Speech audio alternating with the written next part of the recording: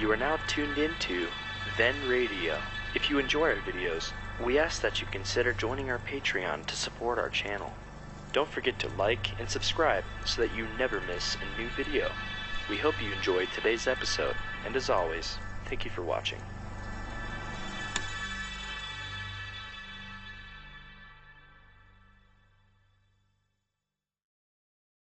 Johnny Dollar. Plenty friction, Johnny, over here at Mono Guarantee Insurance. Freddie, how are you? Oh, same as always. Listen, I want you to do me a favor. If I can. Ever hear of an old dame by the name of Mrs. Ambrose Winifred Van Turtle? Ambrose what? Van Turtle. No, I'm happy to say I haven't. Yeah, I guess you have a point there. And she's an old first budget. Lives over on South Tyrone, 1227. South Tyrone, she must be loaded. And depends on how you look at it. But we have written a bit of insurance on her jewelry. And Johnny... How much? Just under $2 million. And Johnny... You're kidding.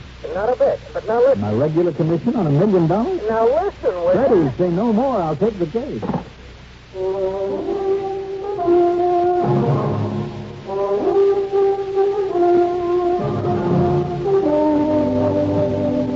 The CBS Radio Network brings you Mandel Kramer in the exciting adventures of the man with the action-packed expense account. America's fabulous freelance insurance investigator, yours truly, Johnny Dollar.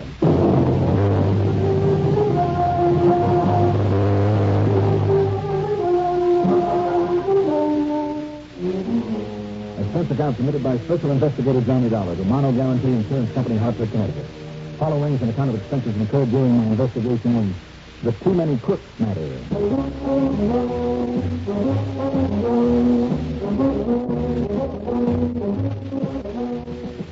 You know, they say that too many cooks spoil the broth. Well, believe me, too many crooks can certainly mess up an insurance investigation. I know. Expense account item 1,460 to fill the gas tank on my car. Then I drove to Freddie Friedkin's office down in the square. He was waiting for me out front. Okay, Freddie, let's have it. Well, look, if you hadn't hung up the phone on I me... figured it must be pretty urgent. Your standing here says I was right. So, what goes with this Van Turtle dame and her $1 million worth of jewelry? I told you, and that's why she's an important client. I understand, incidentally, she keeps it all out there at her home. She does, hmm? And that's fine with us. Makes the premiums that much higher. What's happened to her, Freddie? Her? Well, not a thing, nothing at all. It's what happens to me. What do you mean? Well, it's the day off for all her servants, including the chauffeur. So I promised to drive her in here to the office this morning to go over some of her policies. Well, Fred. Well, now, if I don't, the old fuss pot is liable to blow a gasket and cancel everything. And she would. You mean that's all you told me about? So the first vice president in charge of me has just arrived in town, and that means I don't dare leave this place. Freddie, I was counting a commission on So her. I told her you'd drive her in here. You what? And, Johnny, I don't know what this power is that you seem to have over these old biddies, but she knows all about you. Listens to every program every week and thinks you're wonderful. Freddie, flattery will get you nowhere. Look, instead of chewing me out, she said fine. She'd get all set up in her Sunday best and be waiting for me. Oh, Freddie, look. And I'm serious, Johnny. This is really important. Am I supposed to wear a uniform and chauffeur's cap? I'm not kidding. It is important, very. Will you do it as a favor to me? As a favor to you? Yeah. No. Now, John. But I will for another reason. Oh? I would just like to have a look at the female who can throw such a scare into fearless Freddie Friedkin.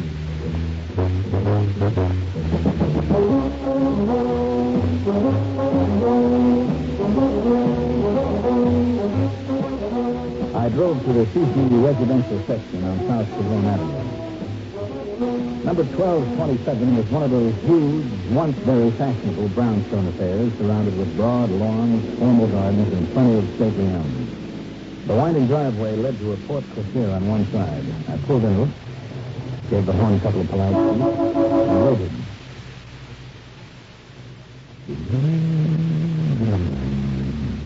No. Looks like a lady could really buzz one service. Well.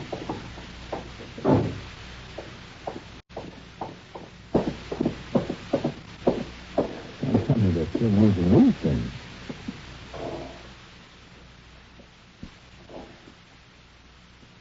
Well, come on, the lady ship your carriage is working. So am I.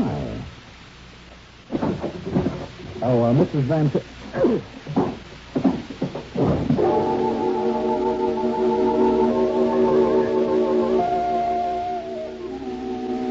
finally saw the light again, the birds out there in the trees were singing merrily. But to my aching head, it sounded like they were screaming. I just lay there for a minute or two trying to collect my wits. Whoever given me that cloud over the head had really done a good job of it. It made sure I'd stay out of circulation long enough for him to... But wait a minute. I had just one glimpse of him in a brief second when I'd opened that door. William McPeak. That's what it was. William McPeak, slugger and second story man with a record as long as your arm. With old Mrs. Van Turker alone in this big house. I knew it. Painful to get back on my feet. Mrs. Van Turker? Mrs. Van Turker!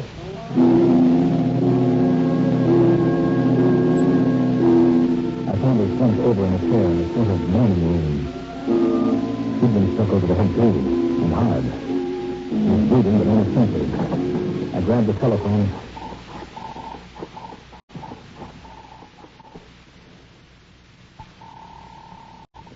Come on. Dr. Blakely here? Oh, Doctor, listen. Yes? This is Johnny Dollar. I'm over here at Mrs. Van Turkle's place. Oh, yes, Johnny. She's faces of mine. Listen to me, Doctor, will you? Somebody got in here and hit her over the head, and she's in bad shape. What? I don't know whether she'll live. I'll be there right away. You better.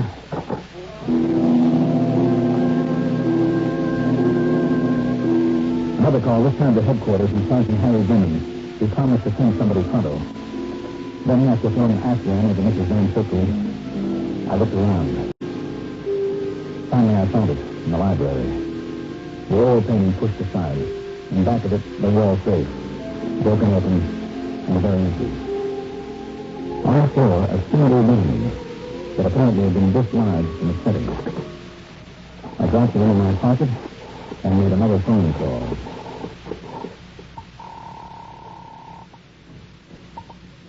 Hello. Freddie, Johnny. Where are you, Johnny? What happened? Didn't you go out there and pick her up? Listen to me, Freddie. Yeah? How much did you say you insured the jewelry for? Well, close to $1 million. Why? You better get ready to send her a check. What? If she stays alive.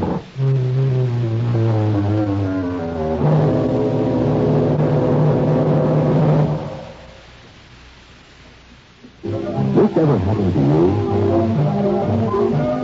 You're driving down a long highway or working late, and then monotony makes you feel drowsy.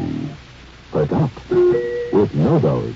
No-Dose keeps you alert with the same safe refresher found in coffee. With No-Dose, it's faster, handier, more reliable. Absolutely not habit-forming. The safe way to stay alert without harmful stimulants. No-Dose.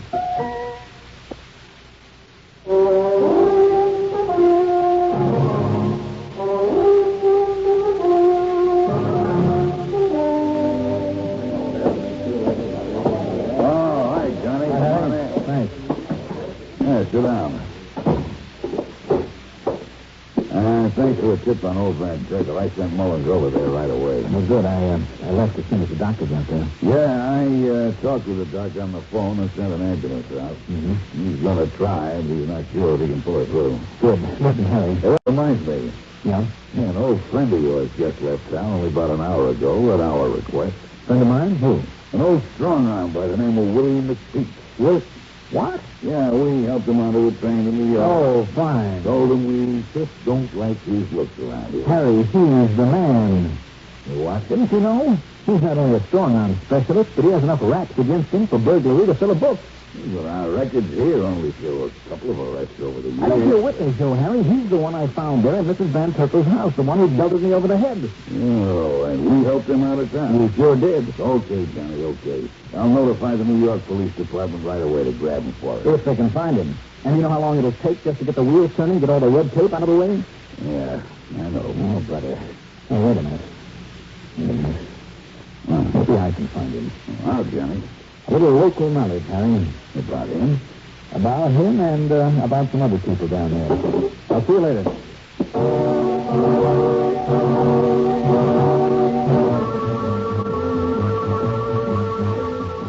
Item 2, 1045, plane fare to New York. And I was lucky. A flight took off just a few minutes after I got to Bradley Field. Item 3, in the big city, $4 even for a cab into 18th Precinct headquarters. Before even talking to my old pal, Lieutenant Randy Cinder, I appropriated a phone in the office next to his and made 5 calls to And then they were always ready to dig up a little information from you for a price. Then I walked into Randy's office. Okay. Now, what's it all about, Johnny? You can make a little call to him there. Randy, if I told you, you'd probably round them all up and toss them in the jug. Oh, fools, huh? Right. And they're a lot more valuable to me on the loose. Well, sure you haven't better tell me who they are so we can, sort of protect them for you, you know? Departments can always use them like to talk as crazy, Johnny. Randy, I'd rather not. What do you that stop tapping that diamond or whatever it is on the top of my desk, will you? Want to strike the glass? This diamond is what I came here about. Well, Johnny, you sure couldn't have put a better day than Michigan down here in Chester. Why, what's the matter? Well, everything. Something's on our necks again. There's a lot of phony dough that's circulating around. Oh? This place is so darn good, it takes an expert to tell the bad tens and 20s from the good ones. How does it mean? Yes and no. I mean, it's say rings. They're pretty hefty, those bills around here, Johnny, and then we've got a feel on almost all of them. Almost. Well, of course, the federal boys are beating their brains out, too, but what's happening is this. Yeah? Every time we knock over a print shop that's been making the stuff, we get there too late. How do you mean? Well, the place is gone. It's been sold to someone else. And not just to another killer, Johnny. That we could crack down real easy yet. I think, I hope, but to some intermediary, some brain who's planting with another killer just long enough to get out a mitzvah and then pass them on to somebody else. Well, maybe you better shut down every print shop in town, Randy. Oh, sure. You know what it takes? Just one little crash tucked away in somebody's basement. City this size, it could be thousands of them. But the department's raising Cain, the feds are complaining we aren't cooperating, I feel lousy. And what's your problem? Willie McPeak. McPeak? Well, he hasn't been active for a long time. Oh, he hasn't, Ambitious, Willie? Nah. Always on the way to something big and always hanging up in the coat. Now, let me tell you now, Randy. Oh, excuse me. Yeah? No. We tried peddling goofballs for a while, Johnny. 2 years up the river. Tried just making another turn. Tried half a dozen rackets. Always fell on his face.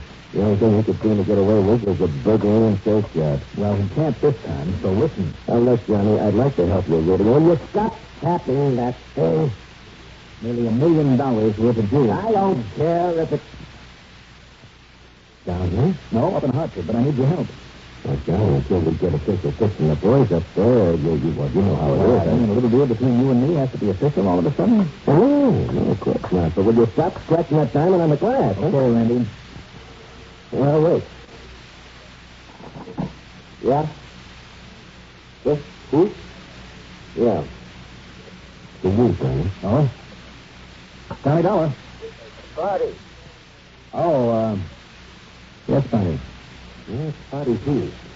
This number you give me headquarters. Oh, don't worry about that. That's where I am. Go ahead. You wouldn't pull one on me, Johnny. Nah, Spotty, you know me better than that. Yeah, I guess I do. You got something for me? Say, couple of notes, Johnny? Let's say 100, Spotty. If it gets me anywhere, yours, too. Okay. Just a couple of minutes ago with a briefcase on him. Yeah. 718 East 49th. I got it. He pokes the buzzer for number 2A, and then he goes in. 2A, huh? Okay. Now, what does that mean? You know anybody that's over on East 49th Street, Randy? Did I? I'll let you know. Now, wait, Johnny. I thought you wanted some help. I may not need it now. Oh, no? Well, now, wait a minute. Maybe you...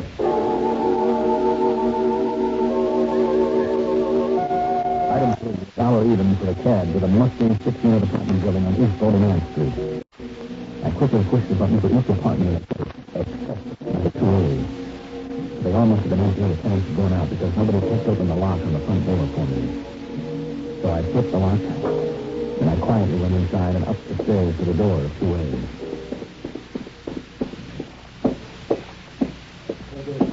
Nobody talks to them, Dad.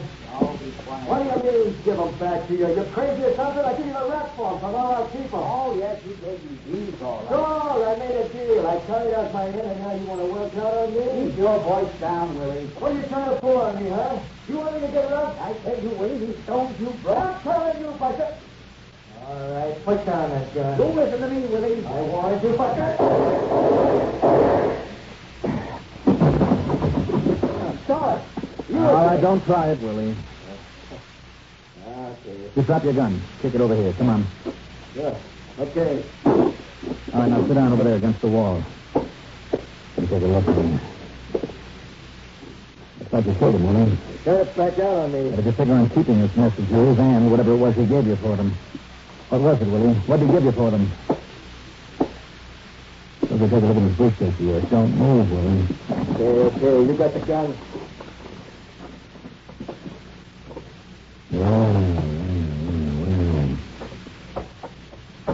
Not as pretty a set of props to making things and flowers as I've ever seen.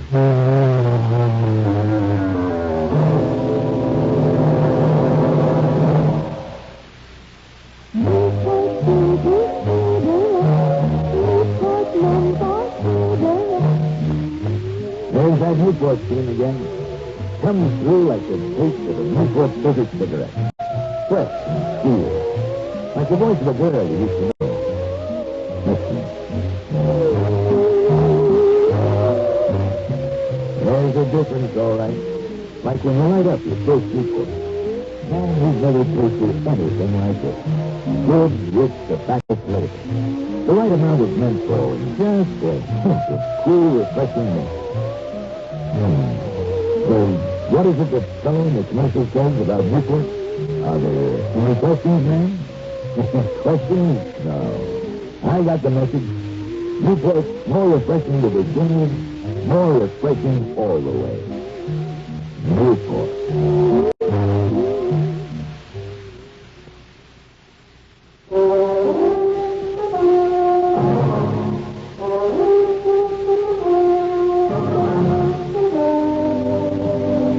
Randy, this is Johnny again. Johnny, where are you calling from? 718 East 49th. Well, listen, I just... Apartment 2A. There's a guy living over there we've been looking at for years. There was, Randy. Name of Horace Petersley. A packer of hot jewelry, that sort of stuff, you know? Only we never have been able to... Hey, what'd you say? What? That's right, he's dead. Okay, I'll be right over. No, Randy. What do you mean? Send somebody else. Well, now listen, Johnny, if you knocked him off, I mean, even... Somebody else killed him, Randy. The punk I have sitting here at the other end of my gun. Who? You stay right there in your office, and I'll be along in a couple of minutes with the Van Terkel jewels and with Willie McPeak in tow. You're kidding. Not a bit. And that's all the more reason I better get over there. No, Randy, because while you're waiting for us, I want you to get hold of Fritz Melchior. That, gemologist? Yes. Tell him to get there immediately with all of his equipment. Well, I don't get it, Johnny. You will, Randy, you will.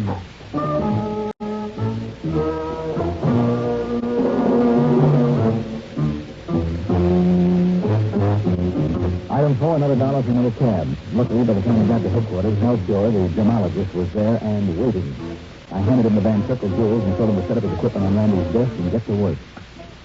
Now, it's going to take the ultraviolet lamp a moment or two to get warmed up, Mr. Dollar. Oh, that's perfectly all right, Mr. Melchior. So in the meantime, I'll just set up this butyl refractometer and the mic.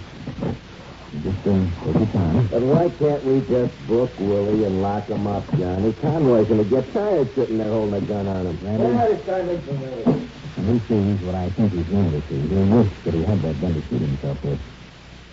After you, by the way. What do you mean by that? I remember that since you got a little annoyed earlier when I sat here at your glass-top desk fooling around with the stone that Willie left behind at Mrs. Van Terkel's. But sure, you kept tapping, and rubbing it over the glass trying to scratch. That's just the point, Randy.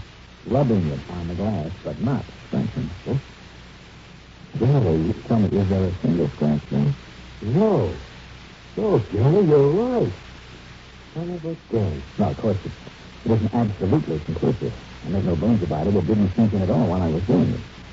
But when I heard the now deceased Horace Petersley back there in his apartment, and I heard him telling Willie that the deal was off to give him back the place, it suddenly dawned on me. Yeah, so maybe we've got more crooks on this deal than we bargained for, huh? Too many crooks. Mm-hmm. Including a little old lady who figured on collecting nearly $1 million on that stuff that Mr. Melchior is looking at. Hey, now, listen, what do you mean by that? All right, hold it down. Well, Mr. Melchior? Oh, gentlemen, there is no question about it. Are you sure, sir? I am absolutely certain. Now, look here, please. You too, Lieutenant. Yeah? You see, I used a polished piece of corundum. Now, does the so-called diamond strike it? No. The corundum wears away the stone. I understand. And here, The test with the refractometer is further proof. With the what? The refractometer. It measures the deviation from a straight line suffered by a ray of light in passing obliquely through various media of varying density. Now look here, under the ultraviolet light. Now, you see? Yeah, that's not as pretty, Mr. Nugget. Now, that is a genuine diamond, Lieutenant, that I brought along for comparison. But, now look at this one, under the black light. And this. And this. And this. And this. A lot of nothing by comparison. Exactly. In other words, Mr. Melchior, these supposedly precious jewels insured by Mrs. Van Turtle. Quite so, Mr. Dollar. They're scrap, paste, common glass, and not valuable gems. But are you some kind of a nut? Although some of them have been very cleverly cut. No. Hang on, don't Wait a minute. Look. It ain't true. It's a lie. It ain't true. I took him out of that safe myself. I had to kill a man to make a deal with him. No, it ain't true. True, all right, Willie. Then I've been robbed. Get him out of here, Tonto. I lock him up.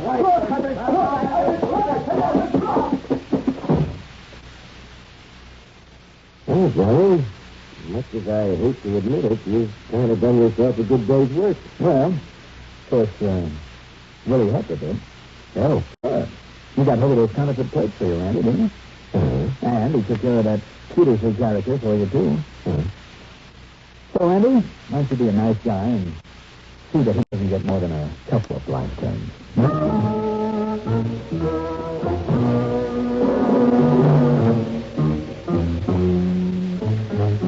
As for the phony jewels, well, old Mrs. Van Turtle was completely recovered from her beating, by the way. But us straight. The real gems she always carefully kept in her vault in the bank. The paste that she had there in the wall safe were for casual wear. Expense account total, including the payoff to my friend's body, fell at $250. Yours truly, Johnny Dollar.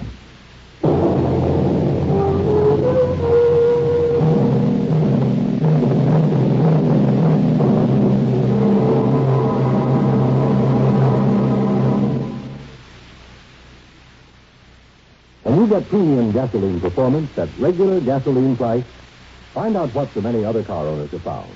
In 3 out of 5 cars, regular price Sinclair Dyno gasoline matches performance of premium gasoline. Saves you up to 4 cents a gallon. Almost anywhere you see the Sinclair sign, you can save up to 4 cents a gallon with Dyno and still get premium performance and mileage. Drive with care and buy Sinclair Dyno gasoline.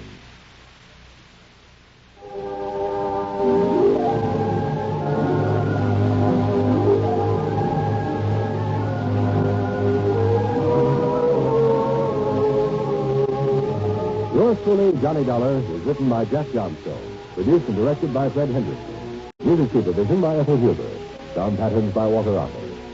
Johnny Dollar is played by Mandel Kramer. Also featured in our cast were Court Benson, Jim Stevens, Tom Gorman, Jackson Beck, Sam Gray, Maurice Coughlin, and Bill Smith.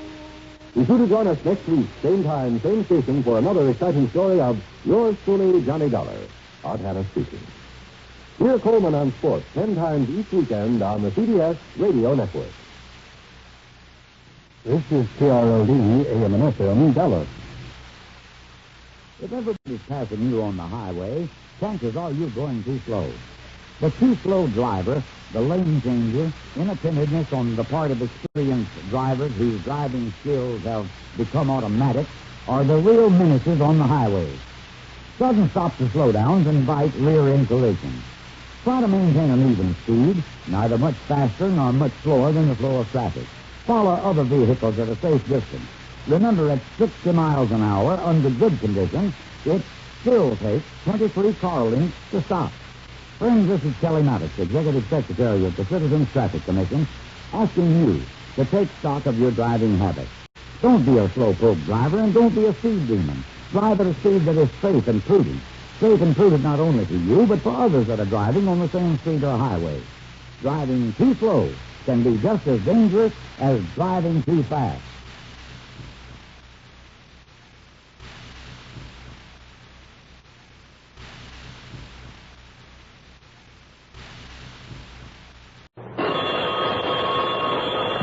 Johnny Dollar. Reed here at Floyd's of England. Georgie, how are you? I beg your pardon? George Reed, Floyd's of England? Oh, no, Mr. Dollar. No, this is Geoffrey Reed. I'm George's younger brother. Oh, I didn't know he had one. Oh, yes, indeed. And what's more, I've taken over here, in George's place, so to speak. But what's happened to him? Well, he's been reassigned to the Home Office back in London. Oh, I see. Yes, well-deserved promotion for him. He'll be in charge of all foreign business out of the Home Office here. That big bum. Eh? I beg your pardon? I mean, for running off without telling me, without giving me a chance to throw him a farewell party or something. Oh, well, you see, it was quite sudden. Well, it must have been. George and I got to be pretty good friends, over the years. We worked a lot of cases together. Yes, so he informed me. He also informed me, Mr. Some of them were pretty wild, though, I must say, like the insurance on a pair of singing mice on stolen ambergris from a totally non-existent whale. Some pretty wild ones. I mean, policies he never had any business issuing. Says going back to old England, yes, he also informed me... Yes, just a few days ago. And as I Son started... of a gun, I'll miss the old boy. You know something, Geoffrey? Please, Mr. He was Dollar. the only insurance man I ever knew... Oh, I'm sorry. I guess I have interrupted you, haven't I? He also... George, that is... also informed me that if I were to run into any difficulties that... of an unusual nature... Yes? That, shall we say that... shouldn't be called to the attention of the police, that I need never hesitate to call upon you. Uh-oh. What kind of crazy coverage has that company of yours given this time? It's a policy George wrote himself. Oh, then I shudder. And I dare say you can hardly call this one crazy, Mr. Dollar. That is, when you consider it will require paying out some 100,000 of your American dollars. On what? On the life, or I should say the return of a little child. Return of a Oh, wait a minute. Are you talking about a kidnapping? Yes, I am. Well, have you called in the police, the FBI? No, definitely not. Why not? Because the most explicit terms of the policy... What are you talking about? What's an insurance policy got to do with whether or not you bring in the proper authorities? Everything, Mr. Dollar. Don't you understand, Reed, that kidnapping is a federal offense? Listen, give me the names involved. I'll notify the FBI myself. No. That is the one thing you must not do. Now, listen to me. Now, please, Mr. Dollar. Come over here and read the policy. Let me give you the facts of the case. I shall try to have the father over here to see and talk with you. And I think you'll change your mind about calling in the FBI. Well, that I doubt very much. But okay, Mr. Reed. I'll be there in a few minutes.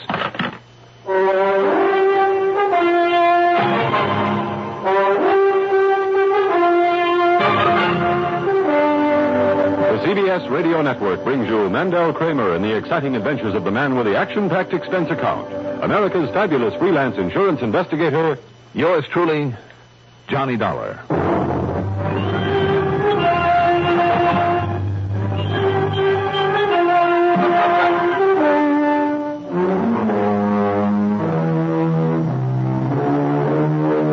Expense account submitted by Special Investigator Johnny Dollar to Floyd's of England, North American Office, Hartford, Connecticut. Following is an account of expenses incurred during my investigation of the Shifty Looker matter.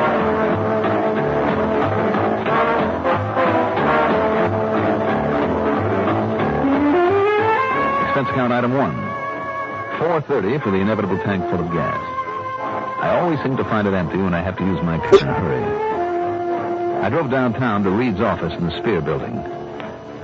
Geoffrey looked very much like his brother George, for whom I've handled so many investigations over the years, but he sounded far more British. Also, he seemed to have the knack of getting to the point by the longest possible way around. He also informed me, Mr. Dollar, that I should keep, shall we say, a rather wary eye on your expense account. Oh, yes, but... that it might tend to get somewhat out of hand on occasion. Well, let's not worry about that just now. And I know, now that I've taken over this office, I fully appreciate how you may feel about some of the policies George issued during his tenure of office here. And I'm afraid this is one of them. Well, suppose you tell me what happened. The fact remains that by virtue of having written some of these, shall we say, rather unusual policies, he was able to build up the company's North American business to a wholly unprecedented extent. Yes, we know that, Geoffrey, but about this kidnapping... As a matter of fact, it was his outstanding record here that earned him the privilege of returning to the Home Office of... Geoffrey, let's get to the business at hand, shall we? Oh, yes, of course. Do you mind if I use the typical American familiarity and call you Johnny, as I understand George... You can call me anything you like if you'll only get to the point. Very well. And first, Johnny, I must insist that you read the terms of the policy covering the Looker child. Looker? Yes, just what it sounds like. Looker. Cynthia Looker. And her father's name is Stephen. Stephen Looker. Stephen Looker. Why do you say it that way? I'm not sure, really. Somewhere in the back of my mind... Oh, forget it. Now, what happened? Well, Mr. Looker and his child have residence at the old Wakefield Towers. He's retired, I understand.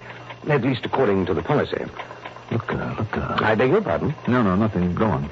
Well, he called me just before I called you. That is, I called you after checking over this policy, as he insists I do. Yes, well? It seems that he spent last evening, up to the wee small hours, with some friends, leaving his daughter Cynthia alone in the apartment. How old is Cynthia? 7. Go on. When he returned early this morning, she was gone. Well, now, that doesn't necessarily mean that she was kidnapped. Oh, but I'm afraid it does, Johnny. Was there a ransom note? A ransom message, rather, on a tape recording device attached to his telephone, demanding $100,000. I see. By some coincidence, that is exactly the amount specified in the policy. Now, read it, please.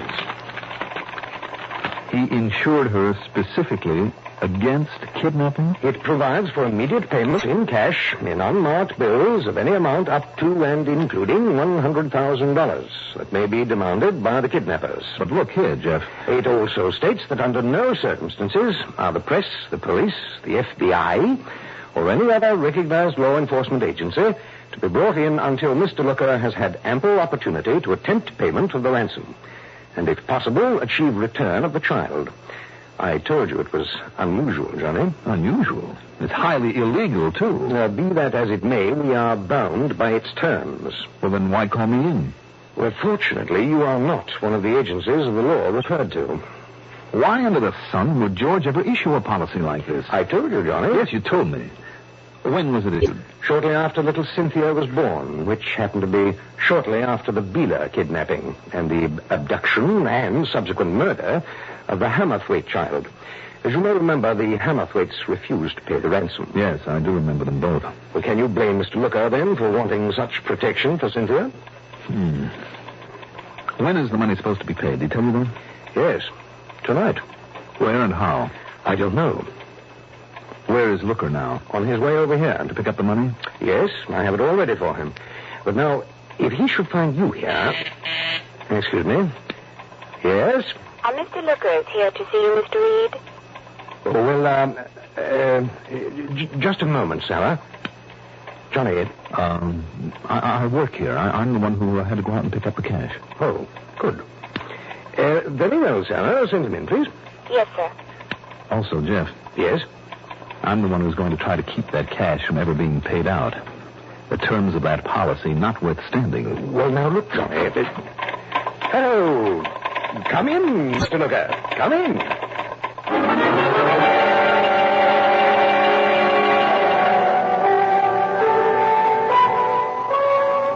There was something familiar about Stephen Looker. The more I watched him and listened to him, the more I was sure of it. When Jeffrey Reed introduced me as an associate, he protested that it was a breach of the confidence stipulated in the insurance policy. But of course, it was too late to do anything about it. He simply warned me that if I, or Jeff either for that matter, if we made any attempt to contact the authorities, he'd have our heads, and I think he meant just exactly that. Because I know about those dirty, rotten kidnappings. I've read all about them, so have you. And you know what happens if you don't do exactly what they say. Well, don't believe everything you read, Mr. Looker. It's easy for you to say, Mr. Dollar, is it? Yes. Because it isn't your kid, but I don't follow out their orders exactly in every way. They'll kill her. I know they will. Now, wait a minute. Wait, nothing. Cynthia's all I got in my life. She's the most wonderful kid alive. The sweetest, the prettiest, the most lovin'est little. She's all I got, don't you understand? And neither you or anybody else is going to let them take her away from me. Mr. Looker, if you pay off once, don't you know that they'll try it again? Not on me, they won't. Because I and Cynthia will be far away. You think I'd stay in a place like this, a country like this, after that? Mr. Looker... No. Don't try. Argue with me. It won't do any good. Just give me the money. Let me pay him off and get her back. Well, of course, we are faced with the matter of proof. Proof? What are you talking about? Proof that she was actually kidnapped. What kind of proof do you want in this? You said you got a tape machine here in your office, Mr. Reed? Yes, I have. Right over there. Then put this on and play it back for this doubting Thompson or whatever he calls himself. Play back this tape recording and he'll see. Very well, I shall. Yeah. Go ahead. Just take me a moment to get it warmed up and ready. Mr. Looker, why do you have your phone conversations taped? Why not? Just a habit from the business I was in before I retired. Oh? What kind of business? Look, can't you think of anything better to do than ask a lot of silly questions at a time like this? Well, it's something you'd rather not talk about. Okay, it was radio and electrical stuff and tape recorders, that sort of thing. I see. When my wife died, rest her soul, right after Cynthia was born, and we come here to live in peace, I wasn't working anymore. For any reason why I shouldn't rig up a gadget to answer the phone while I was out and rig it so as it could take down a message for me? Does it also record conversations when you answer the phone? Sure, if I wanted to. Why not? I just wondered. I mean, outside of a business where it might be wise to have orders or contracts or legal commitments recorded. I said I'm retired. The only reason I can think of for an individual would be if he expects to be threatened or something and wants a record of it for the police. Expects? I mean, suppose he had contacts with people of questionable reputation. What? All ready when you are, gentlemen. Go ahead and start the tape. You wanted proof, Dollar. Now you'll get it. All ready? Right.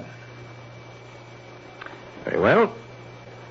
Hello, this is a recording. Hello. I'm not in right now, but any message you want to leave will be kept on tape for me when I get back. Go right ahead with your message. Well, that's real good. So listen, Mr. Looker. We got your baby, your little Cynthia. She's okay, she's alive and comfortable. The kidnapper, Johnny. Late, Jeff. You do exactly what we tell you to, you'll get her back again tonight. You don't, you'll never see her alive. Now, all you got to do is this. Get hold of 100 G's unmarked. You get that? Unmarked. And when you turn it over to us, we turn over the kid to you. We'll even let you get a look at her a couple of seconds before you hand us the money so you'll know we're on the level and she's okay. Well, at least they... But I want to warn you. Deliver the dough alone and don't try anything funny. If you call on the cops or anybody else, all you'll ever see is her dead body. They would. They'd kill my little girl. Wait, Mr. All you got to do is this. Tonight, Mr. Looker. Tonight. Tomorrow's going to be too late. You put the dough in a regular paper bag, see? And exactly 11 o'clock tonight... Stop the machine. Bring it to the... I'm taking no chances that you or anybody else can interfere. He does have a point there, Johnny. If anyone interferes... You bet I got a point. All right. But, of course, the tape will have to be left here as evidence, Mr. Looker. After I paid over the money. After I got my Cynthia back, then you can have it. Then if you want somebody to try and chase down these dirty crooks, that's up to you. But not until I get my little girl back. Well, now, when you do get her back, since we're paying out all this money, you must let me know immediately. Don't you worry. The second I get her back to the apartment, I'll call you. I'll have her talk to you, so you'll be sure. That's the Wakefield Tower. That's right. Good. They have a switchboard there. What's the difference? Well, as long as you make the call from there, from your own apartment, there'll be a record of it. Splendid. And that will suffice for the evidence we'll need before we call in the police. Okay. I'll do it just like you say. Now, give me the money, and the both of you better pray a little bit.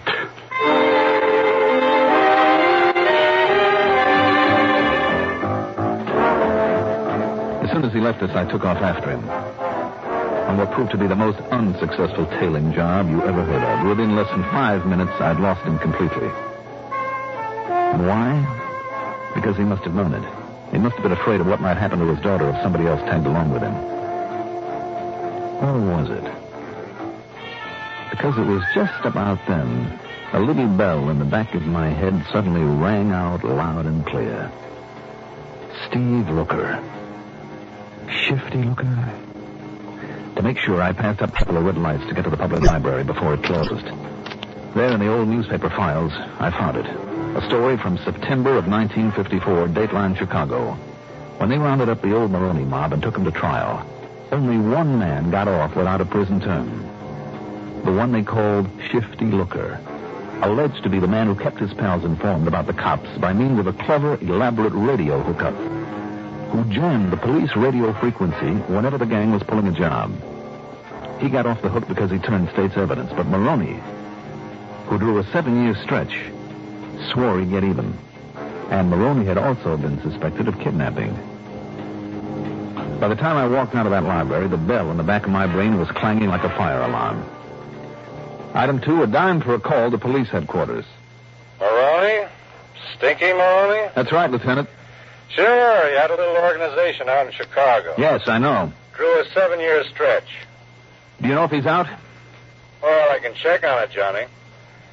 Might take me a couple of hours, though. Lieutenant, I'll be sitting on your doorstep.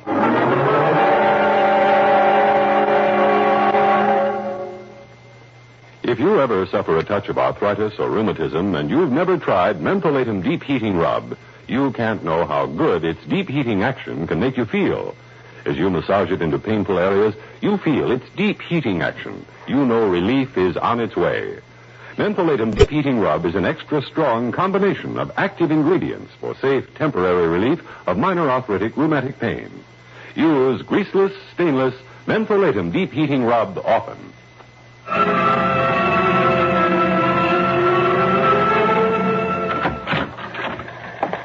Well, Lieutenant? Johnny, I've been staring at that teletype machine out there until I can't see straight. Still no word. Come on, boy. Sure you don't want to tell me what this is all about? Sorry, Lieutenant. Now, wait a minute. Are you thinking maybe Maroney might have some reason for coming here to Hartford? I didn't say that. Now, listen, Johnny, we've known each other too long. If you think that maybe Maroney has some reason for... Oh, now, hold the phone. What's that supposed to mean? Do you by any chance just happen to know that one of his ex-pals just happens to be living here now? No kidding. That didn't sound very convincing, Johnny. I don't know why not. But his name is Stephen Looker. You know him? Looker? Should I? The one member of the mob that got off scot-free. Been here for years now, behaving like an angel. He and his little girl. So we haven't bothered him. But... Yeah, but what? Maroney had a grudge against him, swore he'd get him. So? You know the worst thing Maroney could possibly do to Steve Looker? Should I? Well, if you really don't know him, I guess not. But I'll tell you, Johnny, the worst thing would be for him to harm that little girl. Money? No, Looker hasn't got much. But if one hair of his little girl's head is touched, listen, he's been a mother and a father and everything else to that pretty little kid. And like I say, he's kept his nose clean here in Hartford. So if Maroney is out...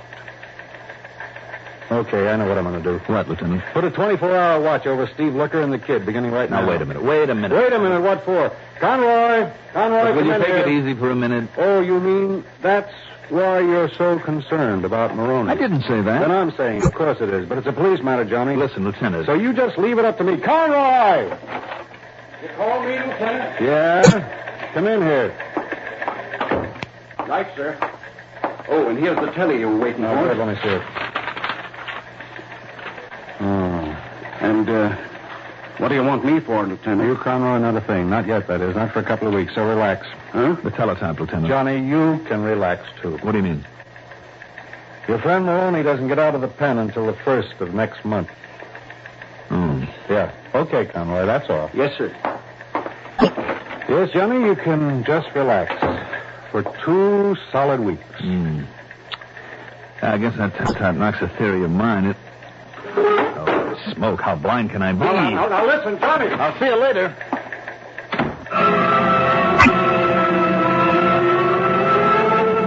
Blind is right. Was it Maroney's imminent release from prison that gave him the idea?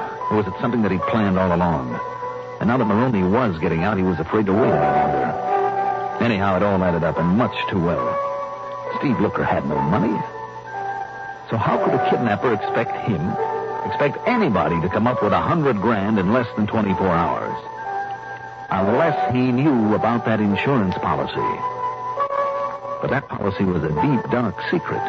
Yet by some coincidence, That ransom message demanded just exactly 100 G's. Coincidence? And his defensive attitude when he found me there in Jeffrey's office. Of course. He must have known who and what I am. As for his crack that after this was over, he and the youngster would be far, far away. Oh, you bet they would, with $100,000 in his kick. I didn't know where he'd hidden his child, away from his apartment for the day. I didn't care. I didn't know whose voice he'd used on the tape recording. I didn't care about that either. But to carry it off without creating suspicion, he would have to make that phone call to Jeff after 11 o'clock from his own apartment so that it would be on record. It also meant that he wouldn't dare pick up Cynthia and take her there until after 11. I tore on over to the Wakefield Towers, took the elevator up to his floor, and then... Yes? Who is it? Special delivery, Mr. Looker. Okay. What do you want, Dollar? Just to look at those handbags you're so busy packing. Oh, wait a minute, Dollar. I told you, I and the kid are going to get away from here as soon as I get it back. I'm sure you would, too, with the 100,000, if you could. Now, just let's have a look at these bags, huh? You're crazy, Dollar. That 100,000 is to pay off the ransom. Is it, Shifty? 50. And what's it doing so carefully stashed away? Oh, I see. Yeah, you see, Dollar. This thing has a silencer on it. You think I didn't know who you are this afternoon? What you were doing there? Think I wouldn't be ready and waiting for you? And you still thought you could get away with this? You bet I do. First, I give you one nice slug between the eyes. All right? Just drop it, Shifty. Cops. That's right, cops. Lots of them. Gonna drop it, Shifty? Oh, sure. I will. Okay, boys, take him out to the car. Come on. Carefully. Watch it. Well, what brought you here, Lieutenant? Oh, you didn't spot the tail I put on you when you left headquarters. Oh, no, I guess I didn't. Oh, you're slipping, Johnny. Yeah, but I'm glad you did. Thanks. Pleasure.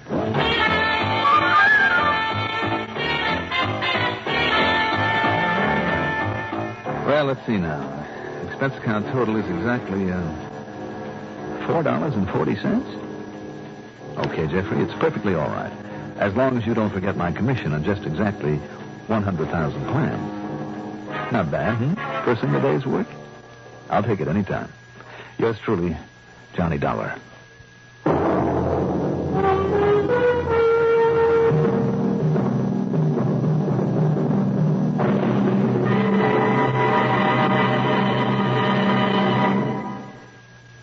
Now, here is our star to tell you about next week's story. Next week, one of the cleverest, most diabolical weapons for murder I've ever seen. Join us, won't you? Yours truly, Johnny Dollar.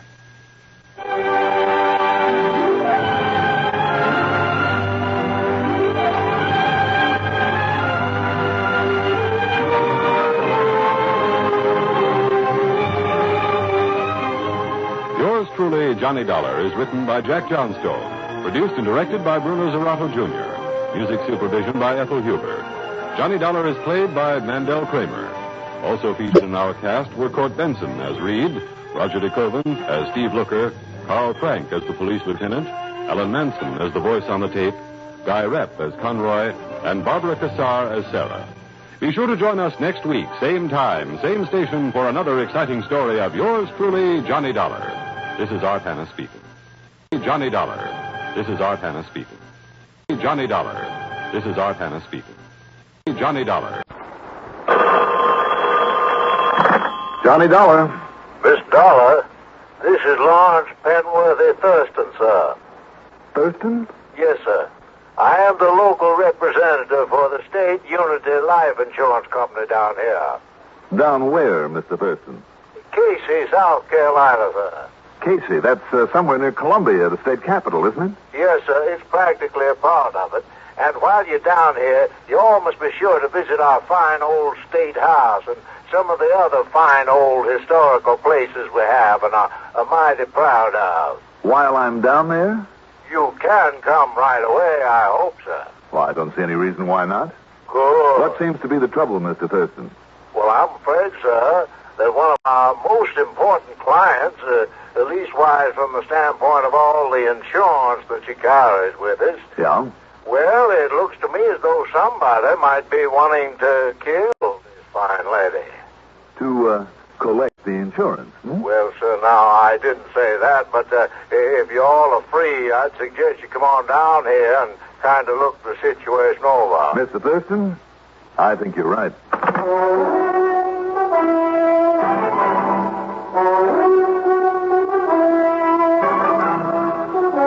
The CBS Radio Network brings you Mandel Kramer in the exciting adventures of the man with the action-packed expense account.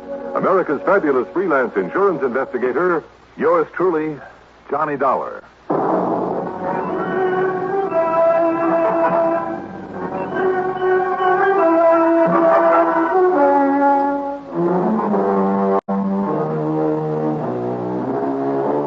Expense account submitted by Special Investigator Johnny Dollar to the State Unity Life Insurance Company office in Casey, South Carolina. Following is an account of expenses incurred during my investigation of the all-wet matter.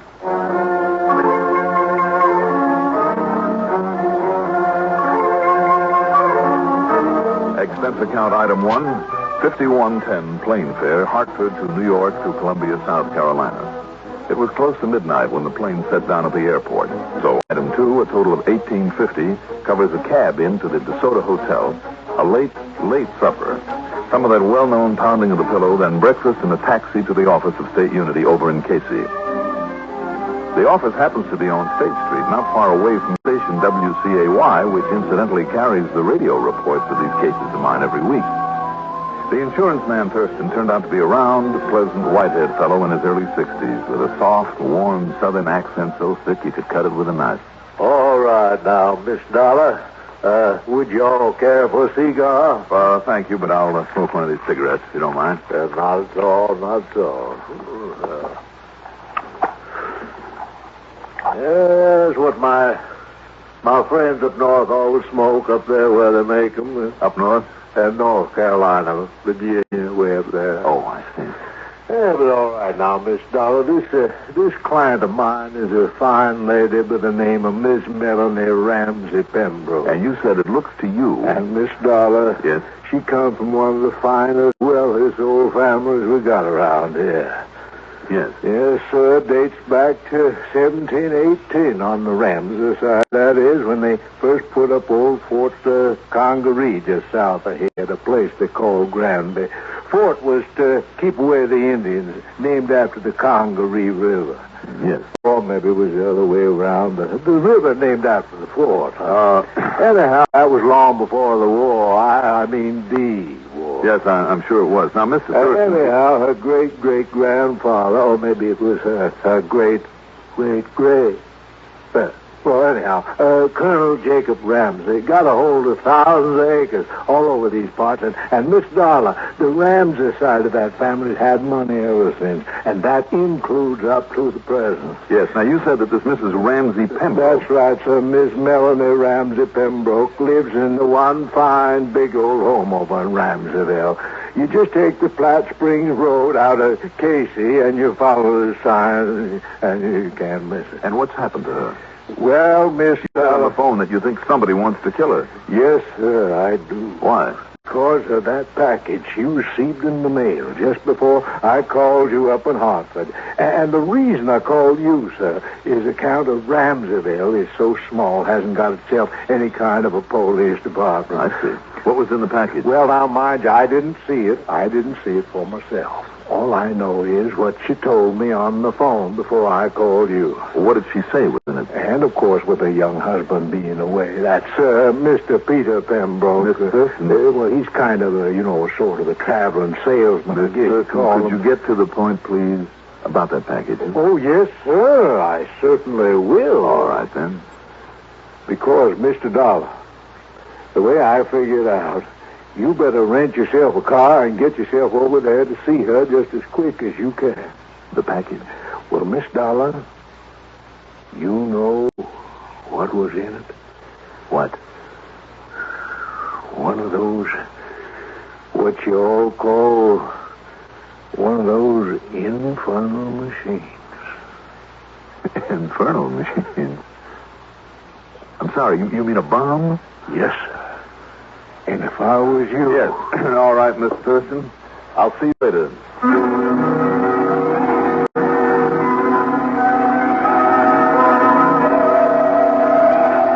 item 3, $50 for deposit on a rental car. Fortunately, finding Ramseyville was just as easy as Thurston had said. Also, as he told me, there wasn't much to the place except the Ramsey, now the Pembroke, home. I was met at the door by Mrs. Melanie Ramsey Pembroke herself. She was in her late 40s and still very beautiful. Or perhaps handsome is a better word. I'll put it this way. In that fine, dignified, well-kept old home, she fit perfectly. Please do sit down now, Mr. Dollar, and let me tell you about this terrible thing that's happened, this horrible, infernal machine. Yes, ma'am. Thank you. My husband is away, you see. He spends a great deal of his time out selling things. You call it on the road. What does he sell, Mrs. Pembroke? Some kind of tools, I think they are, for big companies. Machine tools? Yes, that's what he calls them. He's really not very good at it. But, Mr. Dollar, I've insisted he do something with his time, and that's it. Mrs. Pembroke, before we go any further, I want to ask you a question, and I hope it won't embarrass you. Yes? How old is your husband? Peter's 11 years younger than I am. I see. And, like yourself, rather wealthy? No, I'm afraid things were rather difficult for Pete until we got married. How long ago was that? Been married 4 years now. I see. And where did you say that this present selling trip had taken him? He flew to Milwaukee and Minneapolis and Duluth, and he should be back any time now. Mm-hmm. Would you go on, please? Well, there really isn't much to tell you. I received this rather badly wrapped package early yesterday afternoon. There was no return name or address on it. Perhaps it was torn off. Yes. I had no idea who might be sending me something. So, like a curious child, I guess I shook it. Mm-hmm. And then I noticed the strange sort of ticking sound inside of it. Well, Mr. Dollar, perhaps I've been reading too many mystery stories while Peter's away. I see. But I'm glad I have. Because what I did was throw open that window and throw it out in the little fish pond out there. And then what happened? Nothing. Nothing at all. But a few minutes later, when I went out to look at it, that package had fallen all apart. Uh-huh. And here, Mr. Dollar. Here, I'll show you what's been wrapped up in it. Do you see? I certainly do. That's a time bomb, all right. Luckily for you, it's a pretty crude one. Throwing it into the fish pond not only broke a couple of the wires, but got it all wet and ruined the detonating device. I can hardly believe it, Mr. Dollar. As I told Miss Thurston, it looks as though somebody wanted, so somebody Now, the intended. package was addressed to you, not your husband. Yes, sir, to me. Tell me one thing, Mrs. Pembroke. Could you read the postmark on the package? Yes. Did it come from Milwaukee or Minneapolis or Duluth? No. Where? It came from Chicago. Chicago. Well, that's bound to have been a stopover on his plane route. Yes, I guess it. Oh. Yes. Oh, no. Good heavens, Mr. Dollar. If you mean what I think you do. Oh, no, it couldn't be.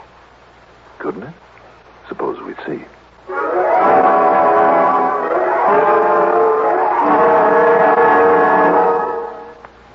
News is no respecter of broadcasting schedules. News doesn't obediently wait until it's convenient for a newscaster to talk about it. Here at the CBS Radio Network, CBS News now makes use of an innovational system called Net Alert. By the simple pressing of a button in New York Central Control, the new Net Alert system instantly cues every CBS radio station across the country that an important bulletin is coming up. Net Alert, another reason why CBS News remains the most complete news service in broadcasting today.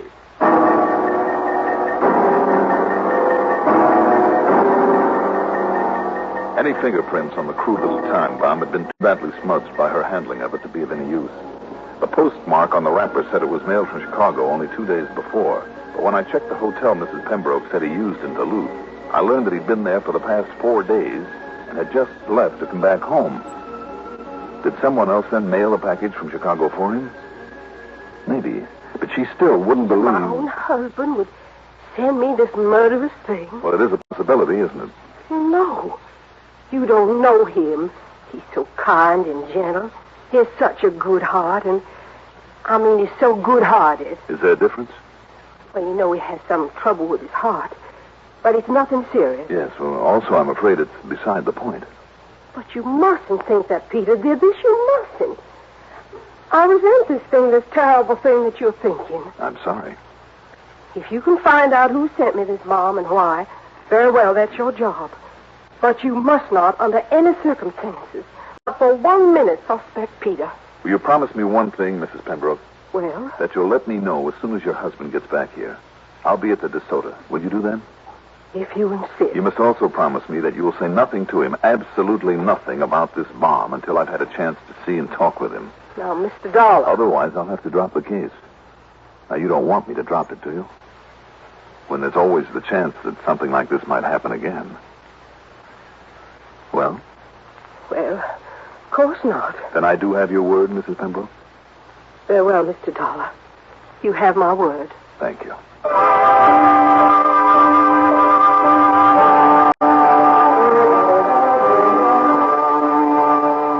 Item 4, 10 cents for a phone call to the desk at the hotel where I'd registered, and I left instructions about forwarding any phone calls that I might receive. Then I drove over to station WCAY. After swapping the usual amenities with the station manager and program director, I talked with young Bill Barrett of the News Bureau, kind of feeling my way gently so not to arouse any suspicion. Surely you aren't here just on a sightseeing trip, Johnny? Why not? Don't you think I'm entitled to some time off to kind of roam around and look at this country of ours as much as anybody else? Oh, don't kid me now, Johnny. What did you come down here for? Oh, I told you, Bill. Look, aren't there any fine old plantation houses around here, the sort we Northerners keep hearing about all the time? Oh, there's a few of them left. Of course, there's the old Ramsey place. Where's that? Over in Ramseyville, if you can call it a ville. Old Mrs. Melanie Ramsey Pembroke, last of the line. Pembroke? I thought you said the name was... Well, she married Pete Pembroke a couple of years ago at 3 or 4. Oh, I see. Another good old Southern family. Huh? Are you kidding? But he was smart, Johnny. Pete married into a lot of money there. Oh, good for him. Yeah, sure is. If she doesn't catch up with him, that is. Oh, what do you mean? Well, he's 10, 12 years younger than she is. A real Romeo, or maybe Casanova is a better word. That's so? Yeah. Married her for only one thing. That money. What he gets now and what he'll take when she kicks off. Funny thing, though. What's that, Bill? Well, she's supposed to be a pretty shrewd character, in spite of all her polite manners and such. But, Johnny, it looks like she's the only one around these parts isn't wise to him.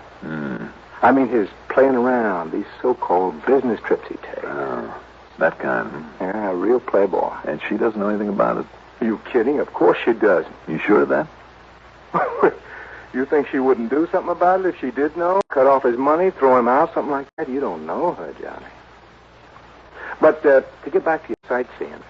Oh, yeah. If you'd like to look around the Ramsey place, well, maybe one of the boys in the station here knows her. Oh, why bother, Bill? Oh, excuse me. Bill Barrett. Oh, yes, he is. Mrs. Who? For you, Johnny. Oh, thanks. And listen, boy, you been kidding me? Johnny Dollar. This is Mrs. Pembroke. I promised to call you. Oh, he's come home? Half or 3/4 of an hour ago. This is the first opportunity. All right, I'll be right over. Oh, now, Johnny, you were just stringing me along. Now, why? I'm sorry, Bill. I gotta go.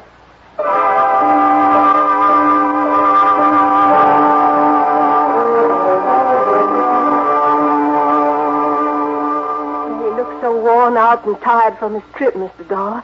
And with that heart of his... Well, he said he was just going to soak away his fatigue in a nice warm tub. I see.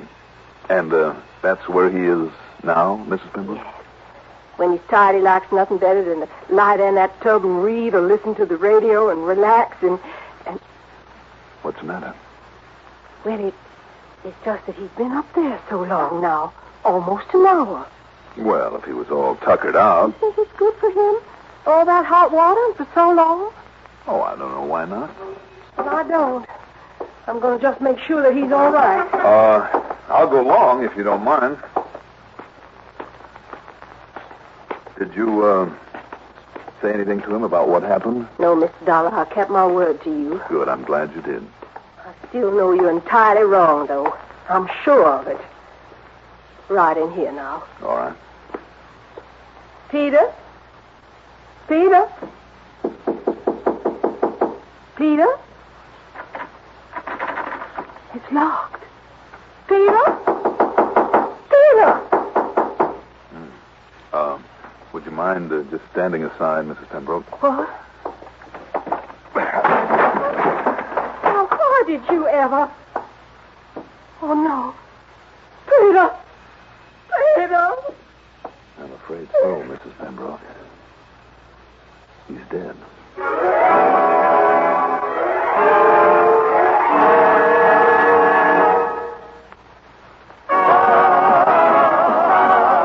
Now, this is a year more people need more, so dig a little deeper than you did before to help out the folks who depend upon the United Campaign. Just think how your gift covers so many things, the good that it does, the great help that it brings, through United agencies, tried and true. United Campaign is counting on you.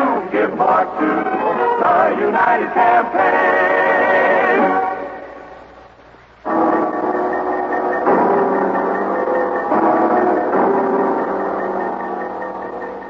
The ancient family medico, Dr. Eustace Culpepper, lived only a half-mile away, and he was there in minutes. There's no question of it, Mr. Dollar. His heart attack came on to him while he was laying there in the tub, reading or listening to the radio, the way he often did. I see. Now, was that radio on the shelf by the tub turned on? No. At least it wasn't on when I broke in the door. Then he just peacefully read his life away. Doctor, had he had a history of heart trouble? Well, he tried to keep it to himself, sir. Even I wouldn't have known about it if Melanie hadn't told me. Too bad, him being such a young man and all. Well, now I better look in and make sure she's resting properly after that little bit of sedative I gave her. You will excuse me, please. Oh, sure, Doctor. And if you like, you can make arrangements for the body. Yes. Or maybe I have a better idea.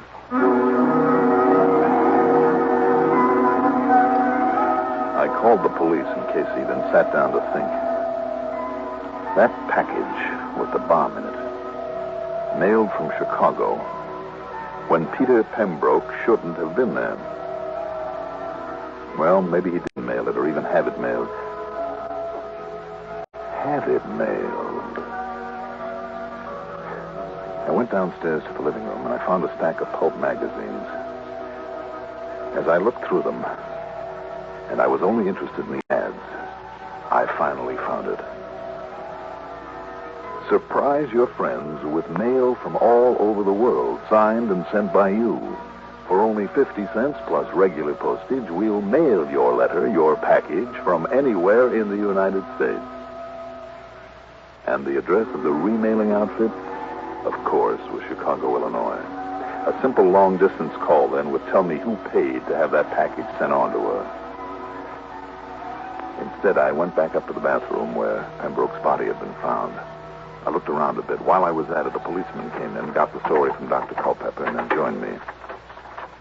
Yes, sir, Mr. Dollar. Old Dr. Culpepper says there's no doubt of it. Mr. Pembroke's pump just naturally gave out on him. He's going on back to file his report. Just the same, I wonder what, if anything, the autopsy will show. Autopsy, sir? Mm-hmm. Because what I think happened, officer, of course, maybe the autopsy wouldn't show it in spite of the strange, shocked look on his face as he lay here in the water. Well, just what are you getting at, sir? Well, look here, officer. Right here on the edge of this door. Yes, sir. Same level as the catch, as the bolt that was used to lock the door. Well, the doctor said that you have to break in. Yes, now just look here, will you? Now, do you know what made this mark, this little sort of a burn here? Well, I certainly don't, sir. Well, the door was locked all right, but from the outside. No, sir, the handle on that lock is on the inside. Yes, but you take a piece of string and you loop it over this little handle. It's long enough. Here, look, I'll just use the hem of the handkerchief like so. As I would a piece of string. I'll just loop it over this little handle on the lock inside, like that. See, then I just take the ends around the edge of the door here to the outside, and I pull. See? After I've locked the door, that way from the outside, I just let go one end and pull the string or whatever I've used and pull it away. Somebody came in here and killed him? Well, then left and locked the door the way you showed me from the outside? That's right. To make it look as though he died in there alone, locked in where nobody could get to him. But the doctor said his heart. Oh, officer, that's the easiest part of all. Look here.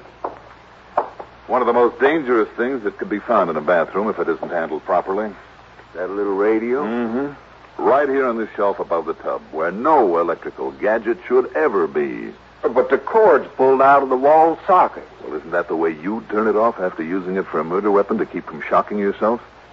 And look here. Look, the base of it's still wet. And the inside of it is soaking wet. And the switch still on. Mr. Dollar? Mm-hmm. He lay there in the tub of water. The killer came, turned on the set, then shoved it off the shelf into the tub. Bad heart or good, he didn't have a chance. No wonder that look on his face. But what if he himself reached up out of the water? And then afterwards pulled out the plug and set it back on the shelf so nobody would know? You're right. You're right, sir. He was murdered. But who? The only other person here in the house with him. Because she finally realized that he married her only for money. And when she found out he was playing around, it was just too much for that fine old family pride. But the cover-up... Cover-up? Sending out that phony infernal machine. Infernal? To be mailed back to herself. Make it look as though he was the one with murder in mind, so that nobody would ever suspect her. Great day. But you did, Mr. Dollar. What? Miss Pembroke. Too bad for both of you. Now, do you think you can shoot fast enough to get both of us? You first, Mr. Dollar. No, man! Nice work, officer. Thanks. Yes, sir. But to think that a gentleman, sir, would ever strike a woman that way. Well, what, it saved us both from getting shot? Well, even so. Well, don't you worry about it, old man. You'll get over it.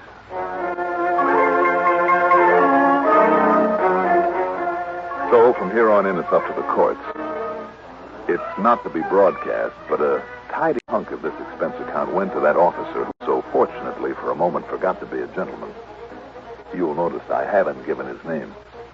Expense account total, including hotel bill, incidentals, and the trip home.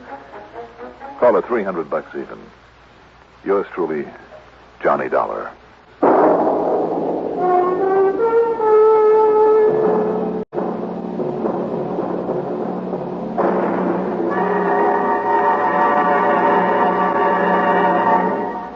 Now, here is our star to tell you about next week's story.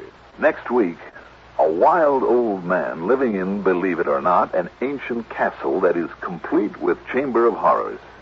Join us, won't you? Yours truly, Johnny Dollar.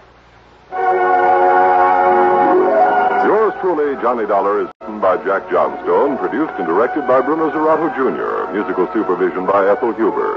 Johnny Dollar is played by Mandel Kramer. Also featured in our cast were Tony Darnay as Melanie Pembroke, Lawson Zerby as Lawrence Thurston, Dan Arco as Dr. Culpepper, and Cliff Carpenter as the policeman.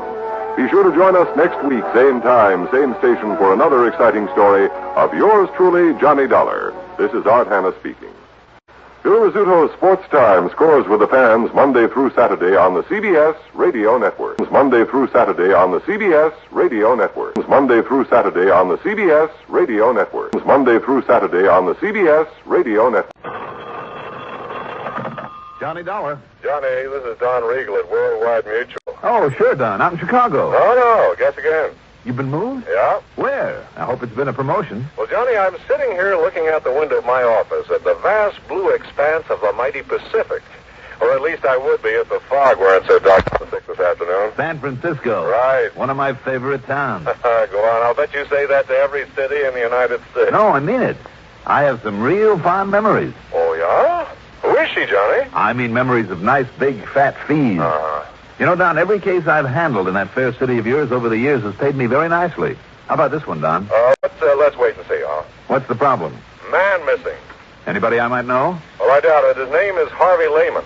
And, Johnny, I find we have the gentleman insured to the tune of exactly $750,000. Wow. Yeah. Okay, Don. I'm on my way. The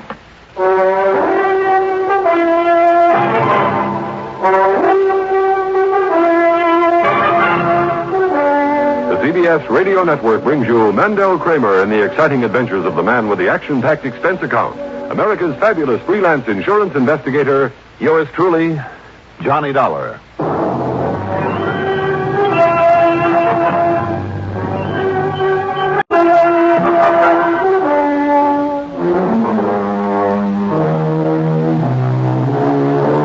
Expense account submitted by Special Investigator Johnny Dollar to the Worldwide Mutual Insurance Company San Francisco office.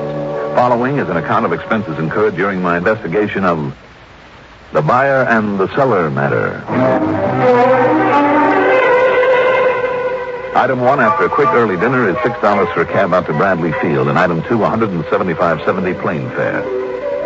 It was quite late by the time we set down at San Francisco International Airport, so item 3 is another $6 for a taxi into the Huntington Hotel, high on famous Nob Hill, where from my window I could look out over Telegraph Hill and Chinatown, Fisherman's Wharf, the Embarcadero, and other familiar spots of this wonderful, colorful city.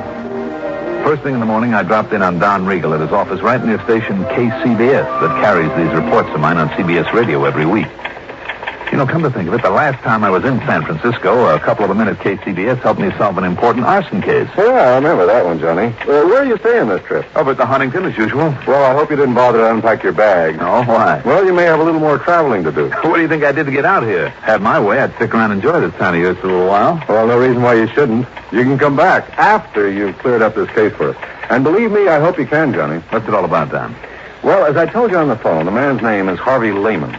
As I also told you, he's disappeared. And if somebody's knocked him off, you'll have to pay a nice hunk of insurance. Yeah, exactly $250,000. But if that man ever had an enemy, I'm crazy as a bedbug. Well, I've always suspected that. Who's the beneficiary? His wife, Doris Lehman. They've been getting along all right? No, to be honest with you. Uh-oh, here we go again. Oh, no, wait a minute, Johnny. Don't start jumping to any fancy conclusions. Why not? That's a lot of money. Yeah, sure it is. But Harvey Lehman is only 48, 49. All right, so why wait around for him to grow old and die before... No, Johnny. What I mean is that he has a good business going, and it'll be worth a lot more over the years than any hunk of insurance is now. Even 250 G's? Even that. Even if it means putting up with him over the years? Well, any putting up with it, Johnny, I'd say is on his part. How do you mean? Well, Lehman's a real solid, hard-working citizen who's so completely straight and decent that, well, he's the sort that other folks often take advantage of, especially his wife. Yeah? Domineering. She's overpowering. And while he's working, she's spending, and not on him or his house, anything like that, mind you, but on her own selfish self. Well, then you've just opened up possibility number 2. That he's disappeared deliberately to get away from her? Sure. No. Why not? Well, he's simply not the type. And there's a stubborn streak in him, Johnny, and I'm sure he'd keep trying to make a go of it in the hope that she'd get over this extravagance and nagging one day, and... Well, I just don't think he'd give up. I know he wouldn't run away. Maybe. Maybe not. I'm sure of it. How long ago did he disappear? By the way, what sort of business is he in? Well, he's a buyer, Johnny. I guess you'd call him a commission buyer. Oh, buyer of what? Well, antiques, that sort of thing. You want a giant ruby from some ancient Persian idol, Lehman would get it for you if anyone could. Or the suit of armor that King Arthur wore. Or even a whole room from some Scottish castle. You know, that sort of thing. Uh-huh. Well, anyhow, he left here just a week ago. A week ago? Mm-hmm. Well, that means a pretty cold trail. Yeah, I know. He told his wife he was going down to Los Angeles, to Beverly Hills to be exact, to see a man. Told her he'd be back the following day. But he wasn't.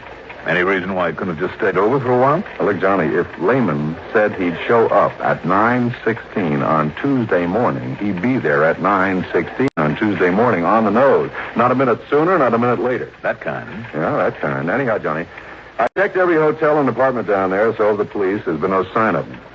What about this man that he went to see? Well, his name is John Arthur Whittington Maynard. I've been on the phone with him. The police have been on the phone with him half a dozen times. Lehman never showed up. Maynard. John Arthur Whittington. Yeah, you remember him, Johnny. Big producer-nick of a lot of big movies some 30 years ago. Well, at least they made a lot of money. Yeah. All of them horror films, Edgar Allan Poe and vampire and werewolf sort of stuff, before all this science fiction type of stuff came along. The old screwball made himself millions. Well, why did Lehman say he was going to... Well, like I said, Lehman was a buyer of some pretty unusual stuff on commission. And I understand Maynard has a house full of it. Oh, wait a minute now. Don, isn't he the one who had an old movie set, an old castle moved onto some property to use for a home? Yeah, that's the one. You've probably seen it in one of the picture magazines. But now, to get back to Lehman... you better give me his description. Let's see. Here's the dope on him, Johnny, all scribbled out for you. Thanks. And if you want a picture without having to go to the police, his wife has promised to have one for you. Good. Because she's the one person that I want to talk to about this. Now, have you got a car I can use? No, sure, you can have mine. But listen, Johnny, so far as Mrs. Lehman is concerned, I thought I made it clear a couple of minutes ago Okay, Don, okay. Let's just wait and see. The Lehman house was up in Marin County over the Golden Gate Bridge, and it was quite a mansion. From the minute I stepped inside, it was plain who dominated this household. The rugs, every piece of furniture, every bit of decoration, everything was in the unmistakable taste of a woman. Even Lehman's so-called study would have done much better as a sewing room.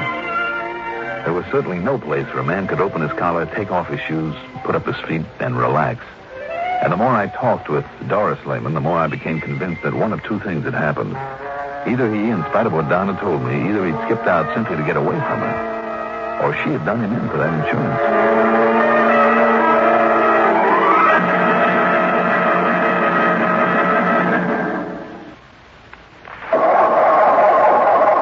For cars left out at night or in unheated garages. Don't ask for trouble, ask for Dupont, Xerox, antifreeze. Wintertime is trouble time for many of us who leave our cars out at night or in unheated garages. So don't ask for trouble. Ask for DuPont Xerox Antifreeze. Xerox outlasts winter. It protects your car against sudden drops in temperature all winter long. It won't boil away, even during a warm spell. And Xerox has an exclusive rust inhibitor, MR8, that protects all engine metals, including aluminum, against rust and corrosion. So, for safe, dependable protection, do as millions of motorists have done for over 20 years. Ask for Xerox Antifreeze. It's made by DuPont. Remember, for cars left out at night or in unheated garages. Don't ask for trouble, ask for DuPont, Xerox, antifreeze.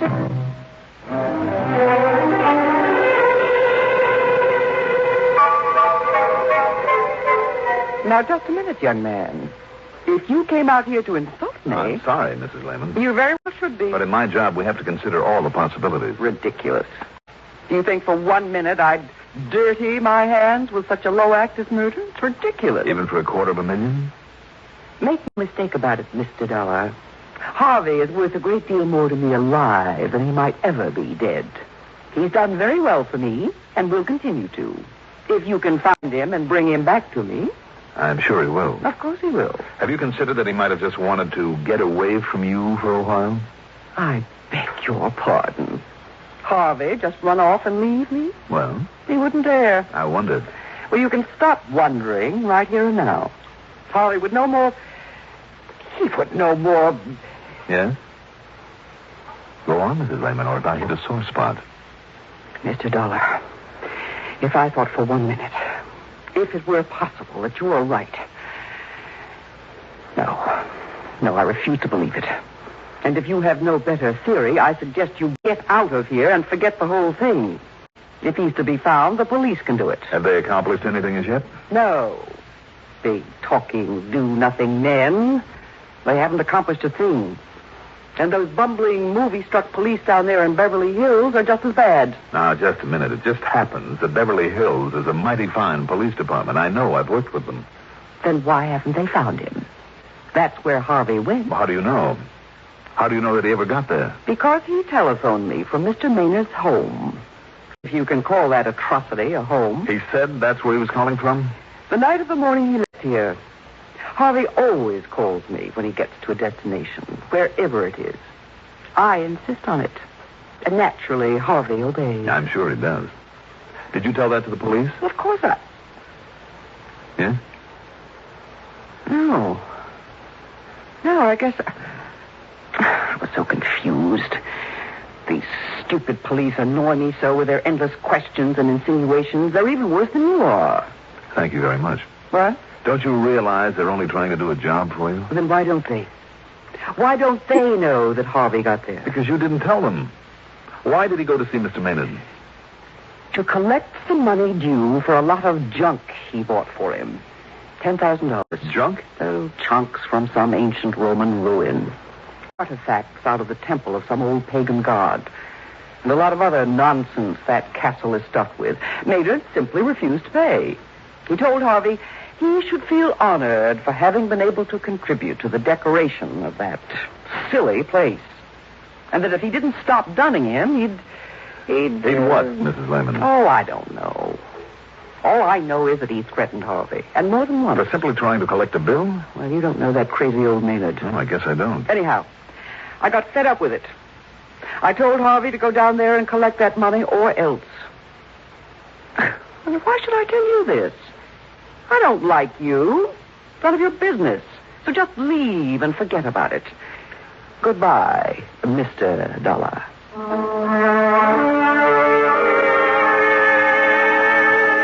I was afraid if I lingered any longer, she'd literally throw me out. So I got the bit of information, her telephone number, from the phone book in my room at the Huntington. Then I put through a call, not to her, but to an old pal of mine. Under the circumstances, it wouldn't be diplomatic to give his right name, so we'll just call him Brady. Sergeant Brady of the Beverly Hills Police Department. And 15 minutes later, he called me back. Johnny Dollar. Brady, Johnny. Yeah. Well, as you suggested, I snooped the phone company, and yes, there was a call to that Marin County number the same night Lehman should have arrived down here. All right, then, Brady. So maybe old Maynard called to see why he hadn't. He must have known Lehman was planning to come. I don't think so. I don't think Maynard would have called because I don't believe he did know Lehman was heading your way. Oh, you don't, huh? What's more, it was Lehman himself who made that call. No, wait a minute. You're sure of that? Yes. At least that's what I was told by... Yeah, Johnny? Well, maybe I'm not sure. Well, if you're thinking that maybe Lehman did get here and that maybe they had a fight or something, well, Johnny, we thought of that, too. You see, we know that wacky old Maynard pretty well. He's a real nut. And if you don't believe me, just dig up some of those old horror pictures he used to make. Wow. I know what you mean. Made a lot of the props for him, too, with his own little hands. Anyhow, just in case, some of the boys and I went through that joint of his from stem to stern. And? Nothing. Zero. No sign of Lehman or anybody else. We even tapped on walls and took measurements, looking for hidden rooms or secret panels, that sort of thing. Nothing. But you did suspect him? Did? Yeah. But only because that crazy old man, just to be dramatic, might try most anything, just for kicks. Even murder? Murder. So what's a murder to him? I mean, after all those he put on film? But you know something? No? If that ham ever did kill somebody, why, Johnny, he'd be the first one to ask us over. He'd probably lead us right to where he'd hidden the stiff after fixing it so we wouldn't see it. Just to show off? Yeah, sure. That's why we went over the place so carefully. Even poked around in all the old suits of armor that he kept pointing out to us. Brady, how long are you going to be on duty? Well, I'm off in half an hour, but now listen, Johnny, if you think you have some Well, ideas... I'm not sure, but maybe I'll run on down there. If so, I'll holler. Yeah, you do that.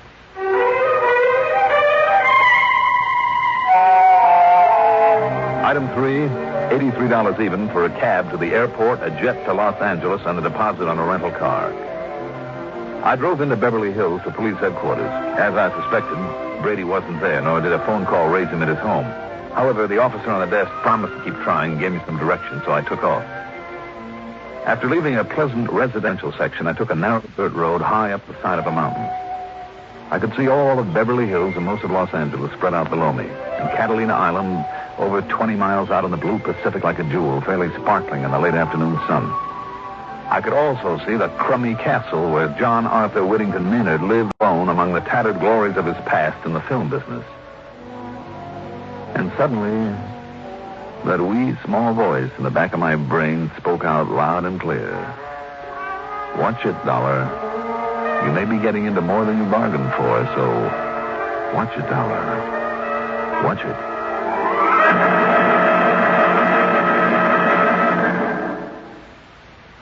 In thousands of communities throughout the nation, this is the time of year when we strive to help our less fortunate neighbors. Not that we don't try to help all year round. It's just that now many health, recreation, and welfare agencies band together in a common fundraising campaign. When you give just once to your United Fund or community chest, you help many people in your city, the sick, the needy, the aged, the serviceman, and veteran. So give the United Way, and please give generously.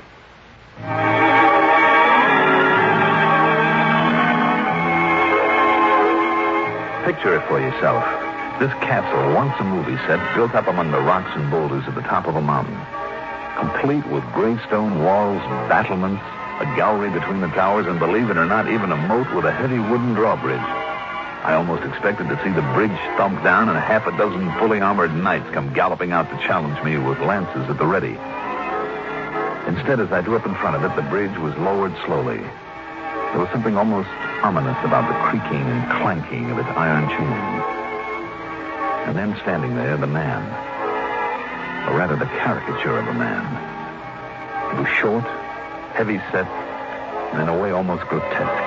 The ugly face, the eyes of a pig, the long, black, straggly hair and 3 or 4 day growth of beard, the heavy, beefy shoulders hunched forward. I thought of Quasimodo, the horrible hunchback of Notre Dame. Welcome, sir.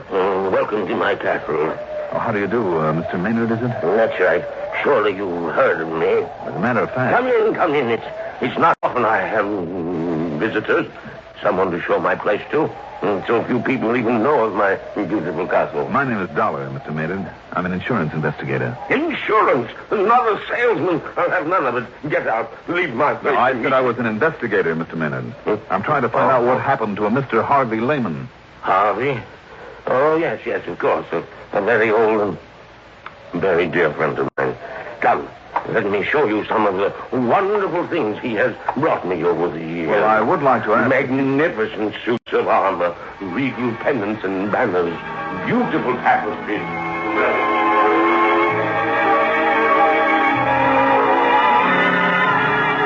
Pinning him down to talk about Harvey Lehman was almost impossible. But I must confess that the trip around that phony castle was interesting, to say the least. Much of what he showed me deserved a place in a museum, real collector's items. And some of the props from old horror pictures that he's made were just fascinating.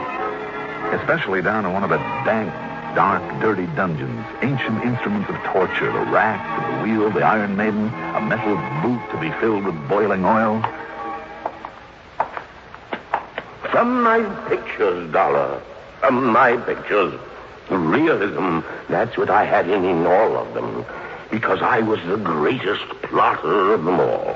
When it came to mystery and torture and murder. Get back to Mr. Lehman. And can you think of a better place to keep them than down here in this dusty old dungeon, eh? Yes, very fitting. Now, in here. I must show you my wine cellar. There are still a couple of questions, though, that 29 years ago, I laid down the wines in here. Yes, all that time they've been aging in here. Cases and cases of them, rack after rack. Do you see them under the dust and cobwebs? Finest vintages of all. Yes, sure. Now, Mr. Maynard... Yes, 29 years ago, when I retired and moved into this place, I put these wines down here. So you said. You can tell how long by the dust and the cobwebs. Yes, I know. Spiders. Here undisturbed for 29 years.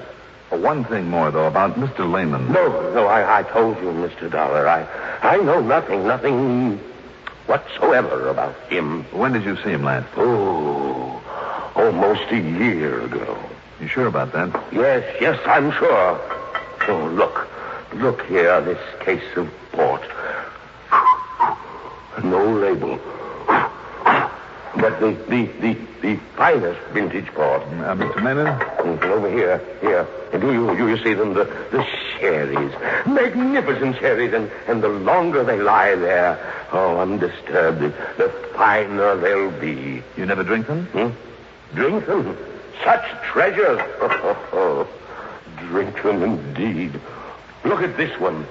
The color of this ancient sherry. Hold it up to the light. There. You see? Yes, I'm afraid I do now. What? I see. Realism, you said. Didn't you mean what looks like realism? By the time it was shown on a movie screen? I don't understand, Mr. Dollar. Tell me the truth, Mr. Maynard. These torture machines, for instance, in the other room, and some of that armor upstairs. Some of that armor cost me a fortune because it's genuine. Maybe so, some of it. But how about the rest? You mean You mean you could tell? That it's only imitation? Stuff that was made up for some of your old movies? But I made it myself. I have a skill in such things. I thought it was perfect. It would have fooled me, all right. Well, then I don't understand. Even as the dust down here and the cobwebs fooled the police, too, didn't they? What? When they came around here a few days ago for a look. Now, just a minute. I'll bet by way of showing off, you dragged them down to this wine cellar, too. You were so sure of yourself. Dollar. Phony cobwebs are almost like the real thing. Phony? All the dust. What is it, Maynard? Fuller's earth that you've scattered around? You don't know what you're talking about. The whole setup would have fooled me royally if you hadn't picked up that bottle of wine and held it up to the light. I'm going to take a look under some of these cases, Mr. Maynard. No! You leave them alone. Why? Because they cover up something you don't want me to see? No, don't do that. What was the name of that gruesome old picture in which you had a man buried under a cellar floor? I said stop it. If you don't, I'll pull this trigger. Oh, I see. There. That wild, silly guess of mine paid off. That's right. Harvey Lehman is buried under your feet, and you will join him there. Now, put down that gun, Mr. Maynard. Stand back, Dollar. You heard him, Maynard. What? Put it down. The police. I'll kill you. Watch him, Brady.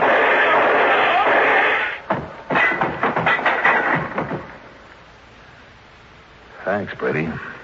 Well, it was a pleasure, Johnny. I'm sure glad you left word for me at headquarters. Oh, believe me, so am I.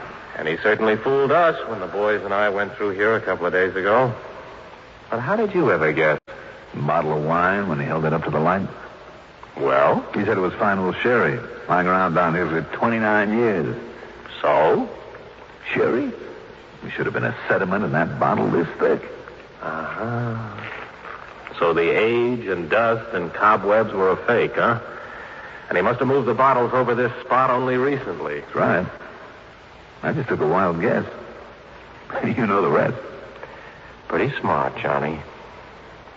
Pretty smart.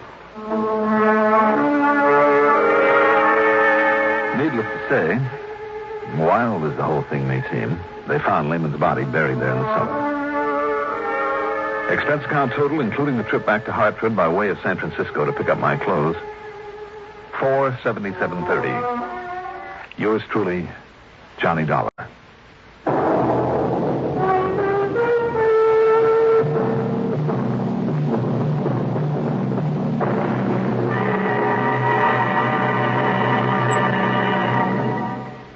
Now, here is our star to tell you about next week's story. Next week, Savannah, Georgia.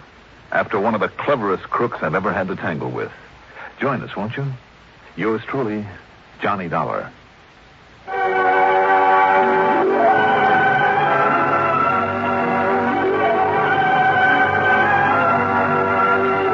Yours truly, Johnny Dollar is written by Jack Johnstone, produced and directed by Bruno Zerato Jr., music supervision by Ethel Huber. Johnny Dollar is played by Mandel Kramer. Also featured in our cast were Leon Janney as Maynard, Gertrude Warner as Doris Lehman, William Redfield as Brady, and Carl Frank as Don Riegel. Be sure to join us next week, same time, same station, for another exciting story of yours truly, Johnny Dollar. This is Art Hanna speaking. Don't just stand there. Enjoy the Gary Moore Show weekdays on the CBS Radio Network. CBS Radio Network. CBS Radio Network. CBS Radio Network. Johnny Dollar. Johnny, this is Phil East today. East today? That's right. Out in San Diego. Right, with Mono Guarantee Insurance. Well, sure. How are you, Phil? It's been a long time. I'm fine, yes, I know it has. How'd you like to take a little run out here, Johnny? Sunny Southern California? Why not? Okay. Now, according to this plane schedule I'm looking at, if you can get a move on, you can just about make connections on one of the jets coming out this way. Good. I'll pick you up at the airport. See you, Johnny. Hey, wait a minute, Phil. Yes? Give me something to worry about along the way. What's your problem? Burglary. Oh? Or rather, a whole series of them. I see. Yep, all directed at the same man. Or rather, man and wife. Whole series of them, hmm? Right. What's been taken? The same thing every time, Johnny. That's so what? Hold your hat. I'm holding. Just exactly nothing. All right, I'll grab... What was that? You heard me. Well, I asked you what had been stolen. Yes, that's and you right. said exactly nothing. Right. That doesn't make sense. I know. But now you'll have to hurry to make your plane.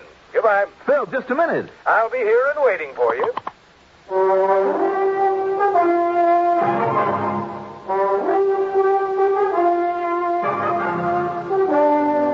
The CBS Radio Network brings you Mandel Kramer in the exciting adventures of the man with the action-packed expense account. America's fabulous freelance insurance investigator, Yours truly, Johnny Dollar.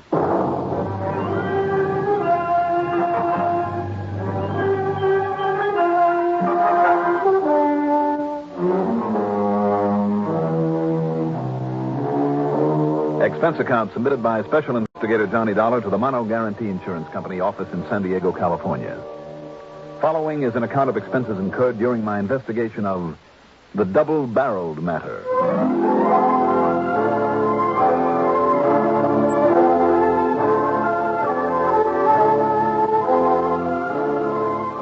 Expense account item 1, after I'd grabbed some breakfast and packed a couple of bags, $5.50 for a cab out to Bradley Field. Item 2, $180.40 plane fare to New York, to Los Angeles, to San Diego.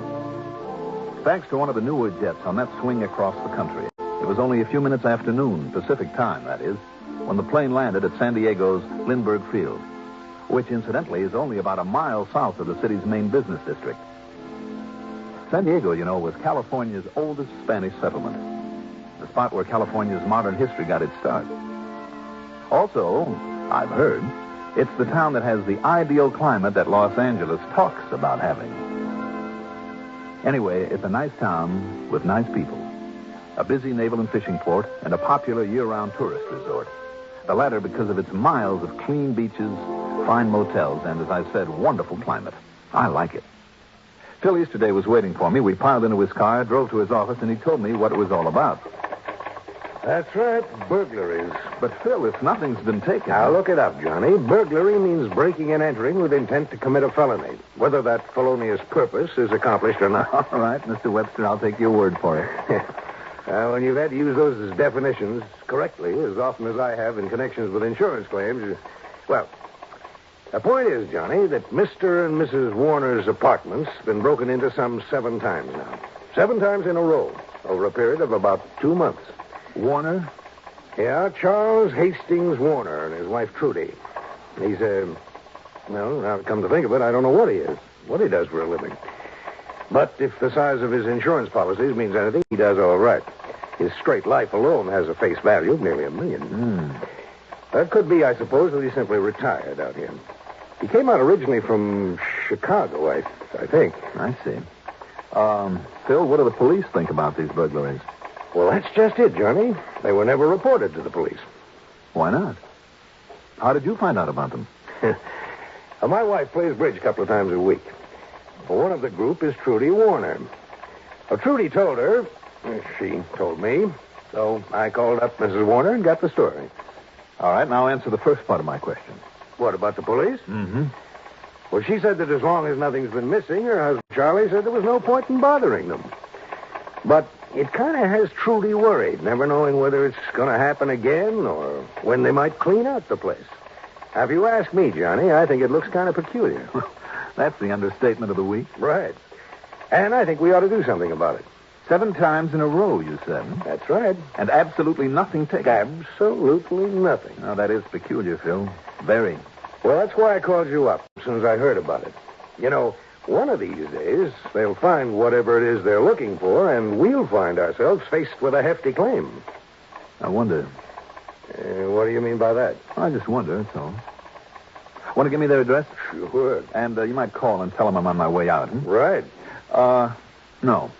What? On second thought, just give me their address. Oh. Yeah.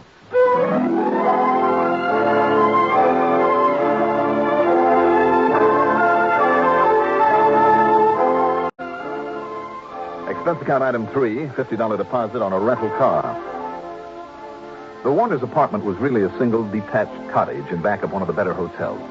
Very nice, very exclusive, very expensive. Rather than go into all the details later, let me tell you right now that it was expensively furnished, too. Thick wall-to-wall carpeting, fine furniture, everything very modern but in good taste, obviously the work of a high-priced decorator. As for Mrs. Trudy Warner, well, she was 25 or 26. Tall, statuesque and blonde, with just enough makeup to enhance her natural beauty. She had a rather distinguished look, a quiet sort of dignity in her bearing. She wore a housecoat of fine oriental silk, long jeweled earrings with enough diamonds to choke a horse, but also in good taste.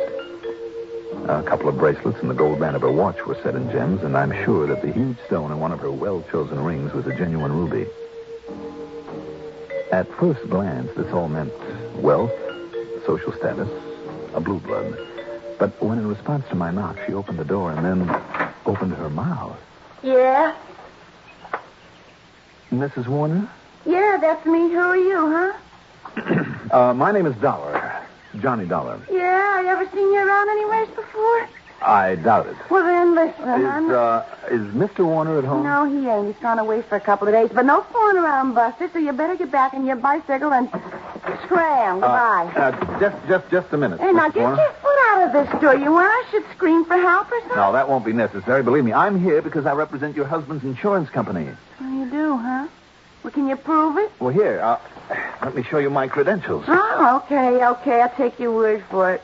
Well, what do you want to see him about, huh? Well, about those burglaries you've been having. Oh, about those people busting in here, going through all our stuff all the time. Hmm? That's right. Boy, am I glad to see you, Johnny. How'd you find out about it? Well, I just happened to be here in town and talking with Mr. Easterday. Oh, yeah. I just knew I shouldn't have told that insurance guy's wife at that bridge the other day. And when he called me up and made me tell him more about it, but there wasn't ever anything stolen, so there wasn't anything he could do about it, he said. Only why Charlie wouldn't call the cops in, I'll never know. May I come in, Mrs. Warner? Huh? Oh, yeah, sure. Come in. Thank you. But if Charlie finds out, he's not even wanting to bother the cops, well, maybe he won't like this. I don't know why not. I'm glad you're going to do something about it, because I asked you, Johnny, what if I was to come in from shopping or something? Like in broad daylight. Like when Charlie was away like this, and maybe find somebody's busted in and was still here and pulled a gun on me or something. Sit down, huh? Thanks. These burglaries have all occurred while your husband was away? No, it's always right after he's come home again. We've been out somewhere at night together. We do a lot of night clubbing and stuff, and even sometimes go up to L.A. Mm-hmm. And they always go through everything with a fine-tooth comb, even pulling up the rugs and taking the beds apart, but they never steal nothing. I don't get it. I also don't like it neither. No, I can't say I blame you. And your husband? Charlie? Well, all he says is it's probably just some crazy hothead or something, or a psychopath? Yeah, that's it. And as long as he don't take anything, we should worry. Only I don't like it.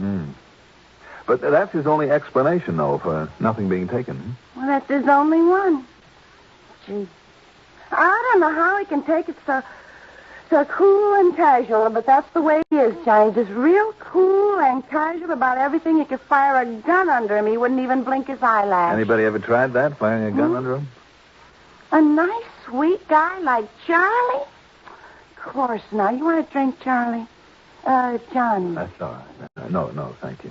Tell me, what's your husband do for a living, Mrs. Warner? Only it's Trudy, Johnny. No use being formal, huh?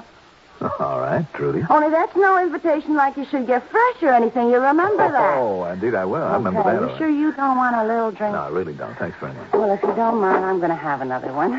Oh, you go ahead. If you pardon me, please. You just help yourself. You started to tell me about your husband's business.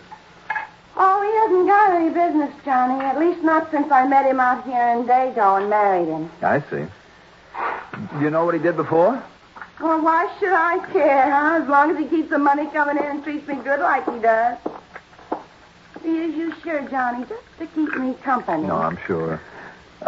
If he has money coming in, where's it come from, Trudy? So I'll give you the same answer he always gives me when I ask him. Well? Didn't you never hear of the stock market? That's what he says. Oh, I see. Where did you say he is now? I didn't. But he's gone hunting like he always does. Always? Well, almost every week lately. Oh? Where? Do you know? Oh, sure, I know. It's down near El Centro. You know where that is?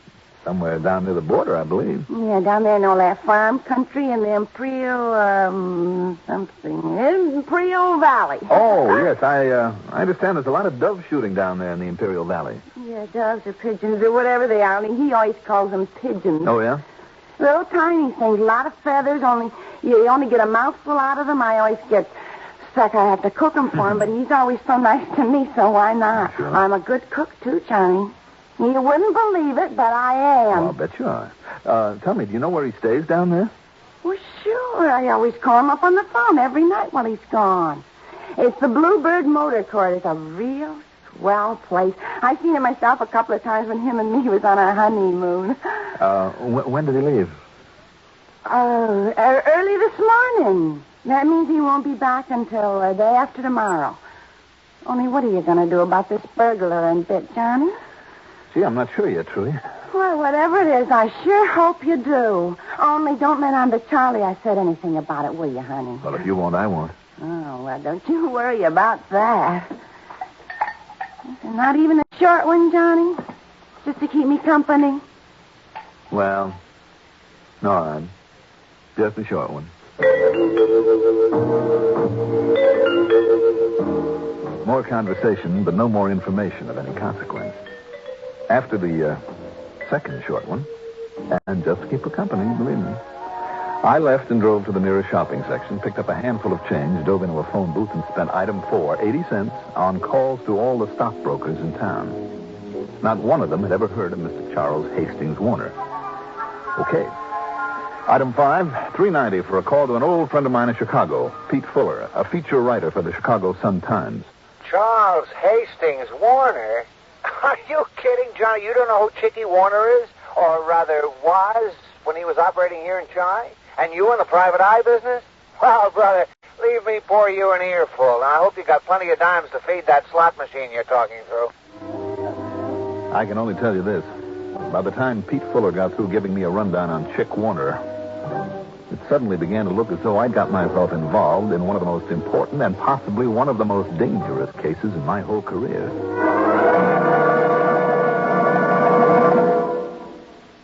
If you ever suffer a touch of arthritis or rheumatism and you've never tried mentholatum deep heating rub, you can't know how good its deep heating action can make you feel. As you massage it into painful areas, you feel its deep heating action. You know relief is on its way. Mentholatum Deep Heating Rub is an extra strong combination of active ingredients for safe, temporary relief of minor arthritic rheumatic pain. Use greaseless, stainless Mentholatum Deep Heating Rub often.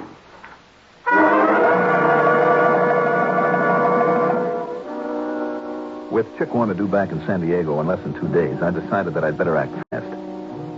Act on a hunch. That's all it was, but for once I felt there was plenty of reason for it, and not because of the circumstances of the burglaries, but the character of the man I now knew I'd be dealing with. I spent item 6 in one of the local sporting goods stores. For a total of $314.61, I came out with some lightweight hunting clothes, a pair of bird shooter boots, a good quality double-barrel 12-gauge shotgun, and 3 boxes of shells loaded with number 9 birdshot. I also bought a hunting license. I piled the stuff into my rental car and headed east on Highway 80, making time now because it was getting dark.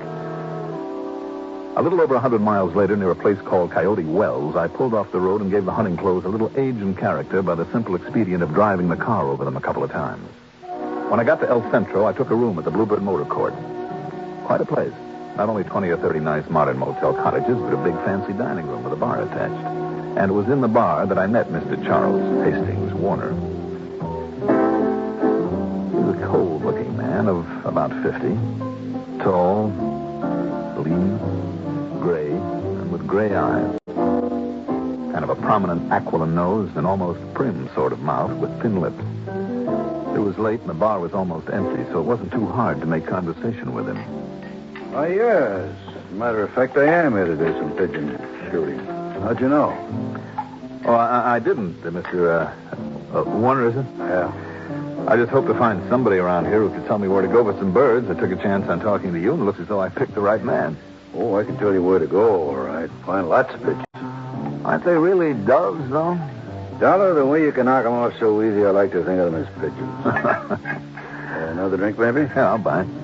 You bought the last 4. Oh, that's all right. Don't worry about it. Waiter, a couple more of these. Yes, sir. If you can lead me to some good shooting, it's certainly worth a couple of drinks. Lead you? Well, do you mind if I kind of tag along with you tomorrow? Well, I mostly like to go alone, Dollar, but sure, why not? Good. I'll make two of you. Two of us?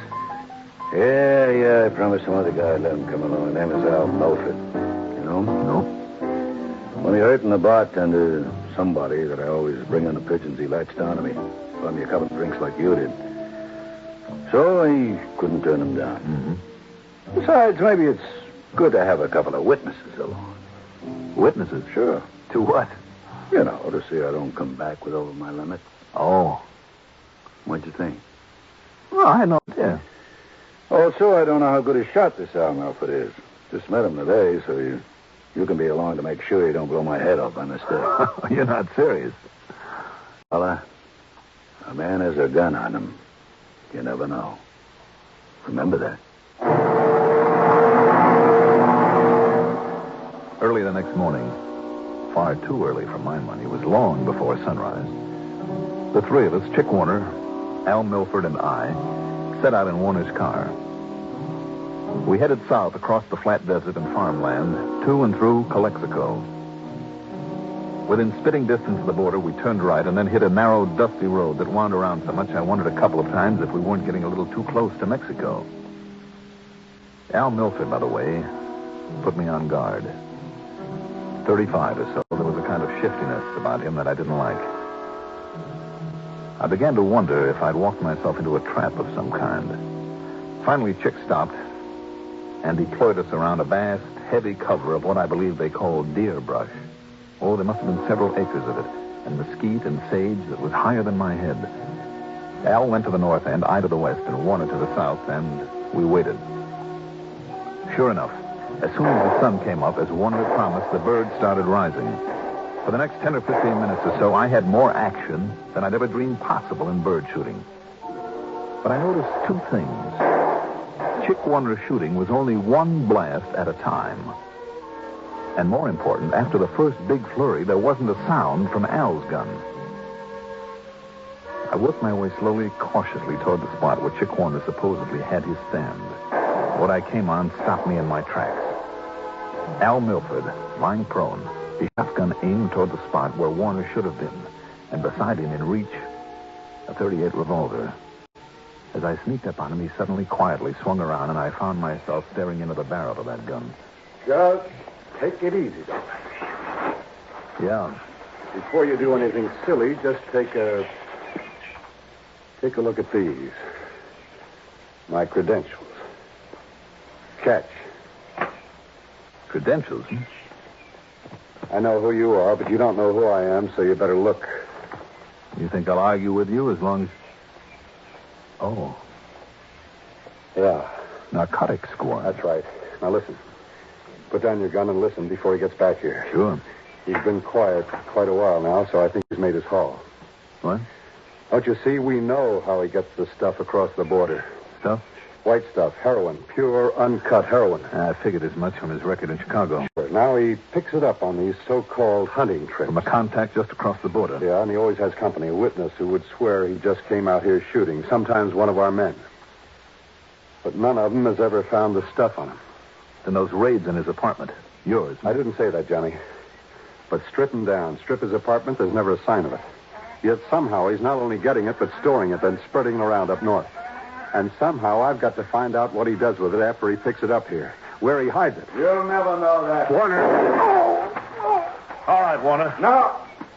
No, Dollar. You reach for that gun, you get this other barrel.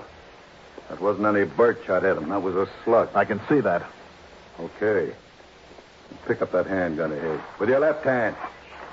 Toss it over here. But real careful. Go on, do it. I say toss me his gun or I give you this other barrel. What's the matter, you blind? I only used one shot on him. This gun's a double. Can't you see that? Sure, Warner. Do like I tell you. You want this other barrel? Yes, Warner, I think I do. Stay back or you'll get it. Stay back. Stay back. Clever, Warner. Clever hiding place when you took the stuff home. Get back. Not even the experts could find it there at your cottage. Get back, I tell you. And out here, after birds, only one shot at a time. That's what gave you away. You hear me? I'll pull this trigger. And let the hammer fall on the barrel full of the white stuff that it's loaded with? Why bother, Warner? Okay. Okay, Dollar, listen. I'll make a deal with you. The stuff in this other barrel is worth a lot of dough. You want to talk? You want to make a deal? Sure. Sorry, Warner. I'm afraid the only deal I'll make with you is this. All right, Al, are you still with us? Sure, Johnny, but I just caught my arm. If you can carry me back to the car. Take it easy, Al. When our friend here comes around as a reward for his cleverness, we'll let him carry you back. That one shotgun barrel loaded with heroin? Sure, it was only a guess, but thank heaven it was the right one. You know, for a second there, I was afraid he might have a shell in it. Expense account total, including the trip on back to Hartford, call it $760 even, and cheap at half the price. Yours truly, Johnny Dollar.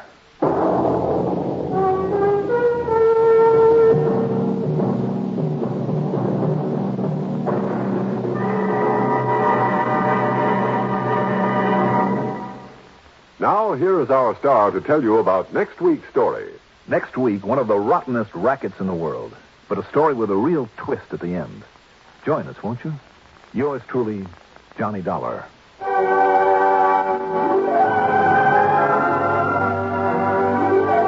Yours truly, Johnny Dollar, is written by Jack Johnstone, produced and directed by Bruno Zerato Jr., musical supervision by Ethel Huber. Johnny Dollar is played by Mandel Kramer.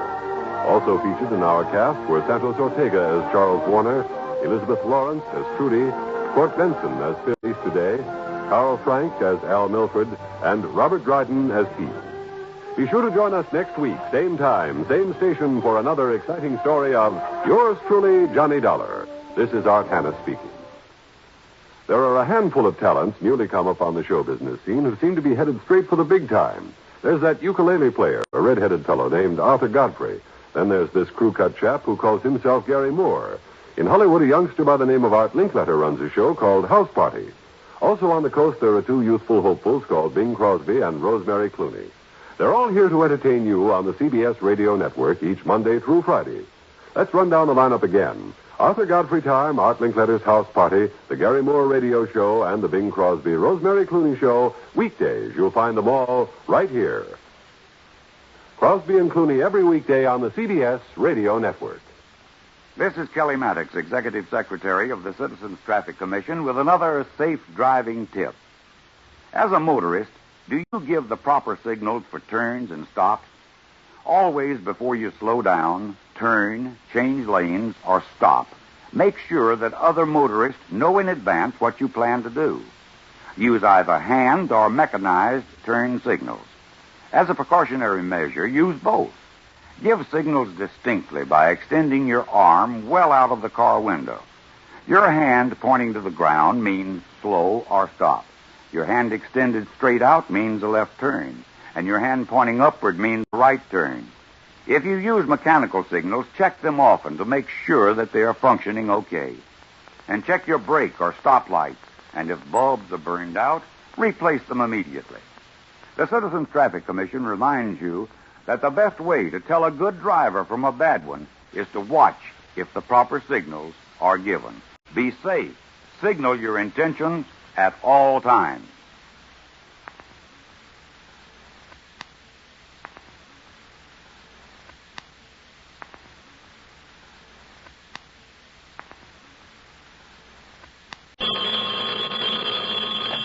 Johnny Dollar. I am thy father's spirit, What? doomed for a certain term to walk the night, Well, good for you. and for the days confined to fasting fires, How about that? till the foul crimes done in my days of nature are burnt and purged away. Bravo, Mr. Shakespeare. Now, why don't you just relax and enjoy it? I wish I could, Johnny. This is Jack Price down here in Corpus Christi. I thought I recognized those pear-shaped tones. How are you, Jackson? Fair. Why the long-winded quote from Act 1 of Hamlet? Tell me, Johnny, do you believe in ghosts? Are you kidding? Not a bit. Because a lot of innocent people down here in Corpus are beginning to. You are kidding. No, sir. How come? Because of a so-called psychic medium who's moved in on us. A medium? Hmm? He's been holding seances, or whatever you call them, and making with the clairvoyance bit. He's a rare one, Johnny. Now, which is it, Jack? Huh? Rare, medium, or maybe well done? Well, the act he puts on is well done, all right. Well, what's your worry about him? He's costing us money. How? Come on down here, Johnny. I'll give you the story, and you can get to work on him, okay? All right, Jackson. Why not?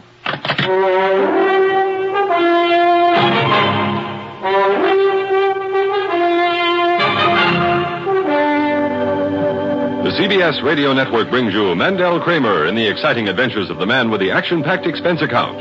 America's fabulous freelance insurance investigator. Yours truly, Johnny Dollar.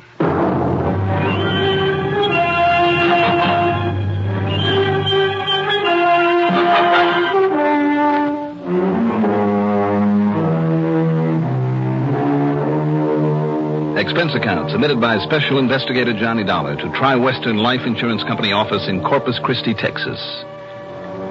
Following is an account of expenses incurred during my investigation of the medium rare matter.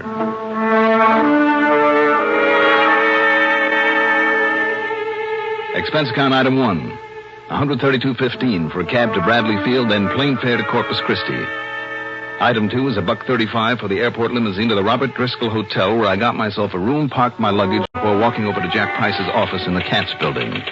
I'll bet you're tickled pink to get away from that cold New England winter weather. That's the truest thing you ever said, Jackson. How are you? Oh, fit to be tied, Johnny, on account of this so-called psychic medium. Oh? Sit down, I'll tell you all. All right. Tell me, don't the police around here kind of frown on such? This one is a phony, isn't he? Sure is. But somebody's got to prove it and put him out of business. Johnny, there are a lot of people who believe in spiritualism. But when a rank charlatan like this comes along... Well, let's face it, Jack, you find them all over. They ought to be locked up, but they're usually too smart. Now, let's have the story. Well, first off, he operates out beyond the city limits. That's why our Corpus Christi police are helpless. Yeah. His name is Udi Vishnu. Vishnu? At least that's the name he uses. Mm. And you ask me, that Hindu or whatever it is accent he uses has a touch of Brooklyn in it. Oh? Phony, phony, phony. I continue to fall for him. Knowledge of the past, present, and future. Mind-reading, message from the dead. Phooey. You really don't like him, do you? He's already cost us money. Oh? Unless you can stop him, he'll cost us a lot more. Us and a lot of other people. And that means a lot of heartbreak, too. Don't tell me that he makes a charge for his meetings, seances, whatever you want to call them. Too smart. He'd be up against the laws on fortune-telling. No, Johnny, all it takes is contributions. There's no law against that. Just where and how does he operate? A few miles out South Staples Street. You remember the place they call Ranch 66? Wasn't that a gambling joint, among other things? Well, they prefer to call it a roadhouse. Anyhow, on a side road ways beyond Ranch 66 is a little theater that's been empty for years. Mm-hmm. And now, all decked out in fresh paint, with a new facade, it's Udi Vishnu's Temple of the Living Truth. And, Johnny, every single night of the week, that place is packed with the poor suckers who think he's some kind of a new prophet. He must be good. He is. He's great. And, brother, you should see the money they lay on the drum. Plenty, Right. Including proceeds from the insurance policies they've been cashing in. Ah, so that's where it hurts. You bet it does. We've made a big thing over the years of insuring the little guy. The one that some of the big companies don't want to bother with. Policies for only $1,000 or $2. Don't you see, Johnny? Those are the people who need that insurance. And you've got to stop him. Well, Jackson, I don't know. You've got it, Johnny, before any more of these people get hurt. Every single night they're out there shelling out their dough to hear his glorified magic act. People from all over this part of the country. Oh? Yeah. Oklahoma, Arkansas, Louisiana, Mississippi, Alabama, wherever he's carefully planted his literature. At least that brings some extra money into this thriving city of Corpus Christi. Wrong. I forgot to tell you. The suckers don't know it, or if they do, they don't care. But he also owns a big old hotel that just happens to be only a block away from his temple. It's always jammed with his followers. This thing's been going on for over a month now, so he's really cleaning up. But mostly, of course, on the contributions. I don't know, Jack. I mean, if he's not committing any actual crime... I think he is. What do you mean? What sort of crime? Murder.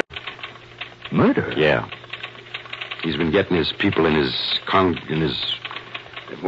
followers to name him as the beneficiary of their insurance. Not Temple, Johnny, but him. Oh? Yeah, and listen. Go ahead. In the last 2 weeks, for no apparent reason, and remember that. Yep. 2 of our clients, both of them in good health, but neither of them wealthy or anything like that. Yeah, go on. For no apparent reason, they've been murdered. And the murders are unsolved.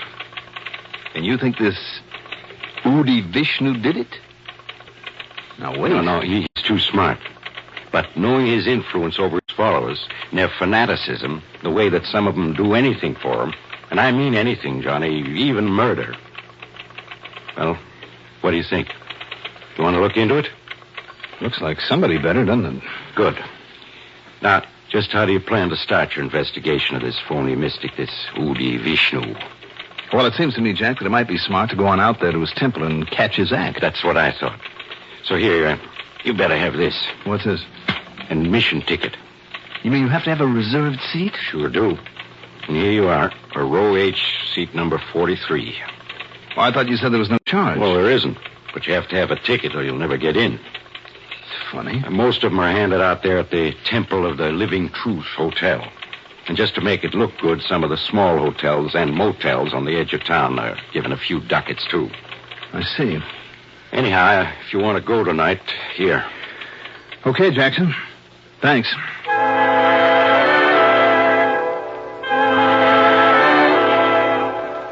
Item 3, $50 deposit on a rental car. By the time I'd got it and gone back to the Robert Driscoll to freshen up, well, item 4 is $6.80 for a cocktail and a leisurely dinner. Then I drove out to the Temple of the Living Truth. Literally scores of people were standing around begging to be let in. But only those with tickets for reserved seats were admitted. And remember that. Reserved seats. The audience, or rather the auditorium, held something over 100 people. And the house was packed. The wide, shallow stage was hung with gray velvet drapes and was bare, except for a sort of reading stand or lectern. There were steps leading from the audience to stage center. And Jack had been right. Most of the people gathered there looked like rather poor folks. The very kind most likely to be taken in by this self-styled mystic. My ticket stub said the service would start at 8:30. At exactly 8:27, the lights were slowly dimmed, except for a blue spotlight that shone on the lectern and on the steps that led up to it. And from somewhere came the recorded music of an organ. Low, haunting, mysterioso. The crowd grew silent. They all leaned forward expectantly. And then at 8:30 on the nose, from one side of the stage into the spotlight, glided Udi Vishnu. I'll say this for him. He cut a mighty impressive figure. He was tall, with curly chestnut hair and a smart short beard. Brown eyes that were set deep in their sockets, but that almost seemed to glow in the spotlight. His face rather pale and wan, like that of someone who has suffered. He wore a long gray robe bound in the middle by a cord that looked like gold. It reached to the tips of his gold-colored sandals. His hands were those of the artist, with long, slim fingers that barely gracefully curved as he gave the sign of a blessing. He simply stood there for a moment, his eyes raised upward, as a soft, almost imperceptible sigh passed through the crowd. Then he lowered his hand, and the music died out. As he looked out over the crowd, I realized that there was something almost magnetic in that gaze of his. Almost hypnotic. Believe me, whatever it was, this man had it. And do you believe? We believe. And do you believe in me? We believe.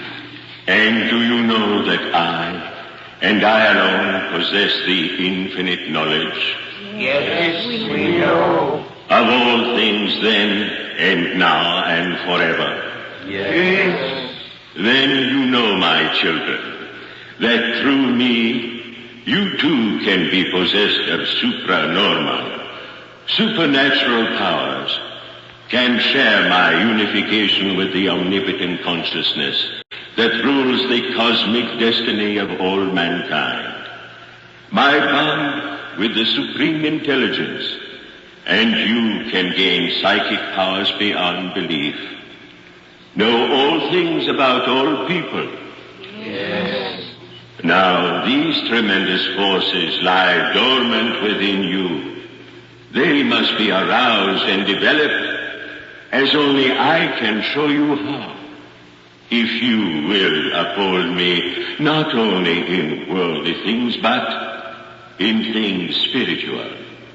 If you will believe in me, and show me that you believe, your lives will be successful, full, and complete. Yes. You know this. Yes. Then be silent. As I close my eyes, as I concentrate on someone here I have never seen before, but who will be the first tonight to be relieved of all worldly cares, who is one of the elect to share with me the... Yes, I see now a number. The number H41. Oh, it's me. Really? That's my ticket. My seat number. Oh, I'm sorry, mister. But see, it's the number of my seat. Yes, I see, miss, but wait a minute. I mean... Patience, my child, that I may speak. Oh, I'm sorry. In the eye of my mind, there comes a vision now. A farm in Oklahoma, near the town of Yes, El Reno, yes. Oh. And a little girl, perhaps 10 years old. Her name is Martha. Oh, that's my name. Martha Winter. Yes. And with her, a little dog. The dog. The dog she was not supposed to have. She never told her mother. His name was Skipper. Skipper. I'd almost forgotten. Then Martha's school. And Miss Albright. My teacher. But how could he know? Yes, who alone helped Martha decide not to run away from home. It's true. And now, when she got the call to come here to see me. But she left the car, an old one. It's blue. He's right. He's right. 43 U7418. Oh, that's the license number. But it's back in Oklahoma. Are you here, Martha? Yes. All you said is true. And do you believe? Yes. Do you all believe? Yes.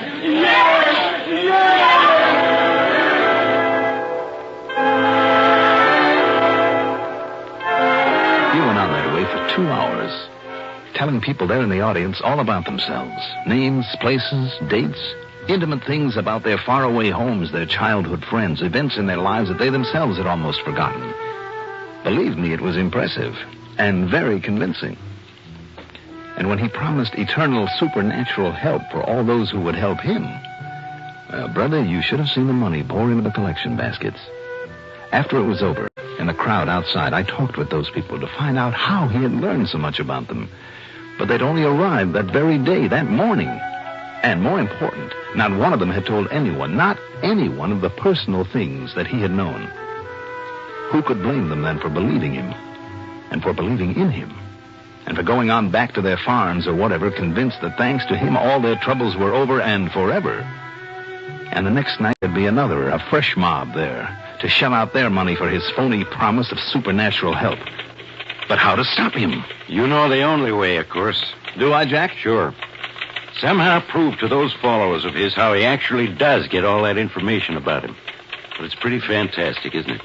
He's never seen them before, doesn't even have any way of knowing they're going to be there. Yeah, he's mighty convincing. And what he does is just plain impossible. But until you or I or somebody can duplicate his act, then tell him it's all a phony. But how?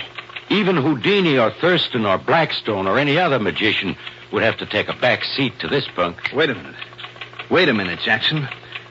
Yeah? Reserved seats. Huh? And one of those names you mentioned, a magician.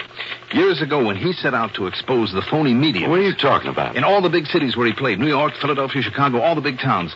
But this one, this Udi Vishnu, plays to the country folks who couldn't have known about that magician's expose. Look, will you please tell me... Jackson, I think I can do it. Yeah? Get some tickets for tonight's performance. And drag in all the state or county authorities, whoever has jurisdiction, all of them that you can. Also, somebody from one of the news services. What are you going to do, Johnny? See if I can prove once and for all that this big mystic is just one big mistake.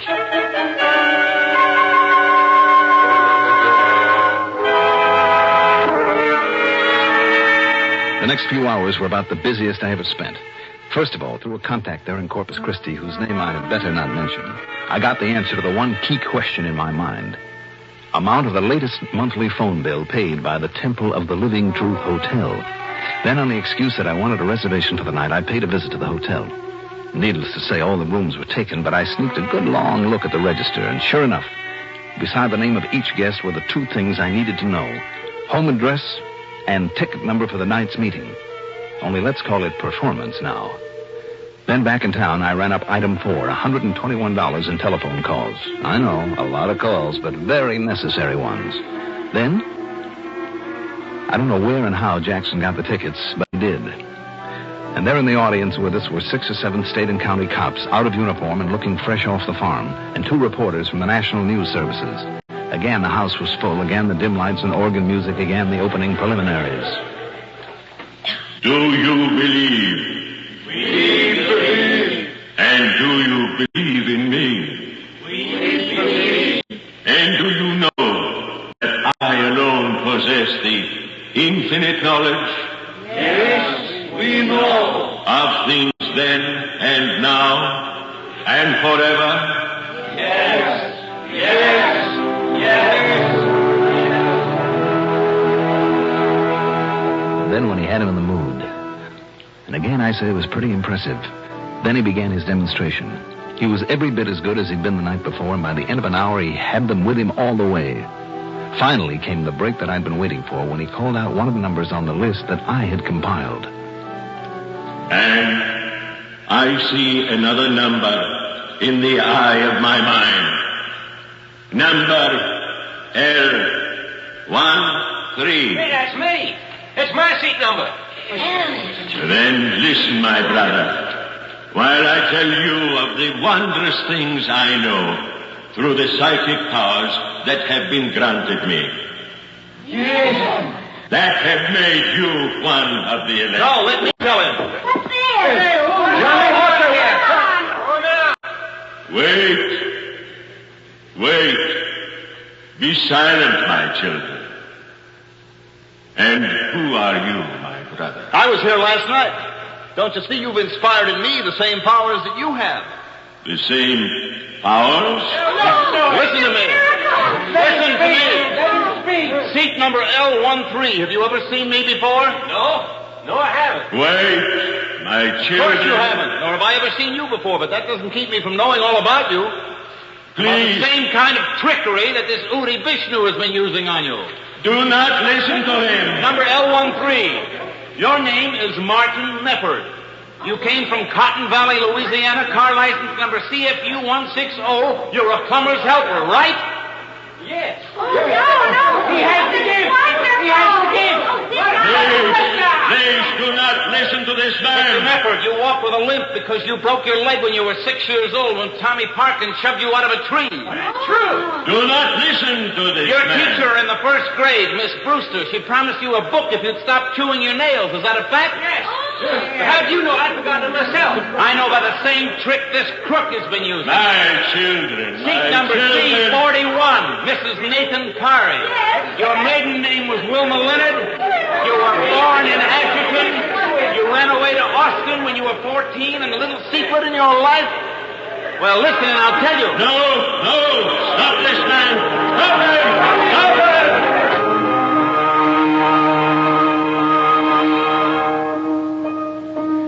By the time I got through telling some of those people stuff that even Udi Vishnu hadn't found out about them, and some of it was pretty personal, they fairly tore the place apart. Then when Udi dragged a gun from under his robes to protect himself and pulled off a couple of shots, well, then the police moved in. As for the radio newspaper story that followed, well, believe me, Udi Vishnu, whose real name turned out to be Bernie Bildrick, won't try that caper again, even if he does get out of a pen. But you still haven't told me how you got all that dope on those people, and in only a matter of hours, John. Same way he did, Jack. And some of it pretty intimate stuff, too, and stuff they couldn't have told you because they'd forgotten about it. What's more, you'd never seen them before. How, Johnny? Look, the tickets were free, but all the seats were numbered, reserved. Now, there had to be a reason, Jackson. That's what reminded me of the famous magician, the trick that he'd used up in New York. Yeah? He'd call the ticket agency at a hotel, find out the name and address of a guest who'd bought a ticket to his show. Well, down here, of course... All I had to do was look at the register, right there at the Temple of the Living Truth Hotel. Which will soon be out of business, I promise you. All right. Having seat number, name, and home address, I got on the phone. That Mr. Martin Mefford from Cotton Valley, Louisiana. I called the police chief there and the mayor. On the information they gave me, I called his old school teacher, 2 cousins, a couple of boyhood pals, an old girlfriend. Jackson, by the time I got through, I knew more about him than he did about himself, and the same with the others. Well, I'll be darned. So that's that. You certainly proved your point. Point? Big mystic? No. Big mistake. Whether they can pin the 2 murders on him that Jack told me about remains to be seen. That's up to the authorities and out of my hands now. Expense account total, $465.30. Yours truly, Johnny Dollar.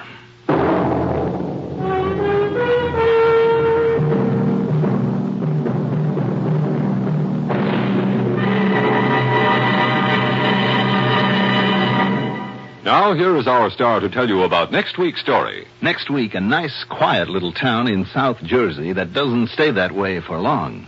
Join us, won't you? Yours truly, Johnny Dollar. Yours truly, Johnny Dollar, is written by Jack Johnstone, produced and directed by Bruno Zerato Jr., music supervision by Ethel Huber. Johnny Dollar is played by Mandel Kramer. Featured in our cast were Maurice Tarplin as Jack Price, Dan Acco as Udi Vishnu, Evelyn Juster as the first woman, Bill Lipton as Martin Mefford, Tony Darnay as the second woman. Also heard in our cast were Guy Rep and Sam Raskin. Be sure to join us next week, same time, same station, for another exciting story of yours truly, Johnny Dollar. Art Hanna speaking. The #1 network for news, expanded CBS News on the CBS Radio Network. Radio Network. Radio Network. Radio Network. Johnny Dollar. Mr. Dollar? Yes? This is Christian Albeck at International Life and Casualty in Boston. Well, Mr. Albeck, I haven't heard from you in 3 or 4 years. No. How are you? Fine. Just fine, Mr. Dollar. But I'm afraid I have a bit of a problem. Well, who hasn't? And I wonder if you could, what was that? Nothing. You were going to say? I wonder if you're free to come up here and see me right away. I don't know why not. As long as you're willing to pay my expense account and commission. And, maybe a little extra fee in addition. Well, that remains to be seen. Of course, there is a $250,000 policy involved. Say no more. I'm on my way.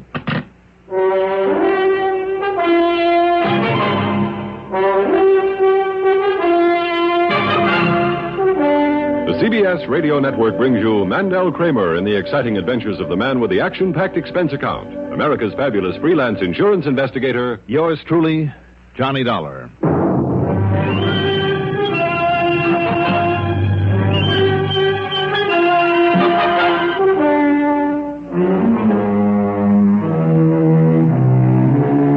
Expense account submitted by Special Investigator Johnny Dollar to the International Life and Casualty Insurance Company, Home Office, Boston, Massachusetts. Following is an account of expenses incurred during my investigation of the 3-for-1 matter. Expense account item 1, $7.75, plane fare to Boston. Item 2, $2.25 for a cab to International's office in the little building at the corner of Tremont and Boylston, across from the Touraine Hotel. Come to think of it, it's not too far from station WEEI that carries the broadcast reports on these cases. Christian Albeck is in his late 40s, tall, blond, lantern-jawed. His casual manner and rather bland expression belie a sharp, keenly analytical mind. I've always had the feeling that he might always be just one jump ahead of me. Sit down, won't you, Mr. Dollar? Thank you, Chris. Only, why the mister? Well, after all, you are in Boston, you know. Cigarette? Thank you. Yeah, it's barely noon. I take it you come up here by plane. Mm-hmm. With an ulterior motive. I figured if I got here in time for lunch, I might persuade you to foot the bill over at the old Union Oyster House. Well, why not? Afterwards, we can pick up a rental car for you. Oh? Yes. See, it'll be necessary for you to run up to Center Harbor in New Hampshire. Up there at Lake Winnipesaukee again? Yes, where you handled a case for us once before. Great. Huh? Well, it's pickerel, perch, smallmouth bass. Only why didn't you tell me that on the phone, Chris, so I could have brought along some fishing tackle? This time of year? Oh, that's right. I kind of lost my head. Now, why don't we go on over to the Oyster House, and while you're gorging yourself on seafood, I can tell you what this is all about. Fine.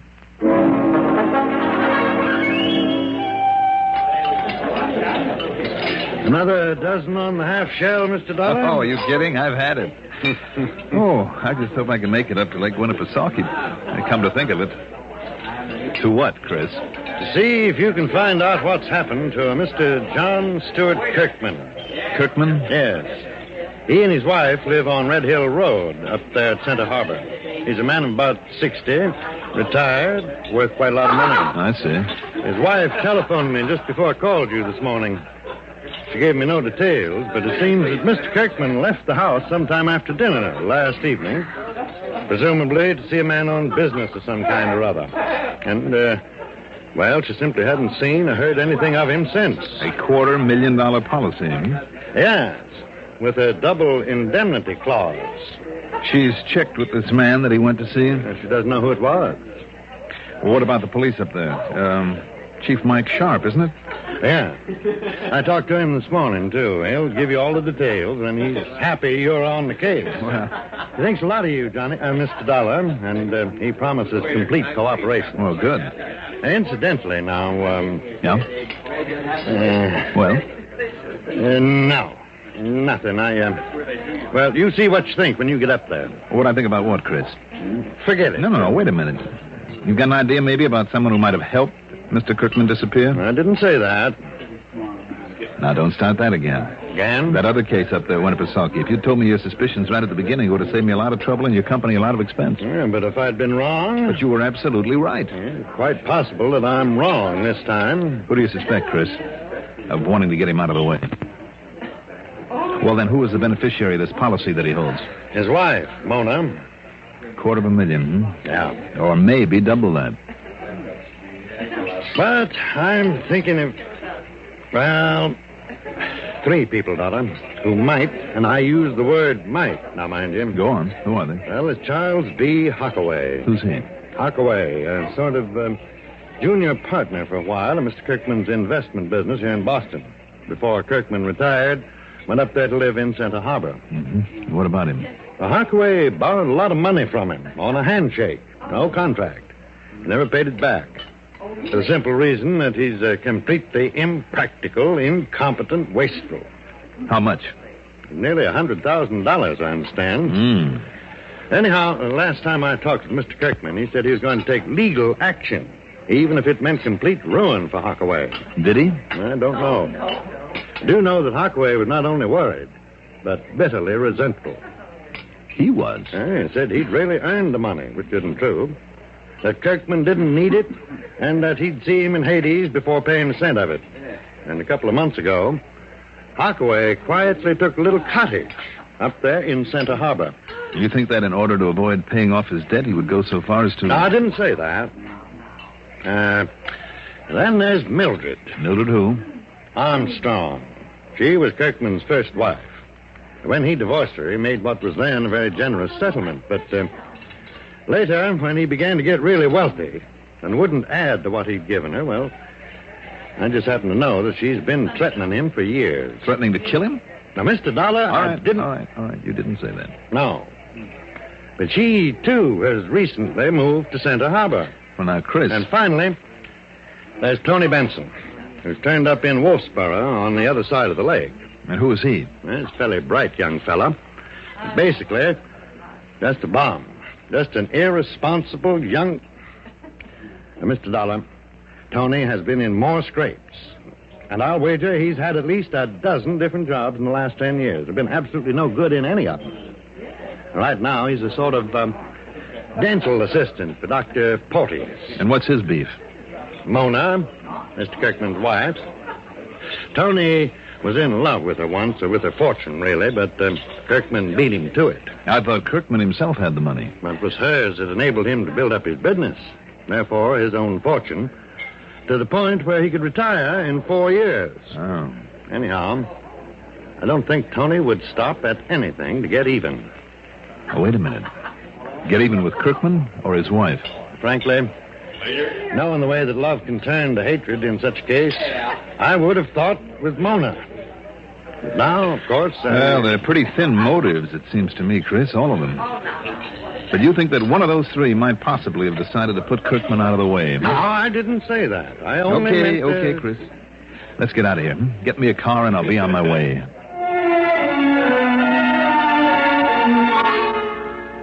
Item 3, $50 deposit on a rental car. By the time I'd covered the 125 miles or so to Center Harbor, it was late afternoon. Police Chief Mike Sharp was out of his little office, so I left a note on the door, went over and checked in at the Garnet Inn. I wondered which of the people that Chris had mentioned I should contact first. If, that is, anything actually had happened to Mr. Kirkman. Yes, come in.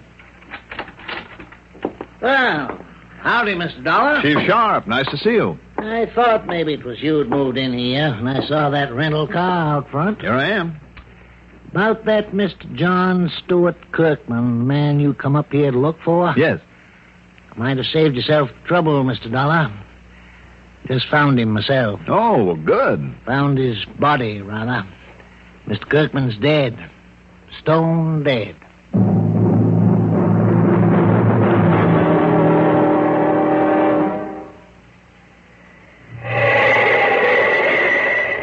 If you leave your car outside at night and hope in the morning it'll be all right. If your car's in the garage that has no heat, you want antifreeze protection that's real complete. Don't ask for trouble. Ask for DuPont Zerex Antifreeze. For dependable protection against sudden drops in temperature all winter long, use DuPont Zerex Antifreeze. Even during a warm spell, Zerex won't boil away. It outlasts winter. And to guard against damaging rust and corrosion, Zerex has MR8 Rust Inhibitor, an exclusive DuPont development that protects all engine metals, including aluminum. So for safe, dependable protection, do as millions of motorists have done for over 20 years. Ask for Zerex Antifreeze. It's made by DuPont. Remember, for cars left out at night or in unheated garages. Don't ask for trouble. Ask for DuPont Zerex Antifreeze.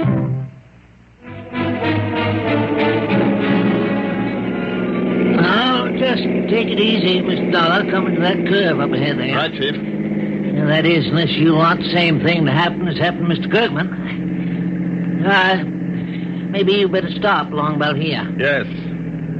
I see those tire tracks on over the edge of the curve and on through the broken fence there beyond. Yeah, that's what happened to him, all right. Lost control, missed the curve, went on over the edge. Yeah, there, now. See how it hit the bottom down there? 60 or 70 feet. Yeah, come along, Miss Dollar. Watch your step here. Yep. Footing's not so good on this side of the hill. Yeah, I see that. Who is that down there? Old Doc Higby. He's the coroner. I want him just to be sure that body's all right. How do you mean, all right? Well, it looks pretty obvious, like an accident, but you didn't have a chance to look at those tire tracks as careful as I did. Oh, I think I know what you mean about him, Chief. Do you? Yeah, there were no skid marks to show that he tried to put on the brakes before going over. That's right. Those tracks are so clear, so plain, Mr. Dollar. You wonder if Kirkman wasn't dead before he hit the curve, It's a possibility. Maybe somebody killed him and propped him up behind the wheel, then helped that car over the edge. Yes, sir. So, if Doc Higby has found any sign on him, any sign at all... Well, how about it, Doc? Well, not a mark, Chief Sharp. Not a single mark onto him. Except for the blow to his head that killed him when the car rolled over. You're sure of that, Dr. Higby? Yeah. Eh? I mean, there's no other mark that might possibly have accounted for his death. You're absolutely certain of that, hmm? Now, just a minute, young man. Who is this young man talking to me like this? No, Doc. This is Mr. Johnny Dollar. He's kind of a special Johnny investigator. Dollar? The insurance investigator? Yeah, that's right. Well, howdy, Mr. Dollar. I'm mighty pleased to meet you. Well, thank you, Doctor, but, You'll have to pardon his sparking up that way, Mr. Dollar. I guess we folks around here have him spoiled. He's just not used to having someone question his professional opinion. Yes, sir. Oh, that's perfectly all right, and I'm glad to know you, Doctor. Well, but, now, knowing how thorough you always are, Mr. Dollar, you see, I listened to all those reports on your cases over the radio, mostly on WGAN and over to Portland and on WEEI down to Boston. Well, I'm glad to hear that, sir. So, I suppose, in spite of my opinion, in spite of the way this looks like an accident, maybe I'd better do an autopsy. I think it might be a good idea, Doctor, because if he was killed before the car rolled on down here... I'll do it. Right away. If you two will help me get the body down to my car that's down below. Sure. In the meantime, Chief Sharp... Yeah, in the meantime, Mr. Dollar, just in case... Yeah. There are 3 people I'd like to make certain are still about in these parts. Like Charles P. Hockaway, for instance? Well, yes. But how'd you know? And perhaps Mildred Armstrong and Tony Benson? Yes, sir. Especially that Tony Benson over to Wolfsboro. Okay. While you're rounding them up, I want a mechanic to look over the brake system on this car to find out, if possible, why it went over the edge. That's a good idea. While you and Doc take in the body, I'll get a hold of Frank Marshall over at the gas station to look at the brakes, and then I'll round up those people you mentioned. Fine. I didn't stick around to watch the autopsy, thank you, but went back to the Garnet Inn. It was dinner time, and in spite of the hefty lunch in Boston, I was hungry again. But as I went to my room to wash up... It's funny, I guess I forgot to lock it. Oh, you locked it all right. What? Who are you? You're Johnny Dollar, aren't you? That's right. Well, I'm Tony Benson. Well? I saw the note you left on the door at Chief Sharp's office. I came over here to wait for you. Got tired of standing around, so I came up here and slipped the lock with a business card. Any objection? And, if I decided that, you should be held for breaking and entering? Well, it's a lot better than being held for murder, isn't it? Murder? Well, that's what that crazy old police chief would do in a minute if, he could cook up something wrong about the way old Kirkman's car went over that cliff. Oh, you know about it? Doesn't everybody? But I don't want anybody accusing me of murder. Why should they? Because they all think I had a grudge against Kirkman, that's why. Didn't you? No. It wasn't him that did me dirt. It was that, it was Mona that left me flat. If I had a grudge against anybody, it was against her, not him. Well, if you don't believe me, ask her. Maybe I will. Anyhow, when I found out you were here, at least I knew I'd get a fair shake for a change. Tony, you said murder. What makes you think Kirkman was murdered when all the signs point to an accident out there?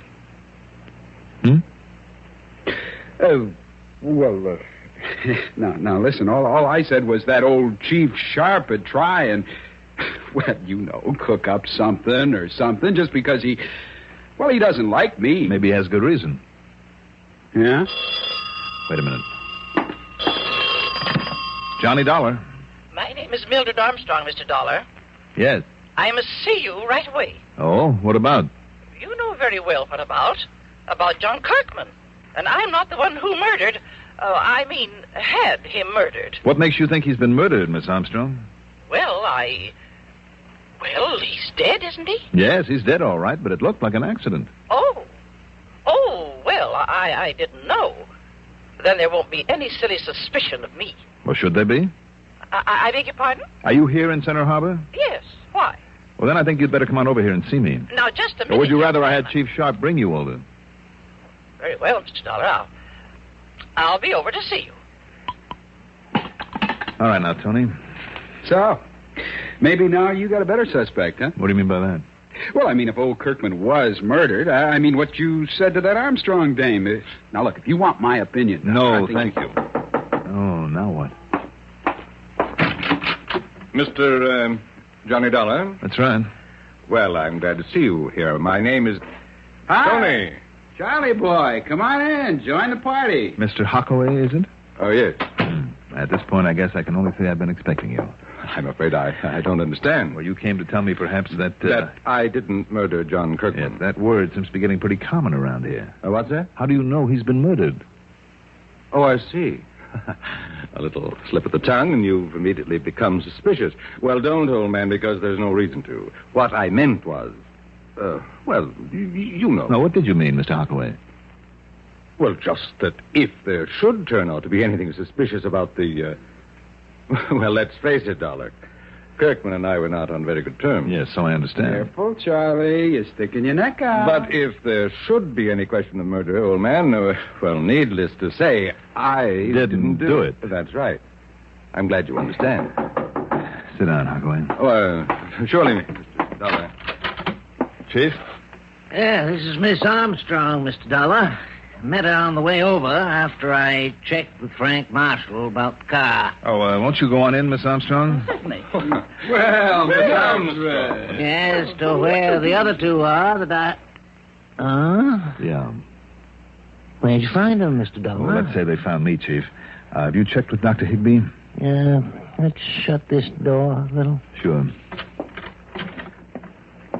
Well? Looks like we were wrong. Doc says it was the accident killed Mr. Kirkman, no doubt about it.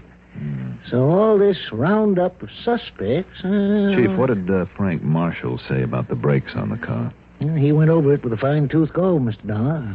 Nothing tampered with, no loose connections, nothing wrong at all. I see. Well, only one thing. There was no fluid in the brake lines. What? You know, that copper tubing that carries the fluid? Oh? But only because of a tiny little leak, a little hole so small that even his smallest drill wouldn't fit in it. That car's pretty new. Yeah. So it must have been just a defective piece of that tubing that let fluid leak out. Wait a minute. Hold everything. Chief.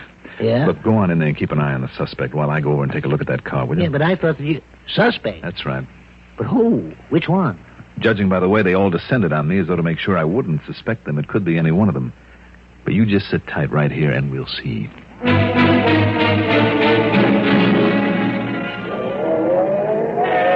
Night, Tommy. See you in the morning. Now, Yes, Frank? Well, like I told Chief Sharp, Mr. Dollar, must have been an accident.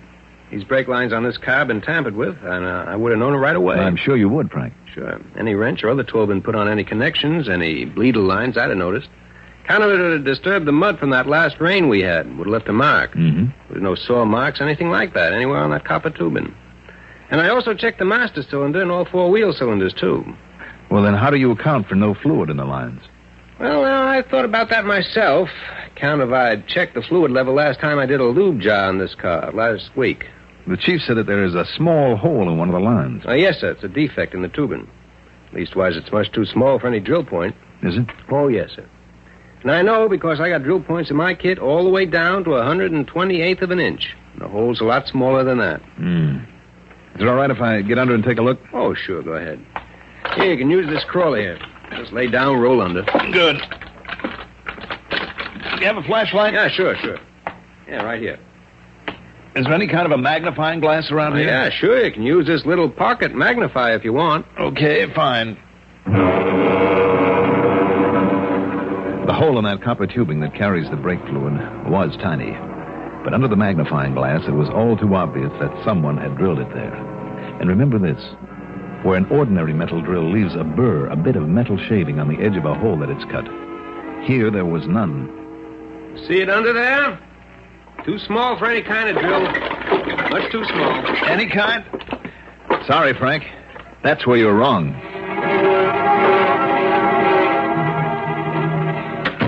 Oh, howdy, Mr. Dollar. Chief? Where you been, Dollar? Not digging up another suspect for the murder that wasn't a murder after all? Yes, the chief has just told us it was an accident due to faulty brakes. All right, it's all over. It's all settled now. So you see, Mr. Dollar, I told you there was no cause for suspicion. Right. So come on, let's get out of here. Just one question first. Yes, what is it, Mr. Dollar? What is it? Tony? Yeah? You're a dental assistant, aren't you?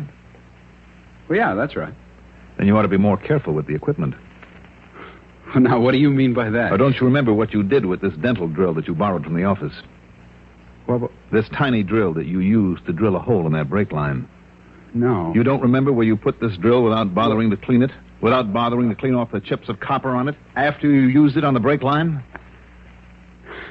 Well, Tony? You're pretty smart, you know. No. Just smart enough.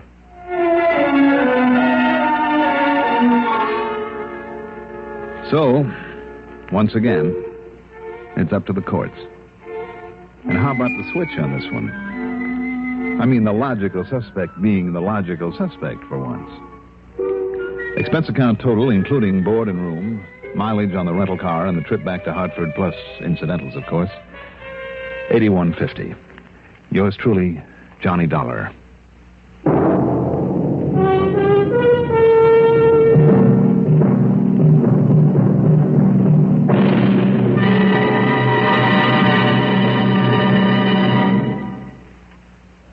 Now, here is our star to tell you about next week's story. Next week, one of the cleverest ways to work a racket that ever tripped up a crook. Join us, won't you? Yours truly, Johnny Dollar.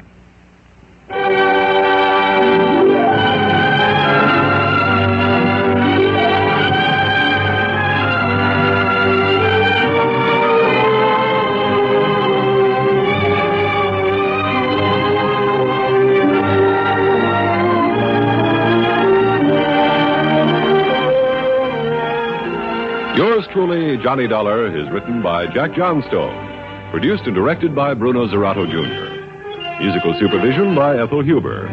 Johnny Dollar is played by Mandel Kramer. Also featured in our cast were Leora Thatcher as Mildred, William Mason as Tony, Robert Donnelly as Chris, Robert Dryden as the police chief, Reynold Osborne as Charles, Arthur Cole as the doctor, and Bill Lipton as Frank.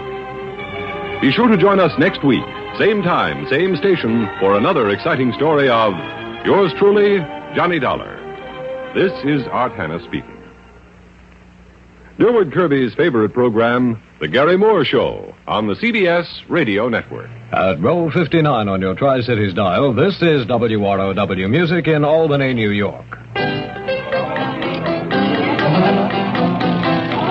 Young man, are you gambling with your future?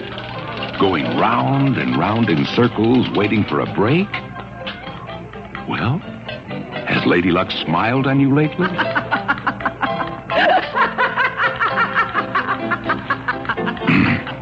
Too bad. But your future's still ahead of you. Why not kiss Lady Luck goodbye and put the odds in your favor? Choose your own job training in today's Army, and then watch your future pay off. You can choose job training before you enlist. Before you enlist in the modern Army.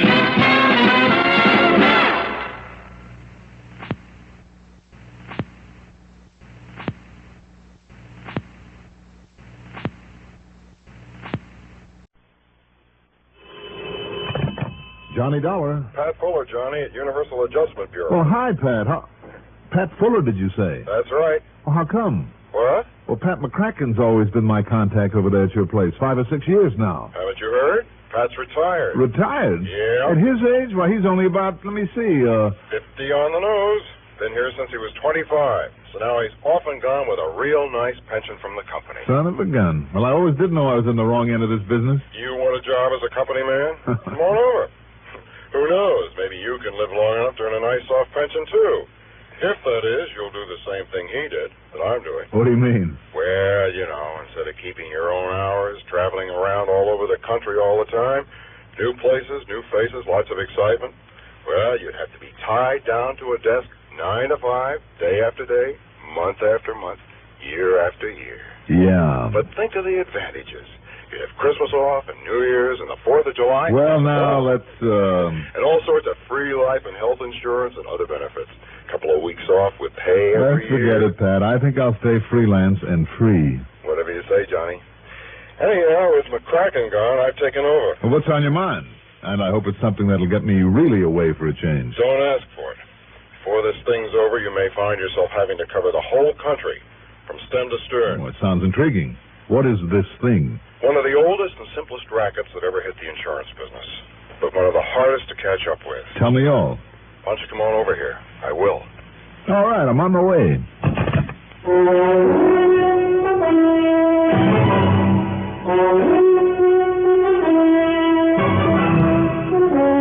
The CBS Radio Network brings you Mandel Kramer in the exciting adventures of the man with the action-packed expense account. America's fabulous freelance insurance investigator, Yours truly, Johnny Dollar.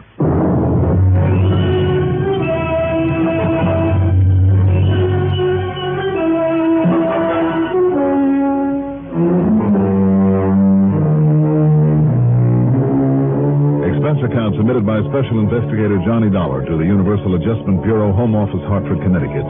Following is an account of expenses incurred during my investigation of the be or not to be matter.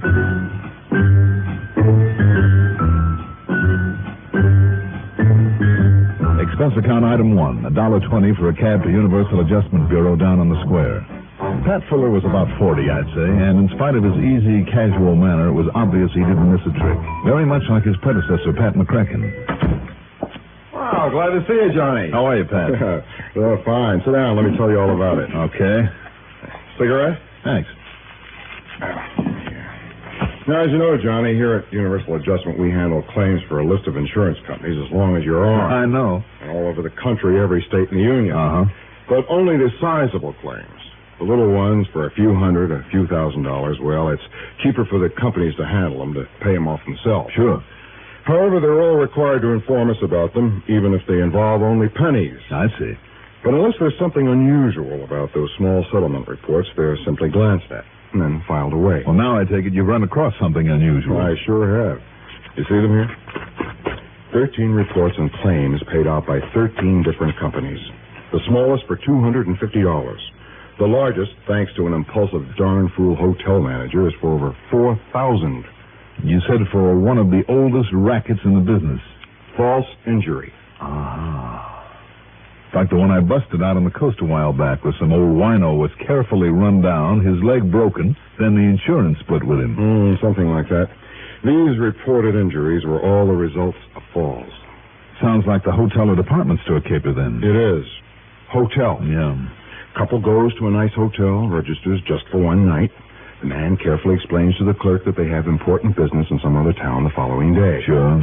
Just before checkup time, they casually walk across the lobby. Mm-hmm. And she suddenly trips on the edge of a rug or slips on the polished floor, lets out a yell of I pain. know the rest. He yells for the manager, hauls her up to the room. By the time the manager gets there, she's putting on the agony act, and they threaten to sue the pants off the hotel and raise a big stake. Right. They usually demand around $100,000. Threaten to call in some local lawyer they just happen to know. Yes. And the manager, all excited and hoping to avoid a lot of adverse publicity, as well as a lawsuit, has them sign a release.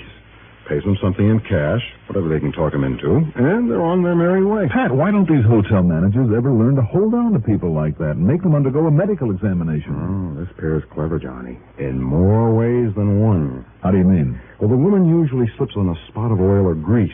Who's to prove that they put it there themselves? After all, nobody's watching them every second, simply because nobody knows who they are and what they're up to. Yeah, I see what you mean. But Pat... Also, Johnny, in every one of these cases, some doctor's been called in, made a quick examination, and confirmed the fact that there was an injury. And insisted that they stay around for a while? No. Like I said, they've already established the fact that they have to be in some other city on business. Thousands of dollars at stake. That if they're made to stick around, then they'll really sue. Yeah. 13 in a row, you say? All over the country, and all within less than 4 months. Doggone it, Pat. If there really is an injury in each case, at least enough to fool a doctor. I know. That's puzzled me, too. Well, it doesn't sound like the same couple, then, does it? But it is. I'm sure of it now. Why? Well, Johnny, you know as well as I do that most crooks develop a sort of pattern, whether they themselves realize it or not. Well, you know that some of them set a pattern deliberately, leave a regular trademark just to show off. Right. Or just to make the cops look silly. Exactly. Now, they haven't used the same names each time. Oh, no, of course not. But what they have done... Now, what about their descriptions? Is it covered in these reports? Oh, yes. But they don't mean very much, because one time she's a blonde, the next time a brunette, and then a redhead, And the same thing goes for him. Thick glasses one time, a mustache another, clean shaven the next, and so on. Yeah. But look, here. I have a picture of them. Oh? How'd you get this? Photographer in a hotel lobby in Chicago, taking pictures of a model, showing off some clothes. They happen to be in the background. You see? There they are. Yeah. Oh, fine. This will be of help. Even if they fool around with a disguise or two. But now to get back to this pattern that you mentioned. Really the show-off element, as you call it. Yeah. The home address they give when they register. Fictitious one? I don't know, but it's always the same. What is it? 21st Street and Fairmount Avenue. Where? Philadelphia, PA. Well, if it isn't fictitious, it might give us... 21st and Fairmount? Yes. In Philadelphia? That's right. Oh, great. What? That's something to work on, all right. Pat, this case may be tougher than you think. Could even be dangerous. Oh? That is, if that address ever really was his, the man's. Why, Johnny? What is it? A not too exclusive little place known as Eastern Penitentiary.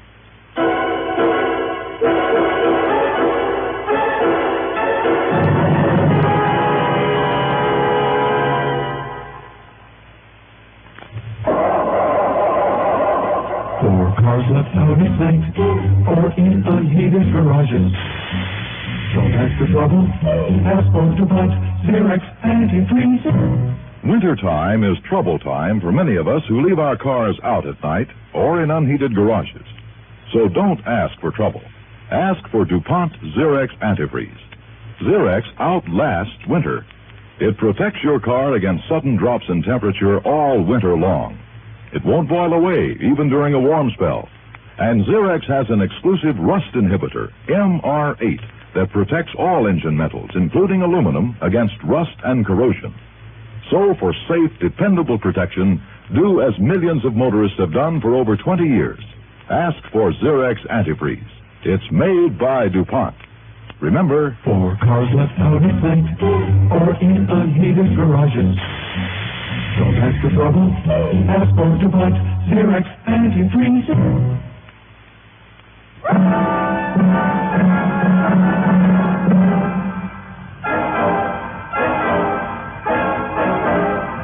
Okay now, Pat.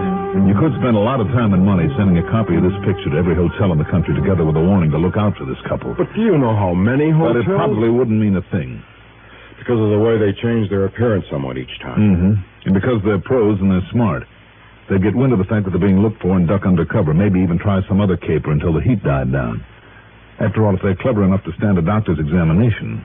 Because I still don't get that part of it. I don't either. Anyhow, to really nail them down, it looks to me like they'll have to be caught in the act. How can you possibly know where they'll operate next with this fake injury racket? Now, you said they've been all over the country. Look for yourself. Boston, Philadelphia, Houston, Albuquerque, Chicago, Miami, Portland, Oregon, Portland, Maine, Portland, Indiana. They seem to like that name. Part of a pattern? Who knows? Go ahead. Seattle, Wichita, Kansas City, and Minneapolis, Minnesota. And I'll be darned if I can see any pattern. That's pretty smart to move around so much. It'd be a lot easier to figure the next move if they covered one area, even one state at a time. Yeah, there might be a chance of finding some plan in their movements, but there was only a relationship between these cities. There's even some alphabetical order. Something to latch on to. A pattern? Yeah, some pattern aside from their method of operation. And, of course, that ridiculous address. A state penitentiary yet. Maybe there is. What? It's only a wild hunch, but sometimes those are the ones that pay off. What are you thinking of? Can I borrow this picture of them? Sure. And a list of the towns they've hit so far. Of course. I take it there's no question about my being on expense account. Well, of course you are. All right. Where are you going, Johnny? What are you going to do? You think they'd like to see me in the state pen?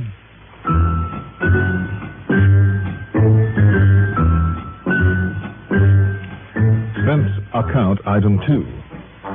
2410 for a cab to Bradley Field, a plane to the city of brotherly love, and then the cab to 21st Street and Fairmount Avenue, Eastern Penitentiary. One of the assistant wardens was all cooperation, and after studying his records for a few minutes, he came up with some highly valuable information.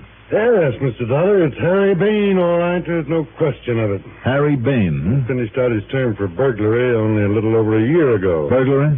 Yeah, and I must confess, I'm not at all surprised that he's operating again.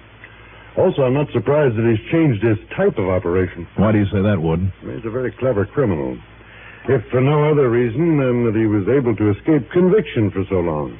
He had an arrest record a mile long, you know. No, I didn't know. Yes, all over the country. Chicago to Houston to Seattle to Miami, all over. I see. But they could never convict him. Because always, before he'd pull a job, he'd enlist the services of some local mouthpiece. Go on. Yeah, he'd have an alibi rigged before he made a move. It was only by actually catching him in the act, with the goods in his possession, that they were able to nail him down here in Pennsylvania. In other words, what you're saying to me is that I'd better catch him and that female partner, catch him in the act. Yes. But are you sure that he and his partner have pulled all these fake injury jobs? You're thinking of a doctor's opinion each time that there really was some injury to the woman. A really sprained ankle or a busted knee or whatever. Yeah, of course. After all, recovery from something like that some 13 times in only 4 months. I know. It bugs me, too. Unless you can definitely prove there's no actual injury after one of her falls, and regardless of a doctor's opinion, mind you.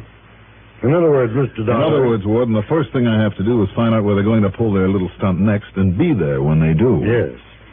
All right, then. Maybe that's where you can help me. How? You have a list of all the cities where this Harry Bain operated before you got him? Yeah, right here. Boston, Houston, Portland... No, wait, just 1 minute now. Just let me check your list against this list of mine. All right, now, go ahead. Okay. Boston, Houston, Portland, Oregon. Check. Portland, Maine. Right. Portland, Indiana. Right. Miami. Wait a minute. Huh? Yeah, all right, go ahead. New Orleans. Oh? Chicago, Seattle, Wichita, Minneapolis, Albuquerque, Little Rock, Duluth, Kansas City, and here in Philadelphia. Good.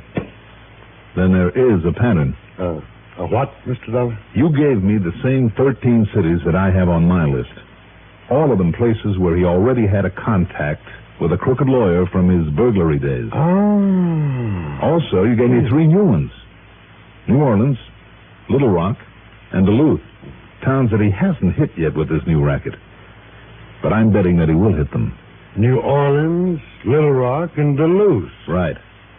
And if I can be there when he tries it. Excuse me. Yes? Is Mr. Johnny Dollar there, Warden? Yes, he is. Just a minute. It's for you, Mr. Dollar. Oh, thanks. Johnny Dollar. Pat Fuller, Johnny. They've done it again. Where? Little Rock, Arkansas. Good. Good. Sure is, Pat. I'm on my way. What? Where to? Well, take your choice. New Orleans or Duluth, Minnesota. What?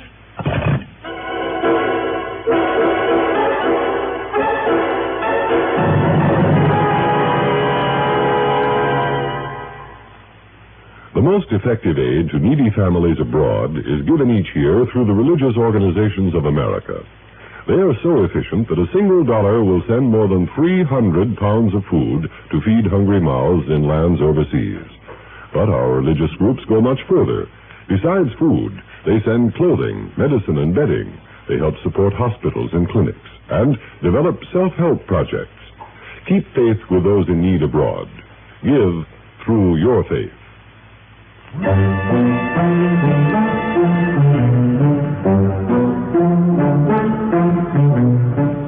Item 3. 2 1/4 for a cab to the Bellevue Stratford. And there I ran up item 4. $181.40 in phone calls to the manager of every sizable hotel in both Duluth and New Orleans. I'd got a list from one of the big hotel associations that was only too glad to help. Item 5, $61 even for all the books, magazines, and papers I could read and for plenty of room service. I didn't even go out for meals. After 3 days of it, I just about had my fill of doing nothing but reading, eating, and sleeping, but then...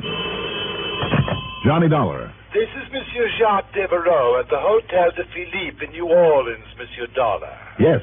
I promised to call you if anyone from up there in Pennsylvania happened to register here in our splendid hotel. Yes.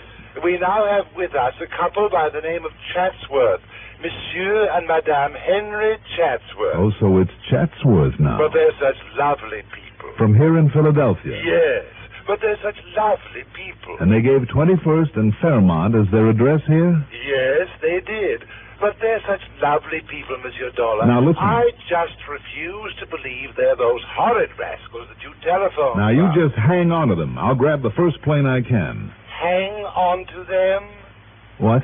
But they're only staying overnight. I know. Monsieur Chatsworth has to go north on business tomorrow.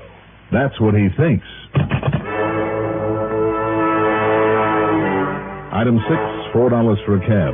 Item 7, $81.45 plane fare. But the only flight I could get didn't leave until the wee small hours of the morning, so it wasn't until after breakfast that we finally pulled in New Orleans. Item 8, another $4 for a cab to the Hotel de Philippe. And there, the prissy little manager suddenly became a real problem. And I tell you, Monsieur Dollar, that I simply refuse to believe that nice Monsieur and Madame Chatsworth are those horrible crooks you mentioned. Why, they're lovely people. Mr. Devereaux, What's more, you're only a private investigator. You have no real I know that only too well, Mr. And for that reason alone, sir, I must refuse you admittance to their suite. Would you please listen? If you wish to call in the police, have them station their men about heaven. A bunch of police swarming all over this place? This Harry Dane who calls himself Chatsworth would smell them a mile away. He and the dame with him would simply take a powder. At least that would save my hotel from any embarrassing situation, which is all I care about. Sure, and it would let them scot-free again. And I simply refuse to believe they're such lovely people. You said that. And I meant it too, sir. Now, if that's all, Monsieur Dollar. Oh. All right, Mr. Devereaux. You almost make me wish they would knock you over. I have told you. You simply refuse to believe. Yes. Now, must I order you off the premises? You mind if I stop at your bar long enough for a drink? I think I need one. Not at all. But I shall be watching you. Oh, I'm sure you shall. Oh, good morning, Mr. Chatsworth, Madame Chatsworth. What? Oh, you're up early this morning. I ducked behind a pillar and listened.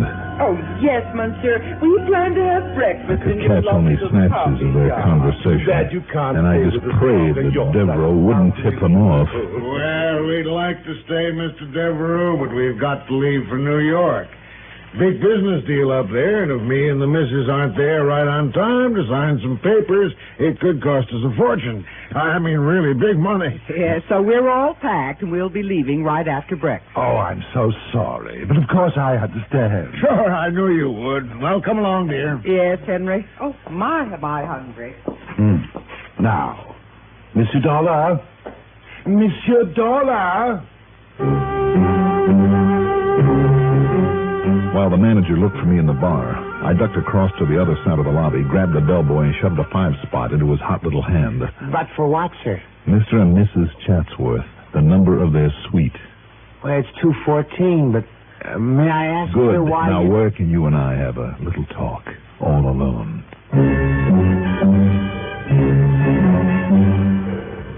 But even a 10-spot wouldn't persuade him to part with his uniform for the rest of the morning, so I'm afraid I had to use other tactics, though I made sure he was comfortable in the linen closet where I tied him up, gagged, and left him.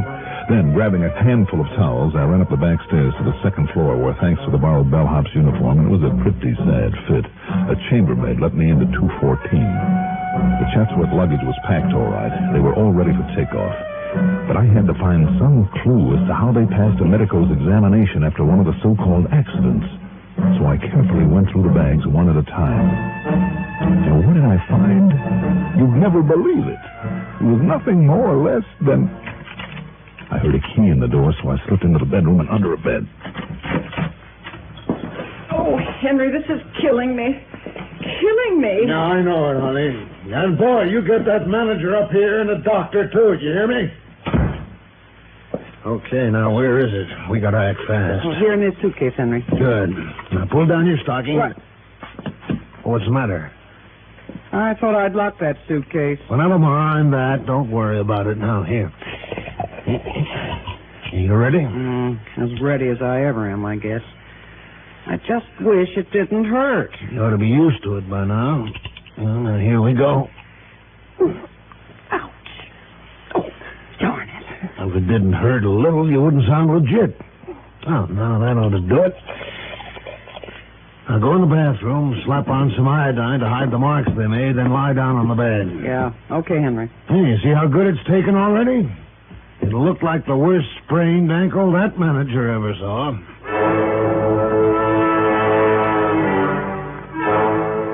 Clever? It was sheer genius. And when the manager brought a doctor in, they put on an act that should have won an Oscar. Just one look by that doctor, and he was completely sold. But when he suggested to Bain, alias Chatsworth, that she stay around for hospital care... Why, you old fool, didn't you hear what I said? If she isn't in New York with me by tonight on that business deal, it could cost us $1 million. So if you make her stay here, I'll sue you, too. The way I'm going to sue this hotel for that slippery floor down there in the lobby. Please, Mr. Chatsworth, not so loud. You know what's good for you, Sawbones? You'll give her something to ease the pain so we can catch our plane. Then you'll get out of here. Please, Doctor, you'd better... And as for you, Mr. Devereux... Yes, sir? Well, I've heard plenty about cases like this, about you hotel guys being so careless with slippery floors. And I'm going to sue you for $50,000. Please, Mr. Chatsworth. Okay, you've been nice to us, so I'll make it 10 or 15,000. Oh, no. You know a lawyer by the name of Frankie Tabello? That crook. What if he is?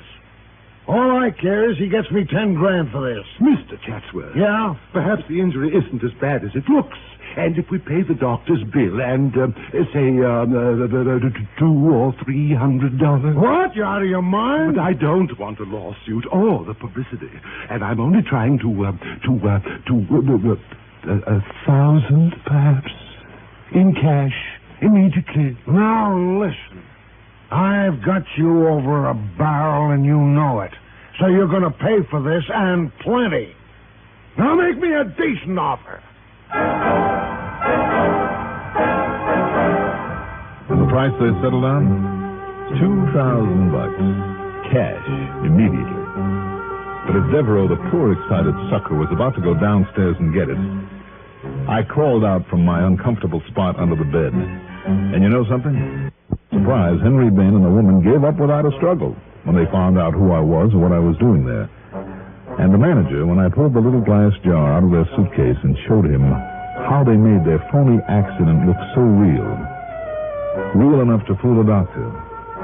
Well, believe it or not, the shock was so much for him he almost fainted. So, that was that. And the expense account total comes to $471. Wait a minute, I forgot to tell you about the trick. Their little trick for making that ankle swell up and look like the worst sprain on record. You see, that jar, the one that Bain had opened and then clapped against her ankle, contained exactly 3 nasty little yellow jackets. Bees. Yes. Clever. Yours truly, Johnny Dollar.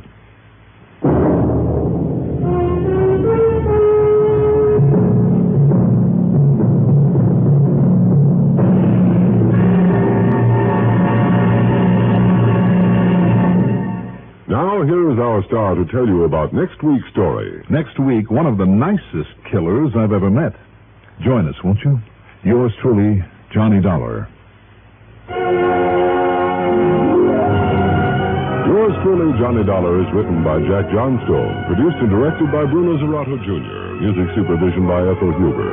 Johnny Dollar is played by Mandel Kramer. Also featured in our cast were John Thomas as Pat Fuller, Ivor Francis as the hotel manager, Robert Dryden as Harry Bain, alias Chatsworth, Gertrude Warner as Mrs. Chatsworth, and Bob Donnelly as the assistant warden. Be sure to join us next week, same time, same station, for another exciting story of yours truly, Johnny Dollar. Art Hanna speaking.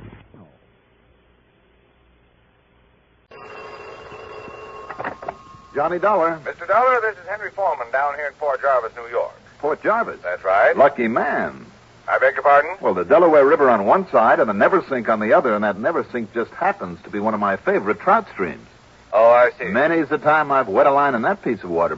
Foreman, did you say? Yes, I'm the local representative for Inter-Allied Life Insurance Company. What can I do for you, Mr. Foreman? Not for me, Mr. Dollar, but for one of my clients. I should say the husband of one of our clients, one of our rather important clients. Yes?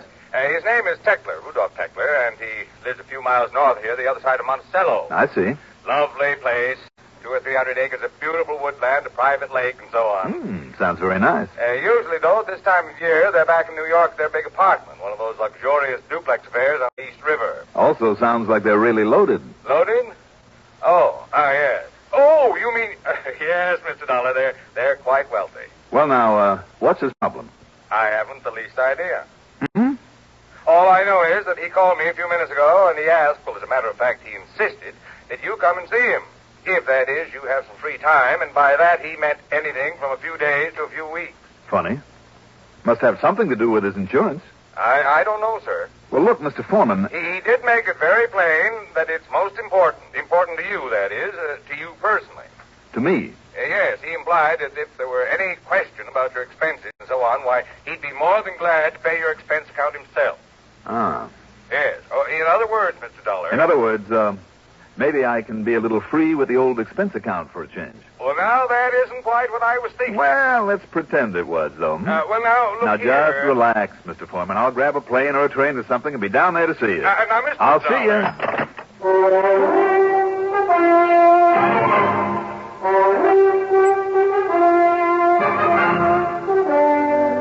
The CBS Radio Network brings you Mandel Kramer in the exciting adventures of the man with the action-packed expense account. America's fabulous freelance insurance investigator, Yours truly, Johnny Dollar.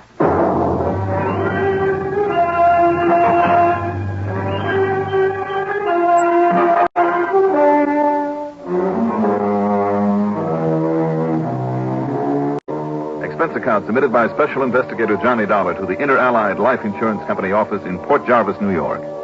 Following is an account of expenses incurred during my investigation of the Monticello mystery matter.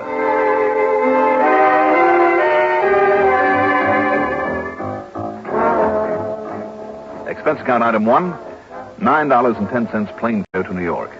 Item 2, $50 deposit on a rental car. I picked up Route 46, then 23, and some 70-odd miles later, pulled into Port Jarvis at the point where Pennsylvania, New Jersey, and New York all come together. It's a nice little city there on the Delaware. Quite a railroad center, and even better known for its glass companies. Henry Foreman's office was on Main Street, and after the usual howdy-do's, I again asked the question. Believe me, Mr. Dollar, I don't know anything more about it than I told you on the phone. But in view of this company's policy of service to its clients, service of any kind, well, I felt we must accede to his request that you be brought down here. I see. And after all, when you consider the size of Mrs. Tekler's life policy alone, the annual premiums we collect on it, and remember this too, sir. She was a client of the company's long before she married Tekler. She's the widow of the late Horace Rathbun Mellinger. Well, you know. The big steel and oil fortune. Yeah. Well, it's no wonder then the Teklers are loaded. Precisely. Well, just give me their address and I'll see what I can do about inaugurating a Share the Wealth program.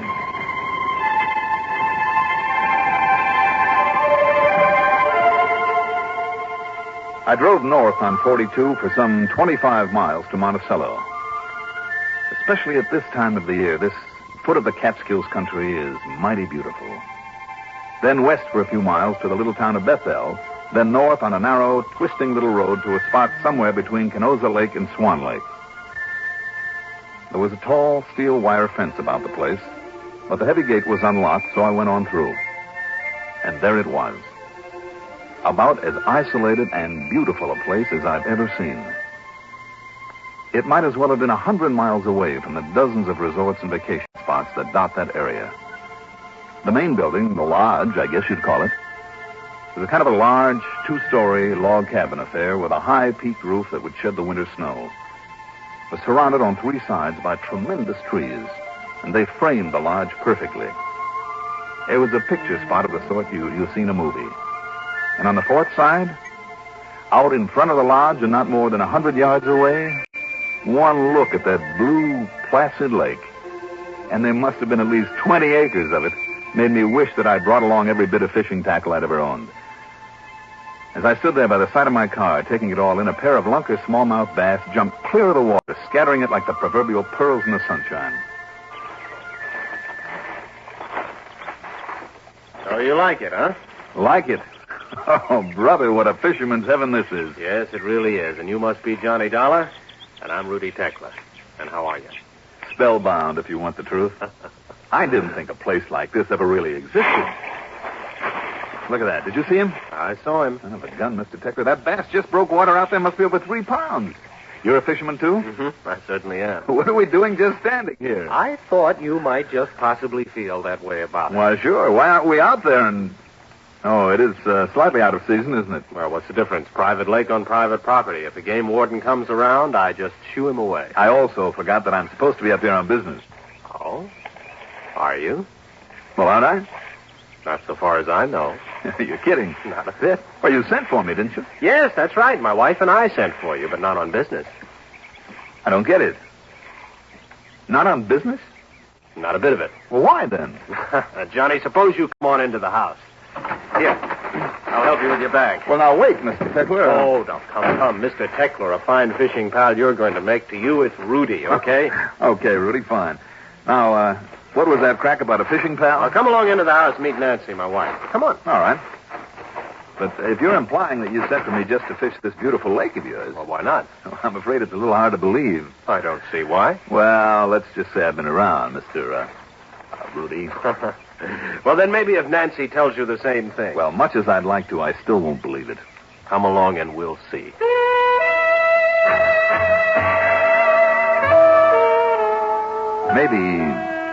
Maybe because of long years in this job of mine, I'm overly suspicious. But it all seemed just a little too good to be true. Now, I ask you, what would you think if a couple of complete strangers casually handed you the sort of chance and situation you've only dared dream about all your life? Yes, and when I met Mrs. Teckler there in the lodge, that silly little bell in the back of my head that saved my job and even my life on occasion, that warning, if you like, suddenly began to ring out loud and clear.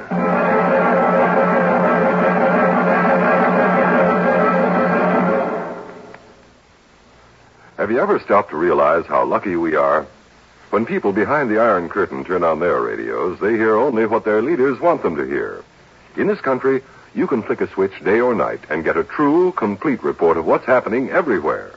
You get the news first, fastest, most accurately, and most completely when your dial is set to this CBS radio network station. Because the network is serviced by the far-flung fact-gathering facilities of expanded CBS News. Experienced CBS newsmen stationed in strategic places of the world over are on top of a story the moment it breaks. For news about local, state, national, and international affairs, even the news from out of this world, count on the frequent broadcasts of expanded CBS News. Hear CBS News every hour on the hour, every weekday. Wherever you are, keep in touch with the world through world-spanning CBS News. In this land where the news is free and reliable, let CBS News satisfy your need to know.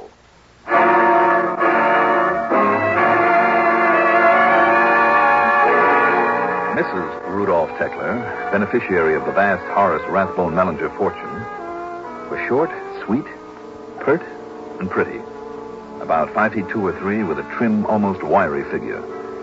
She had a pale, flawless complexion, sparkling dark blue eyes that contrasted with her light-colored hair, and she gave the impression of being very active, very alert, in spite of the fact that she must have been almost 60 years of age. Then you do like our little country place, Mr. Dollar. Like it? I love it, Mrs. Teckler. Oh, I knew you would. We do, too, don't we, darling? Well, you know the answer to that as well as I do, Nan. And, Johnny, you must call me Nancy, even if only to flatter me and make me feel young again. Well, you are young, Nancy. Well, thank you. In spite of the fact I had to ask for it. Not at all. You see, Johnny, this was Horace's. He was my first husband. Horace's hunting lodge. We used to come up here during the deer season, and we'd have all sorts of people around shooting off guns and playing poker all night and eating their heads off and making a general nuisance of themselves. But Horace liked it, so I put up with it, in spite of all the work it meant for me. It certainly did, and it still does. And I think we ought to bring a couple of the servants up here. Oh, now, darling. Well, you work much too hard all the time we're here. Yes, but I like getting away from the servants for a change. And all their problems. Well, I know, Nan. And it's no hardship for me. Does me good, keeps me healthy. Well, just the same, Nancy, next year when we come up here... Next year? Well, we'll see. But if I'm feeling as well as I do now... Well, anyway, Johnny... Yes? After Horace died, well, Rudy's never liked hunting, have you, dear? Well, Johnny, I'm no sissy, but I just don't like killing, that's all. I mean, poor, dumb animals. Fishing, though? That's something else again. I'm with you. So, after Rudy and I got married, that was in 58, well, that's when he put in the lake. Stocked it with nice big bass and some pickerel and sunfish and bluegills and things. Oh, you have me fairly drooling, you know that. Well, I'm glad, because that's the reason I thought of having you up here. And when I suggested it to Rudy... Now, honey. Well, at first he thought I was silly. But then when he had a chance to think it over, he was just as enthusiastic about having you here as I was. Just to go fishing? Well, Johnny, I'll make a true confession. I'm an old fan of yours. Oh? I never miss those weekly radio reports you make on the cases you solve. Well, maybe I'm lucky you don't know about the ones I don't solve. I think the work you do is wonderful. And I've wanted to meet you for years. Well, I thank you, ma'am. Well, but never having any insurance problems, well, I just couldn't think of a logical excuse. And I knew you'd only be bored to death at any of the constant round of big, dull parties we have to give all winter long down in New York. And believe me, Johnny, they are dull.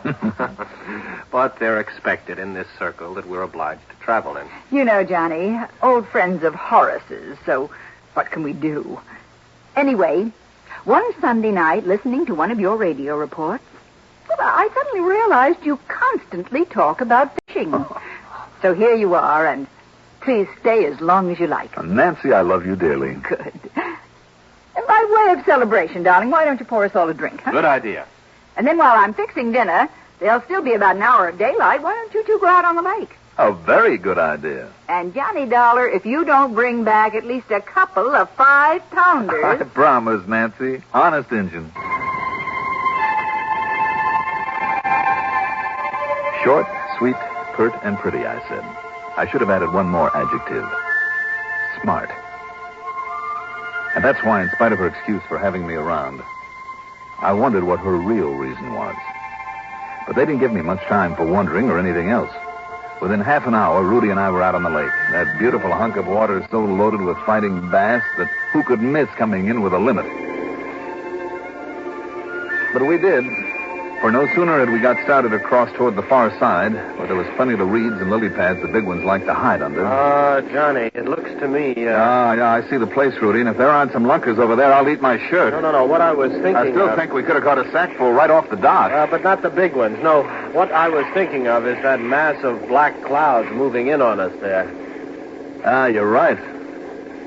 Look, there's a little shop building up in the water, too. Yes, I'm afraid we're in for a sudden blow and a lot of rain. You know what that does to the fishing. Oh, darn it, especially in a shallow lake like this one. But I tell you, it's not as shallow as it looks. Oh?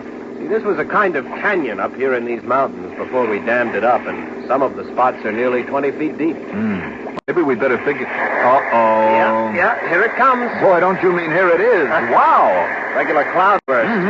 Certainly can't fish in this, can't even see where we are. I'm afraid you're right, Rudy. Well, don't you worry. We'll have plenty of time in the days ahead for all the fishing you can take. Well, that may be a bigger order than you think. Of course, if this blows over, we can come out tonight again. Sometimes the night fishing is great. I'll try anything. But as long as it keeps up like this... Oh, well, I'm sorry.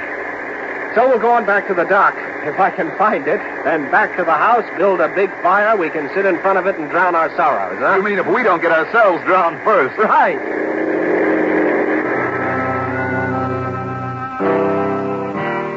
After cocktails, and plenty of them, during the delicious dinner Nancy had cooked for us, although we talked about nothing but fishing, I began to wonder again. Because I suddenly became aware of something between these two that hadn't shown before, but I couldn't quite put my finger on. A sort of tension that they both very obviously tried to hide. This very young man and the older, wealthy woman he'd married. Later, in the living room, as we sat in front of a roaring fire and Rudy became a bit too generous with the highballs, especially his own, I wondered some more, because several times when he glanced over at her while she was talking to me, there was a very strange look in his eyes. Fear? Could it have been fear? But of what? I decided I'd better get him alone and talk to him, but by the time Nancy went up to her room to bed, the drinks had had their effect on him, and he didn't make very much sense. Just one more little one, huh, Johnny? I mean, for a sort of nightcap. No, huh? thanks, Rudy. I've had enough. You always drink this much? Oh, well, remember what I said this afternoon? Drown your sorrows, I said. Drown your sorrows. You asked me, Johnny, it's a very good idea. Okay. Bottoms up. Oh. Rudy, are you worried about something? Why, me? With lots of money, I never have to do liquor work. Nice little wife, couple of nice places to live. Not me, Johnny. Not a thing in the world. Not as long as I can drown my sorrows. Hey, let's have just one more. Now, look, if the weather stays clear the way it is right now and we're going to do any fishing tomorrow morning, maybe we better hit the sack, huh? Yeah, sure, okay. You find your way up to your room all right? I think I can. The point is, can you? Me? Oh, sure. Right next to Nancy's room. You're on the other side. Oh. Well, shall we? I think we'd better. I helped him up to his room, put him to bed, and he promptly went out like a light. What he'd said about the clean, cool mountain air was certainly true. I slept like a log, almost as though I'd been drugged, and not because of the after-dinner drinks. I'd watched that pretty carefully. Then, shortly after sunup, came the rude awakening. Yeah, yes. Johnny. Johnny! Yes. What's the matter, Rudy? What is it? It's Nancy. Something's happened to her. Come on, quickly, quickly!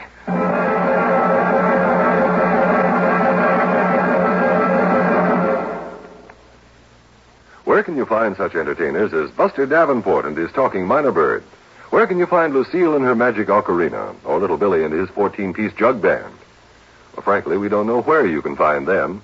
But one sure thing, here on the CBS Radio Network, you find the top names in show business: Arthur Godfrey, Art Linkletter, Gary Moore, Bing Crosby, and Rosemary Clooney. And you find them here every weekday morning.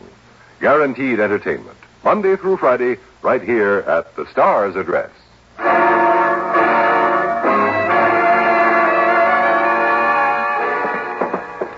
All right, what is it, Rudy? What's happened? She's gone. Nancy's gone. Something's happened to her.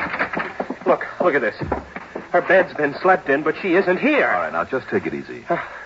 Maybe she just got up early to fix breakfast for us before we go out on the lake. No, Johnny. She isn't anywhere. I mean, not anywhere in the house. I've looked all over. Out for an early walk, maybe. What, without getting dressed? How do you know that? Look, the only things that are missing are the nightgown she wore and her robe and a pair of slippers. Oh, wait a minute. You mean you've checked every other article of clothing she owns? Well, no, of course not. But those things are missing. Did you look around the ground? Oh, yes, all over. Except in the woods, of course. Which just happens to cover most of this place of yours. Johnny, the point is she's gone without letting me know. I say something's happened to her. How many cars do you keep here? Well, just the one, but it's still in the garage. Besides, Nancy doesn't drive. Did you look for any footprints when you were outside? Yes. In the mud from that rain we had? Yes, Johnny, there were none. How about tracks down at the gate? The road is paved down to the gate, even out to the highway. Is there any other way off the property except through that gate? No, there's no other way out. What could have happened to her? Just calm down, Rudy. Let me get some clothes on and we'll look around. I hope she's all right. Any reason why she shouldn't be? Well, no, of course not, and yet... Yes? Well? Oh, there was something. Last night, Johnny, there in front of the fireplace. Yeah? Well, didn't you get the feeling, too, that she was worried about something? Now that you mention it, yes. But what? I wish I knew. Then maybe I'd know what's happened to her. All right, you go downstairs and make some coffee while I get into my clothes. Then we'll have a look around. I still didn't understand all his alarm until we had to look around that place. And I mean all of it. There was no sign of her anywhere, no clue as to why or where she'd gone. And to leave by that front gate and only a nightgown and a robe, I really must have been wrong about that. But even if she did change, why aren't those things still here? And why did she leave? And without letting me know, Johnny, it isn't like her. Rudy, any problems between you two? Oh, good heavens, no. Nothing serious. In spite of all her money? And let's face it, your comparative youth... Oh, now wait a minute. Now, I resent that, Johnny. I mean, whatever implication you're trying to make. What about your drinking? What, do you say that just because I happened to have a few too many last night? Oh, no. Now, that's ridiculous. And she would have told me if she'd really objected to it. Speaking of which, I think I could use one. Yes, so can I. All right, I'll get us a couple. No, I'll get them. The stuff is still on the bar from last night. I'll get them, Rudy. You just sit tight and keep an eye out this front window in case. Well, but I... All right. Bourbon, you know? Yes, I know. It had really hit me. Two things. Several things. Like the complete lack of a hangover, though I'd had to help him up to bed only a few hours before. Nancy and I had been drinking scotch. He'd taken all of his from a bottle of bourbon, so I checked that bottle. Bourbon? Nothing but weak tea. So he'd been putting on an act last night. Why? And why the insistence on keeping my glass filled? More things. That crack about drowning his sorrow, for instance. Was Nancy his sorrow? Because she'd got wise to the fact that he'd married her only for money? And was she the one who was really afraid? Is that why she'd sent for me? Of course, he hadn't wanted me around at first until he realized what a wonderful cover-up I'd be for him. But then where was the body? There was one place. A very obvious place. Maybe so obvious I wasn't expected to think of it. It's the obvious we most often overlook. Or was all this just wild speculation on my part? I had to find out. You say a hunch, Johnny? Yes, Rudy, and by some miracle, they usually pay off for me. Well, what kind of a hunch? There's one place on this property we didn't think of. Where? You just sit tight and finish your drink while I have a look. Well, all right, Johnny. You wait here. I'll be back in a few minutes. The little dam there at one end of the lake was a simple affair. 2 concrete abutments with a wall of 12-inch planks between them, one on top of the other. To raise the water level, you added a plank, and to lower it, of course. It was a bit of a struggle to pry away the top one, but I managed it. And the water started pouring out into a sort of canyon below, and then, as I fully expected... Johnny, what are you doing? Are you out of your mind? Yes, I know, Rudy. I hate to spoil the whole lake will go down. You want to give me a hand and help me pull another one of these planks? What? Until we get the water low enough to see where you left her body after you killed her last night? Well, Rudy? Johnny, look, it won't be necessary, you see, to show you the spot, but listen to me. I'm listening. Not only the insurance, but all of her estate, it'll be mine. And without her to dole it out to me like she would to a child. And there's plenty, you see, there's plenty for both of us. Rudy. We'll both be rich, Johnny. You understand? You see what I mean? It'll be so easy. Rudy, I hate to sound corny. Yes? But why don't you try telling that to a judge?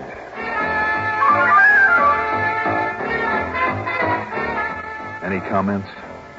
Why bother? I hate this kind of case. But it does happen.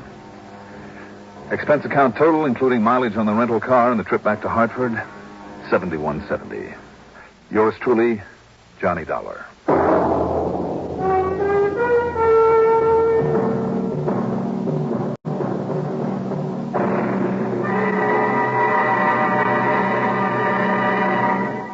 Now, here is our star to tell you about next week's story.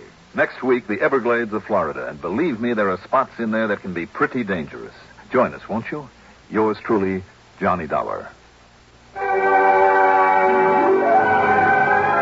Yours truly, Johnny Dollar, is written by Jack Johnstone, produced and directed by Bruno Zerato Jr., music supervision by Ethel Huber. Johnny Dollar is played by Mandel Kramer. Also featured in our cast were William Redfield as Rudy, Adele Ronson as Nancy, and Reynold Osborne as Henry Foreman. Be sure to join us next week, same time, same station, for another exciting story of Yours truly, Johnny Dollar. This is Art Hanna speaking. Johnny Dollar. This is Art Hanna speaking. Johnny Dollar. This is Art Hanna speaking. Johnny Dollar. This is Art Hanna. Johnny Dollar. Earl Foreman. There's a welcome voice. Hi, Earl. How are things down there in nice, warm, sunny Florida? Nice and warm and sunny. Oh, that's a lot more than you can say for up here in New England. We've just been hit over the head with a cold, wet spell, and anybody as wants it can have it. Well, what's even more important, Johnny, the fishing is red hot. Okay, all you have to do is cook up some excuse for me to hie myself down there on expense account. How about it? Well, I can try. Let's see now. Well? One broken ankle. What? I said one badly busted ankle. You think that'll do for it? For what? The excuse you want to come down here and take over a little chore I'd handled myself except for this bum ankle of mine. Earl, if you really have a broken ankle, I'm sorry to hear it. I really have. What is this little chore that you're talking about? A visit to one of our clients. Lives down the road a piece. You want me all the way down there just to call on a client? Why not? Well, you think the home office would okay all my expenses just for that? When I remind him of all the thousands, maybe millions you saved him over the years? Here, why here. Just a call on a client, huh? not? Honor bright. Well, I don't believe it, Earl. There's something fishy about this. Nah, you know me better than to say a thing like that, Johnny. You mean I know you just well enough? Not once have I gone down there supposedly to fish without running into a burglary or embezzlement, arson, murder, mayhem, or what have you, and been lucky to get back here in one piece. So come on, Earl, come clean. What is it this time? I told you, Johnny. Okay. I guess there's only one way for me to find out. Good. I'll be waiting for you.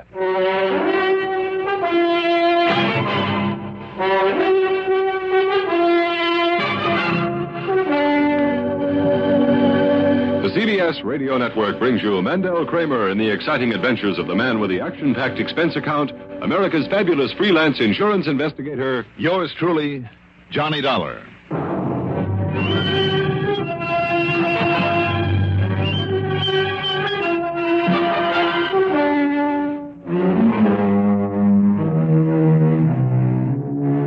Expense account submitted by Special Investigator Johnny Dollar to Tri-State Life and Casualty Insurance Company branch office in Sarasota, Florida. Following is an account of expenses incurred during my investigation of the wrong one matter. Expense account item 1, $87.70 for a cab to Bradley Field, then plane fare to New York to Tampa to Sarasota. Item 2, $3 for a taxi to the office on Main Street that Earl Pullman shares with Don Boomhauer, a prominent realtor in those parts. Earl, the lower part of his right leg in a plaster cast and a crutch under his arm, hobbled around pretty uncomfortably. Sit down, huh? Are you kidding? That's all I've been doing now for nearly 2 weeks, ever since the doc put this blasted cast on my ankle. Earl, would you like me to autograph it like the kids do? No, thanks.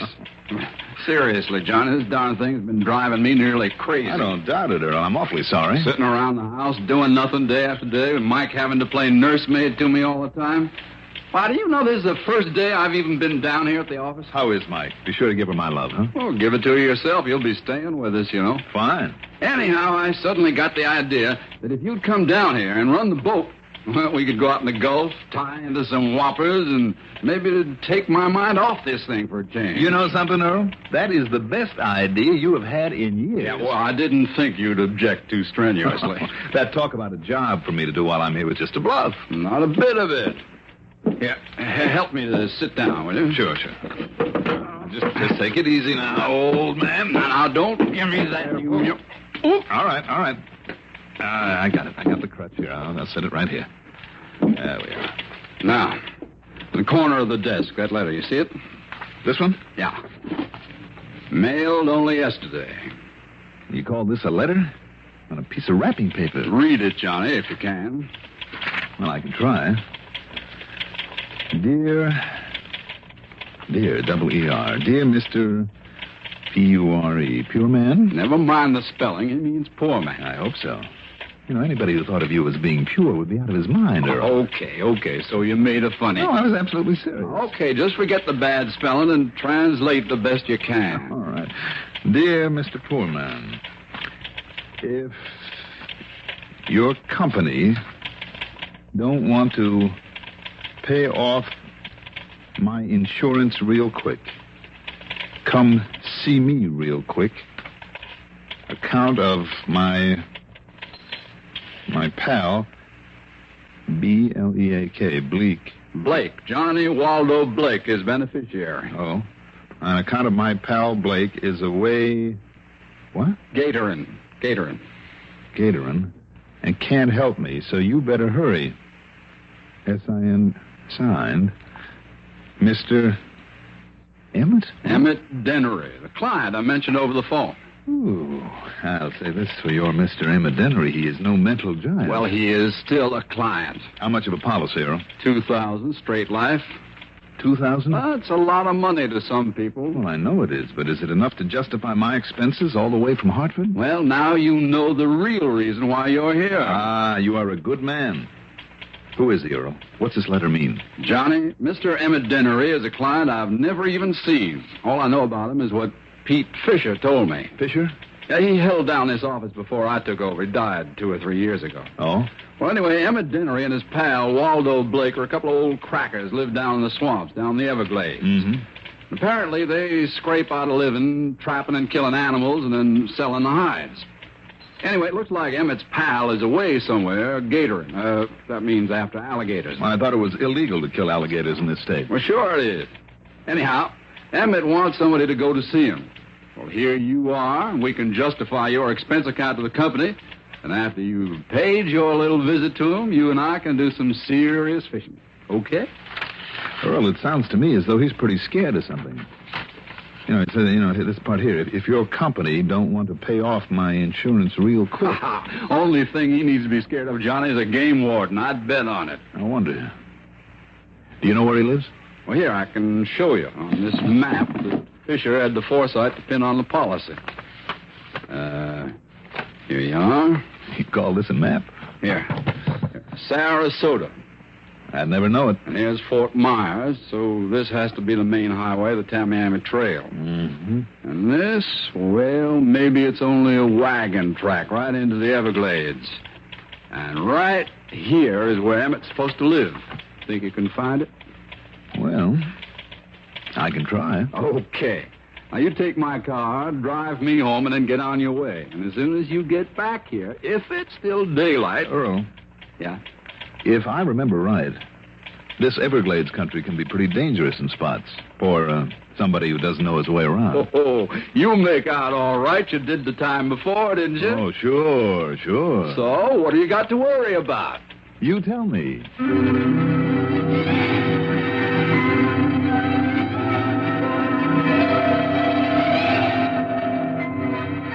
Yes, on my previous expedition into the Everglades, I had made out all right. But that time, I'd had a guide, a young Indian boy by the name of Ben Osceola, which, by the way, brings up an interesting point. Nearly all the Indians who inhabit that section of swamp call themselves Osceola. It's a long, famous name among the members of the Seminole tribe. At any rate, if I could find him again, and according to the map Earl had given me, the chances were pretty good. So, after dropping Earl off at his home on Oyster Bay and staging an impromptu, passionate love scene with his wife, Mike, who is a living doll, and Earl on his crutch couldn't do a thing about it anyway except howl with pretended rage, I got behind the wheel and headed south on 41, the Tamiami Trail. At Fort Myers, I turned left on 82 into the Everglades and headed right into the middle of the big cypress swamp country. A few miles below Sunnyland, I found a pair of wagon tracks that the map had shown barely passable in the car I was driving. But this was all to my liking because I was in the same part of the swamp that I'd been in once before during the previous assignment. There in a clearing on the edge of a sort of a bayou was a little unpainted house. And from it a tall, husky young Indian emerged.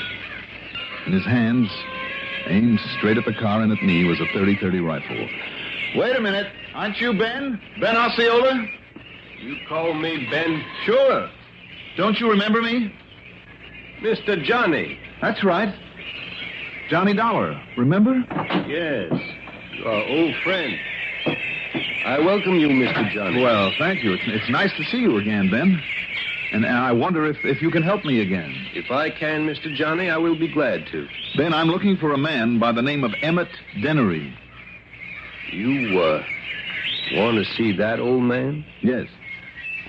Does he still live around here somewhere? So far as I know. Well, good. But he is not our friend. Oh? You Indian people, been having some trouble with him? No, but we have nothing to do with him. Why is that, Ben? Because he and the other, the one they call Lefty. Will that be Waldo Blake? Yes, Lefty Blake. What about him? They do not obey the law. They take much game they should not take. And they live and hunt on our land, our Seminole land. I see. Ben, have your people been getting rough with them? No, Mr. Johnny.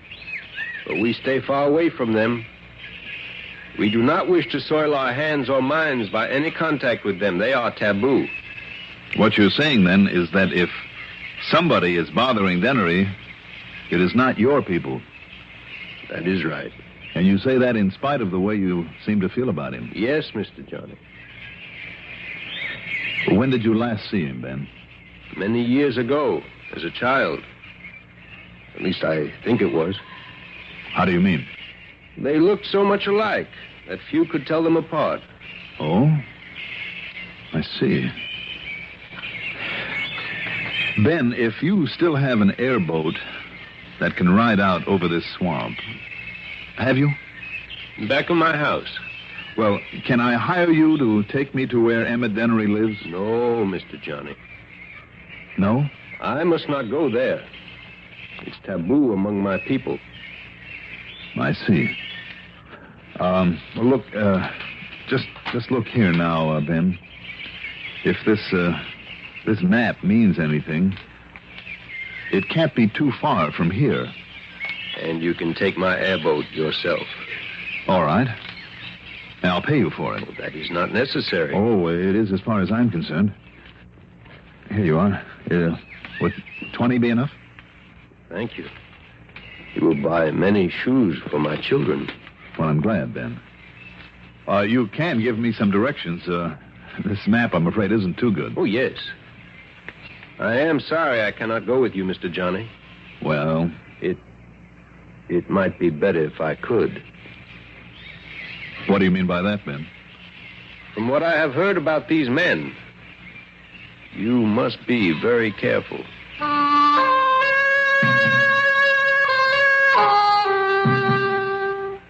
Ever ride one of those airboats? It's a flat-bottomed aluminum hull about 12 feet long, and the bow is squared off instead of coming to a point. Two precarious little seats are propped up high in the middle of it. And at the back is a motor with an airplane propeller. They're safe, all right, but tricky, if you know what I mean. Anyhow, I climbed aboard and took off.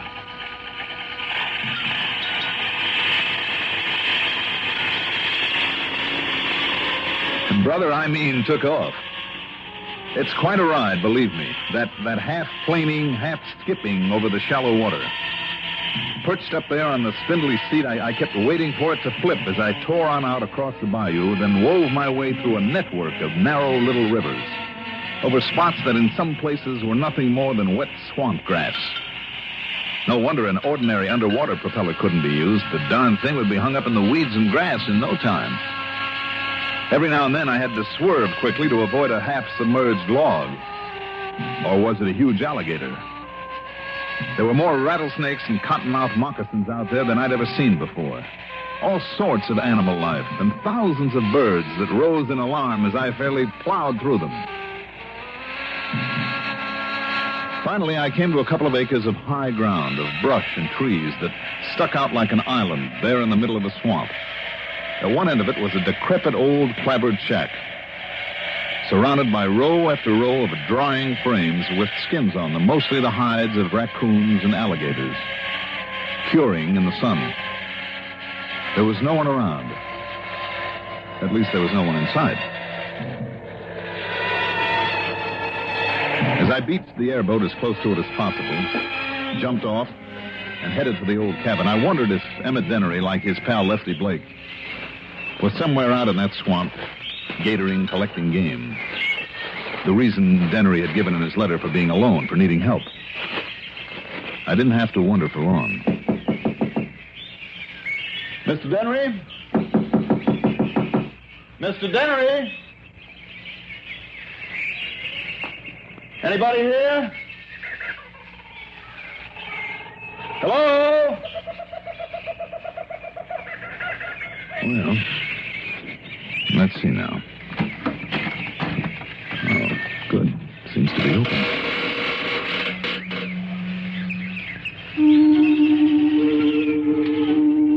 A dank, fetid odor met me as I pushed open the rickety door into the dark, windowless, one-room shack.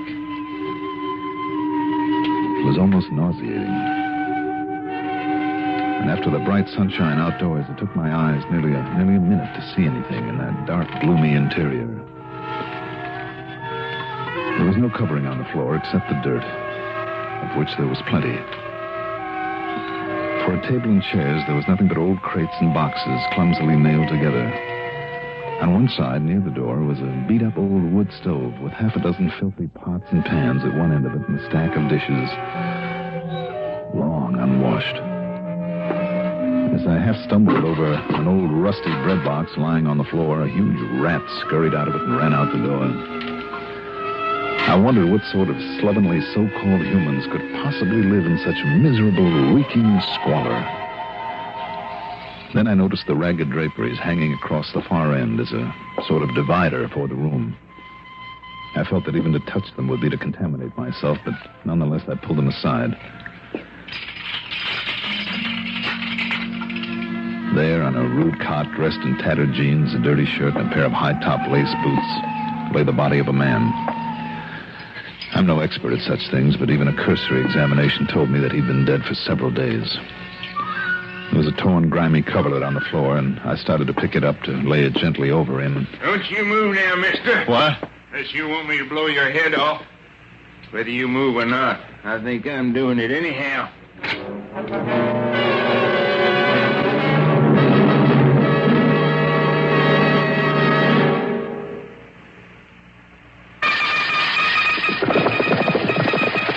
Hi, sports fans. This is Pat Summerall, glad to be back with the Frost on the Pumpkin and other signs of the football season.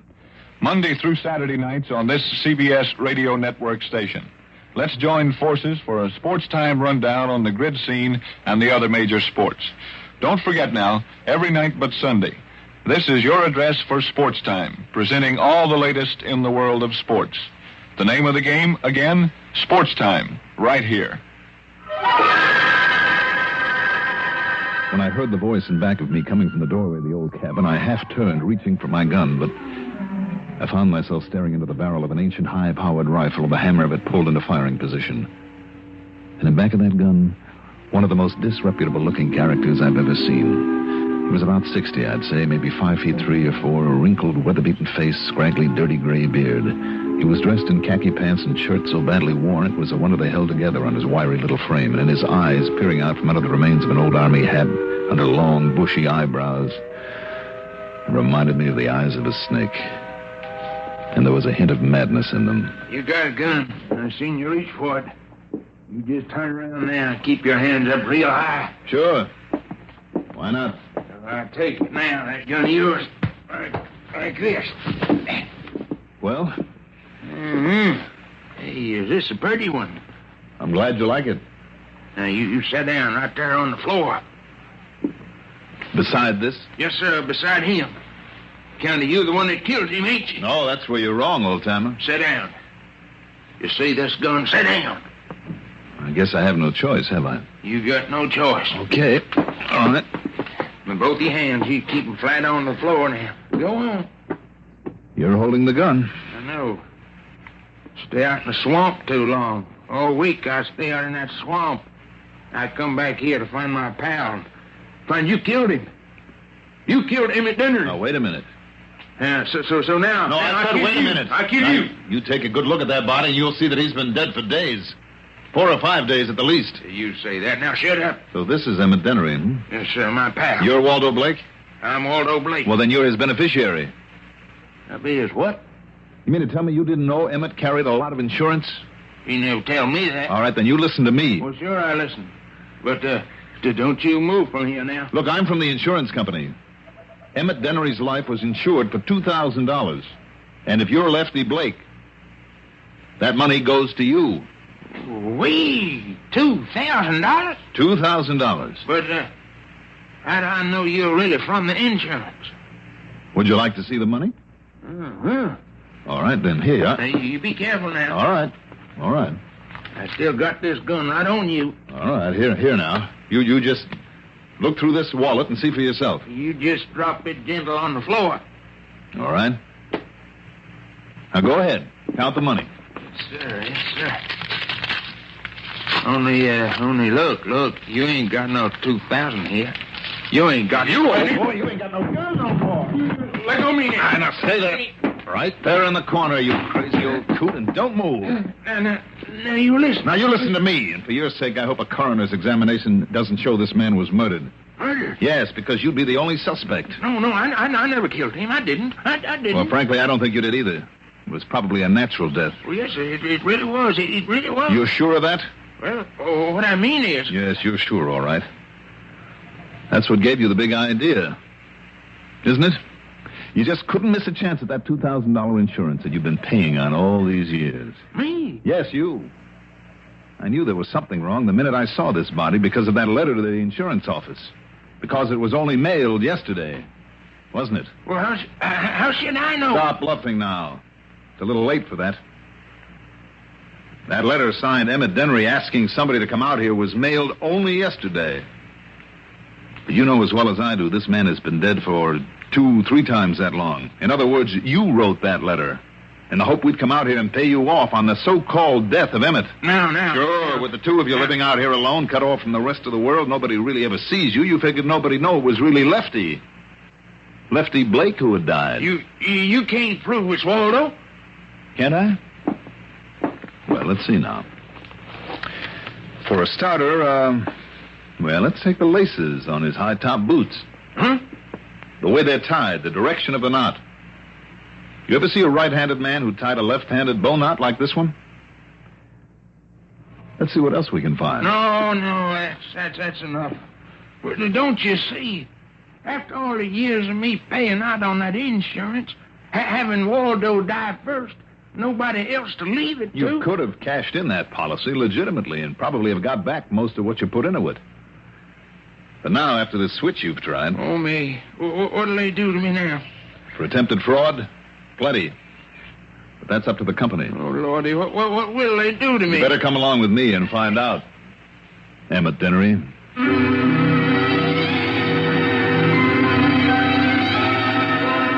So there you are, Earl. Like I said to the old rascal, it's up to the company now. As for the total on my expense account, well, let's wait until I can tote up the costs of all the fishing we're going to do. Okay? Yours truly, Johnny Dollar.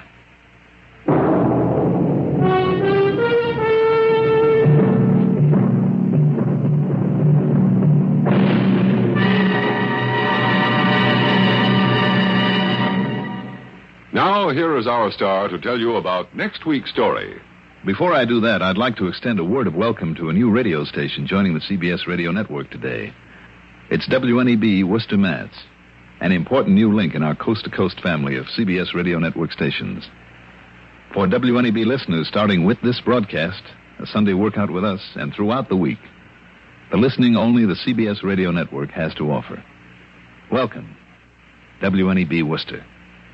Next week, a fishing guide who turns out to be a guide to murder. Join us, won't you?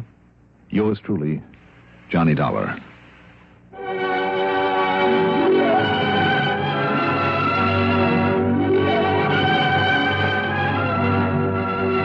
Yours truly, Johnny Dollar, is written by Jack Johnstone, produced by Bruno Zerato Jr., directed by Edward Oates, music supervision by Ethel Huber. Johnny Dollar is played by Mandel Kramer.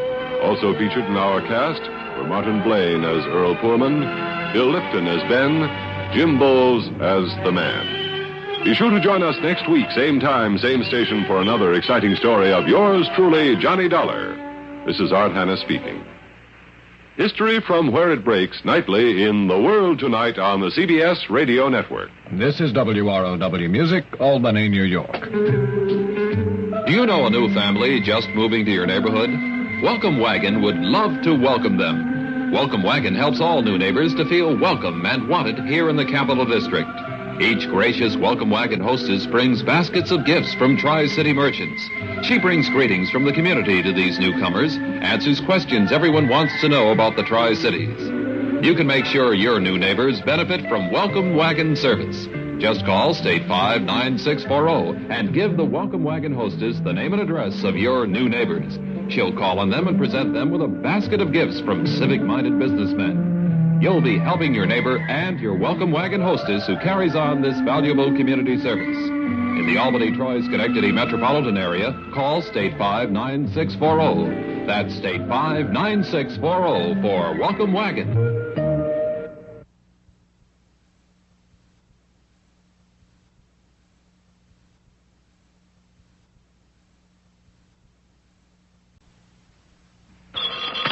Johnny Dollar. Oh, I beg your pardon. This is Earl Poorman's residence. Well, it better be. Who's that, Earl? Who else? Now, listen, Johnny. The idea of sneaking out of the house on me this way and at the crack of dawn. Where are you, Earl? Down here at my office. What? Well, why not? I thought you and I were going fishing this morning. We are. Now, look, when you got down here to Sarasota, when was it, a week ago today? That's right, and you promised me this was one trip to Florida for nothing but fishing. Well, now, Johnny, So what happened? I wasn't here more than 15 minutes before you had me involved. Well, I know, And as soon as but I cleared it up, what happened? You turned on a few days of windy, rainy weather, and all I can do is sit Look, here. will you listen The one to me? sunny day you picked to spend there in your office, my pal. Did I say I've come down here to work? What else? Well, now, you remember that item in the Herald Tribune the other day about your being here? Yes, and the one in the evening paper and the blurb on WSPB, and I thank you for the publicity. All right. But what has that got to do with the weather and the fishing? Well, I said, will you listen to me? Okay. And it better be good. Well, it is, and you're going to love it. Now, all that publicity you just mentioned has every fishing guide within miles making offers to take you out on the Gulf. You know, to prove to you once and for all that the fishing down here is just as good as Todd Swam and his Chamber of Commerce advertise. So? So I came down here to look over these offers and decide which one we'd take advantage of today, now that the weather's cleared. And have you? I have. Old Captain Barney Beale. Good. He runs a half-baked fishing camp down at Lemon Bay and is not only a good skipper, but he happens to be a client, a policyholder. Uh-huh. And he guarantees to find us snook, sea trout, blues, bonito, pompano, kings, anything you want. So if you'll hop into my car and pick me up, we'll be on our merry way. Now, you sure there isn't some teeny little unimportant insurance matter that maybe I'd better just kind of look into before we head for the briny deep? No, sir, Johnny, I swear it. I promise. Cross my heart and hope to die. Well, you coming? Okay. I'm coming. But if he tries to get me involved in another mess...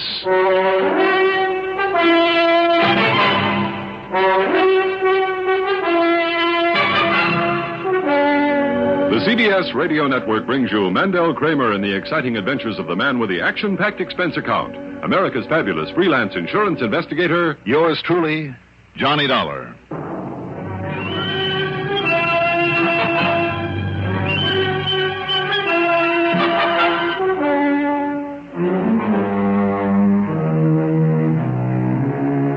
Expense account submitted by Special Investigator Johnny Dollar to Tri-State Life and Casualty Insurance Company branch office in Sarasota, Florida, where I thought I had gone for a few days of fishing. But following is an account of expenses incurred during my investigation of the Guide to Murder matter. Expense account item 1. Well, after all, as long as I was on expense account, why not be nice about it? So item 1 is $4.38 to fill up the gas tank on Earl Pullman's fancy air-conditioned car. 5 minutes later, I walked in on him at the office. All right. Come on, Johnny. Help me up in my crutch, and we'll go fishing. I'm with you. Captain Barney Beale down there at Lemon Bay was quite a character. About 65, I'd say. Tall, lean, and wiry, and his skin tanned to the color of cordovan. His deep-set eyes were that peculiar bluish gray that made you wonder if they were looking right on through you, and sharp enough to spot a seagull diving after bait a half a mile away. His boat, the Barney B, looked as well-weathered as he did, and the faded lettering across the stern showed the old craft had come from Gloucester, Mass., which helped to account for his speech. Instead of a southern drawl, it was pure New England. Yeah, born in New Hampshire, Mr. Dollar. But I learned my sea fishing down off the Cape. Cape Cod, Captain? Yes, sir. Off the George's Bank and the Nantucket Shoals. Develops a kind of instinct in a man, it does. Well, I hope that instinct's working today. Hasn't failed me yet. Not in all the 7 years I've been a guiding down here to this country. Now, you see that long stretch up ahead with the mangrove islands on to either side? Yep. Snook Alley, they call it. Now then, let's see if we can hook up one or two.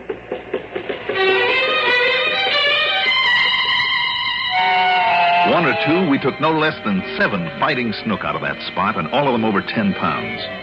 Then out in the Gulf, there were pompano and jacks and kings and just about everything else you can think of.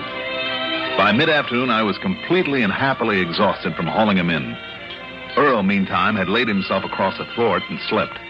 So we went on back to the dock, selected a couple of nice pompano to take home, then trudged wearily over to where I'd parked Earl's car. That's a mighty pretty car you got there, Mr. Foreman. Yeah, well, a lot of good it's doing me these days with this busted ankle. Having to depend on Johnny here, the speed demon, to get me around. A lot more fancy than my old Maxwell it is. Did you say Maxwell? Yep. Drove it all the way down here from New Hampshire, I did. 1922 Maxwell. And it's still running? Yep. Had it up to Venice after groceries just a week ago, last Saturday. You'd like to see it? I sure would. Earl, would you mind waiting? No, go ahead, Johnny. Right over here in the garage, Mr. Dollar. 1922, huh? Yep. And the finest car I ever owned. Come to think of it, the only one. Real cheap to run, too. That's why I keep it. Now then, here we are. Here now. Well, sir, there's it. My, oh my, Mr. Dollar. Who is he? What's happened to him? The he that Captain Barney spoke of was slumped there in the front seat of the ancient Maxwell, his face against the wheel and turned in our direction. The face was gray, a mask of death.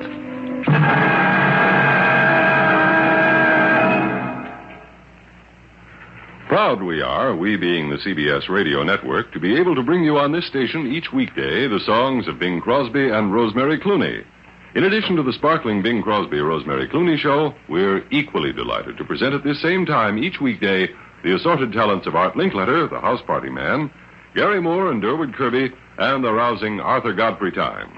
There's no business like show business, and nowhere else such a fine sampling of same than on this blockbuster CBS Radio Network Entertainment Fest. The nicest thing about it is, should you miss any or all of these great stars on a Monday, you can catch right up with them the next day, or any weekday you're so minded. Remember, nowhere else can you enjoy each and every weekday the Bing Crosby-Rosemary Clooney Show, the conversational gifts of Gary Moore and his foil, Durwood Kirby, the kids, comedy, and cut-ups of Art Linkletter's house party, and the air of glee with gusto that's a specialty of Arthur Godfrey Time.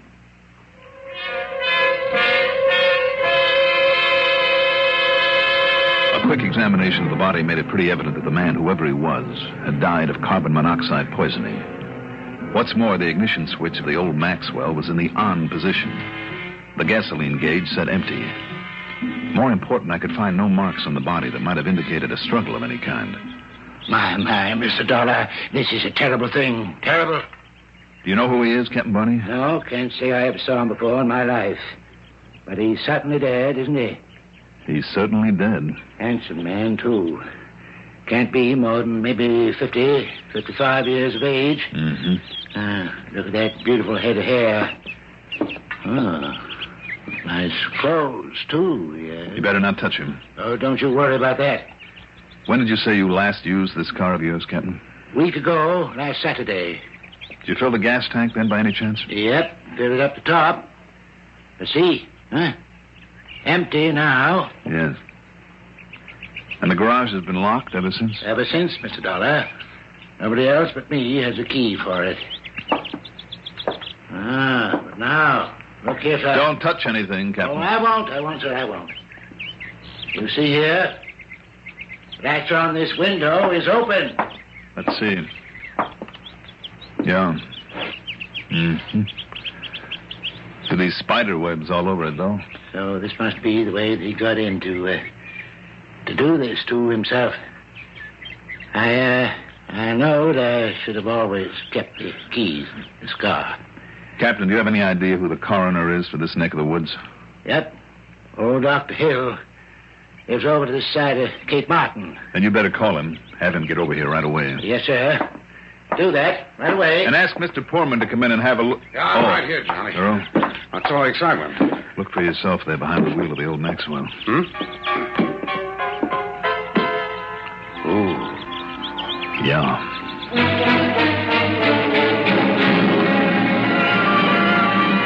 How long has it been dead? Well, sir, Mr. Dollar, I'd say about a day. I see. Or maybe 2. Oh? Or maybe even 3. So for the sake of the record, I'll say it's been 2 days. Yes, sir. And the cause? Well, exactly what you said, Mr. Dollar. Carbon monoxide poisoning. No question of it, sir. That's what it is. That's what I'll put on the certificate. Any idea about who he might be, Doctor? No, and I'll tell you this, sir. There's no patient of mine would ever commit suicide this way. You're sure it's suicide? Well, of course it is. You don't see any marks on the body to indicate otherwise, do you? No. Well, of course you don't. But I assume you'll do an autopsy anyway, won't you? Autopsy? No, sir. No need for it. No need for it at all. No. I'll be on my way. Oh, just 1 minute, Doctor. Now, you just stop worrying about it, Mr. Dollar. I'll have the boys come along over here and pick him up and take him to the morgue at Cape Martin, where I keep my office, and if anybody wants to claim him, all well and good. Well, just the same, sir. If nobody claims him, why, they'll see that he gets a decent burial in the potter's field. And that'll be that. So you just stop worrying about him, huh? Okay. You're the doctor. That's right. Good day, Mr. Poorman. Captain Barney. Bye, Doctor. Goodbye, Doctor. Good day to you, Doctor. Well, Mr. Dollar. You're absolutely sure you don't recognize him, Captain Barney, now that you've had another look at him? Absolutely certain, Mr. Dollar. Well, I know he isn't any client of ours, so the doctor says, Johnny, why worry yourself about it? No point in it. Yes, maybe you're right, Earl. Sure, leave it up to local police if there is anything to investigate. And you don't really think there is, I hope. Well, come on, Johnny. Let's get on back to Sarasota before you start trying to blame me for getting you involved in something. Earl, why don't you and Captain Barney load those fish into the car, while I take just one more look at this? Instead of wasting time on further examination of the body, I went back for another look at the window that Captain Barney had pointed out, where the dead man had apparently made his entry, carefully closing it after him. One of the panes was a brand new one, put in only recently. By whom? And why? There were several shards of glass from the old pane there on the floor, so I picked up one of them, cleaned it very carefully, and then, by the simple expedient of moistening the corpse's hands, took a set of fingerprints. Then I joined the others at the car. Oh, at least let me pay you something for the trip today. Not a bit of it, though I thank you, Mr. Foreman. It was a pleasure and a privilege to be a guide for a famous man like Mr. Dollar. Writ up in all them papers and all, and on the radio. Well, we're certainly much obliged then, aren't we, Johnny? Of course. Next time I'll have to make my regular charge. Don't you worry, Captain Barney. We'll be down here again. Right. Maybe very soon.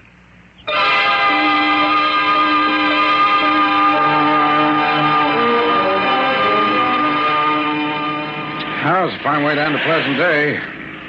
But I told you I'd get you some good fishing, Johnny. And if you meant that about coming down here again, I'm all for it. Of course, that means you'll have to stick around a bit longer than you may have planned, because tomorrow I thought we might take my boat out and maybe just... Johnny? You listening? Oh, of course, Earl. See Captain Barney again, you said. Oh, well, that's almost what I said. Look, what's bothering you anyway? You mean maybe the kind of casual way that he took the finding of that body in his own garage? Among other things. Hey, wait a minute. We better go back there again. We forgot to look and see if there was a wallet or any papers or anything to identify. No, the doctor and I both looked very carefully. There was nothing. Well, I suppose a suicide wouldn't want anybody to know who he was. That's wrong, Earl. Most suicides practically advertise their identities, and almost all of them leave a note of some kind. But if you're thinking in terms of murder, Johnny... Are you? I'm not sure yet. But you said yourself there were no marks on the body or anything like that. I know. None that showed. If only that old Dr. Hill would make an autopsy after I find out who that body belongs to. Oh, now, look, Johnny, what's the point of it? And you're supposed to be down here on vacation, and you're supposed to... What? What's the matter? What the devil is that you have in your pocket? Oh, careful, Earl. It's a little piece of window glass I picked up on the floor of the garage. A little piece of what? Who knows? Maybe it'll give us the key to a murder.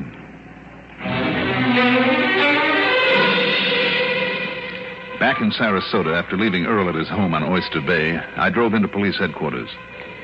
The man I went to see was another Barney, Lieutenant Barney Phillips.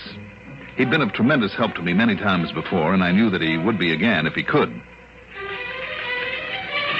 Why, sure, Johnny. Be glad to cooperate. All we can, all of us.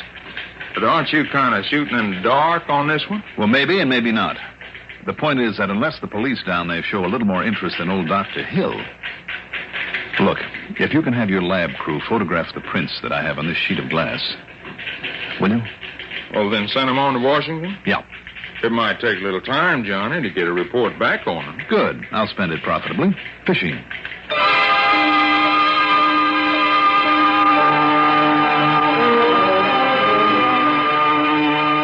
It was 2 days later that Lieutenant Phillips called and asked me to drop in on him again.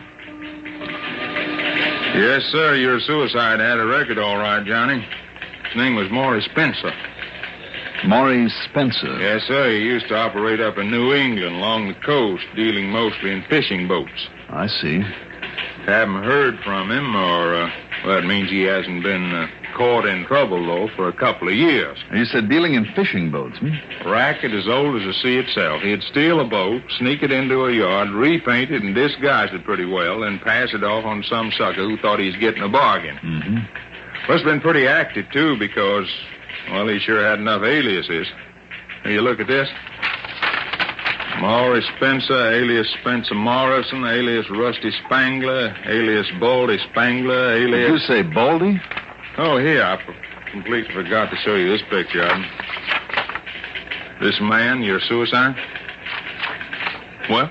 Well, there is some resemblance here, but I'm not sure. See, a little bald spot on top of his head. I don't get it. Well, now, look, Johnny, if those prints were his, this has to be him. Of course. Plastic surgery. What? If he had the record you say he had, why not plastic surgery? Well, sure, an awful lot of crooks have done it, you know. Now, wait a minute, though. Here in the picture, this bald spot. That body had bushy hair all over his head. Well, I never heard of plastic surgery for that. Captain Barney even went so far as to mention it himself, that nice head of hair. Okay, Lieutenant. Thanks a lot. Well, where to now, Johnny? Maybe to prove that suicide was a murder.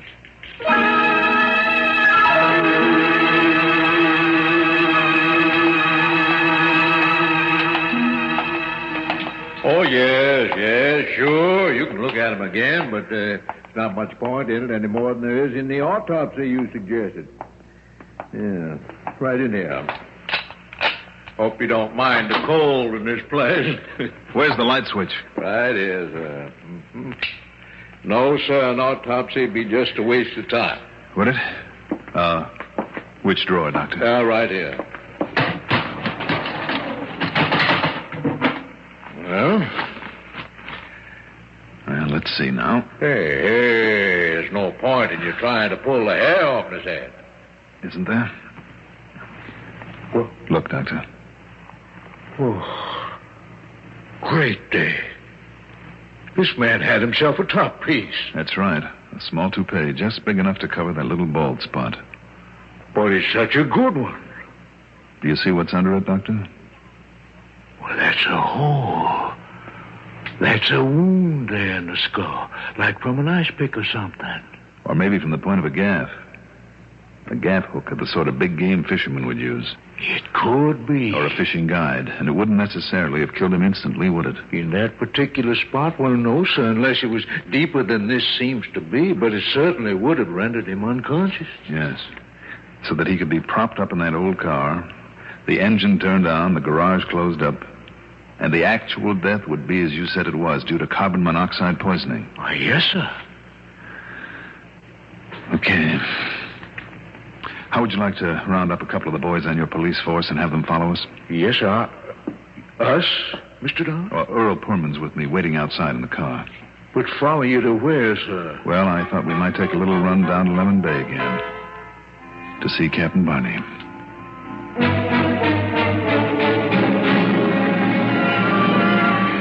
And it really was a murder. I'm afraid so, Earl. So help me, though, Johnny, I never can figure what makes you suspicious in some of these cases. Well, there are half a dozen things, Earl. Captain Barney himself, for instance. Oh, how do you mean? The old shack he lives in. Falling apart at the seams. Broken windows filled up with cardboard, and it probably hasn't been painted since he moved in. Yes? Even his old wreck of a boat, in spite of the fact he depends on it for a living, held together with baling wire. And his car, that old Maxwell. Do you see what I'm getting at, Earl? No, but go on. He doesn't spend a cent that he doesn't absolutely have to. Oh, no, I get the message. So he's not the type to be giving anything away, not even a fishing trip. Right. Unless he has a purpose. In this case, he wanted me around so there wouldn't be any suspicion of him, even when he led me to that corpse on the excuse of showing me the old car. And he's the one who brought up the subject of cars, remember? Yes, you're right, but even so, Johnny... Other things, too. In spite of the way that he neglects the house and the boat and the car, he was very careful to replace the broken glass in the window of the garage to seal it up. Why? To hold in the exhaust fumes after he turned on that engine. Well, that's enough for me.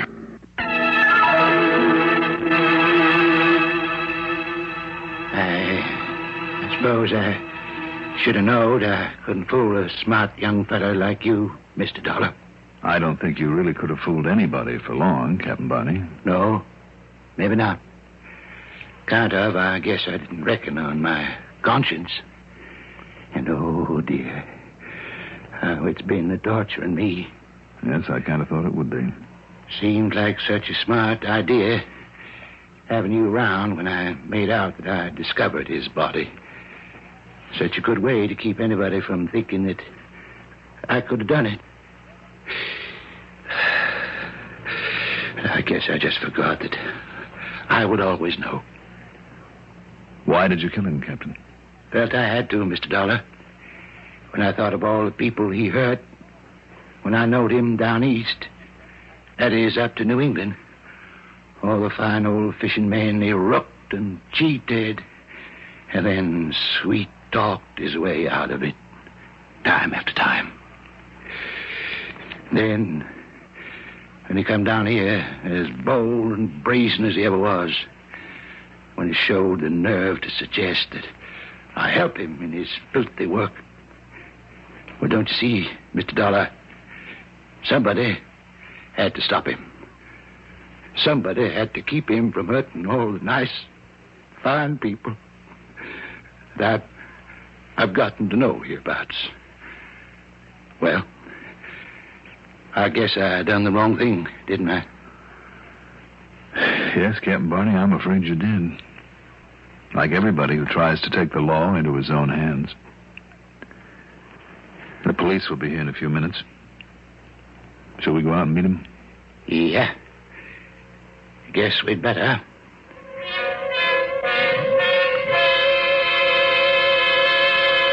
I don't know. Who am I to judge?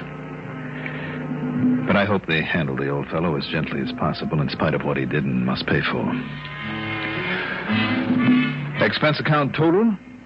Well, this time it's only plane fare and incidentals for the trip back to Hartford. Call it $85. Yours truly, Johnny Dollar.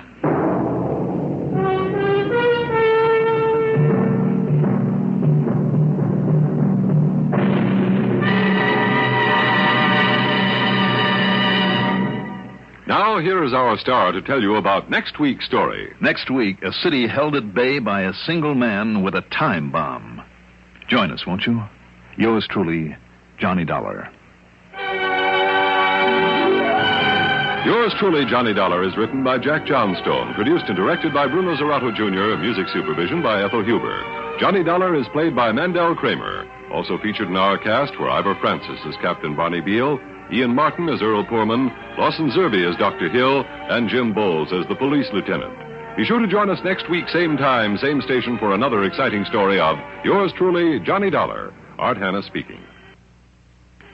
Complete. The most complete news in broadcasting is CBS News on the CBS Radio Network. At roll 59 on your Tri-Cities dial, this is WROW Music in Albany, New York. Many merchants and businessmen of the Capital District offer you expert services and a complete line of fine products. When you shop, we hope you patronize the civic-minded stores and institutions that display the Welcome Wagon sponsor emblem. That emblem identifies the prestige firms who are playing a vital part in the life of our community through their sponsorship of Welcome Wagon service. When the Welcome Wagon hostess pays a call, her basket contains a gift from each of these progressive firms, along with a warm greeting to the newcomers. In this way, the Welcome Wagon sponsors help to extend the welcome of the whole community to the family in its new home. If you have new neighbors, call State 59640 and give their name and address to Welcome Wagon. And if you have any question concerning Welcome Wagon service, remember that number, State 59640. It's the Welcome Wagon number.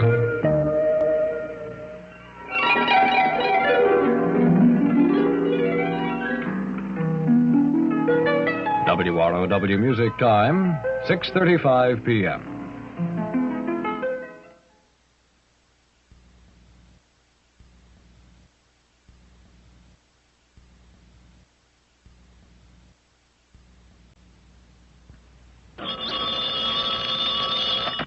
Johnny Dollar. Dollar, my name is Parnell. Hank Parnell. I live out here in Muddy Gap, Wyoming. Mr. Parnell. Yeah, just call me Hank. All right, Hank. And what did you say the name of your city is? City? Why, it's only a little town, Dollar. Muddy Gap, Wyoming. Muddy what? Well, just what it sounds like. Muddy Gap. Muddy Gap. I see. Yeah, due west of Casper, south of Powder River. It's not too far from where the Poison Spider Creek begins. You look it up on a map, and, well, here we are. All right, I'll look it up. But what seems to be your problem, Hank? Oh, Dollar, I'm the owner and editor and reporter and, well, just about everything else in Muddy Gap Weekly Tribune. Yes? I'm also the only agent for at least 50 miles around here for the Great Southwest Insurance Company. Oh, I see. Yes, sir. Now, I wonder if you could hightail yourself out here in one big fat hurry. Well, that, And that means on that little old expense account of yours. Can you do it? Well, that depends. You are talking about insurance business now, aren't you? Well, not yet, Dollar, but, well, put it this way. Yeah? Unless you can give us a hand, Great Southwest is plumb liable not to have any office or agent or anything else out here anymore. Afraid I don't understand. Well, then let's put it this way. Yes? What I want you out here for is to keep the town of Muddy Gap from getting itself blowed right clean off the map. Well, sir? Well, sir, I'll be out to see you.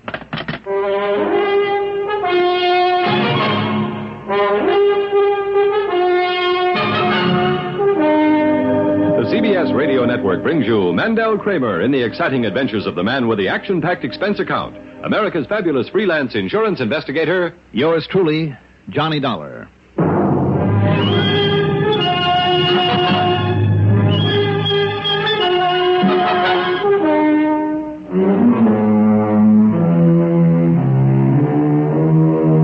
Expense account submitted by Special Investigator Johnny Dollar to the Greater Southwest Insurance Company branch office in the town with the unlikely name of Muddy Gap, Wyoming. Following is an account of expenses incurred during my investigation of the Mad Bomber matter.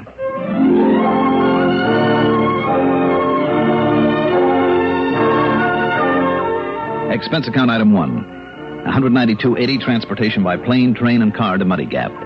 That includes a stop and bite of late supper at Casper, Wyoming, where I picked up a rental car. Muddy Gap is in the middle of thousands of acres of rangeland for beef cattle in what used to be Indian country, where the Sioux and Cheyenne carried out many a bloody raid against wagon trains plodding along the old Oregon Trail. There's oil in this country, too. Muddy Gap consisted of a railroad siding, one main shopping street, and a surprisingly neat residential section, all of it pretty much surrounded by a tank farm. How many millions of gallons of crude oil were stored in those huge steel tanks, I'll never know. But it must have taken a mighty big pipeline to handle it. It was obvious that oil storage was the town's principal business. The combination insurance and newspaper office sat alone at the end of the street, and despite the late hour, Hank Parnell was there waiting for me.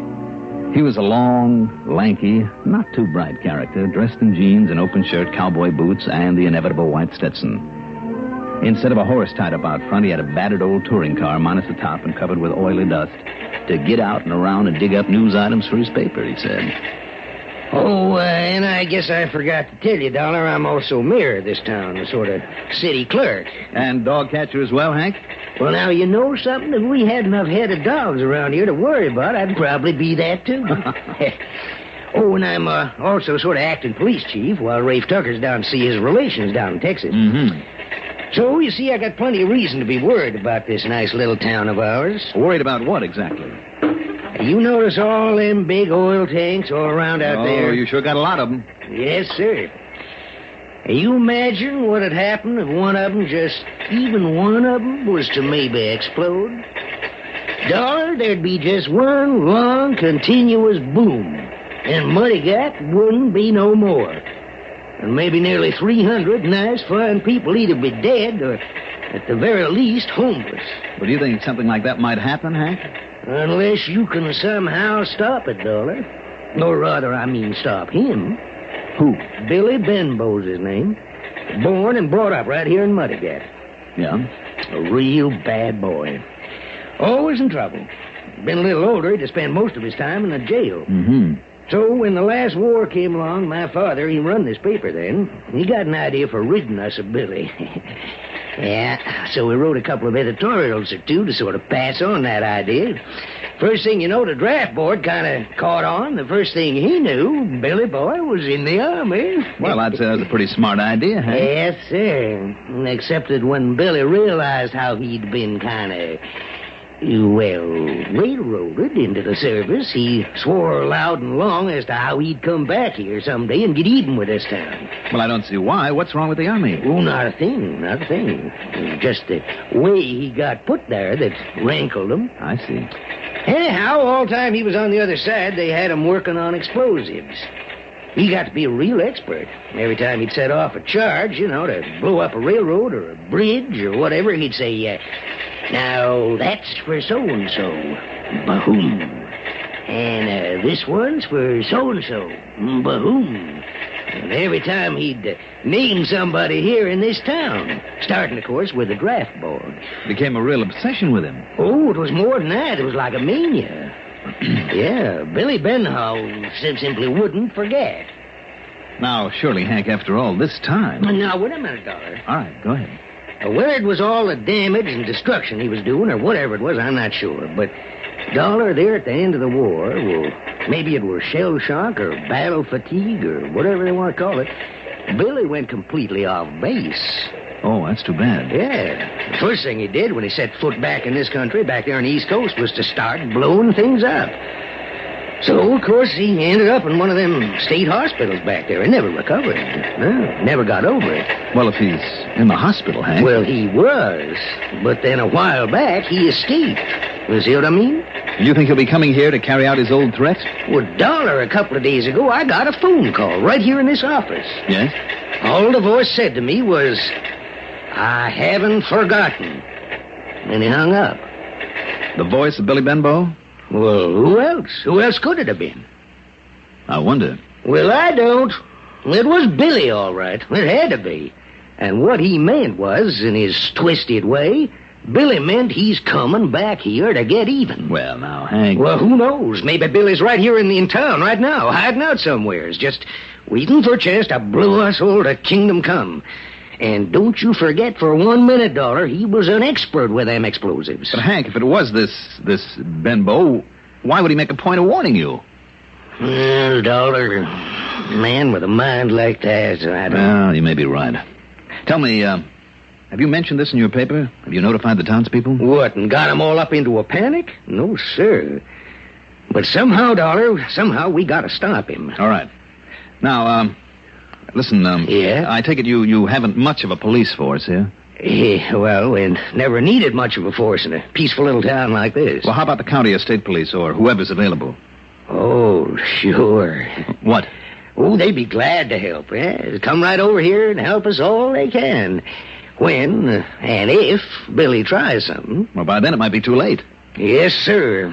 Because every day now, once a day, along about this time, this phone of mine is rung. And when I answered, there wasn't nobody there. So it's Billy, wherever he is, just adding up to that warning he gave me. Possibly. So, well, you got any ideas, Dollar? Well, to be perfectly honest about it, Hank, before I believe that after all these years Billy would actually come back here, I think I'd like a little more convincing evidence. Evidence? Well, what's he got to do to convince you? You mean to say you won't believe it until he... Oh, no. There it is again. Well, maybe it's one of your subscribers. You pick up that extension. Same time as I pick up this. All right, if you like. Okay? Yeah, now. Hello? Hello? I think I'd better prove that I haven't forgotten. Billy? Is that you, Billy? That's right. Billy Benbow. Now listen, Billy. Hello? Hello? He's hung up, I'm afraid. Now, you see now, Dollar? I told you he wasn't fooling. I told you that... Listen. What was that? I don't know. It sounded like it came from somewhere just outside of this building.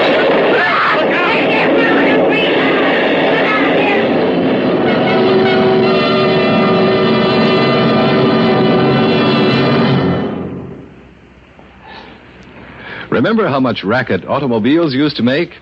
Time was you practically had to bellow to make yourself heard above the chatter and roar of the engine, the howl of the wind rushing by, and the rattling a rough road gave your poor old buggy and brains.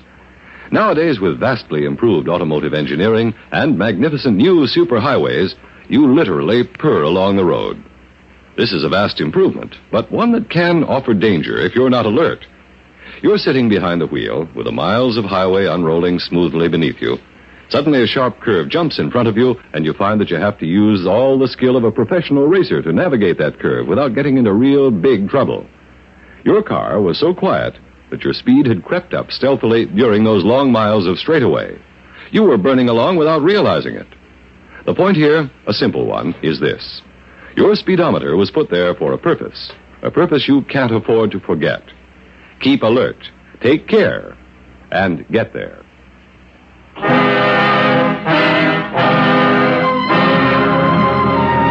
next thing I remember was crawling out from under Hank's desk. Hank himself had tried to make a dash for the press room, but was forced back by the blast and ended up beside me. As for the press room, it was a shambles.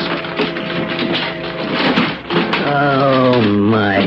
Why here, Dollar? Why in here? Why'd he pick to blow up my press this way? Hank, didn't you say it was your father's idea? That way of getting him out of town? Yeah, you're right. And he spread the word by putting the stuff in the paper. All right, then maybe this is all he wants to do, put your paper out of business. Yeah, maybe so, Dollar. I hope so. But he's still got to be caught and locked up again. Yes, but where do we start looking for him? Well, he was here to set off this here bomb, wasn't he? Only seconds after you talked to him on the phone? Oh, yeah, you're right. If he was somewheres on the telephone, there's no other buildings nearby. How could he be around here, too? Wait a minute. Look.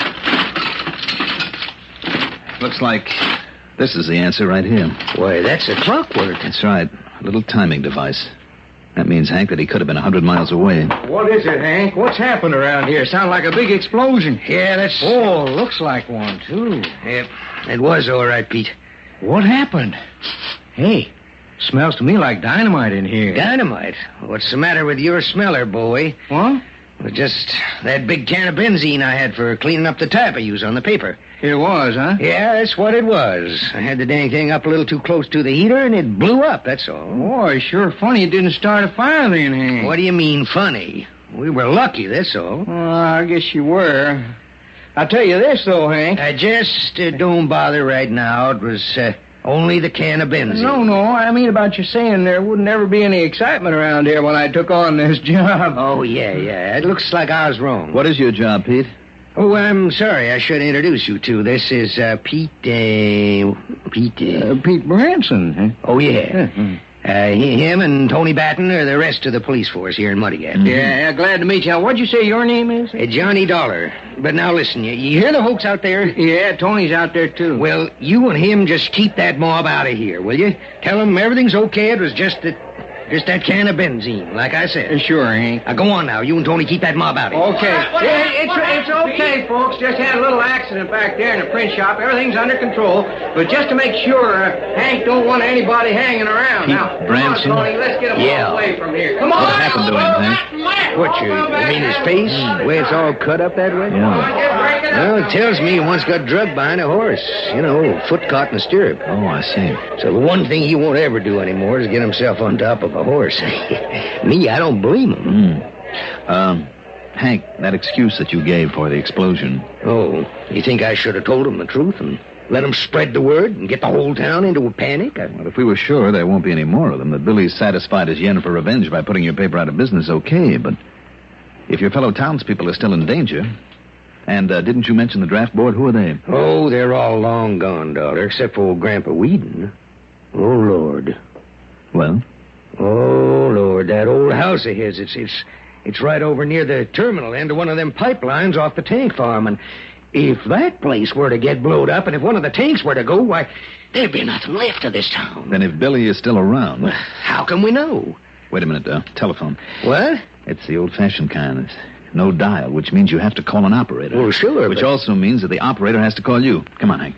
What are you going to do? I'm going to find out where that... Here now.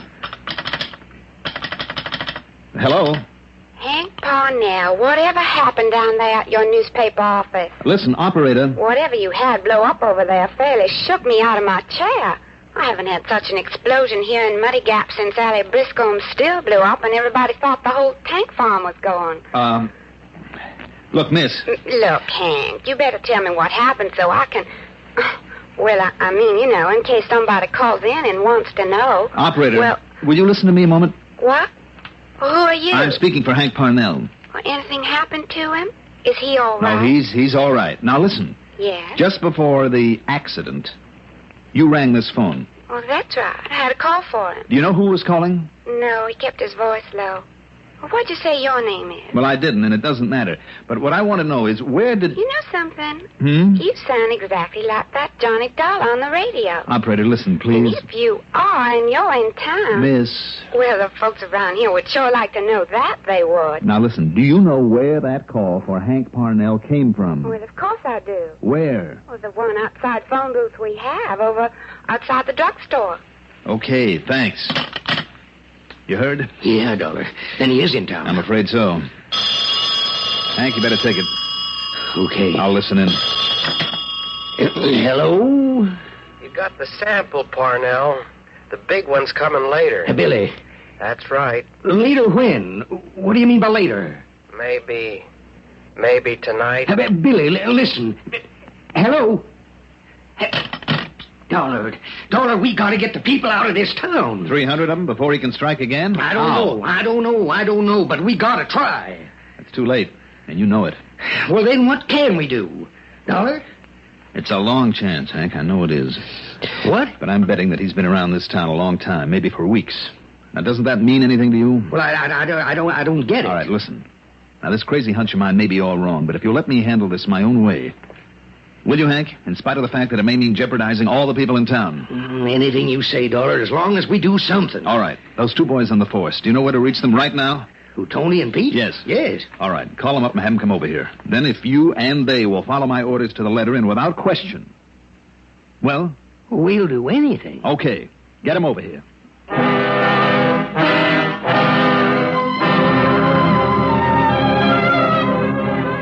It meant staking a lot on my limited knowledge of the criminal mind, possibly risking a lot of innocent lives.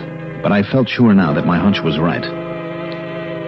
Fortunately for my plan, Tony Batten got there first. When I told Hank and Tony what their job was, for a moment they couldn't believe I was serious. But they agreed to say nothing to anyone, not even to Pete. Tony went outside, then waited in Hank's old car. When Peter Branson arrived, Hank put him under my orders, and he and Tony took off. Well, I guess I was right, huh, Mr. Dollar? That was some kind of set explosion in here, wasn't it? That's right, Pete. It was set, all right, by an expert. And you got some idea who might have done it? Either you and I are going to find out, or this town's in danger of being blown to bits. Are you kidding? Not a bit of it. I see you carry a gun. Yes, sir, right here in handy. And if what you say is true, maybe you ought to have one, too. Well, you better let me have yours then, Pete. Well, now, wait a minute, Mr. Dollar. It's your idea. Well, yeah, I know, but... Well, let me have it. Orders, Pete. You're under my orders, remember? Yes, sir. All right. Yes, sir, here you are. Good. Now, shall we go? Where are we headed? Out to see an old man. Old Grandpa Whedon. Oh, now, you don't think he had anything to do with this explosion, do you? Pete, I think this mad bomber plans to hit him next. Did you say mad? That's right. Oh, I see. We're going to go over Grandpa's place with a fine-tooth comb because a bomb may be planted, may be ticking away out there right now. And if we don't find anything out there? Well, we'll see. But why do you think this man would pick on him? Is it a man? Well, I certainly guess so. But why on Grandpa? Well, because once he was a member of a draft board. Well, now, that don't make sense, does it? Maybe not, but does anything make sense where a madman is concerned? You're calling him mad again.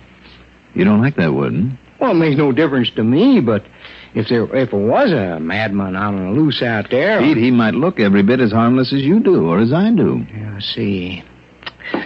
Okay, then. Let's go on out there and have a look, but I'm betting we don't find anything. You don't think so, huh? Well, I bet on it. Well, then maybe we won't. It seems to me Hank had a little trouble remembering your last name, Pete. How long is it that you've been on the force? Huh? Oh, a few weeks, I guess. Mm-hmm. Ever since you first came to town, huh? Why, yeah, practically. And before that? Oh, you know, working around the ranches and... Oh, I thought you didn't ride. Well, no, not anymore. Oh, what do you do then?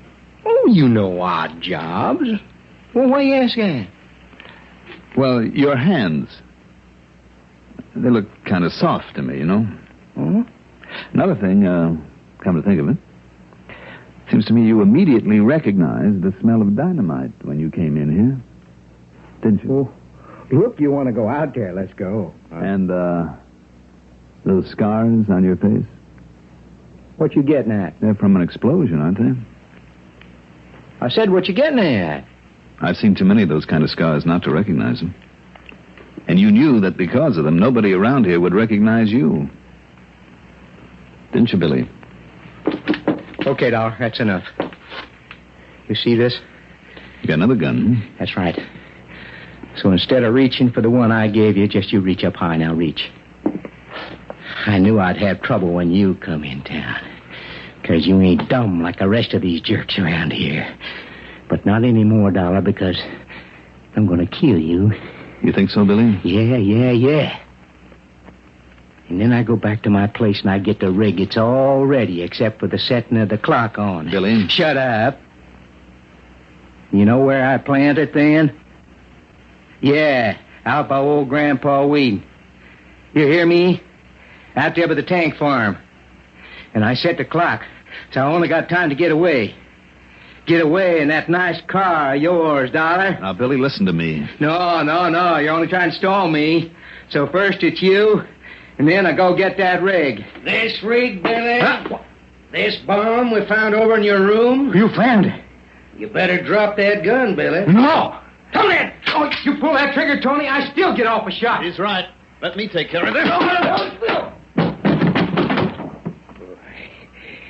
Wowee. That's a mighty good left you got there, Dollar. I guess he was right, though, Hank, about you being pretty stupid. Well, now, you just wait. Didn't you think about what might have happened if Tony'd pulled off a shot right next to that bomb you have in your hand? Oh, my gosh. Mm-hmm. You should have. Remarks? Why bother on this one? As for the expense account, let's call it a total of $350. Yours truly, Johnny Dollar.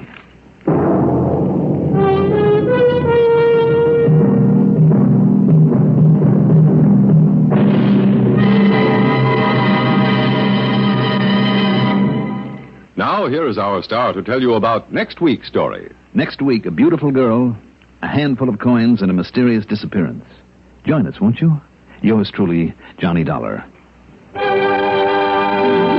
Yours truly, Johnny Dollar, is written by Jack Johnstone, produced and directed by Bruno Zerato Jr., music supervision by Ethel Huber. Johnny Dollar is played by Mandel Kramer. Also featured in our cast were Court Benson as Hank Parnell, Lawson Zerby as Pete Branson, Cliff Carpenter as Billy Benbow, and Barbara Cassar as the operator. Be sure to join us next week, same time, same station, for another exciting story of yours truly, Johnny Dollar. Art Hanna speaking. The #1 network for news, expanded CBS News on the CBS Radio Network. This is WROW Music in Albany, New York. A newcomer in town can feel mighty lonesome. Welcome Wagon hostesses make these newcomers feel wanted when they make their cordial Welcome Wagon visits. Their baskets contain useful gifts from civic-minded businessmen, invitations to participate in varied social and volunteer activities of the many civic agencies in the community. In addition, every Welcome Wagon call recipient in the greater Albany or Schenectady areas, as well as Delmar, Latham, or Scotia, is invited to attend the local Welcome Wagon Club. This is an organization of newcomers all anxious to make friends. Various Welcome Wagon clubs vary from 30 to 150 members who meet monthly. Their interests include bowling, golf, cards, handcraft, and dancing. You can help to make your new neighbor feel at home. Call State 59640 today and make your neighbor eligible for the many opportunities in a Welcome Wagon Club. Remember, State 59640.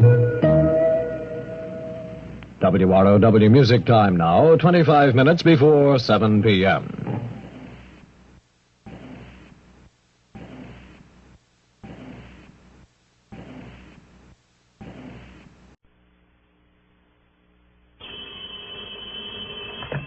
Johnny Dollar. Tell me, old boy, how's the weather? Cold, wet, and miserable, and who are you? Charlie Warren, Johnny, out here in warm, sunny Southern California. Oh, you lucky dog.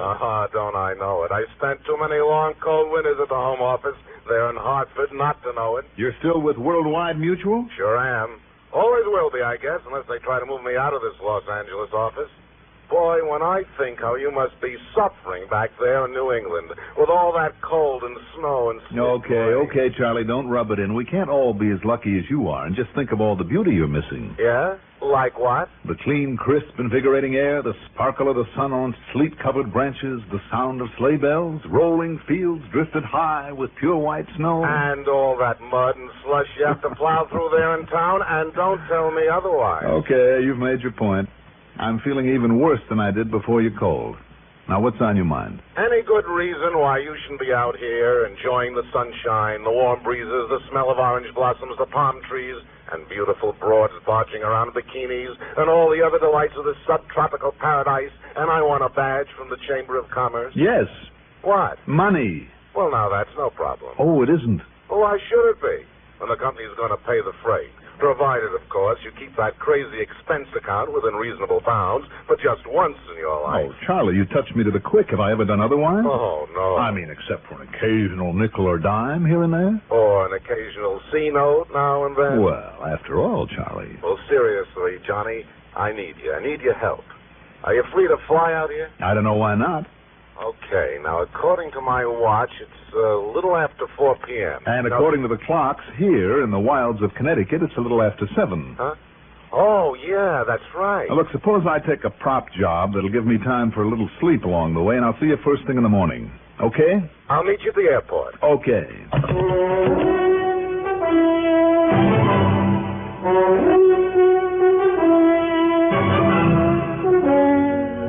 The CBS Radio Network brings you Mandel Kramer and the exciting adventures of the man with the action-packed expense account. America's fabulous freelance insurance investigator, yours truly, Johnny Dollar.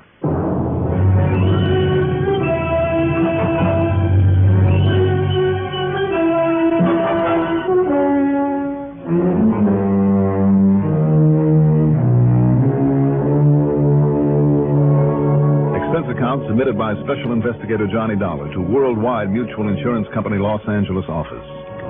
Following is an account of expenses incurred during my investigation of the Cinder Elmer matter.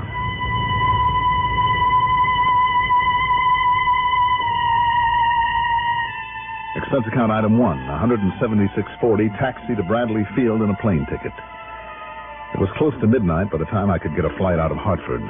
I don't know why so many people have to travel this time of the year. And it was nearly 3 by the time my plane in New York took off and headed west.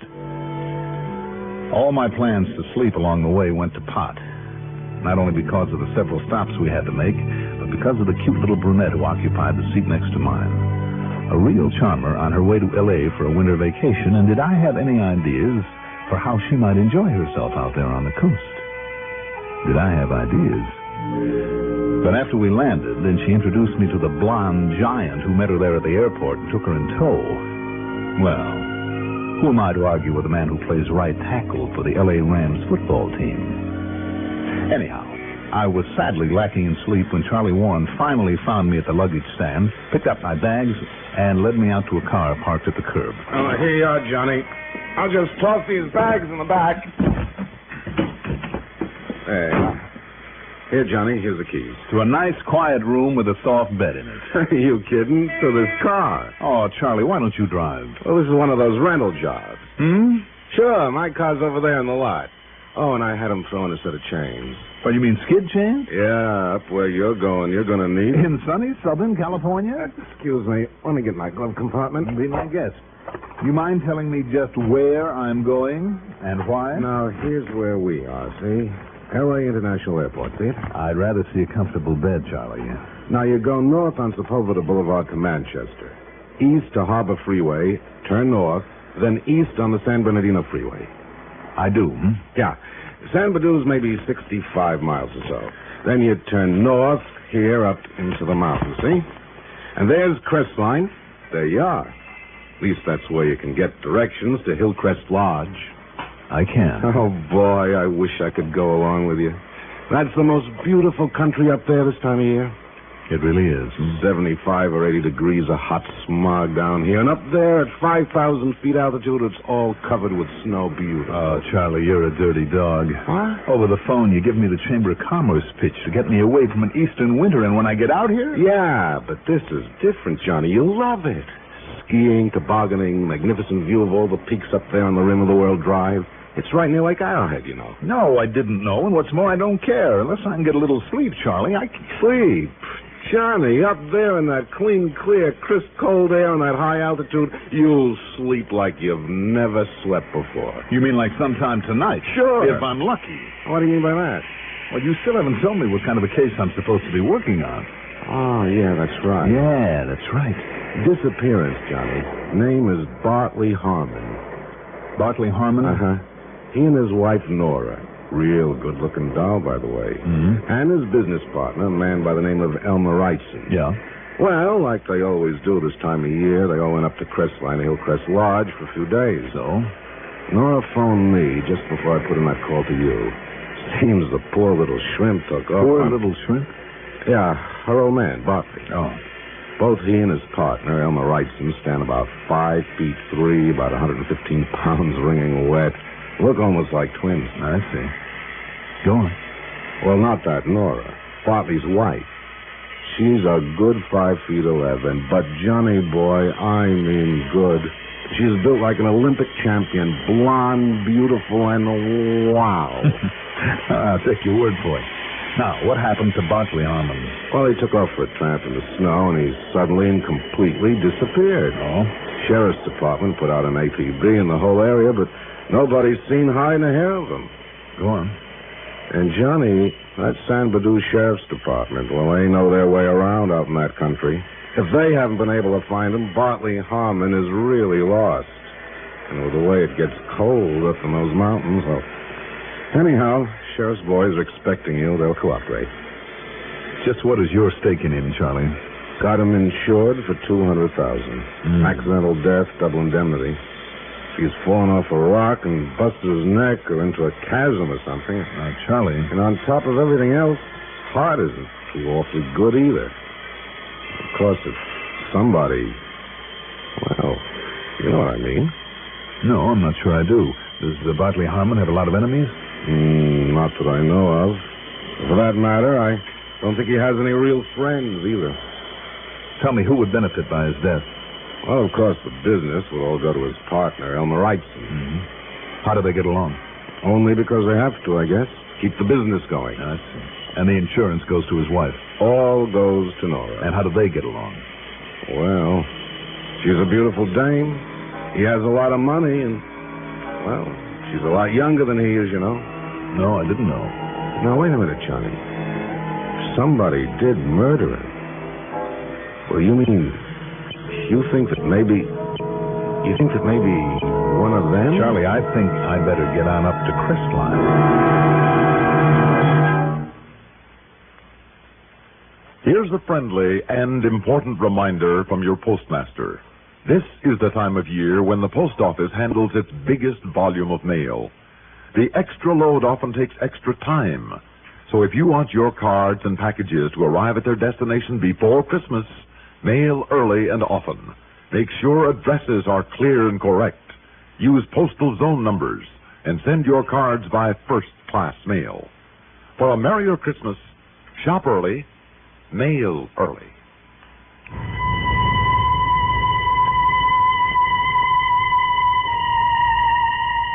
That long, hot drive through the valley to San Bernardino, San Bernardino as the natives call it, almost did me in. I really felt the lack of sleep.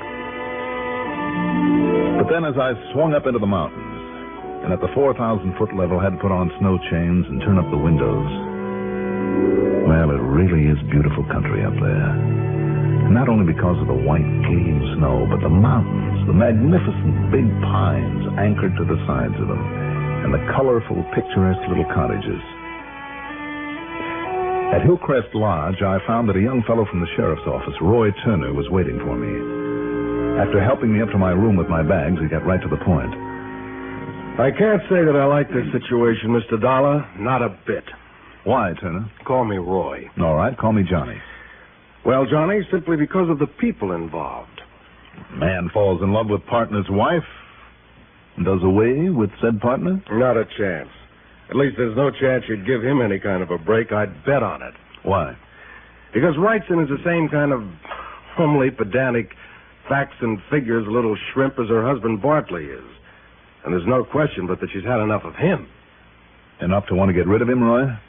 Well, Harmon's worth a lot of money, I understand. A lot of insurance, too. Yeah, that's true. And she's a much younger, good-looking, athletic... Well, wait till you see her. I'd like to. You will. And don't think for a minute she doesn't make the most of it, of what she has. Johnny, for the few days they spend up here every year, she brings along enough expensive clothes to sink a battleship. In addition to snow and ski and skating outfits, I mean. She has a whole trunk full of shoes alone. Anyhow, we're making sure that she sticks around. Wrightson, too, for that matter. Roy, if they're all on such lousy terms, why do they come up here together? Only because she likes it so much. So Bartley tags along to keep an eye on her. And Mr. Wrightson? To keep an eye on him, I guess. I take it you've combed the hills around here pretty well. As thoroughly as we know how. Mm-hmm. What about all those little cabins that I've seen around? Been through them all. Apparently, Harmon headed over toward Old Ironside. That's just north of here. Has a sharp face on it where the snow doesn't stick. And beyond it, well, in order to save time, we have a helicopter out there looking over that big valley. Roy? Yes, Johnny? You know, over the years, I've investigated an awful lot of disappearances. Yeah? And you would be surprised at how many people disappear deliberately, just to get away from things once and for all. But leave behind that beautiful wife he's so jealous of? And his share of a prosperous business? It is a possibility, though, isn't it? Well... that may be for me. I told the operator I'd be here.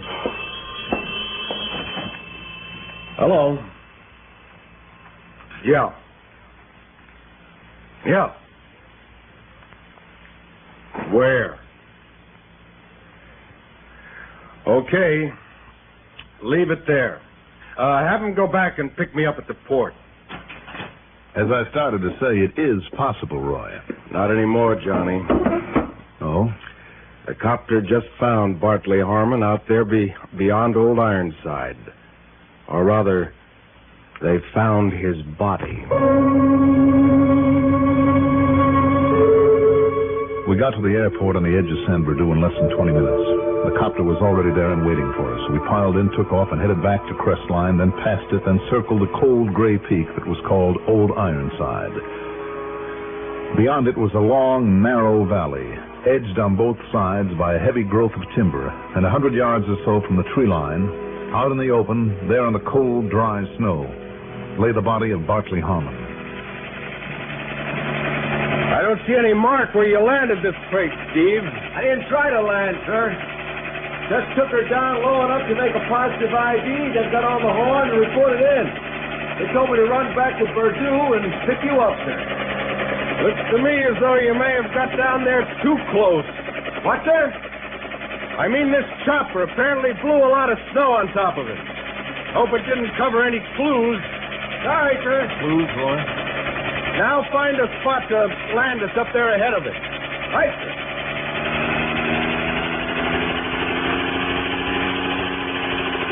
I can't help wondering what Harmon was doing way out here and alone. Oh, he and Wrightson believe that old legend about a cave full of gold out in this valley. Often came to look for it. You know, while his wife was busy skiing or skating or tobogganing. With his bad heart, Roy? Well, actually, it's only a mile or so from the lodge, so I guess he figured it wouldn't be too much for him. Looks like he figured wrong, though, doesn't it? Yeah. Kind of knocks my theories into a cocked hat, too. You've given up the idea of murder. Yep. Set us down here anywhere, Steve. Right, sir. And we shall see what we shall see.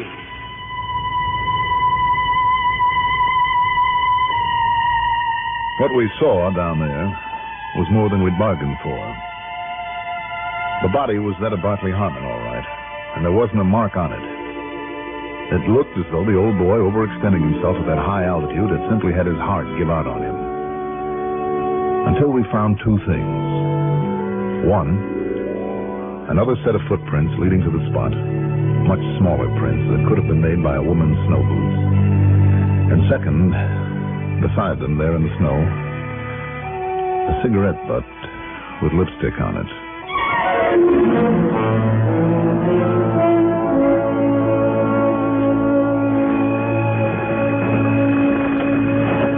Looks to me, Johnny, like this settles it. In spite of her alibi.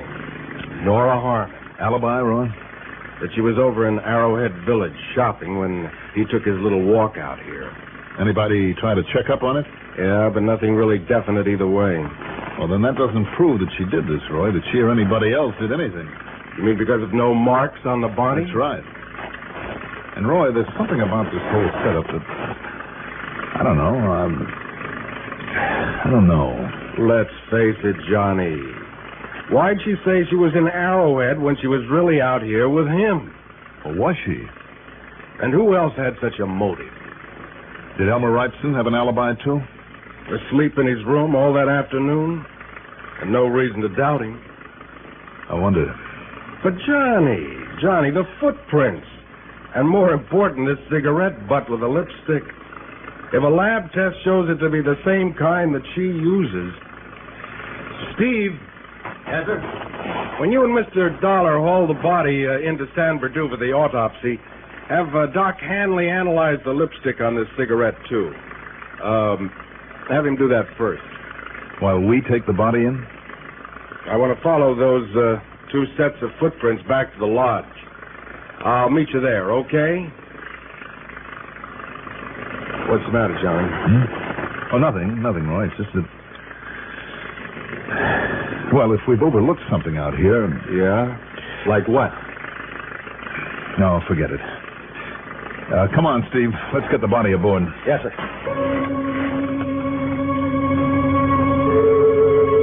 Doc Hanley told me that the lipstick was quite unusual. While he went ahead with the autopsy, I had Steve drive me up to the lodge. A $5 tip to a light-fingered bellboy got me one of Nora Harmon's lipsticks out of her room. When I got back and showed it to Hanley, he was certain it was the same as that on the cigarette. As for the result of his autopsy... Beaten to death, Mr. Dollar. Without a single mark on him? There were several intestinal and mesentery perforations, blood in the peritoneal cavity. So? You saw no external bruises because death occurred so quickly, the blood stopped circulating immediately. And without circulation, there can be no hemorrhage into the tissues. A little-known fact, my boy. I see. So it looks then as though Roy may have been right in spite of this hunch of mine. Hunch? In this modern day and age, don't be ridiculous, my boy. Look at the facts.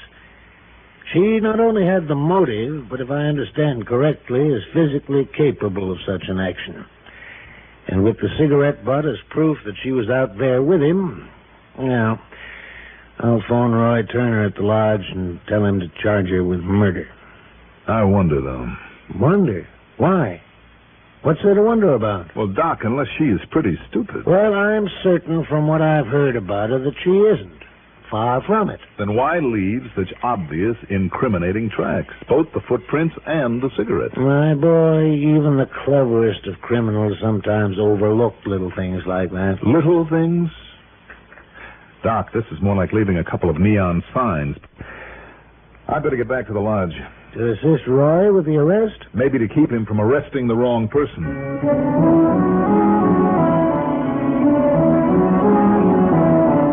As I walked into my room at the lodge, Roy was just hanging up the phone. Okay. Okay, Doc. Yeah, that's good enough for me. I'll bring her in right away. Roy, before you do that... Yeah, I know, Johnny. The doc told me what you said to him, and I agree with you. It was pretty foolish for her to leave such obvious signposts. Not at all like her. Okay, then. But following up those sets of tracks out there really clinched it. How do you mean? Oh, he went for his little walk in the snow alone, all right, but she followed him. And every time he stopped to rest, she also stopped. but a couple of 100 yards behind him and well hidden by the trees. And more important, Johnny. Yeah? Every time she stopped, she lit up and smoked one of those cigarettes. And they are the same brand she uses. I've checked on it. Then, when he took off again, she dropped the butt in the snow and followed him again. Until finally, when she had him far enough away to be safe, bango. Now, wait a minute. One other little thing, too, Johnny. Roy. While you were down there in San Bernardino, I compared those footprints with a pair of Nora's shoes. Same type and size. Wait a minute, will you? Well? Roy, it has finally got through this thick skull of mine. The butt, the cigarette butt we found by the body, before you picked it up. Yeah, what about it, Johnny? Listen, did you find some more out there? Several, just further proof. Did you leave any of them laying around out there? Well, sure. One or two are all I need for evidence. All right, come on. We're going out there and look at them. What? Yes. Unless you can visualize exactly what that first one looked like lying there beside the body. Well, I don't know. Because I can. And, Roy, before you do anything foolish like arresting Nora Harmon, you better have a look at some of those others. Now, come on. The first place she stopped is just ahead. Good. Glad it hasn't snowed for a while. But I still think this is a kind of silly waste of time, Johnny. And I tell you that both of us ought to be shot for not having been more observant. You still haven't told me what this miraculous inspiration is that... Oh, here we are. And you see? That butt lying there with that same lipstick on it. Here, I'll take it along. No, don't touch it. Huh? Just take a good look at it, Roy. Don't you see? It wasn't crushed out.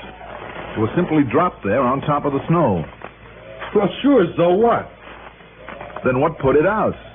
Well, the snow. What else? Did it? What do you mean? If that cigarette was still burning when it was dropped here on the snow, don't you see, Roy? Don't you see? It would have melted some of the snow while it was going out. Wait a minute, Johnny. You're right. Of course I am. All those butts you found were smoked and put out somewhere else. No doubt by Nora Harmon because of the lipstick. Then somebody else carefully picked them up and saved them. And for only one reason, Roy, to plant them out here beside these footprints. Wrightson? Right. Elmer Wrightson, the only other person with a motive. But the footprints from her shoes. Didn't you say that she's a big girl? And that Elmer is a little shrimp? Yeah. And if he wears a snow boot like hers, we've got him. But if he doesn't, Johnny? Didn't you also say that she has a whole trunk full with her? Yeah. Well, wouldn't she have at least a couple of pairs of snow boots? Sure, I've seen them myself. Any reason, then, why he couldn't have borrowed a pair of hers and then put them back? Yeah, but if he didn't, Johnny... Well, let's try it, Roy. Let's try the Cinderella bit on him, Only it'll be, Cinder Elmer. We'll make him put on a pair of her snow boots, and if they fit... Well, are you game to try it? Nothing to lose, Johnny. Let's go. Her snow boots fit him all right. And little old Cinder Elmer, oh, the dumb jerk should have known better. He should have made us come up with some really concrete evidence. But luckily for us, Elmer just broke down and confessed to the whole bit. So, once again, it's up to the courts. Expense account total, including the trip home, $377.80. Yours truly, Johnny Dollar.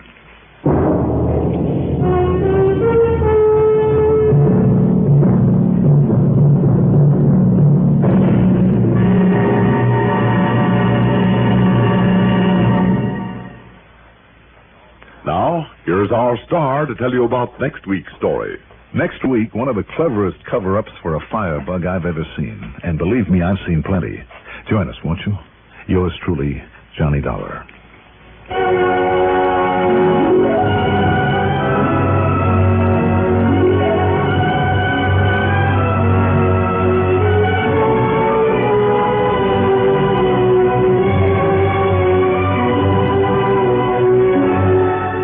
Yours truly, Johnny Dollar, is written by Jack Johnstone, produced and directed by Bruno Zerato Jr., music supervision by Ethel Huber.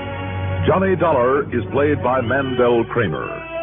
Also featured in our cast were Cliff Carpenter as Sheriff Roy Turner, Eugene Francis as Charles Warren, Bob Dryden as Dr. Hanley, and Jim Stevens is the helicopter pilot. Be sure to join us next week, same time, same station, for another exciting story of yours truly, Johnny Dollar. This is Stuart Metz speaking.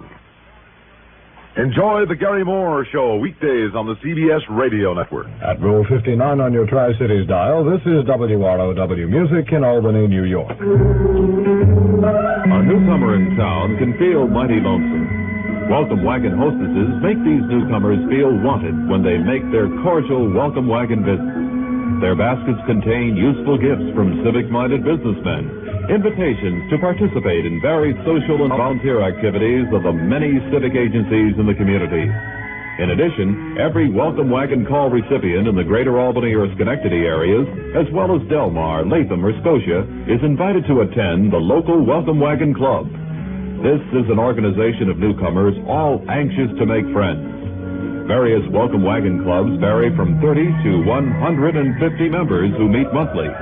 Their interests include bowling, golf, cards, handcraft, and dancing. You can help to make your new neighbor feel at home. Call State 59640 today and make your neighbor eligible for the many opportunities in a Welcome Wagon Club. Remember, State 59640.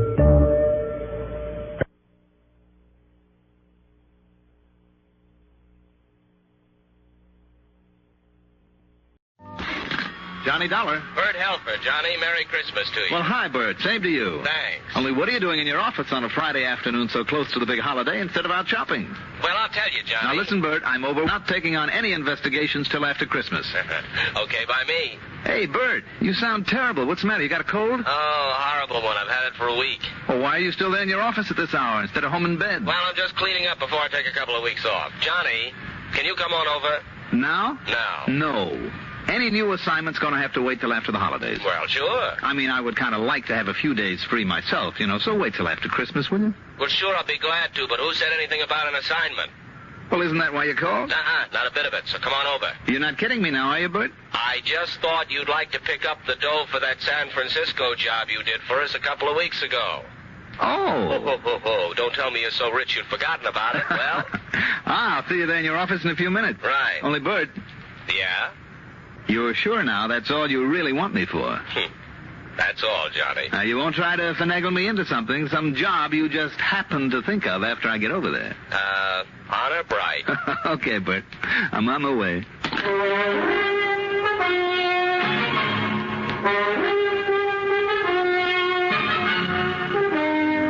The CBS Radio Network brings you Mandel Kramer, the exciting adventures of the man with the action-packed expense account, America's fabulous freelance insurance investigator. Yours truly, Johnny Dollar.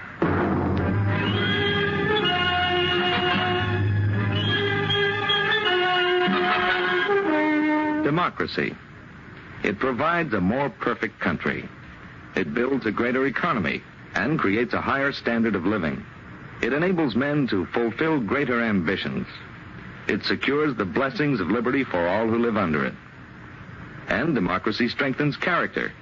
With strong character, the people who practice democracy can push forward to ever-widening horizons, to even more fruitful goals.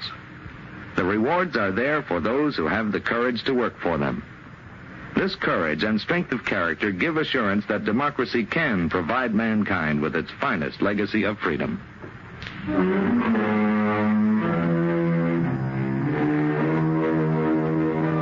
Expense account submitted by Special Investigator Johnny Dollar to Trinity Mutual Insurance Company, Hartford, Connecticut.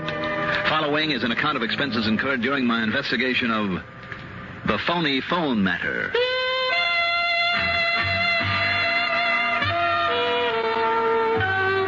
Expense account item 1. After checking out with my call service, $1.20 for a cab over to Bert Helfer's office high in the tower of the Manley Building, overlooking most of the city. Lo and behold, there wasn't a soul in the place except Bert himself. Most of the lights were off. The rows and rows of typewriters and calculating machines were covered in quiet. The filing cabinets neatly cleared and closed. Even the telephone switchboard off in one corner was untended, although I noticed one patch cord plugged in, the tiny light above it burning.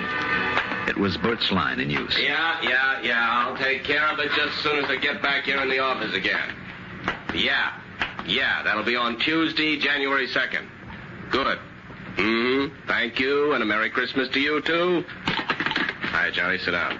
Well, I'll say this for you, Bert.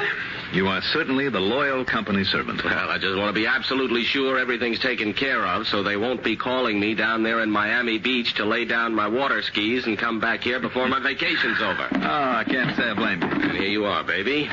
Here is the money for that San Francisco job. You want to count it? How come in cash? Don't you still have some Christmas shopping to do? Don't we all? Mm-hmm. And the banks will be closed by the time you get out of here, so... Well, I just tore up the check and pulled this out of petty cash. Well, good for you.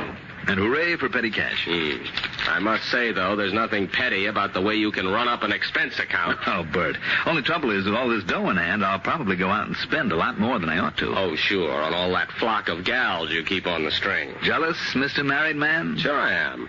Only I'm not really. Don't you kid yourself, baby. One of these days you'll put on the halter, too. Fat chance. Now, here, if you'll just sign this receipt. There you are. Good. Oh, and here. I almost forgot. While you were on your way over, your telephone answering service called with this message. Oh? Yeah. Call Exmont 35770 immediately, urgent. Who is Exmont 35770? You don't know? No. Well, I'm afraid I do. Who? It's the home of a character by the name of Harvey L. Hallett. Harvey L. Oh, wait a minute. Any relation to the people who took over that little plant that I passed on the way over here? Hallett Industries? He is Hallett Industries. Oh? Yeah. Look. You can see the place out of this window. You see it over there? So? You know, I hate to admit it. One of the boys in the office sold him a lot of insurance when he took over that place about 6 months ago. Well, what's the matter with that? Oh, we've had a big headache with that account on the inventory insurance. How do you mean? Well, apparently they make a lot of electronic stuff over there, and a lot of it's kind of secret, I guess, kept under lock and key. And a lot of it's been reported stolen. 6 burglaries in the last 6 months, according to Mr. Harvey L. Hallett. And we've had to pay off through the nose. Why do you say according to Mr. Hallett that way? Because I wouldn't trust that character as far as you can throw this building. In other words, if I could, I'd just cancel out his policy, I think a lot of those losses he reported were phonies. If I'd had any sense, I would have called you in on him. Well, so long, Bertie. As a matter of fact, I wish you would look into it for us after I get back. After? Okay, but not now. All right, that's all right by me. I wonder why he's called me. Well, I'm afraid it was my fault. Why? How do you mean? Well, I'd kind of let your name slip out somewhere along the line, and yesterday Hallett called me, said he'd been thinking it over, asked me for your number, and, well, I gave it to him. I'm sorry, Johnny, I shouldn't have. Especially since I want you to investigate him. So as for calling him back, if you don't want to, don't. If what you say about him is true, though, maybe I will. After the holidays. No. Right now. Oh, why? Bert, it's an old trick, and a corny one, but a lot of people still think it's pretty clever. Trick? The cover-up. A man kills somebody or he blows his safe or he tries an embezzlement, whatever. He's the one who calls in the cops. Or even tells them that he thinks it might happen. So that nobody will suspect him. Of course. I never thought of that. So, if what you say is true, if he is the kind of guy you seem to think he is, if he's back of his own burglaries on which he has collected a lot of nice insurance money... Oh, I'd bet on it. And if he's planning another such caper... Sure he is. Johnny, I think you've got something there. On the other hand, though, Bert, if he's clean, if he really does want to help... Oh, that I doubt. Let me have the phone. Look, why don't you wait till after the holidays? Nope. Okay, it's on your own head then. This is home telephone number, did you say? Yeah, the factory is a Weatherby number. Weatherby something.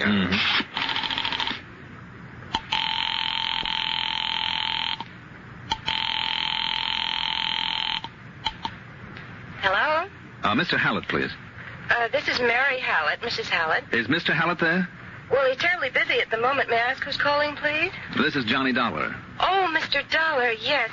He said he was very anxious to speak with you, but he's just about to leave for New York. Oh, just a minute. Here he is. Harvey, it's for you. Darling, I know, but it's Mr. Johnny Dollar. You said you Yes. Here, dear. Dollar? This is Harvey Hallett. Yes, Mr. Hallett. Merry Christmas and all that. And listen, I'm very anxious to see you and to talk to you. Well, whenever you find... I've had some problems over at my electronics plant, but I have to leave now immediately. Well, if it's... Can I call you on Tuesday? Oh, sure. Tuesday morning. It's about... Yes, I know, dear, I know. Dollar, I'm sorry, but I have to hang up. I'll call you on Tuesday. Well, look, Mr... Hello? Hello? Yeah, that's what I call a man in a hurry. Yeah, I can hear him. Something about going to New York, he said. Or, his wife did, anyway. Where does he live, Bert? Anywhere near that little plant of his? Are you kidding? With an Exmont number? No, he lives a mile, maybe a mile.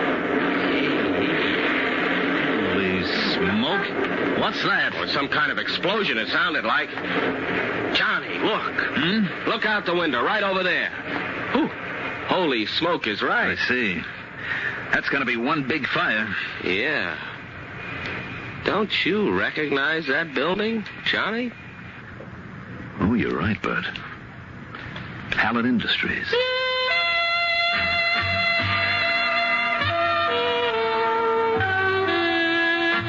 Item 2, $1 for a taxi over to the scene of the fire. I'll say this, that fire must have really taken hold with a bang, and I don't mean because of the explosion we'd heard. It was a small building, not more than a couple of 100 feet square, and by the time I arrived, there were flames pouring out of every window. And smoke, thick black smoke. The fire department was already hard at work, and by the time I'd singled out Police Lieutenant Billy Harmon to get his opinion of it, things were fairly well under control. Hey, Lieutenant, what brings you here? Only one thing, Mr. Harvey L. Hallett. What do you mean by that, Lieutenant? I'm the patsy got assigned to those burglaries that he had. You know something? No, tell me. I got just exactly nowhere on him. And you know something else? Yeah? Now, I can't prove this. Can't prove a thing for that matter. Simply because, well, I can't, that's all. But I also can't get over the feeling the reason I couldn't get anywhere was because our friend Mr. Hallett didn't want me to. Didn't want you to? You mean no cooperation? Just the opposite. Too much cooperation. Oh? So much, I couldn't make a move without finding him underfoot.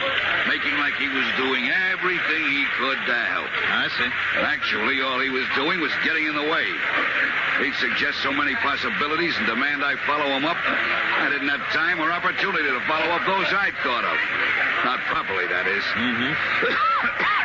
Smoke. The old misdirection bit, if you know what I mean, Johnny. Johnny, I don't trust that guy. Seems to me I've heard somebody else give out with that same opinion. When I got the word this place was going up, well, you know what I think, Johnny? Arson? I'd bet on it. And if it is, you can be sure the boys in the torch squad will spot it. They're in there working on it already. You know, Hanley and Jimmy Beckett. Yeah. You ask me, they're the two best arson men a police department ever had. They're a pretty good pair. And if it is arson, you can be sure my number one suspect will be none other than... Wait a minute. Oil off! Conroy! Keep those people back in the line. Come on, keep them back there. Hey, you, mister. What do you think you're doing? Oh, you. Lieutenant Harmon, how did this happen? I heard the explosion all the way over at my home. Now, you claim you were at home, Mr. Hallett? Yes, of course I was at home. Can you prove that? I beg your pardon? Yes, I'm afraid he can, Lieutenant. Oh, you're Mr. Dollar? That's right. You call off your trip to New York? Well, I was just leaving. I heard the explosion and saw the smoke, so I drove on over here. No, you just drove on over, huh? Yes, I did. What happened? Dollar, what started this? Well, I'd say that you know just as much as we do. Or a lot more. What's that? Excuse me a minute. Yeah, what is it, Beckett? Look at it, Dollar. The whole plant, the whole business, all gone up in smoke. Yeah. It's pretty well insured, though, isn't it? Huh? You think that money can make up for all the time and work and worry that went into it? All gone up in smoke. Mr. Dollar. Yeah. The color of that smoke. That was the first thing I noticed, Mr. Hallett. And the smell. The odor. Yes, I know. The storeroom, it's full of solvents, highly volatile solvents. You think that caused the explosion? It must have. But how? The storage arrangement was approved by this very fire department. It was like a vault. There was no way that any heat could get into it. Well, you think then that maybe somebody did, But how? It was always locked. Wasn't there supposed to be a watchman on duty? Of course, old Ben Matthews. Dollar, if he was anywhere near that explosion when it occurred... Oh, no. In other words, if it was arson by somebody the watchman may have seen. Arson? I said if. And if that watchman did see anybody around... Carson, all right, Dollar. Boys are sure of it. They are, Lieutenant? I can't believe it. As for Ben Matthews, the watchman, well, I don't think there's much question but that he did see who did it. And that he knew him. No? Then you mean Ben is still alive? That door had a dead latch on it. Took a key to open it inside as well as outside. I know. And old Ben had orders not to admit wait anyone and listen, Mr. Hallett. I'm sorry. Go ahead, Lieutenant. Ben's key is still in the inside of that lock. So he let somebody in. Now, that means somebody that he must have recognized. Why do you say that? I knew old Ben. I know he had orders not to let anybody in. Not anybody. Isn't that true, Mr. Hallett? Yes, of course it is. So I know he wouldn't. But of course, if his boss told him to open up. Now, just a minute, Lieutenant. If you're implying what I think you are... Yeah? Well, if the shoe fits. Don't worry, Mr. Hallett. He'll never be able to testify. Thanks to that bullet in his head. Good Lord. Breaks your heart, doesn't it? Yes, it does. You know something? Now, just a minute. Just 1 minute. Stop acting like a couple of angry kids. Lieutenant. Yeah, well? You say it was arson. With a murder on top of it. And Mr. Harvey... All right. Now, what kind of a device was used? Device? What do you mean, What kind of a timer to set it off? Nothing. No device. Only a paraffin wick. Into a bottle or tank of some kind of that solvent in there. How long a wick? Only a couple of feet. And that means that somebody was in there only seconds before it went off. And that's somebody, Mr. Hallett. I tell you, I was at home on the other side of town. That's right, he was, Lieutenant. What did you say, Dollar? He was at home, Lieutenant. I know, because I called him on the telephone only seconds before this thing started.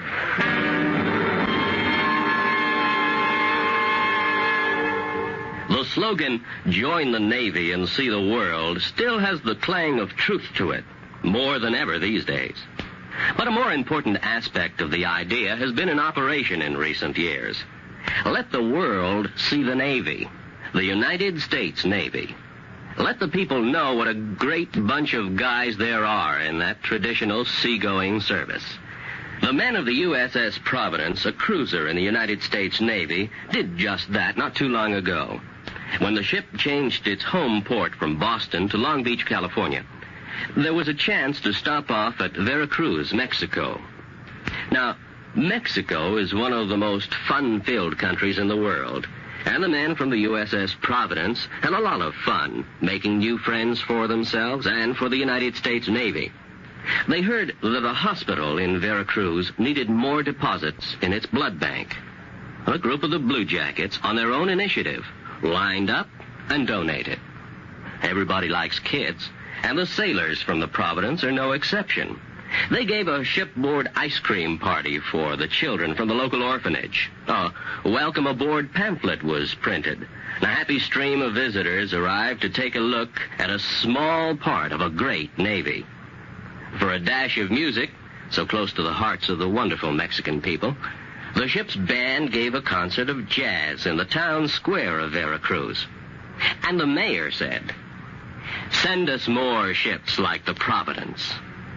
It can't be denied that these men promoted understanding and freedom, the right of all men everywhere.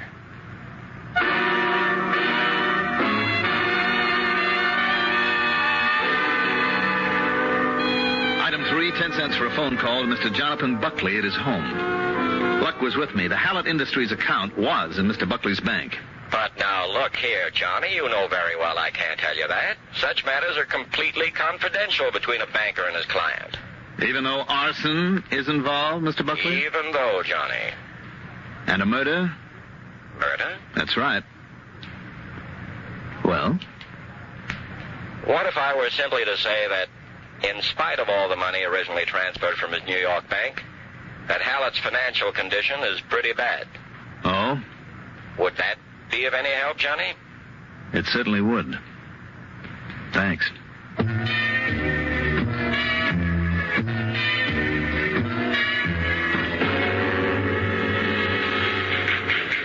Another thing, Dollar. Yes, Lieutenant. After those so-called burglaries, I checked over every one of Hallett's 8 employees myself. There isn't a cleaner bunch of people anywhere in town. Well, even so. I'm sure of it. What's more, I've known every one of them personally for years. Even went to school with a couple of them. So you see what I'm getting at? Hallett. Hallett is the only one we don't really know about. Where'd he come from, Lieutenant? Who knows? You think he'd tell us? The truth, that is? Oh, wait a minute. Mr. Buckley of the banker. What's he got to do with it? Funds transferred, he said, from... Hey, you want to take me to a call to New York?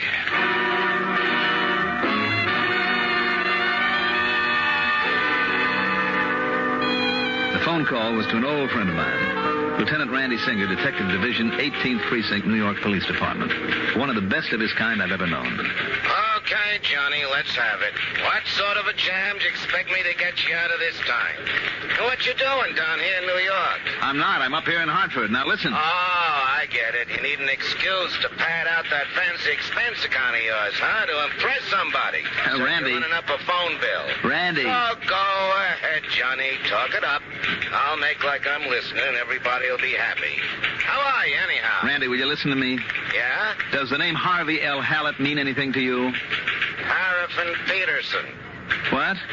You heard me. Oh, come on, make sense, will you? You think we don't keep track of the crooks we've had to deal with even after they've been chased out of our fair city? Of course we do. Randy. And Paul Paraffin Peterson, well, we couldn't get a thing on him, by the way. Randy, the man I'm interested in is Harvey L. Hallett. But we did make it pretty rough on him.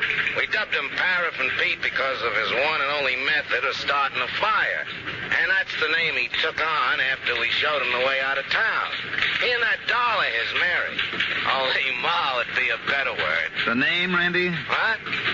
Oh, the one you said. Harvey L. Hallett? Yep. Used to be known in these parts as Paul Peterson. Paraffin Peterson. Okay, Randy, thank you. You hear it, Lieutenant? Sure did, Dollar. Looks like you were right. He's our man. Yeah, but you yourself were his alibi. I mean, if you were really talking to him on the phone the same time as that fire was set... Well, now, suddenly, I'm not so sure. Hallett Electronics, Well, maybe his product line includes something like... Come on, Lieutenant, we better get going. Yeah, where? Let's hope he hasn't got home from his fire yet.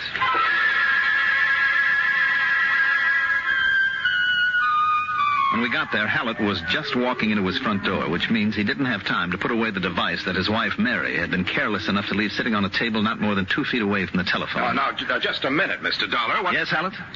You mind telling me why you two have bulled your way in here this way?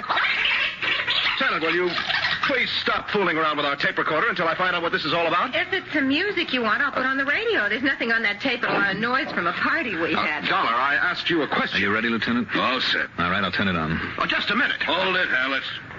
You pull that electric plug and I just might pull this trigger. This is ridiculous. Well, we'll see. There's nothing on that tape, I tell you. There's nothing on Miss it. Harvey Hallett. Merry Christmas and all that, and listen up. I'm very anxious to see you and talk to you about some problems over at my electronics plant. But I have to leave now immediately. Well, I must... Can I call you on Tuesday? On Tuesday morning, if you say about, Yes, I know, dear, I know. Dollar, I'm sorry, but I have to hang up. I'll call you on Tuesday. So, Johnny? That's right, Lieutenant. Pre-recorded here before he left to set the fire. So when I called in answer to his urgent message, all his wife had to do was hold the phone over next to this tape machine. No wonder I couldn't get a word in edgewise. Then, as soon as I hung up, she called him at the plant to go ahead. Any comment, Mr. Hallett?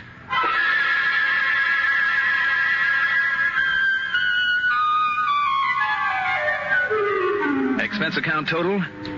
Forget it. Yours truly, Johnny Dollar.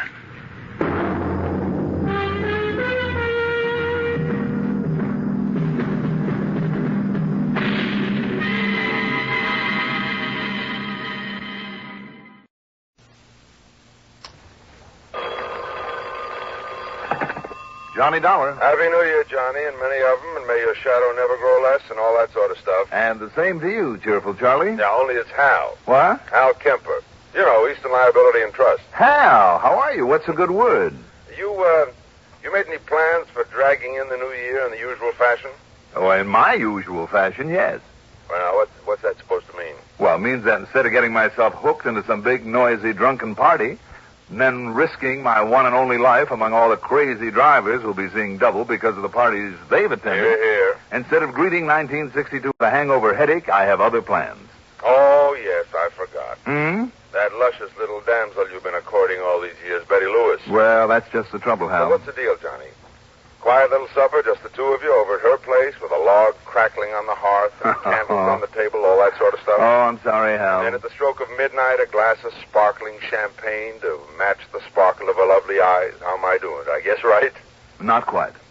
Betty's out in Ohio spending the holidays with her folks. Oh, well, good. What's good about it? It means you have no plans.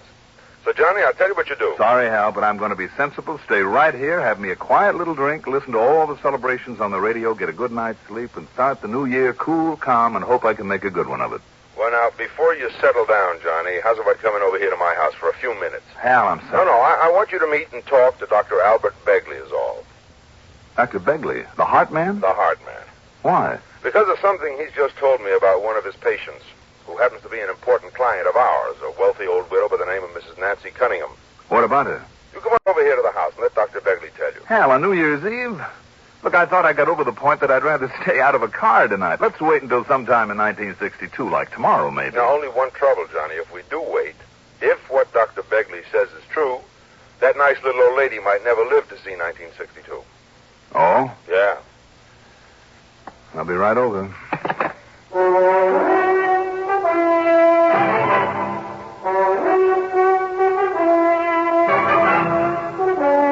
The CBS Radio Network brings you Mandel Kramer in the exciting adventures of the man with the action-packed expense account. America's fabulous freelance insurance investigator, yours truly, Johnny Dollar.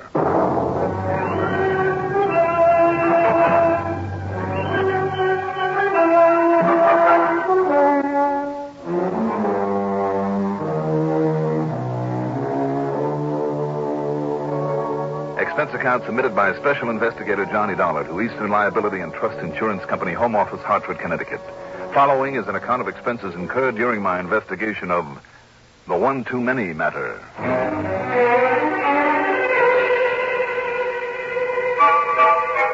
Expense account item 1, $4.80 for a tank full of gas from my car.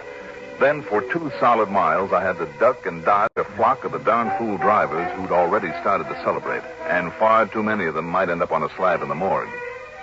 When I got to Hal Kemper's house, I could see that he and his pretty wife, Doris, were planning the quiet kind of evening that I'd have been able to have with Betty Lewis if she'd stayed in town.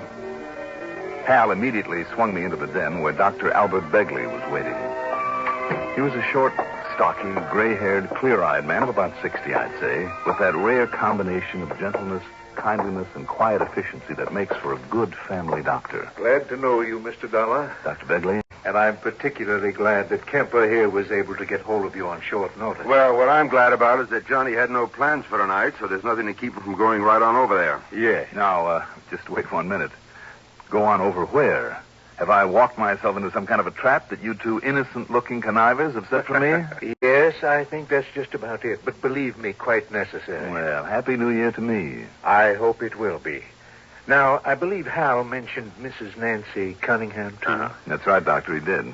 Well, after Mr. Cunningham died, leaving her fairly well provided for, by the way. So I understand. Well, considering her heart condition, she did what I think was a very sensible thing.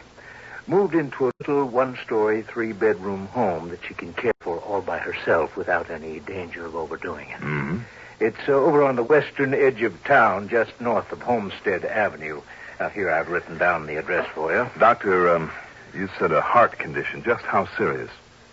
Mr. Dollar, yesterday I would have told you that Nancy Cunningham would live on for, 5, 6, 7, perhaps as many as 10 more happy years. But now, after what I learned from her this afternoon, well, I suggest that you go on over to see her right away. Well, may I ask why, sir? Well, because of 2 people who will arrive there sometime tonight. Presumably just to give her a little company during this holiday season. Oh? And who are they? Her only living relatives, 2 nephews, Donald Kingman and Walter Baird. They're the last of the line, Mr. Dollar, and therefore Mrs. Cunningham's heirs to both her estate and, I understand, a considerable amount of insurance. Considerable is right, Johnny. Now, I've telephoned Mrs. Cunningham that you're on your way, and she'll put you up there just as long as necessary. How long is that supposed to be? As long as those two nephews are with her. After that, we'll see. Well, now, Dr. Begley, just 1 minute. Yes, yes. Do you mind telling me just why you've taken it for granted that I'll go along with this? Not at all. You see, I am firmly convinced that one of those young men is going there for only one purpose. And what's that? To murder Mrs. Cunningham. Doctor? You really believe that one of her own nephews is going to see her just to murder Mrs. Cunningham? Mr. Dollar, I'm certain. And before it's too late, Johnny. What do you mean by that, Hal? I mean, she called me just a few days ago. She told me that she's done all she wants to for them. She's going to change her policy to name some charity as principal beneficiary. What charity? Well, that's just the trouble. I don't know. Probably some clinic or hospital or something. Anyhow, she said she'd talk it over with me sometime next week, but not before. So, meantime, the boys are still in. Well, the mere fact that they're going to spend New Year's Eve with her. Before she can change her policy, Mr. Dollar. Before they can be cut out of it, don't you see?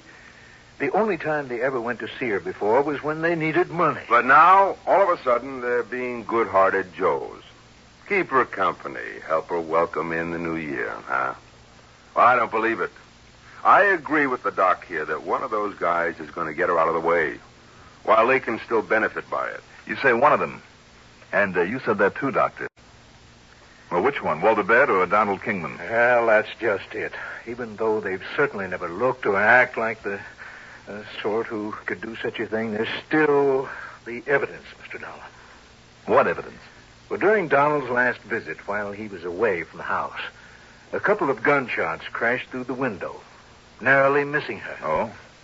The police were able to trace those shots to Donald? No, it was Donald who called the police, made them investigate. And if that wasn't done just to take suspicion off himself... Now, just wait a minute, Hal. What did the police find out, Doctor? Nothing.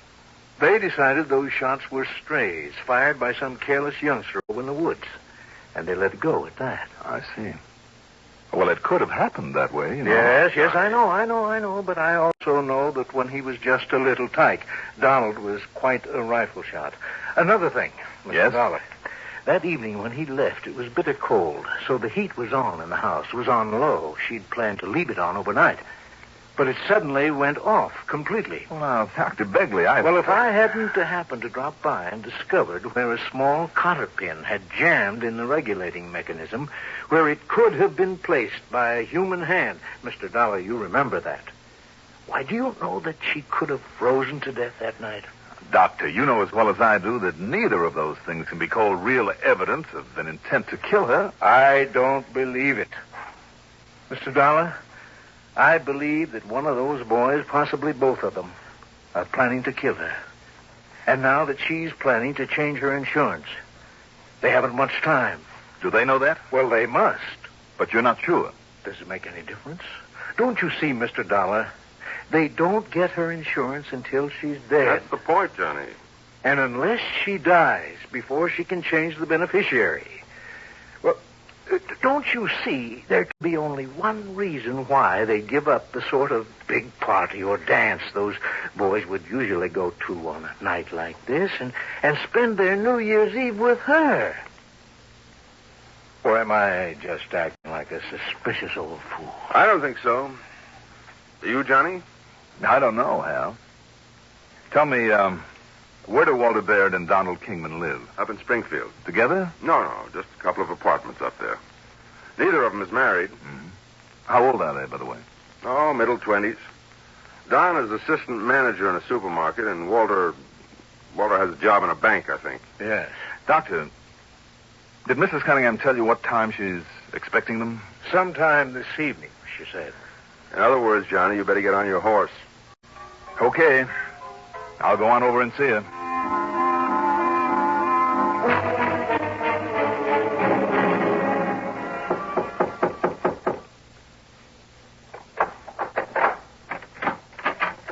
Yes?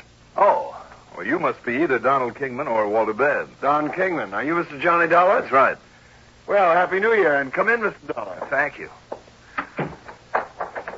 Old Doc Begley phoned out Nancy just a little while ago and said you'd be here. Oh? And I say good, the more the merrier. Come on to meet my cousin, Walter Baird. Walter, this is Mr. Johnny Dollar, and you know who he is. I certainly do. Well, Walter. Glad to know you, Mr. Dollar. Happy New Year. You too.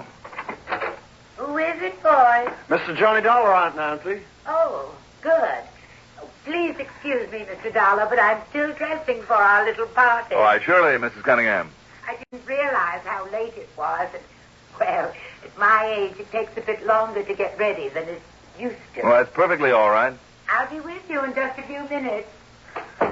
Well, sit down, Mr. Dollar. Make yourself comfortable. Sure. Well, my goodness. Looks like you're planning a real evening of it. And with no pain. I picked up all this food and plates, the silverware, glasses, even the tablecloth and napkins in one of those catering places on the way in. Mm-hmm. Even that portable bar. See it over there in the corner? Mm-hmm. Tomorrow morning they send a man around to pick it all up, and we won't even have to wash the dishes. Good work, Don. Pour the gentleman a drink, Walt. Sure, don't know why not. And while you're at it, pour me one, too, and one for yourself. The glasses are all set out. Sooner said than done. What'll it be, Mr. Dollar? Oh, scotch and soda will be fine, but a light one, huh? Right you are. Should have rigged up a light over here. Well, I wonder why Aunt Nancy never told us that she knows you, Mr. Dollar. Hmm? She's been keeping things from us.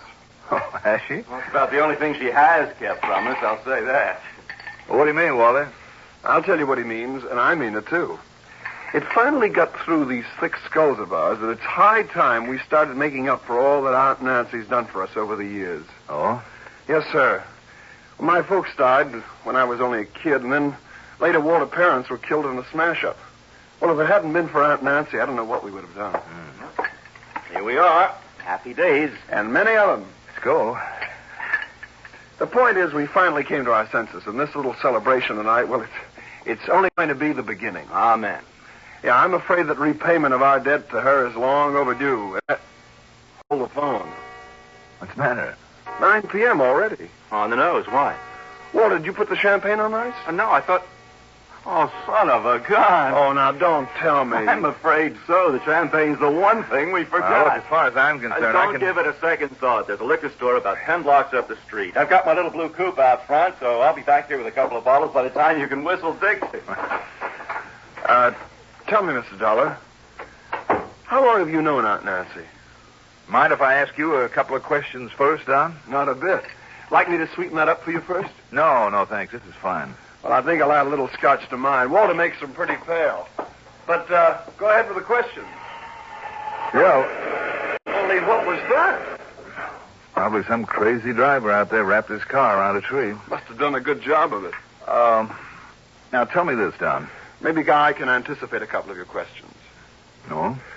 Like, did Walter and I know Aunt Nancy was considering changing her insurance to cut us off? Well, did you? Frankly, Mr. Dollar, the answer is yes.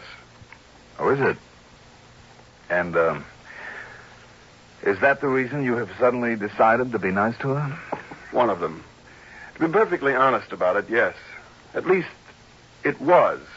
Not anymore, though. You better explain that. She changed her mind tonight. Yesterday, as a matter of fact, but she told us about it tonight. Well, then you will get the insurance.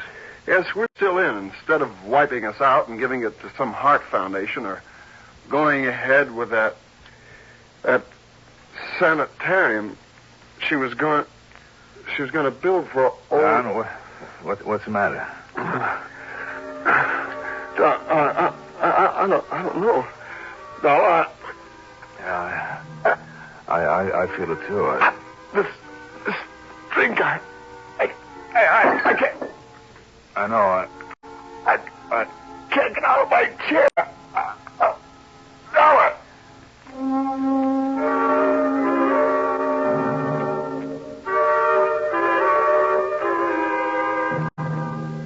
All of a sudden, the world turned completely black. I vaguely remember rolling off my chair onto the floor and then nothing for what seemed a century or two. Finally, in a sort of a daze, I could see a policeman standing above me and feel the flat of his hand slapping me in the face. Hey, all right. All right, come on, Dollar. Wake up. Wait a minute. Rogan. That's right. Bill Rogan. Only it's Sergeant Rogan to you. Huh? Yeah. Another snort of this brandy. Now, what do you know about this, Dollar? About what? This other guy stretched out here the same as you are. Who is he? Oh, it's Don Kingman. Yeah? What about that body in there in the bedroom? Body in the bedroom? That's right. Old Mrs. Cunningham. Huh? Dead, with a bullet in her.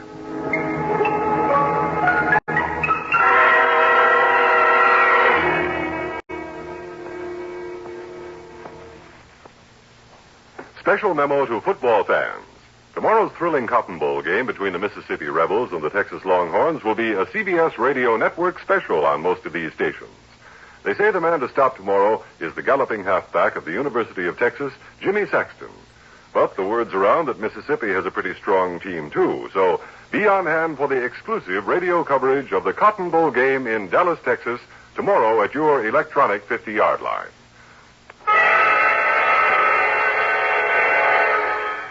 Rogan, you say that Mrs. Cunningham has been murdered? A .22 bullet right in the head. Good Lord. One of the other boys was up the street looking into a car crash. He heard the shot, radioed for me to get over here, and I busted my way in, and, well, what do you know about it? All I know is that Don and I were sitting here having a drink. First Don collapsed, and then it hit me. That was it, Rogan, the drinks. I'll say it was. You see the sediment here in the bottom of your glass? Huh? No. Don't touch it. We don't touch anything until the lab crew gets here. All right. And there's more of that sediment in his glass sitting there on the table besides where he keeled over. You see this little envelope I found on the shelf under the bar? Penorphine. Yeah. Looks like your and his drink were loaded with it. I couldn't even rouse him. Even this full glass over here has some in it. That's Walter's glass, and he didn't drink any. So that was it. Yeah? What was? Walter poured the drinks. Then, without touching his own, he left on an errand, or so he said. But instead, you mean, this Walter, whoever he is, came back here, killed the old lady? That his so-called errand was only to make himself an alibi, to make it look as though he wasn't here? All he had to do was show up at that liquor store. I thought that if anybody might try to kill her after all the big build-up I got, but I guess I was wrong. Yeah, look, will you start making sense? Rogan, it looks as though all you have to do is find Walter Baird. Baird, huh? You got any idea where to find him? What time is it now? 10:40. Well, he can't have gone very far. Well, where'd you sit? Hold it a minute. Sergeant Rogan. Yeah? Yeah? It was who? Okay. You sending a lab crew over here? Right. Dollar, is your head clear enough now to know what you're talking about? Well, I think so. What time did Walter Baird leave you two here? Oh, wait a minute. The mantel clock had just struck 9. According to my watch, well, let's see, Yeah, it's on the nose. And that crash down the block happened less than a minute after 9. Some drunk smashed into a little blue coupe that was coming from this direction. A blue coupe? Yeah, the drunk is dead, and the other guy's in the hospital, but he'll get over it. And this other guy? Yeah, Walter Baird. So he couldn't have done this any more than Donald here could have. I mean, if Don passed out, like you say. But who then? You said you busted in. That front door was locked tighter than the drum. And there's no sign of anybody else having broken in. Further proof that Walter couldn't have done it. Well, then who? Dr. Begley? What?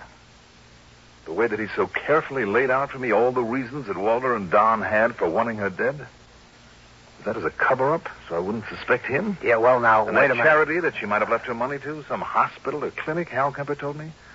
That's something Dr. Begley wanted money for? So much that he was willing to kill her? And as a doctor, an old friend, he'd have a key to the house, possibly. You sure you're feeling all right, Dollar? It wouldn't make any sense. Make no sense at all. You think you're making any? Because she hadn't changed her insurance yet, and he must have known that, so killing her wouldn't do him any good. Dollar, listen. Yeah, what? We know that Walter couldn't have done it, okay? And we know that Donald couldn't have done it. So, that leaves you. Oh, let's not kid about it, huh, Rogan? Okay, then. Are you sure this doctor who might have a key would be more likely to know about the penorphine that was used on you Anybody would know about that stuff and be able to get it. But are you sure this doctor has nothing to gain? The only ones who could possibly gain are Walter Baird. And he's out. And Donald here, who... Wait a minute.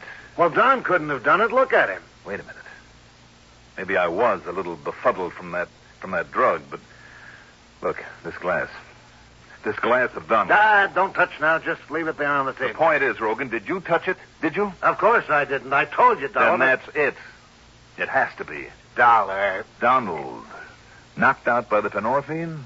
Sure he was. And still is. That's right, but not until after he killed her. But didn't you say Listen to me now. Those glasses had the drug in them, all right. All three of them, to make sure that I'd get some of it. And not only you, but them too. No, because if Walter himself hadn't suggested going out for the champagne, Don would have told him to, before Walter could touch his drink. And that ducking out would make Walter the only suspect in the murder. Well, of course. The only thing that cleared Walter was the accident that Donald couldn't foresee. All right. Right after Walter left, Don took his drink over to the bar to make it stronger, he told me. Actually, it was to get rid of the drug in it and pour himself a fresh one. Yeah, well, now he came back here, took a couple of sips, and when he saw the stuff was beginning to hit me, he made like he was passing out. Then, when I fell on my face, he got up, killed her, came back in here, poured some of the drug into his drink again, and passed out legitimately. And with what he thought was a perfect alibi that I would have to back up for him. Dollar, that's a darn good theory. And maybe that's the way it happened. What do you mean, maybe? When he comes to, we'll face him with it, and if he can prove otherwise, I'll eat your shirt. But whatever gave you the idea? The glass of his, Rogan. The fact that it is now sitting there on the table. He put it there after he'd done the murder. After? Yes. After he actually took the drug that made him really pass out. I don't get it. All right, listen. When he faked it, earlier, when the stuff hit me, Donald dropped his glass. Oh? Yes. It rolled onto the floor. It was one of the last things that I saw and heard. Look, see there? It left a little stain right there on the floor. Hey, you're right. He dropped it to convince me that he was passing out. But now it's up on the table. And only he could have put it there, Rogan. Satisfied?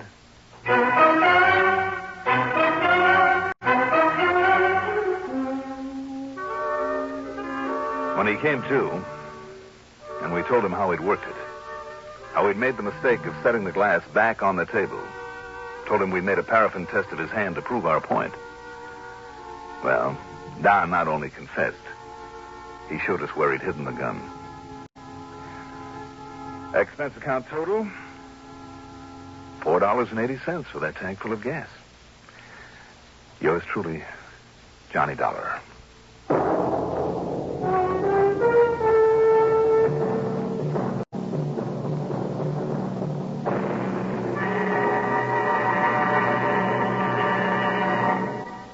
Now, here is our star to tell you about next week's story. Next week, I'll be back with another case for you. But for now, I would like to wish all of you the very best of New Year's. Yours truly, Johnny Dollar.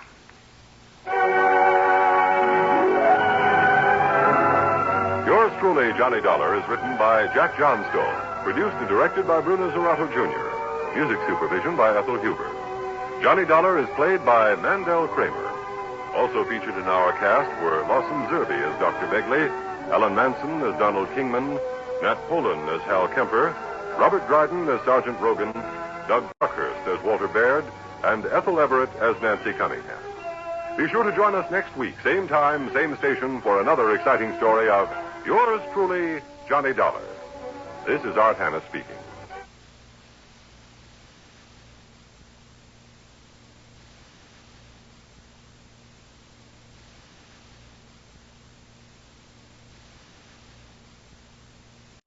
Johnny Dollar. This is Harvey Weller at Tri-Eastern Indemnity Associates here in New York. I think I know what you're calling about, Mr. Weller. You do? Little matter of $100,000 in diamonds that disappeared from McDilby's jewelry outfit down your way. Yeah. Just got the word over the radio. Well, tell me, are you free to work on it? Have you thought of what my commission on that stuff will be if I manage to recover it for you? No, I hadn't, but now let me see. All right, you figure it out while I grab a plane.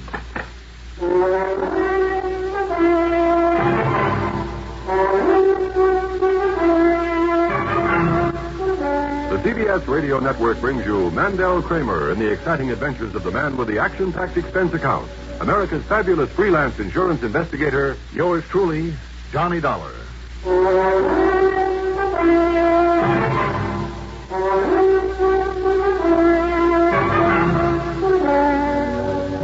Expense account submitted by Special Investigator Johnny Dollar to Far Eastern Indemnity Associates, New York City office. Following is an account of expenses incurred during my investigation of the hot chocolate matter. Expense account item 1, $16.45, taxi to Bradley Field and a plane to New York's Idlewild. Item 2, $5.20 for a cab to McDilby's house of Jewels on Madison near 57th. The sign on the door said closed, so I walked in and joined a sad-faced mob of clerks and cops. Now, just a minute, mister. Did you see that sign? Johnny! Hi, Randy. I might have known the indomitable Lieutenant Randolph Singer would be in charge. Yeah, here I am. But how'd you find out about it so soon? It only happened 2-3 hours ago. Never underestimate the power of radio, Randy. Now, what's the plot? Well, Johnny... Here it is, Lieutenant Singer. Huh? Oh, right, Mr. McDilby. Thanks. And if we find anything else missing that is not on that list... Yeah, you be sure and let me know. I certainly shall. Here, meet Johnny Dollar. He's a special investigator. Mr. Dollar? I am very glad to see you, sir. How are you? Yeah, Johnny's a special investigator for the insurance. Yes. I know all about him. Lieutenant, Mr. Dollar, you can count on me as a great admirer of both you personally and the fine work that you do. Well, I thank you, Mr. McGilby. Now, perhaps we'll be able to get to the bottom of this. Now, if that's supposed to mean you didn't expect us to get to the bottom of it, McDilby... You heard the man, Randy. No, of course not, Lieutenant. But I am glad that Mr. Dollar is here to work with you. Oh, sure. He'll be a lot of help. If you don't get in my way. If I don't... Now, about how much do you figure the total loss, Mr. McDilby? First, I'm afraid it's close to $104,218.51 approximately. Approximately? Yeah, that's what it comes to on this list. Tell me, were there any witnesses to the robbery? Have you had any word on poor Mr. McDuggan, Lieutenant? Yeah, I checked with Bellevue Hospital just before Johnny got here. And? Well, they doubt very much if the old man will pull through. Terrible. My heart is filled with grief to hear that. Who is McDuggan, Randy? The old night watchman. Whoever did this job came in just before opening time, tore him up with a .38, and then just helped himself. Aye, to approximately $104,200. Yes, you told me. Aye. How did he get in, Randy? I mean, after all, if there was a night watchman on duty... Aye, and a good one. McDuggan was not only a personal friend, but an old and very, very faithful employee. Well, there was no sign of tools on the doors or windows, Johnny, and the burglar alarm was still on, so either he somehow got hold of a key or McDuggan let him in. Somebody that McDuggan knew, then. Possibility, all right. But now it looks like you'll never be able to tell us. Terrible. Now, who came in here and found out what had happened? You, Mr. McGilby? No, sir. It was Miss Tallish, my chief clerk, who always opens up the store. Would you like to have a word with her? Later, maybe. These people here, are they all your employees? Yes, sir. Only one that's missing is Daniel Fairling, cleaning boy. Oh, don't worry, Johnny. I've already ordered a rundown on all of them and put out an APB on young Fairling. Well, you're improving, Randy. Well, thanks, pal. Now, does anybody beside you know the combination of the safe, Mr. McDilby? No, sir. But the safe wasn't touched. Do you mean that you left over $100,000 worth of stuff lying around out here in the showroom? Ordinarily, no, sir. But we closed up so late last night after a special sale we were having. And with McDuggan on the job? McDuggan's in Bellevue, Right, but now listen, Johnny. I'll see you later.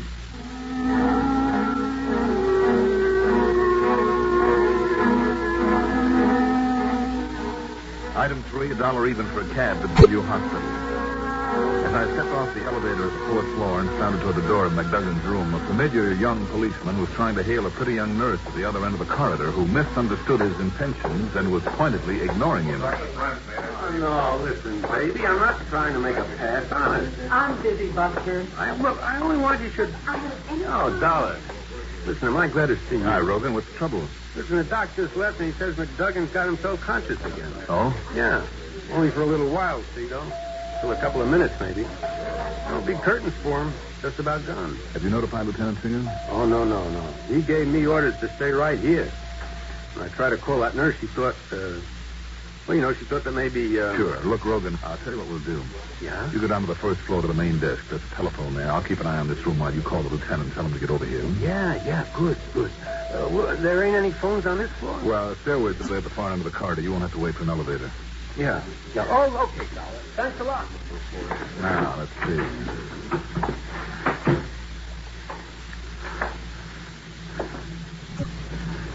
Mr. McDougan? Mr. McDougan, can you hear me?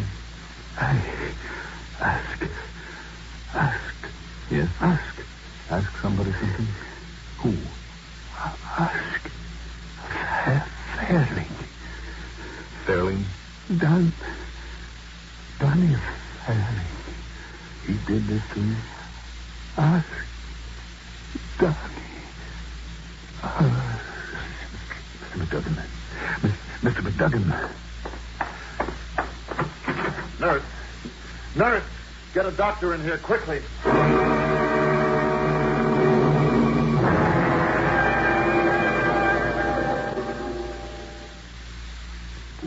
This ever happened to you? You're driving down a long highway or working late, and then monotony makes you feel drowsy. Perk up with No-Dose. No-Dose keeps you alert with the same safe refresher found in coffee. Yet No-Dose is faster, handier, more reliable. Absolutely not habit-forming. The safe way to stay alert without harmful stuff. No-Dose.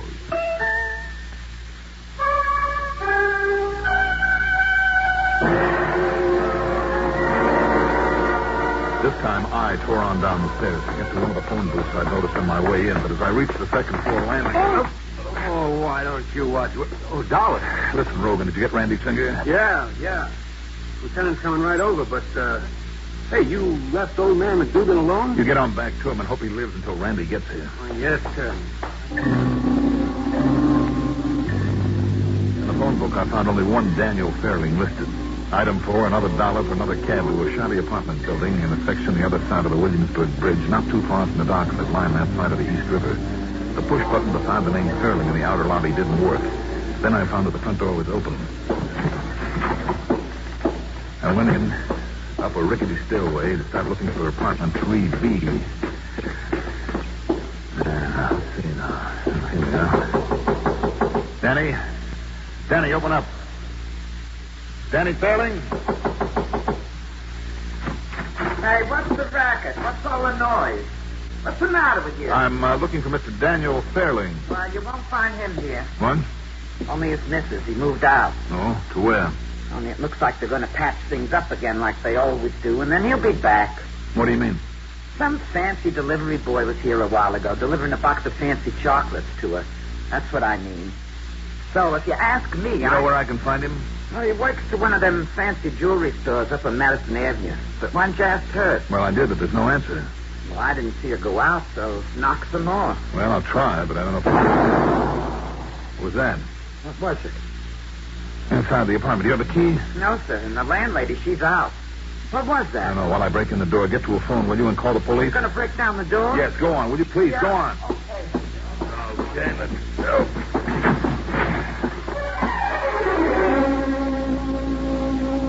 It wasn't pretty. The bomb had been inside the box of candy. It had gone off, and the Fairling woman had opened it, plastering the walls, ceiling, and floor with bits of chocolate.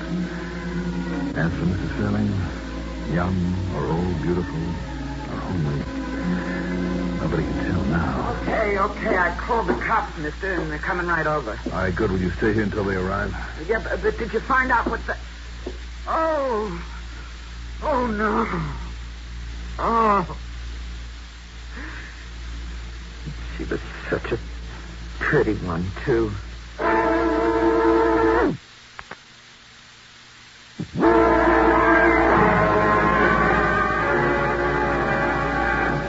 Item 5, 10 cents for a phone call to Lieutenant Singer's office at the 18th Precinct. Yeah, Johnny, I got there. But just in time to watch old McDougan die, and without saying a word. So, what about you? You have any luck when you saw him? He was able to say only one thing to me, Randy. Yeah? What was it? The name of that cleaning man that McDilby mentioned to us this morning. The one that's missing? Danny Fairling? Uh-huh. But all he said about him was... Well, then we're in luck. We're really in luck. Why do you say that? You hop in a cab and get on over here. Look, Randy. You'll see, Johnny. You'll see. Now, come on over here and as fast as you can.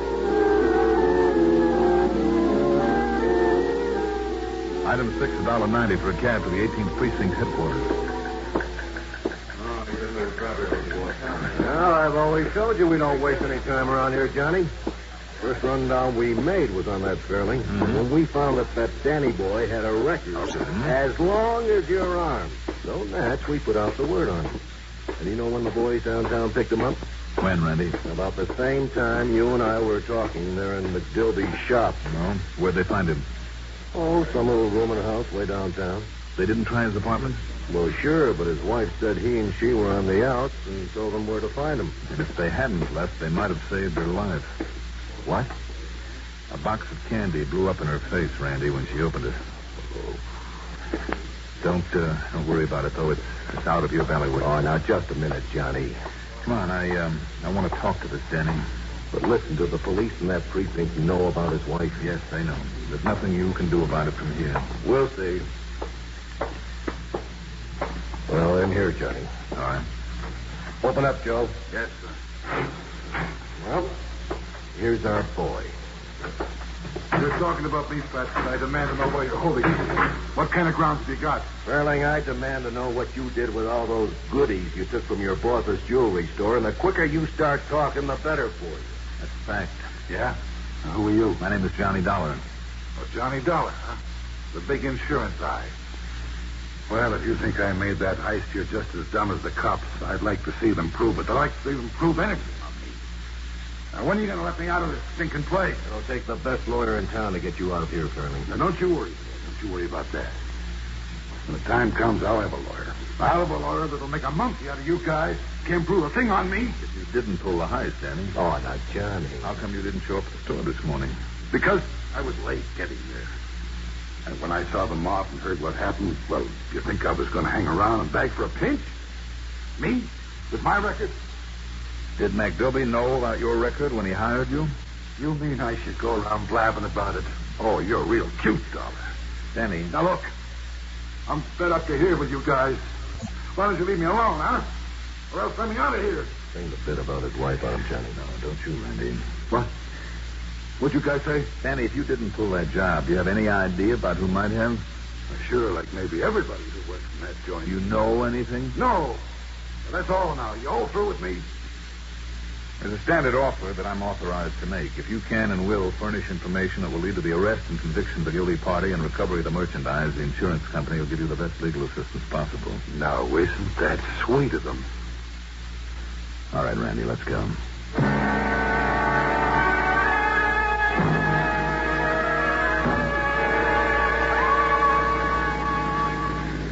So that's the picture, Randy. Okay, Johnny, but the boys from that precinct are going to want to be asking him a lot of questions about it. Well, just don't let them know that you have him yet. Not until I have time to check this a little bit more. Yeah? Why? Because if Danny is guilty of that robbery... And the murder. Of the robbery, maybe the shock of finding out about his wife will open him up if it's used at the right time. Which is when? Let me worry about that, Randy. Meantime, we'll be finding out if your boys have uncovered anything new back at the shop. Johnny. Yep. Are you holding back something on me? Like what? Like what maybe old man McGugan said to you there at Bellevue? All he said was, ask Danny. Ask Danny Fairling. And to me, that says we're holding the right man. Well, I wouldn't bank on it, Randy. You have a better idea, Johnny? For both the robbery and the murder? Yes, I have an idea. And I don't like it.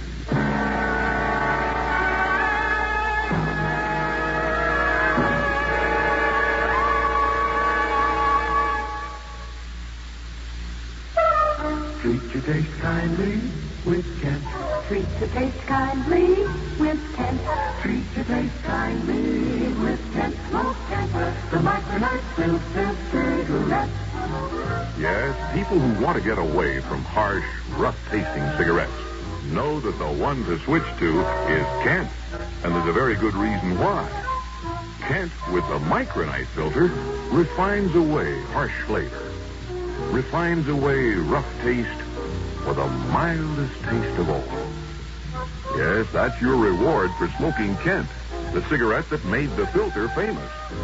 So when you want to get away from harsh, rough-tasting cigarettes, remember, the finer the filter, the milder the taste. And you decide to treat your taste kindly with Kent. Treat your taste kindly with Kent Smoke Gentler, the micronite filter cigarette.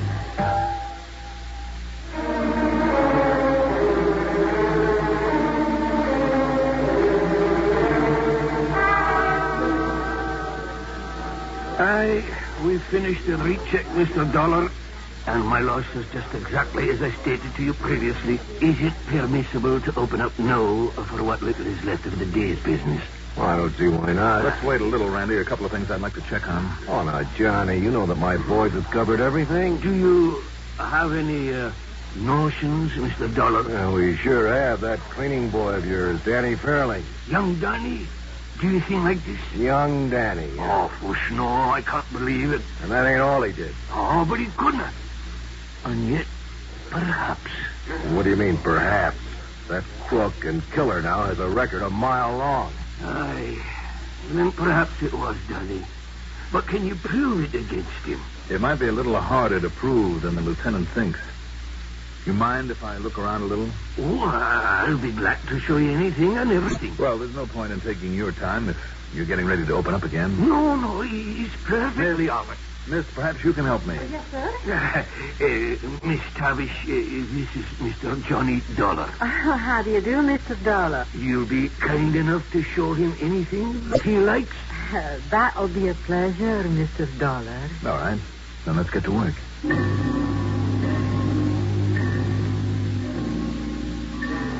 I was sure that Randy's men had done a good job, but I had to follow through on this idea that was bugging me. And that meant looking for something.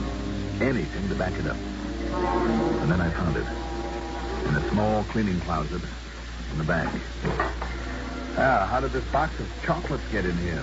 Oh, well, you know, chocolates were young Danny's weakness, Mr. Dollar. They were? He simply loved to nibble on chocolate candy all day long. I see. And so whenever he'd do an errand or a special favor for one of us, we'd buy him a box of them.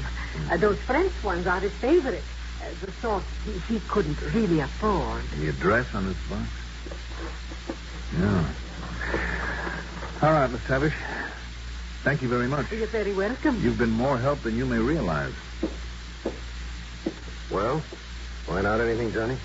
Plenty. I'll see you later. Where are you going? To a candy shop over on Fifth Avenue. Candy shop? Mm-hmm. Then, with your permission, Randy, I want to see Danny Fairling again. Well, sure. Alone.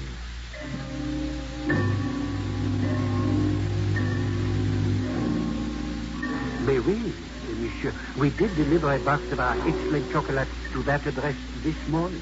Just chocolates, I remember it well, monsieur. Now tell me. Because the gentleman who made the purchase last evening took them with him, but then came back later and asked that we deliver them today. How much later? Oh, perhaps an hour. Mm-hmm. Plenty of time to open the box, take out some of the candy. Tell me this. That customer, was he a small, tough-looking young fellow? Oh, no, monsieur. He was a well-dressed English or a Scottish gentleman. Thank you, my friend. You've just helped me solve a murder. Murder? Or I should say two.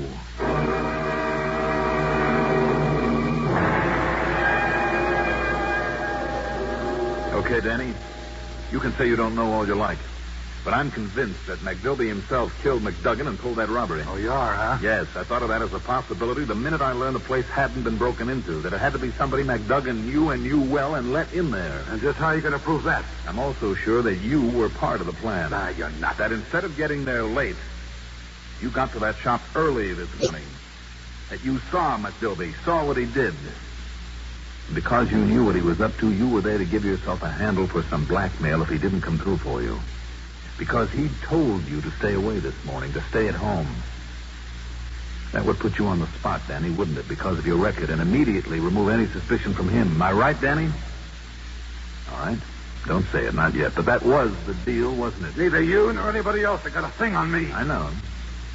I know there's no direct evidence against you, Danny, any more than there is against McDilby. That's the reason he promised that if you play along with him, he'd not only give you a cut of the loot, but make sure that you had legal help that would keep you out of the pen. Isn't that what he promised you, Danny? Come on, you can't deny that, can you? Do you think for a minute he was going to keep any such promise? When you, an ex-con, made such an easy whipping boy when nobody cared what happened to you? No, Danny. McDoby had other plans for you so that you'd end up like McDuggan did on a slab. You haven't thought of that, had you? No. You're crazy, Dolly. You're crazy. Am I? What about your wife, Danny? What do you mean about my wife, huh? What do you mean about her? What's a little family argument got to do with this? Maybe a lot.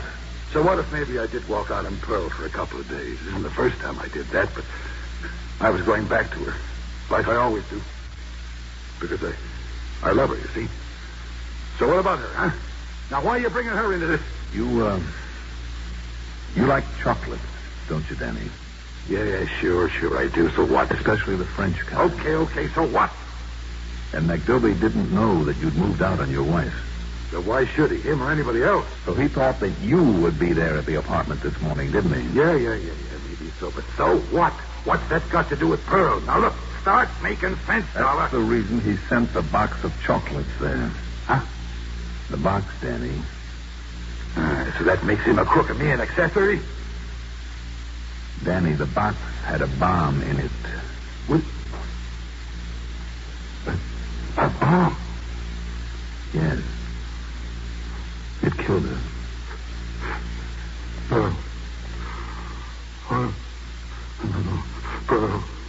Pearl. Sorry, Danny. You listen to me. If the law doesn't kill him for it, Dollar, I will.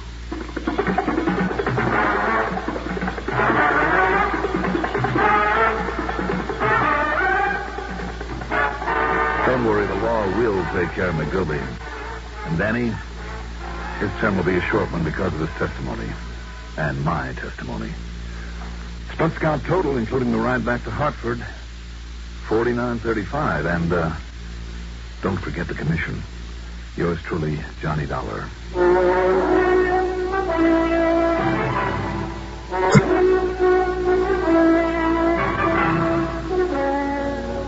Now, here's our star to tell you about next week's story. Next week, high adventure in the colorful, romantic gold rush country. It can also be very deadly. Join us, won't you? Yours truly, Johnny Dollar. Do you like a car with plenty of pep? A car with reserve power for safe passing? Most good drivers do. But they don't like to pay extra for premium gasoline. Listen, in 3 out of 5 cars, regular priced Sinclair Dyno gasoline matches performance of premium gasoline, saves you up to 4 cents a gallon. Almost anywhere you see the Sinclair Dinosaur sign, you can save up to 4 cents a gallon with Dyno. Drive with care and buy Sinclair Dyno gasoline.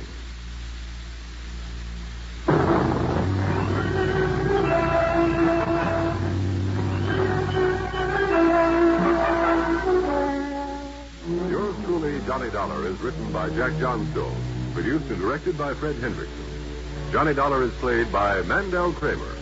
Also featured in our cast were Jackson Beck, Sam Gray, Gil Mack, Bill Lipton, Guy Rep, Betty Gard, Ivor Francis, and Vicky Bola. Music supervision by Eugene Sines. Sound patterns by Walter Otto. Technical supervision, Mike Shostak. Be sure to join us next week, same time, same station, for another exciting story of yours truly, Johnny Dollar. Art Hanna speaking. Keep in instant touch with world events through this Net Alert station of the CBS Radio Network. Network.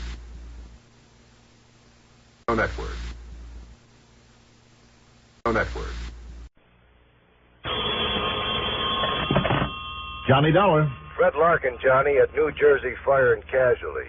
Fred. I hope I didn't get you out of bed. Well, you certainly did, but don't give it a second thought. How are you, Freddie? Pretty good. How are things in the grand old historical city of Trenton? Here in Trenton, fine. A little farther south, though, I'm not so sure. Like where, for instance? Like just outside of a little town called Woodbine.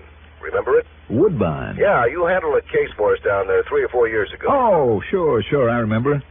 Some crook with a mattress factory pulled the old stunt of billing his clients more than they actually paid for the stuff he sold them. Right. Not knowing about that little trick, we'd give them insurance for the amount shown on those phony bills, double what they paid. And when something happened to the merchandise... Sure, they collected twice as much from us as they were entitled to. Real nice people down there. Well, what goes this time? A couple of fires. Oh? Arson? That's what I hope you can find out. Any reason for suspicion? Yes, I think so. Like what? Well, why don't you run on down here and let me tell you all?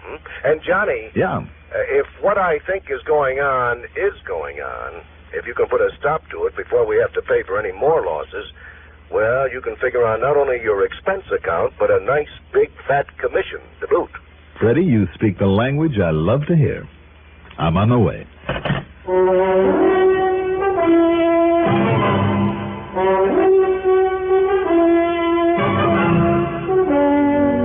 The CBS Radio Network brings you Mandel Kramer in the exciting adventures of the man with the action-packed expense account. America's fabulous freelance insurance investigator, yours truly, Johnny Dollar.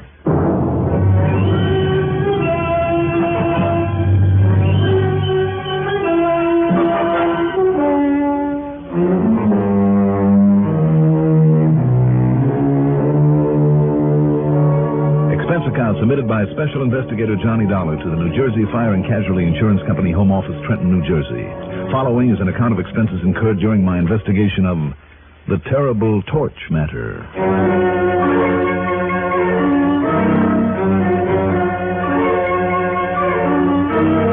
Expense account item 1, $20.50, and that covers a taxi out to Bradley Field, then plane fare to Philadelphia, PA. Item 2 was $50 deposit on a rental car. I headed north on Lucky 13, crossed the Delaware at Morris, better than George Washington did, I might say, and landed in Trenton, the Jersey state capital, shortly after noon. Since Fred Larkin's office is right there on State Street, I made like a starving Armenian. He took the cue and hauled me over to Hildebrecht's for lunch.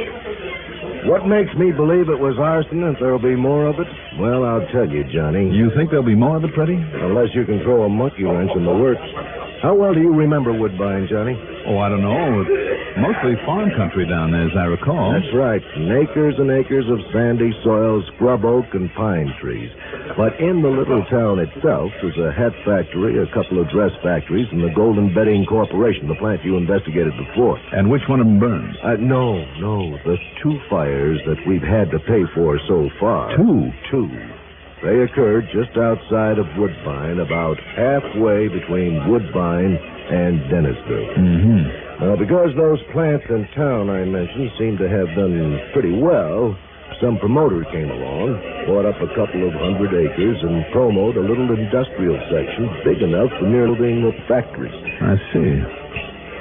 Well, it's sort of a funny place for that kind of thing, though, isn't it, Freddie? Well, that's just the point, Johnny. It's a lousy place for such an operation. Too far from any of the regular supply sources, a long way to ship their finished goods. All their fuel and power have to be imported, labor's hard to get, and so on. Yeah. In other words, the big pitch for those companies to get out of the high rent, high labor cost area didn't mean a thing. They've been slowly but surely going broke. And there's nothing like a good fire to pay off the bills, provided there's plenty of insurance. Right. And like I said, there have been 2 of them so far. And I'm afraid there are going to be more. Why, Freddie? Well, simply because an idea like that, when it pays off so nicely, and when it can be gotten away with, can be very catching. You have a point there. When you say gotten away with, does that mean the police were able to find no signs of arson? Right. But when you talk about the police, don't forget how small that town is. No. When was the last fire? About a week ago. A week? And you wait till now to call me? I know. But I only found out about the second one yesterday. Afraid that means a pretty cold trail. But I'll see what I can do. Good. Now, how many factories are there in that little complex? About a dozen, did you say? 11, Johnny. And here's the point. Yeah. 8 of them are owned by people who are one way or another related to each other.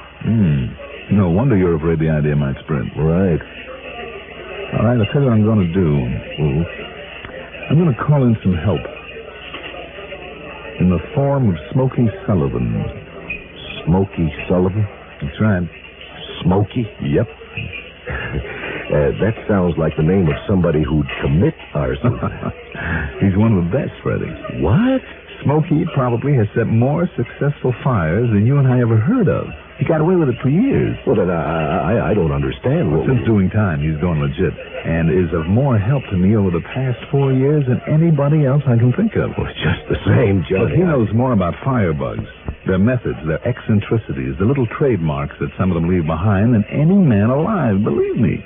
That's why he's been of such use to me. Oh, okay, Johnny, if you say so. You know what his job is right this minute? What?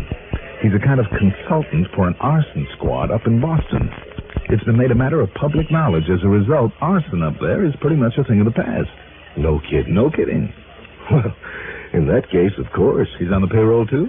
Well, whatever you say. Good. One more thing, Fred. Yes? Is there any kind of a bank there in Woodbine? I don't know. I imagine not, but there's a loan office that I guess kind of serves as a bank. Mm-hmm. I know that some of our checks have been cashed through it. Good. Not much more than a one-man operation, though, I understand. All the better. Is it? Why? Well, could be a mighty good source of information for me. Oh? Yeah. How? And for what kind of information? Let's just wait and see.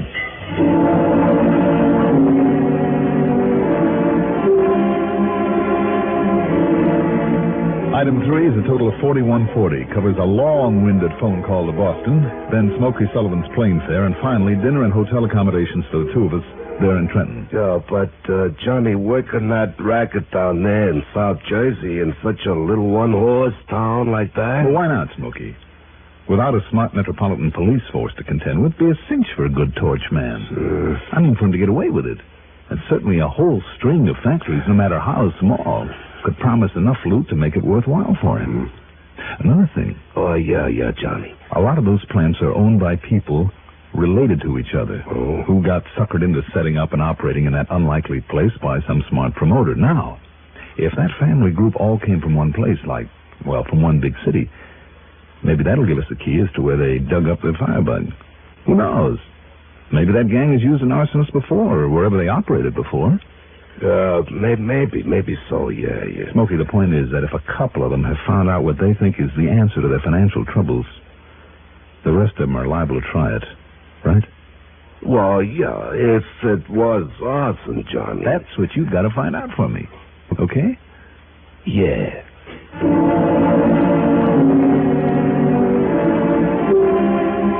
Early the next morning in my rental car, we headed south, through what's known as the Piney Country, passing towns with such colorful names as Mount Holly, Indian Mills, through Hamilton, Mays Landing, and Tuckahoe. Finally, Woodbine. After signing in at a motel, I gave Smokey the car keys and told him he was on his own while I paid a visit to the loan office. Smokey understood and took off. As for the loan office, it was just what Fred had thought, a one-man operation. And as for the owner, Mr. Hanley M. Becker... What's that? What? You want to know what, Mr. Dollar, did you say it is? Dollar? That's right. Johnny Dollar. What's your business here? Well, I'm a special investigator, Mr. Becker, for the company that's insured a lot of people and property down here in this section. Investigator, huh? That's right. And I want to know the financial condition of every one of the 11 factories at that little industrial complex outside of town. Well, then, why come to me? Well, don't you function as a kind of a bank for some of these people? Well, of course I do, but what's the matter with you, young man? Don't you realize that anything like that is completely confidential? Is nobody's business but the banks and the companies? Why, what kind of a banker do you think I am, huh? I'm beginning to wonder. Well, you can keep right on wondering. Besides, there aren't 11 of them out there anymore. There's only 9. Thanks to a couple of fires. Yes, blast it. And if the insurance company doesn't pay off on those fires, don't you worry, boy. I'll collect on those loans somehow. Then you have loaned those factory owners quite a bit of money, hmm? Well, of course I have. Of course I tell you it's none of your business. Well, I think it is. Well, you just tell that insurance company of yours to pay off on those losses, so I can get back my money on the two that burned down. Even if those fires were set? Yes, even if they were.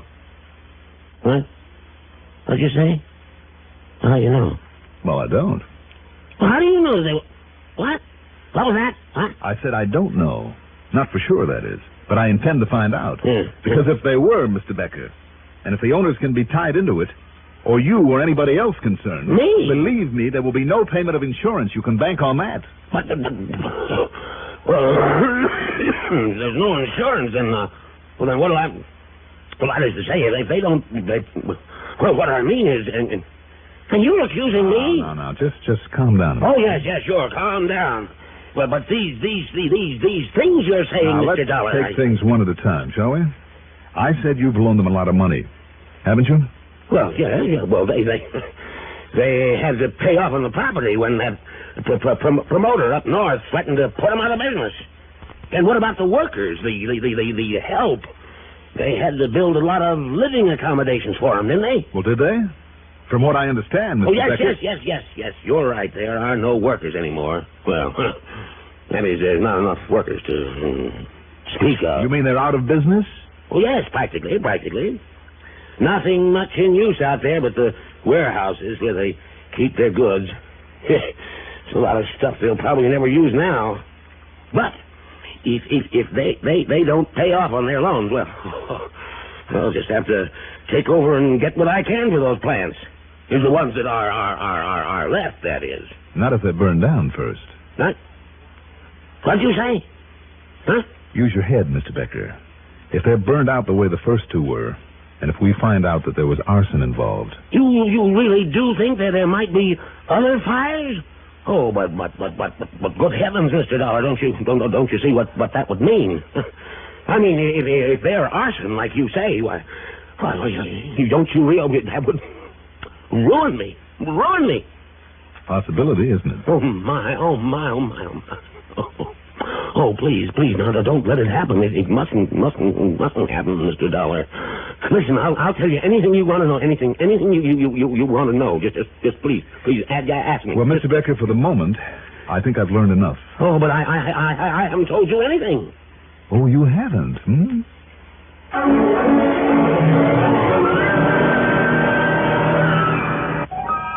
I went back to the motel and waited for Smokey to come in with a report on what he'd learned at the scene of the two fires. Noon came, and I went out for a bite of lunch. That's item 4, $1.10. At 2 p.m., he still hadn't returned. It's funny. He could usually take one good look at the remains of a fire and know almost immediately if it had been set. So perhaps he had found something to really get to work on. I hope so. But to go ahead without telling me? That wasn't like him. When he hadn't appeared by 5 o'clock, I left word where I'd be and went back to the loan office. Mr. Becker was just about to lock up for today. Oh, hold everything, Mr. Becker. Who's that? Oh, Mr. Dollar. Oh, it's quite all right, Mr. Dollar. Here, come in, please. Thanks. Yes, I've been thinking about what you told me this morning, Mr. Dollar. Yes? And if you're right, why, come in. Oh, you are in, aren't you? Yes. Just a couple of other things I need to know, Mr. Becker, and then a favor that I want to ask. Oh, anything, Mr. Dollar. All right, now, these factory owners that you loaned the money to. Yeah, for labor, housing, and plant improvement. For additional trucks and materials. Thousands, Mr. Dollar. Thousands. Oh, I'm sure. Yes. And they just didn't realize, well, none of us realized that they wouldn't be able to make a go of things like the hat factory, the clothing factories here in town. Yes. These old established factories have no labor problem or a housing problem because they use people, from right here, the people here in town. Yes. Unlike these newcomers. All right, now, Mr. Becker, these newcomers, where did they come from? What? Oh, come from? Oh, well, from up in North Jersey, from up around Patterson, and all the mills, the silk business, and all the others when they went into a slump up there. All right, now, if I remember correctly, there were several big arson jobs up there. That means torchmen were available. That means these people would know about them, but know where to contact them if they wanted to. Well, so if Smokey's found out what I suspect he has... Smokey? My co-worker on this case. Oh? And apparently, Mr. Becker, he's found out something. But where and what it is, I don't know yet, because he has my car with him. Oh, you need a car? Oh, here, please, you use mine. Hey, you see? It's the one out there in front. Here, take keys. Well, thank you. And if you need me, if I can be of any help to you... Just give me some directions.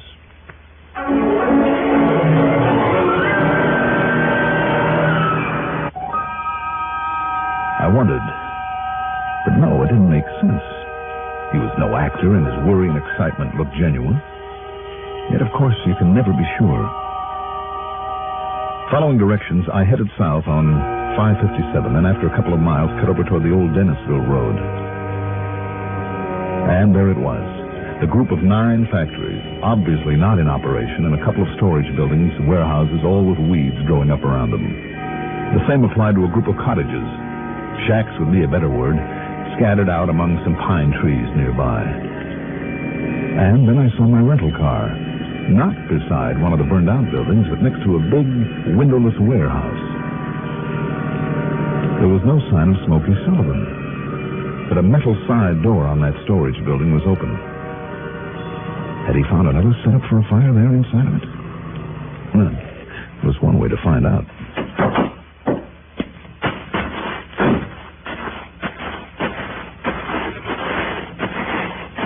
Smokey? Smokey, are you inside there? Smokey? You in here?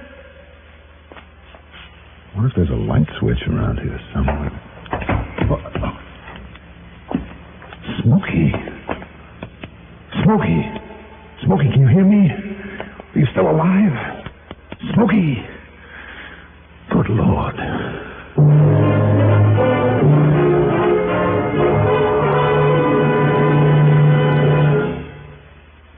This year, the YMCA marks its 50th anniversary of its work with and for foreign students in this country. This is just one of the countless valuable services the Y performs in your community. Right now, during National YMCA Week, your local Y invites everyone, boys and girls, young men and women, and family groups of all races and creeds, to join in its activities. The Y also needs volunteer leaders. Get more out of life. Join and support your YMCA.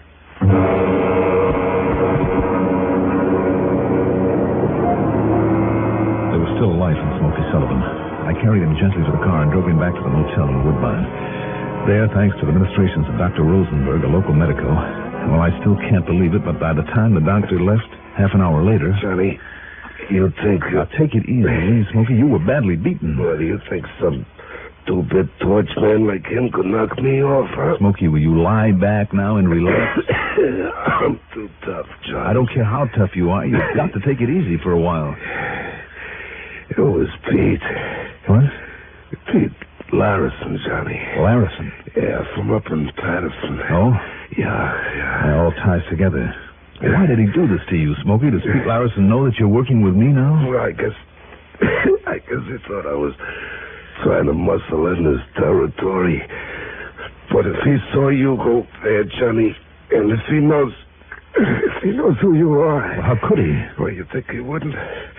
They all do. Oh, Johnny. Now, listen. If you know him, if you know what he looks like, as soon as we get you back on your feet... Look, better yet, just give me a description of him. No, listen. Yeah. Tonight, he's gonna fire that warehouse tonight. Tonight? Yeah, and listen. Well, it's after dark right now. I better get going. Johnny. Smokey, I want you to settle back and rest. About the others, Johnny. Forget it. If I stop him on this one, there won't be any others. No, what I mean by the others.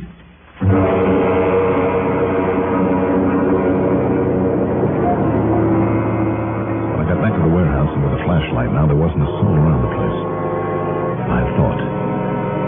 But as I slowly opened that side door again, I was almost knocked over by the smell of gasoline fumes. Then as I quietly swung the door closed and flattened against the wall, feeling around for a switch, suddenly all the lights went on. Don't reach for anything but the ceiling, Johnny Dollar. That's right. I see. You're Larison. That's right. Pete Larison. And you'd pull that trigger inside this gasoline-loaded place? Be a lot better than giving you a chance to draw and pull off a shot at me. Now, wouldn't it? Waller. Yeah, Pete? What? Right here in back of you, Dollar, so don't try nothing. You feel this? Oh, yeah, I feel it. Take his gun away, Walter. I'm sure he has one. Sure. Okay, I got it. Have you seen, Dollar, the elaborate preparations I've made for the little fire that we're to have here tonight? And because of all the heavy upholstery material that's stored in here, it looked to the stupid police as though it all went up because of spontaneous combustion. Elaborate preparation was right. Long, narrow strips of heavy felt soaked with gasoline spread out from where he stood like the rays of a spider's web.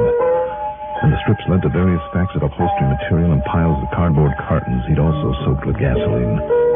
Then, moving toward me, he unrolled another heavy strip of felt, the main fuse for his operation. And you see, Dollar, all I have to do now is set a short candle on the end of this fuse right here by the door. So, then after planting you in here, I light the candle. And don't you see, if they can identify what's left of you, and if they do by any chance suspect arson, they'll think that you set this off. You, the great Johnny Dollar. Don't you know that Smokey Sullivan is still alive? They'd take his word against my perfect alibi. What alibi? By the time the candle burns down and starts the blaze, Walter and I will be sitting at his home with poor, foolish old Hanley Becker playing pinochle. Then he doesn't know about this. Becker? He doesn't know anything.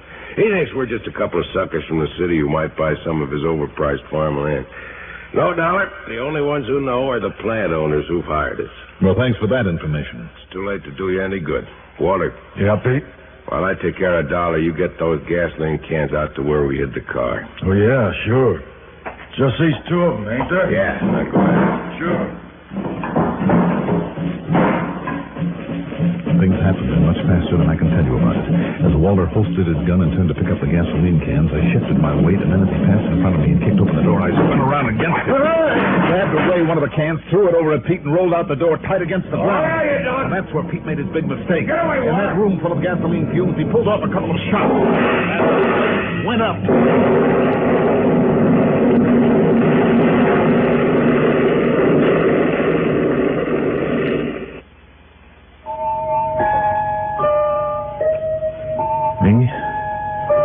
I guess I was lucky. The blast rolled me 100 yards or so across that sandy ground, and I came to only a couple of minutes later. Walter, who was blown against the side of my car, ended up with a concussion. As for Pete, well, I don't think I need to tell you. And that's it, Freddie.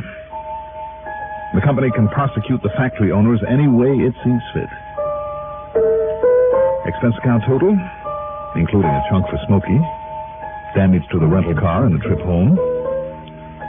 Call it $1,500 even. Yours truly, Johnny Dollar.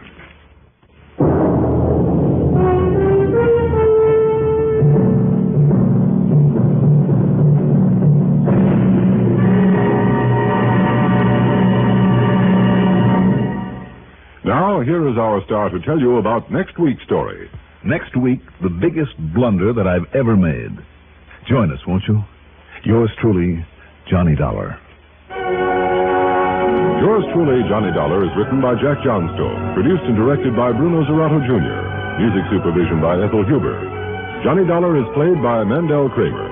Also featured in our cast were Leon Janney as Hanley Becker, Sam Gray as Fred Larkin, Mason Adams as Pete Larison, Larry Haynes as Smokey Sullivan, and James Dimitri as Walter. Be sure to join us next week, same time, same station, for another exciting story of Yours truly, Johnny Dollar. This is Art Hanna speaking. Get the news firsthand and in full, the expanded CBS News on CBS Radio Network.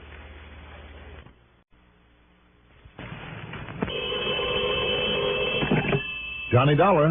This is Mary, the operator at Worldwide Mutual Insurance Company, Mr. Dollar. Yes, Mary. I had a call for you, but now he seems to have picked up his other phone. Oh, Les Waller's, no doubt. Oh, excuse me. Worldwide Mutual, Good morning. Yes, he is. I'll ring Mary? for you. I'm sorry, not you, Mr. Dollar. That was another call that came in, and I'd left your line open. Oh, okay. Look, if Les Waller's wants to call me back a little later... Oh, here you are. I can ring now. Oh, hello? Hey, you're a bum. I beg your pardon. I said you're... wait a minute. Who is that? Are you Johnny Dollar? That's right. Good. Dollar, this is Jonathan Harmon of Worldwide Mutual. Mr. Harmon? That's right. You sound surprised. Yes, I am, Mr. Harmon. I was expecting a call from Les Wallace there in your office. Oh, I see. And that explains your reference to a big bum, did you say? I thought you two were the best of pals. Oh, we are, sir. But he was supposed to call me early this morning about going down to New York tonight to see a hockey game at the Garden to celebrate my birthday belatedly. Oh, I see. If, that is, he could get away from his wife for the evening. Well, I hope everything's all right there, don't you? What's that, sir? I mean about Waters and his wife. And she's such a charming little lady, too, isn't she? Yes, indeed, very. But he's not here, and what I called you about is... Oh, I'm sorry I interrupted you. No, I guess I interrupted you, Dollar, but what I called you about is this, and I think perhaps you'd better get out there right away. Yes, sir. About an hour ago, shortly after noon, a client of ours, Mr. William Willoughby, insured for some $70,000, was found dead in his apartment over at 19525 East Maple. Oh? What was the cause of death, Mr. Harmon? As the very unfunny police officer put it when he called, it was a case of lead poisoning. There's certainly nothing funny about that. So I think, Dollar, that perhaps you'd better get right on out there and see what's what. Right away, Mr. Harmon. And if Les Wallace can... Fine, Dollar. Goodbye. Hello? Mr. Harmon?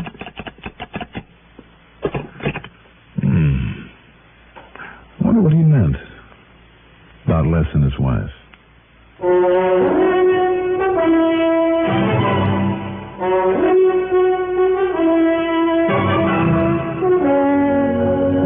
The CBS Radio Network brings you Mandel Kramer in the exciting adventures of the man with the action-packed expense account, America's fabulous freelance insurance investigator, yours truly, Johnny Dollar.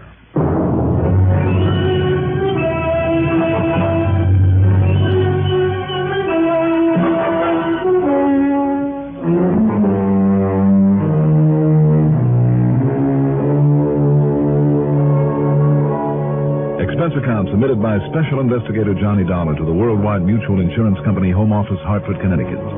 Following is an account of expenses incurred during my investigation of the Can't Be So matter.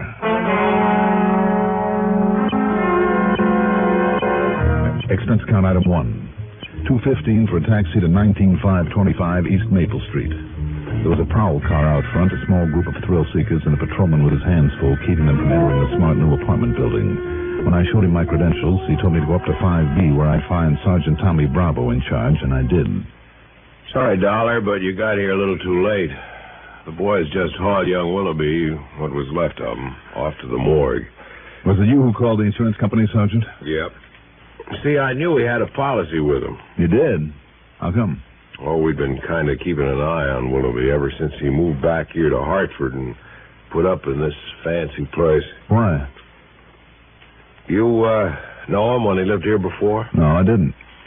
Well, he wasn't much use to himself or to anybody else. Wanted the best of everything, but wouldn't do an honest day's work to earn it. I know the type. The chief even wondered there at one time if he might have had some connection with a narcotics pusher that we nabbed and set up the line. Narcotics? Well, I couldn't prove it, though. Anyhow, what he left here was to get out from under a lot of bills he owed, that sort of thing. Mm-hmm. And so then when he came rolling back a couple months ago, apparently rolling in dough, well, it just made the chief kind of suspicious is all. So we kind of kept an eye on him. But he stayed clean so far as we could see. Just what happened here, Sergeant? No signs of a fight or anything like that? No. And the lab boys, before they left, wow, Dollar, they figure it was somebody he knew pretty well. How come? Because Willoughby himself must have let him in, for one thing. Him? Him, her, what's the difference? But it was probably him. Was it?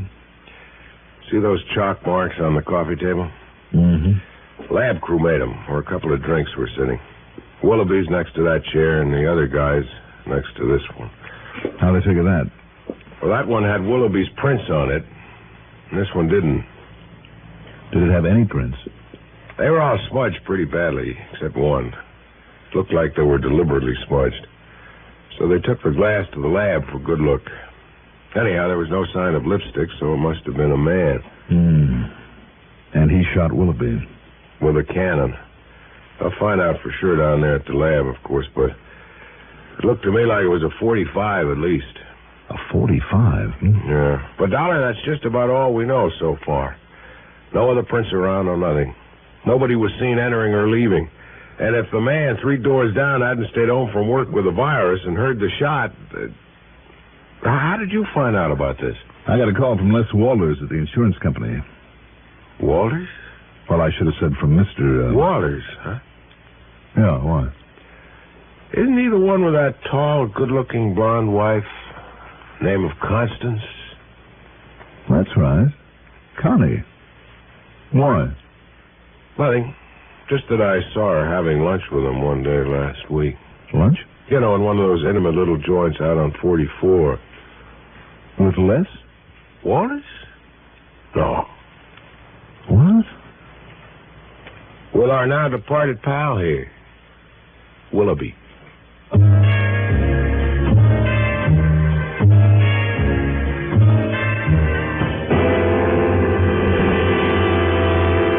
Then I remembered. Willoughby's name was familiar. I'd never met him, but he was the one who'd made such a play for Connie before she married Les. But Les do a thing like this? Impossible. Yet Connie had been seen having lunch with Willoughby at a quiet little place out on Route 44 where the chances were they wouldn't be recognized. Had Les found out about that? Is that why Willoughby was now very dead? No, of course not. I knew Les too well. He simply wasn't the type. And the police apparently saw no reason for suspecting Les, so why should I? What's more, there wasn't a single solitary clue that might point to him. Not yet, anyway. Item 2, $1.75 for another taxi. This time into the Spear Building at the office of Worldwide Mutual. No, Dollar, I thought I told you that over the phone. Lester Walters isn't here today. As a matter of fact, that's why I myself called you about the Willoughby matter. Did Les come in at all today, Mr. Harmon? Eh? No, not to my knowledge, but then he pretty much keeps his own hours, you know. Sometimes when he's out selling or calling on some of his clients, he doesn't come in here for 2 or 3 days at a stretch. Well, he hasn't even called in or anything like that? Well, not that I know of. You can check at the switchboard, however, if you like. But now, about this Willoughby thing. Mr. Harmon. Yes. When you talked to me on the phone earlier... yes, my boy. You said, or you indicated, you were a little concerned about Les and his wife, Connie. Well, you know how it is, Dollar. Well, in spite of the size of this organization, I have a real personal interest in all of my people. I'm sure you have, sir. The boys all know it, and they never hesitate to come to me with their problems, and I always try to help them if I can, financially or any other way. I'm sure you do. They always tell me everything. Oh? Except where their wives are concerned. Oh. That's the one thing they like to keep to themselves, so I never meddle. So, well, yes, I can always tell. Yes, I know them better than they think. But you have no real knowledge of anything wrong between Les and Connie? Oh, there's some little worry there. There's no question about it. But now, about the... If you'll excuse me, Mr. Harmon, there are a couple of things that I have to do right away. Well, have you found out anything? I'm not sure. But don't worry, I'll give you a full report. Yes, I'm sure you will, my boy.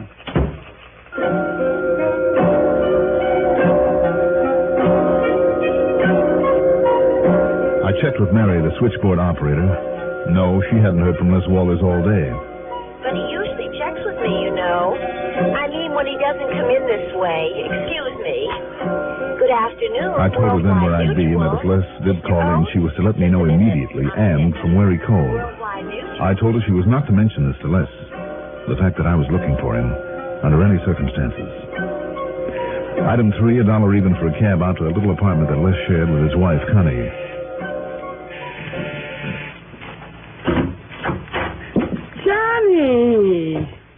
Well, happy birthday, whenever it was. Hi, Connie. At least I think I heard Les say you had a birthday not long ago. Mm-hmm. But what in the world are you doing in this part of town, this time of day? Well... Oh, come in, Johnny. I'll put on the percolator and we can have ourselves a coffee club. Well, sure, Connie, thanks. Les around? Oh, no, he isn't. He tried the office? He isn't there. Oh. Well, then he must be out selling people insurance or something. Why, Johnny? It's just that we talked about maybe taking in a hockey game tonight, and I haven't heard from him, that's all. Oh. Connie. Yes? But come in, sit down, make yourself comfortable. Connie, does Les keep any kind of a gun here in the house? Oh, now that's a funny question. Especially from you. You're the gun collector. Listen, Connie. Have you added any to that beautiful collection of yours lately?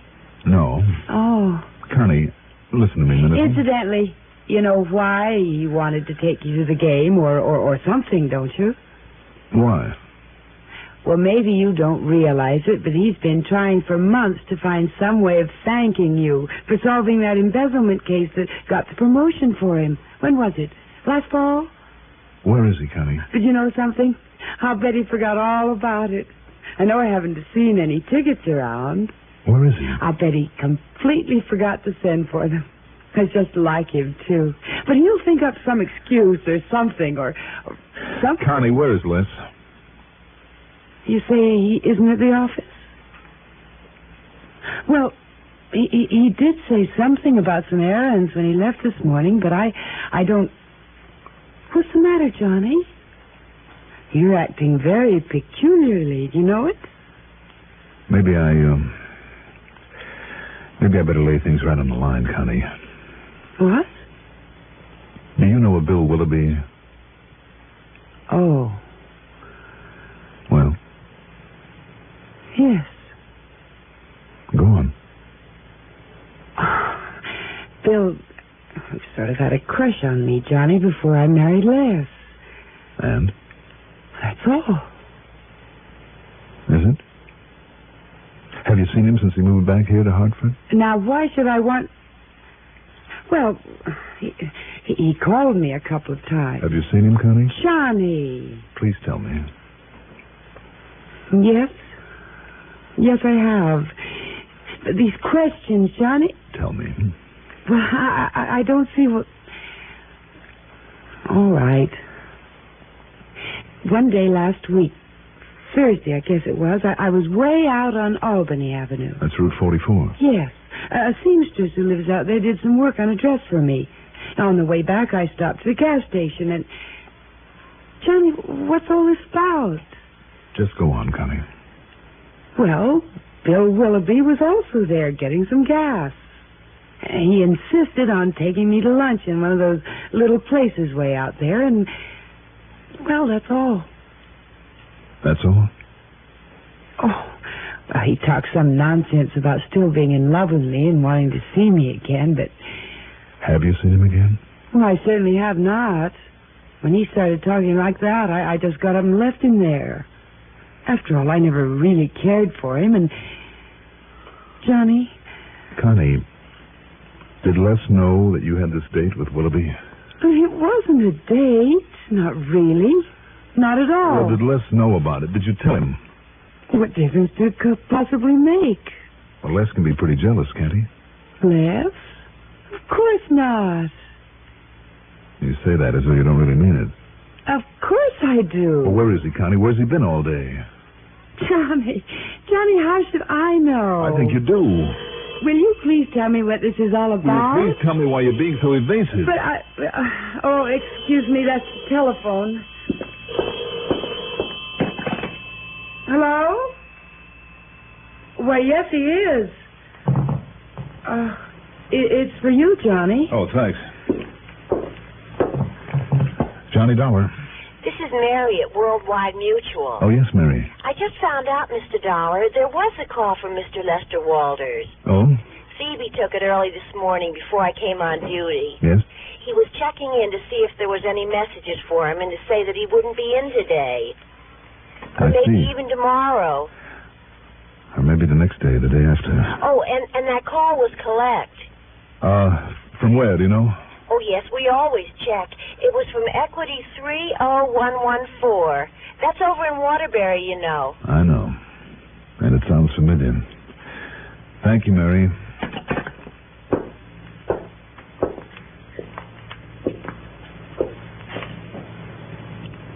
Johnny.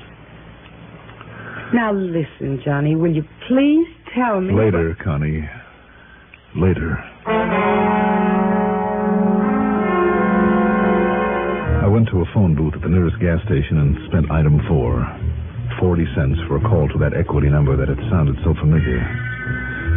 I hoped and prayed that I was wrong about it. That it wasn't. Bearcoff's Gun Shop. Who? Bearcoff's Gun Shop. Gun shop. Can I help you? Did a Mr. Lester Walters buy a gun from you recently? Yes, just this morning, early this morning. What kind? It was a handgun, a 45. 45. Yeah, it was one that we... Oh, now wait. Who are you, if I may ask? Never mind.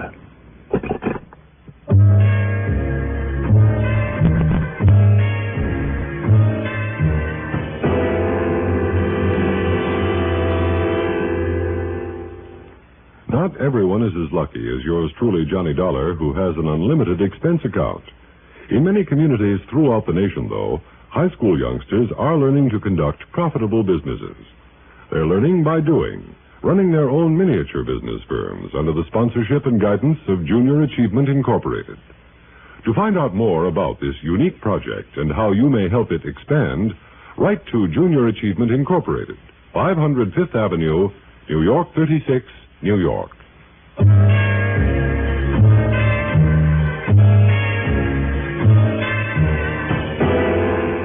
still couldn't believe it. I wouldn't believe it. And yet all the evidence, every bit of evidence I had. Sure, it was circumstantial, that's all, every bit of it. But it all pointed to only one person, to my friend Les Walters. I still couldn't believe it. Yet there it was. His failure to check in at the office the way that he usually did. Didn't he know that would arouse suspicion? His slip-up on our date for the hockey game. Didn't he know that would make me suspicious? Connie's having been seen with Willoughby. If the cops knew about that, why not Les? And then Connie's evasiveness about Les's whereabouts. But did she really know about what finally happened to Willoughby? And the gun. A 45, did it, Sergeant Bravo had said. A 45, the gun shop owner had said. That was sold to Les only that morning. All right, there it was. Okay, now what? Go to the police? Tell them what I knew? Or let them find out for themselves? Why not? They had as much to go on as I had. Almost. It was their job to run down Willoughby's killer just as much as mine, wasn't it? Yes, and it was my job just as much as theirs. My dirty, rotten, lousy job. Why? Why did it have to be? Couldn't I just... No, I couldn't, and I knew I couldn't. If Les did commit that murder... If... I made another call there in the phone booth.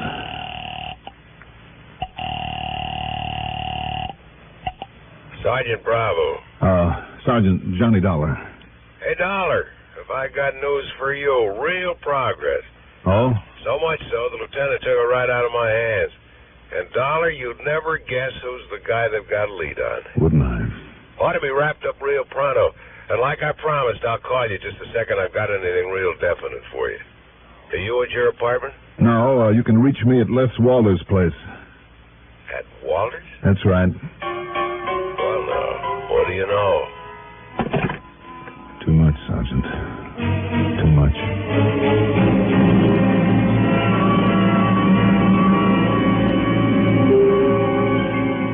No, I don't know, and I don't know when he's coming back. And, Johnny Dollar, you just sit yourself down here in the den and tell me why you're acting so strangely. Now, sit down, Johnny. Please. Sure, Connie. Look, would you like a drink? Maybe that would help whatever it is that's bothering you. Yeah, maybe it would. Well, all right, then. I'll go get you. Oh, now, who could that be? Excuse me. Hi, honey. Les. I'm sorry, it's so late. Les. Did a couple of business deals going back. Only a couple of policies. Les, listen. And look, honey, I got it. The gun shop over in Waterbury. Now, wait dear. Let's wait. Look here. Isn't it a beauty? And honest to goodness, genuine, original, single-action Army Colt. 45 caliber. Honey, do you have to yell this way? Why not? Isn't it a beauty? Do you know who's sitting there in your den? Oh, boy. Johnny Dollar. Oh.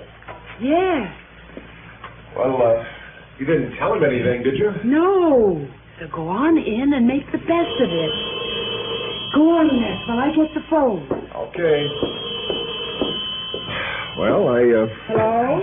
I didn't expect to find you here waiting for me, Johnny. Kind of spoils all the big surprise. But here you are, baby. Catch it. Thanks, Les. Well, don't you like it, Johnny? Should I? Ah, now look.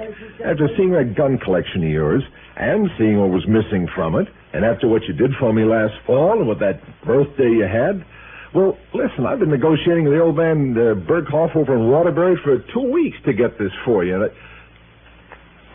What's the matter, Johnny? Johnny? Oh, yes, Connie.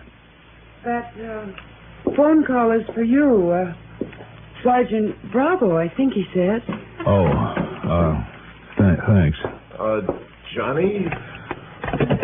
No, Johnny Dollar. Well, it's all wrapped up, Dollar. Well... Yeah? Yep. Prints on that glass led the lieutenant straight to him. Well, what was that? The killer, the one that knocked over Willoughby. It was Shorty Scarpone, one of his pals in the dope racket. Broke down and confessed the whole thing when the lieutenant busted in on him. That Dollar... Oh, brother. Oh. Johnny. Okay, now, what is bothering you? What's bothering you anyway? Me? Yes. Yes, you. Not a thing. Believe me, not a thing. Connie, where is that drink and we'll celebrate? Good. My birthday and a lot of things.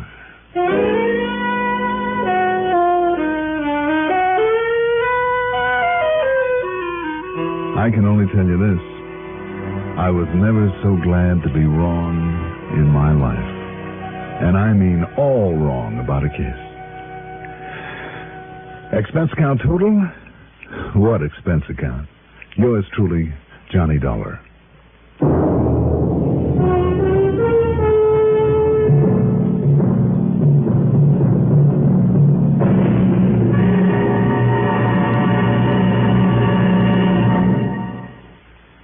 Now, here is our star to tell you about next week's story. Next week, a talisman. A good luck charm that proved to be anything but. Join us, won't you? Yours truly, Johnny Dollar.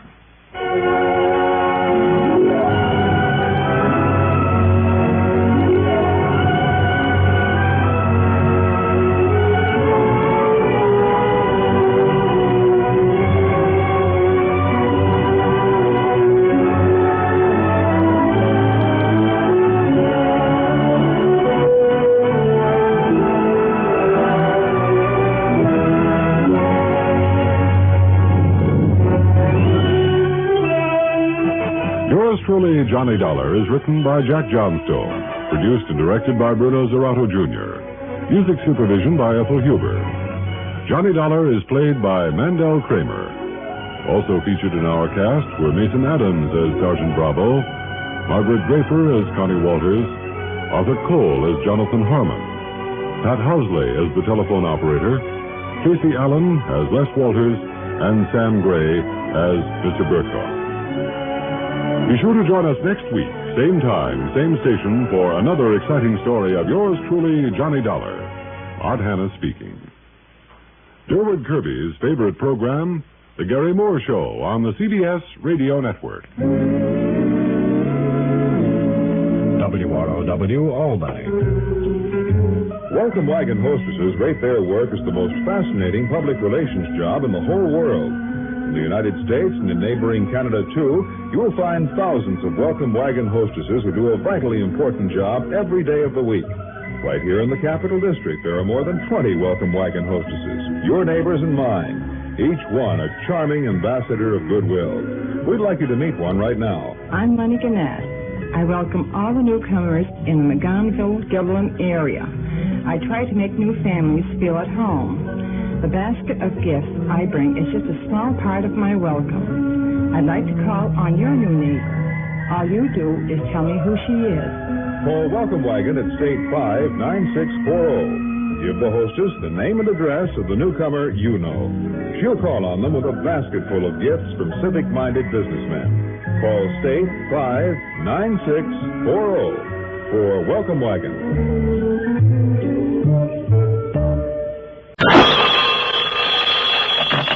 Johnny Dollar. Hi, Johnny. This is Ted Newberry over here at good old Union States Casualty. Well, hi, Ted. What's this I hear about you going off the deep end a couple of weeks ago and getting yourself engaged to, what's her name, Mary Ann Hooper? Idle rumor, son. Just idle rumor. Oh, since when does an idle rumor hit the society pages of the Sunday paper? Oh, that.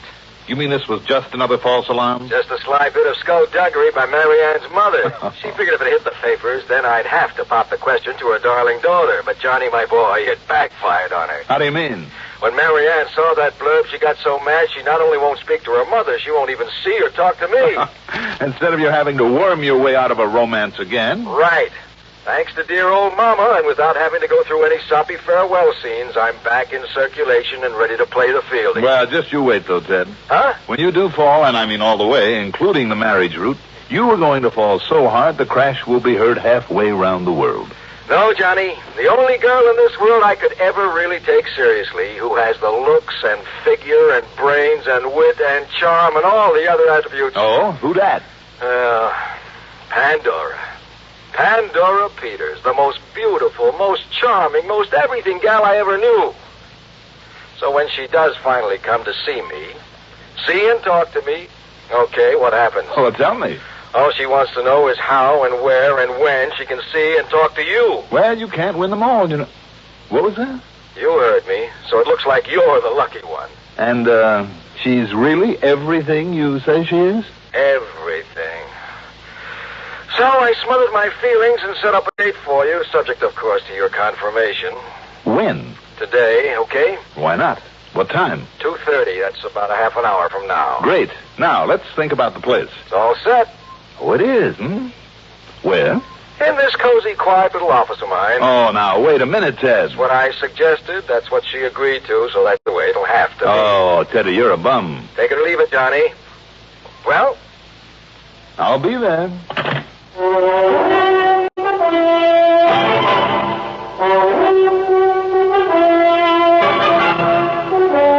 The CBS Radio Network brings you Mandel Kramer in the exciting adventures of the man with the action-packed expense account. America's fabulous freelance insurance investigator. Yours truly, Johnny Dollar.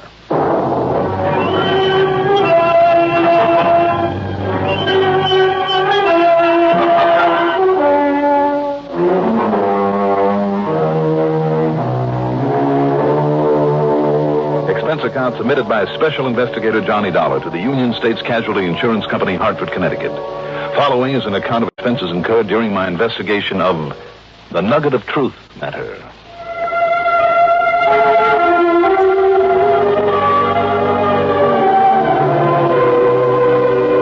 I shaved, showered, put on a clean shirt and a new tie, taking my time about it, then spent item one, $1.30 for a cab into Ted Newberry's office at Union States.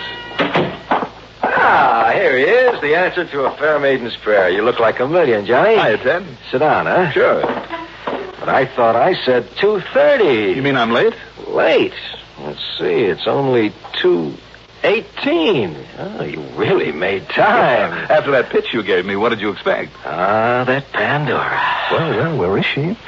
Oh, but there's one thing I just plain forgot to tell you. Yes, Teddy, like what? Johnny, she's married. Well, no reaction? Well, I suppose I could take off my jacket and mop up the floor with you. Well, let's say you could try. And certainly it is the very least you deserve. But what's the use? All that build-up was just to drag me out of my nice, comfortable apartment and down here to take on some kind of assignment. Now, just wait till you see her. Sure. But what's it all about, Teddy? Well, the guy to whom she's happily married is young Philip Truesdale Peters. Good family and all that, but no money. Mm-hmm. That is, not much at the moment. But Johnny, thanks to some electronic gadget he's invented, and with her dough to get him started... Wait a minute, Ted. Is that the new little plant about 10 blocks east of here? That's the one. And one of these days, maybe he'll make it. Well, good for him. Good for that money of hers, you mean? Oh, she's loaded? No, but she has enough. Anyhow, they're both clients of ours, straight life policies. How much, Ted? Something over $100,000 apiece. And each of them is the other's beneficiary? Yeah. Mm-hmm. Now, don't get any wild ideas. In spite of the fact that he needs money to push this invention of his? Well, don't worry. He doesn't need her dead to get it. Well, just the same, Teddy. Oh, now, come on, Johnny. Give that suspicious mind of yours a rest for a change. The way you talk sometimes, you'd suspect your own mother of murdering for a couple of bucks. Well, maybe I do go overboard once in a while. But... Hey, what's the matter? Through this portal is about to pass the most beautiful girl in the world. What? You, Ted Newberry, are the biggest flatterer in the world. If only that handsome husband of yours wasn't bigger than I am. But come in, my lovely, come in. Thank you.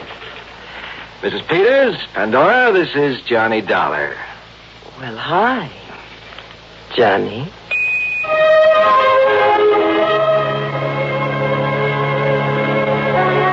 I'll say this. What I stood there staring at was worth staring at. 25 or 26, maybe. Tall, willowy, blonde. A faultless complexion with just enough makeup to enhance her natural beauty. Eyes a kind of gray-green, with little smile wrinkles at the corners. A cute little tilt to her nose and soft, full lips. And a darned attractive figure in a dress that didn't hurt it one bit. But there was something missing. Or maybe it was the other way around. Something there that shouldn't have been there. In her voice, in her eyes, I'm not sure. But there was a subtle coldness there that wasn't quite right. Not with all that beauty. The calm, calculating female that's invariably more deadly than the male. I wondered. I said hi, Johnny. Oh, I'm sorry.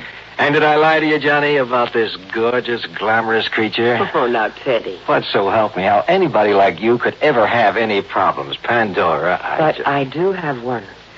And I'm afraid it's a pretty serious one.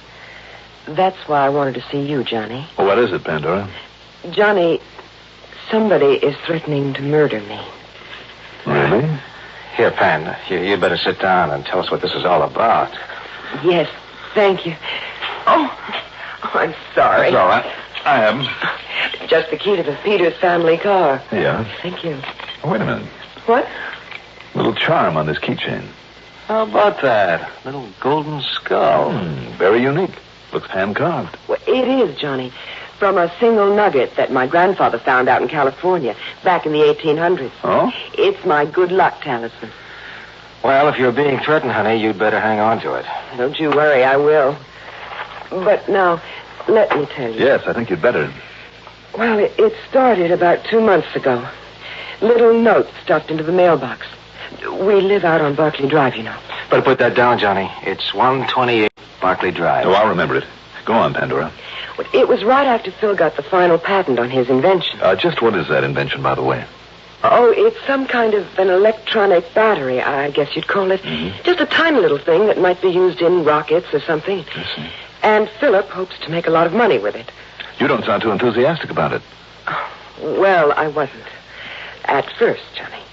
It looked to me and my lawyer like just a waste of time and money for him to work on it. But when those notes started, well, I told Philip to go ahead with it. At least until the money ran out. So he put up that little factory building, and he's buying machinery and all sorts of things for it. The threatening notes made you change your mind? Yes. Why? Because I'm just plain stubborn, I guess. Well, what'd they say? Well, the first one started out with a quotation, a kind of a religious thing.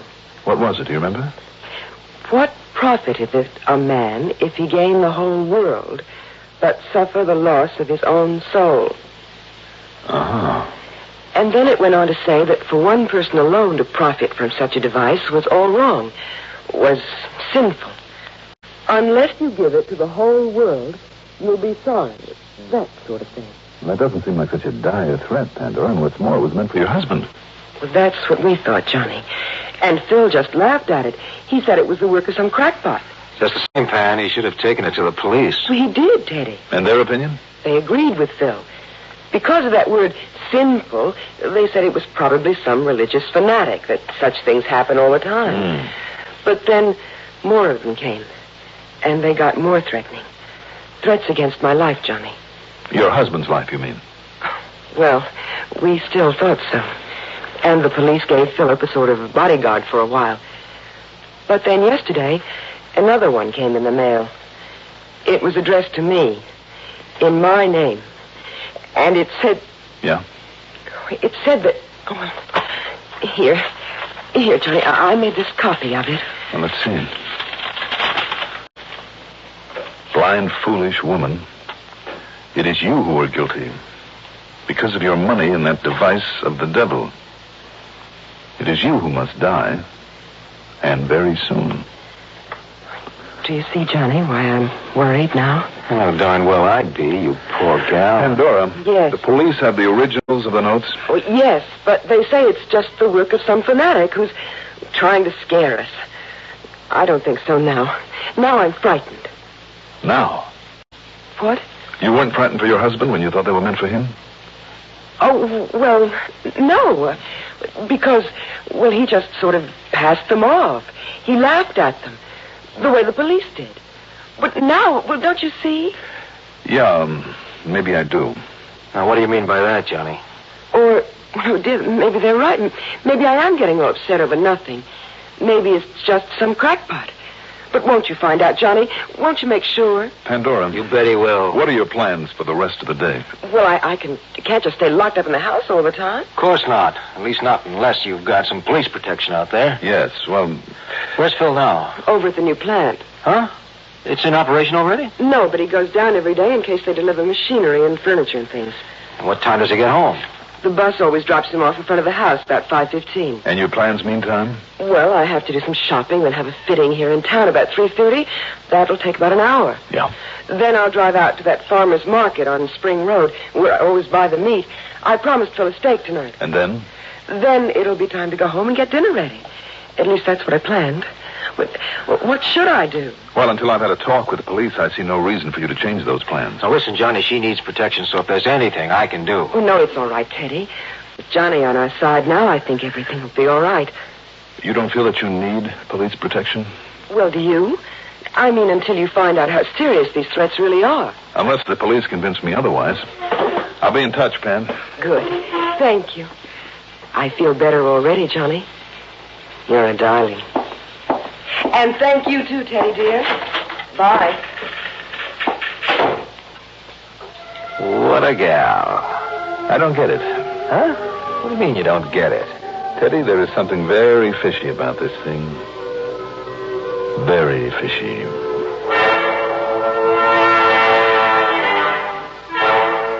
Expense account item 2, $1.20 for a cab back to my apartment where I picked up my own car, then headed out in the direction of the Peters home, way out on Barclay Drive.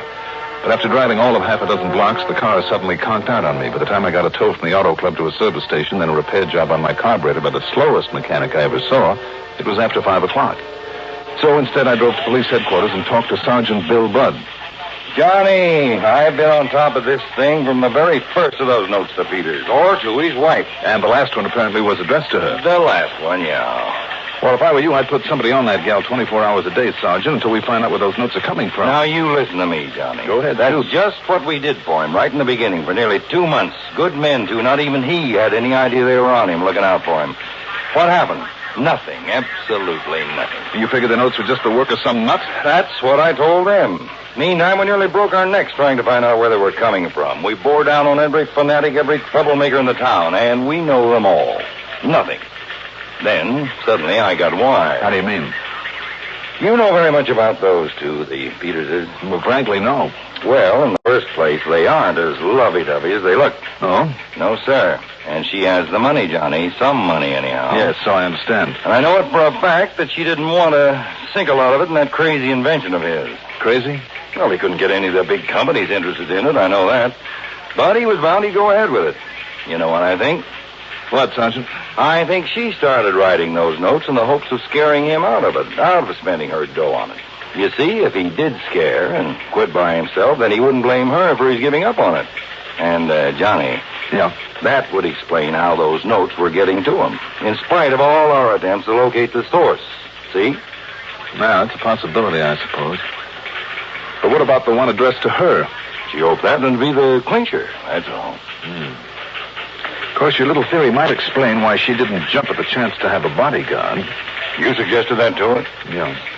But there is still another possibility, Sergeant. You mean that he's been writing them? Mm-hmm. So nobody suspect him if he knocked her off to collect all her nice insurance money? Right. In other words, until we can clear this thing up. Wait a minute, Johnny. If you think I'm going to put tails on both of them, on their house, on that plant for 24 hours a day... Sergeant Bud. Mr. Peters. Sergeant, I knew it. I told you something like this would happen. And don't you see, after that last threatening letter, it was Pandora. It was she this killer was after. Now, wait a minute. Because it's been her money going into my invention, into the plant, and... Oh, this is terrible. Now, wait a minute. What do you want, Conroy? I'm sorry, Sergeant. I try to keep him from barging in this way. What's the matter with you? Aren't you going to do something about this terrible thing that's happened? Well, what terrible thing? You know what he's talking about, Conroy? Yes, sir, Sergeant. You see, I'm the one that found the body.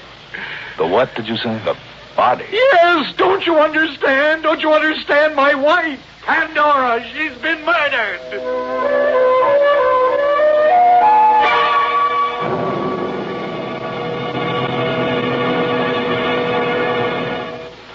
Frontiers changed rapidly today. Mostly they seem to expand. Lately, they show even promise of expanding right into outer space.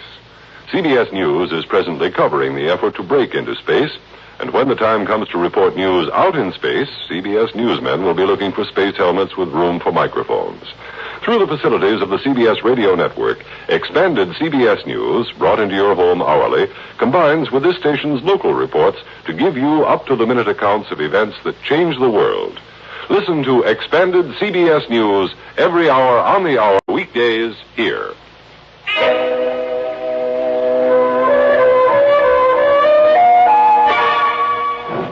Your wife was murdered, Mr. Peters? Yes, Pandora. Somebody killed her. When, Mr. Peters? Where? How should I know? I asked this policeman. He's the one who found her. You didn't see her? No, ask him. He's the one who knows about this horrible, terrible, awful thing. Conroy? If only you'd taken those letters seriously, we could have prevented this. Mr. Peters, if you want our help, you've got to calm down and pull yourself together. Here now. Maybe you better take a slug of this. No. Take a drink. Take a drink of this brandy. Now, go on. Go ahead. All right. Thank you. I'm sorry. Please, officer, tell them what you found. Yes, go ahead, Conroy.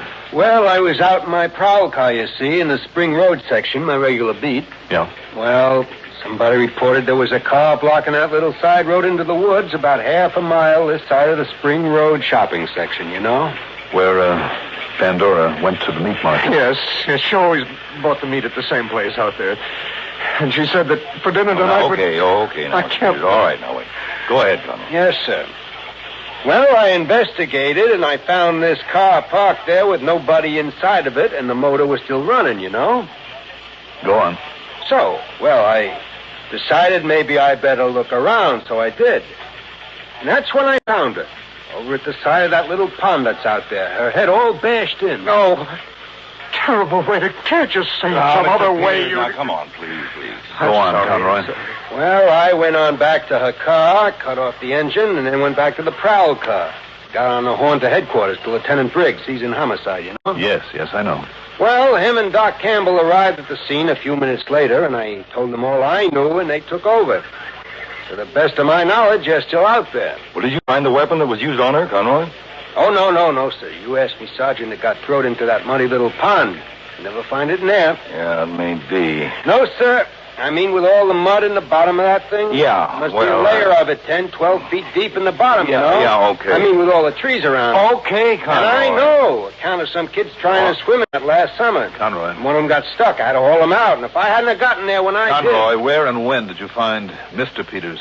Oh, I drove right out to his house, Mr. Dollar. I figured somebody ought to tell him. I see. You were home by then, Mr. Peters? Yes. I was worried sick when I found she wasn't there and had left no message. It wasn't like her. And, well, after those threatening letters, I knew something was wrong. I knew it. Yeah. And when this officer came and told me what he'd found, Pandora. Yes, sir. That's when he insisted I bring him right here to see you, Sergeant. Yes. You didn't take him to the spot out there in the woods? No, sir. He had me bring him directly in here. And, Sergeant, if you don't do something about this, if you don't find this killer... Look, we're going to do everything we can now, Mr. Well, if Peters. you'd done something before instead of just talking about it, this wouldn't have happened. Mr. Peters. No, there was nothing to worry about. It's only some crackpot, some troublemaker.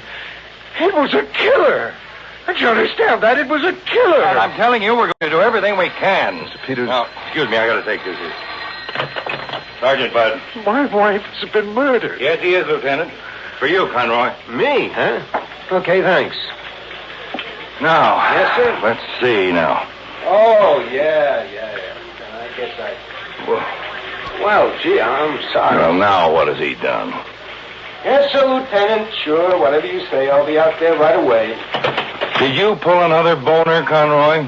Well, I stuck the keys to that car in my pocket after I turned off the engine. The lieutenant wants them. Well, go ahead then. Take them out to him. Wait a minute. Can I see those keys, Conroy? Oh, sure, Mr. Dollar. Yeah. What? Just an ordinary set of car keys, Dollar? Yeah. And that's why they give us the answer to this whole thing. Yes, sir. Oh, I hope so. You have a set of these, too, haven't you, Mr. Peters? Why, yes, of course. May I see him, please? Yes, of course. Here you are.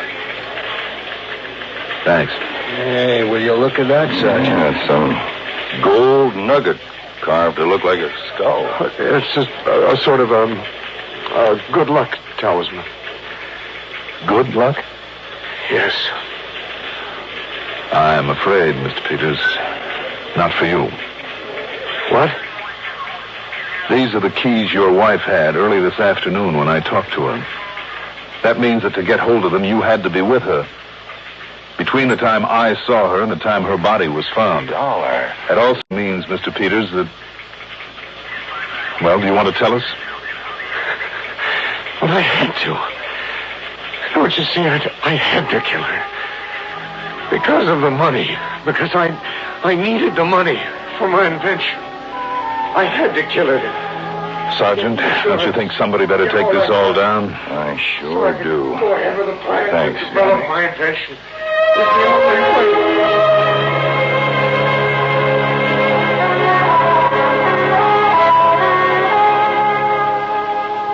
So, with that full confession, complete with signature, there'll be no problem. He did it. He'll pay for it.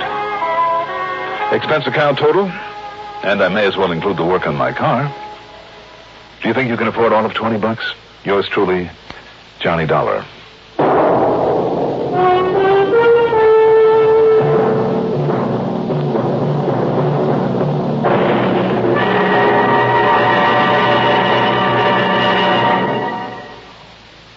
Now, here is our star to tell you about next week's story. Next week, the most unlikely crook I've met in a long, long time.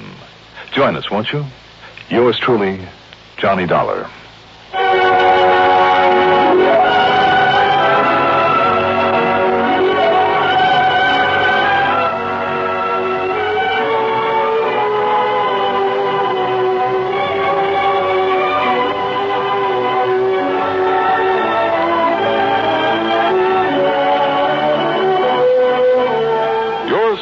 Johnny Dollar is written by Jack Johnstone.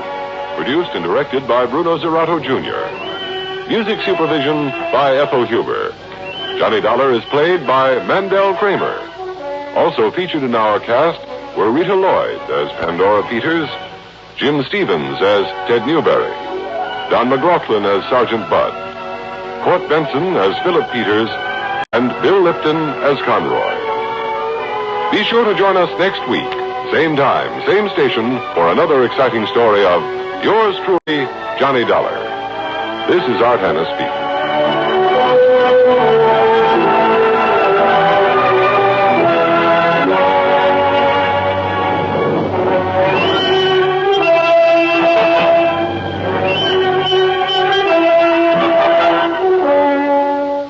Rizzuto's Sports Time scores for the fans Monday through Saturday on the CBS Radio Network. Monday through Saturday on the CBS Radio Network. Monday through Saturday on the CBS Radio Network. Monday through Saturday on the CBS. Southwest Insurance Company here in Los Angeles. Yes, I know. How are you, sir? Very well, thank you. But I believe that I am afraid that we have a somewhat serious problem. Oh? Or rather, one of our branch offices has. Now, would it be possible for you to come out here and look into it? I don't see why not. What sort of a problem, Mr. Hawkins? Well, you see, we've had a series of fires, Mr. Dollar, out in Phony Valley. Mm-hmm. That is north of here and just beyond the San Fernando Valley. Yes, and you think maybe some firebugs at work? Oh, I do, sir. I definitely do.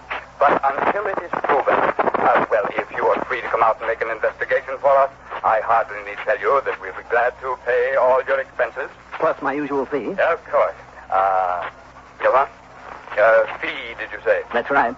Well, now, just... Now, don't worry about it, Mr. Hawkins. We can decide on the amount of it after we see how much there is for me to do out there. No, but in order to justify a fee, Mr. And just how much of my time it'll take. Now, hold on here, young man. Needless to say, if it turns out I'm able to save your company any actual money, I'll expect my usual commission. Now, look here, sir. Yes. Mr. Dollar. Yes? Well, Mr. Hawkins? Very well. Very well. Good. I'll see you.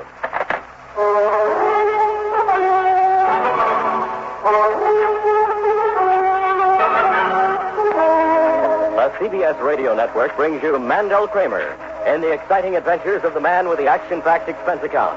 America's fabulous freelance insurance investigator, yours truly, Johnny Dollar.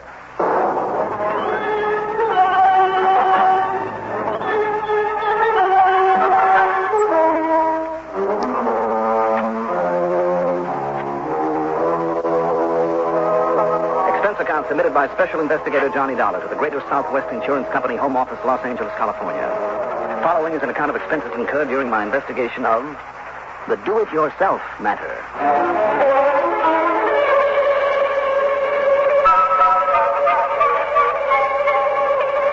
Expense account item 1, $6 for a cab out to the airport.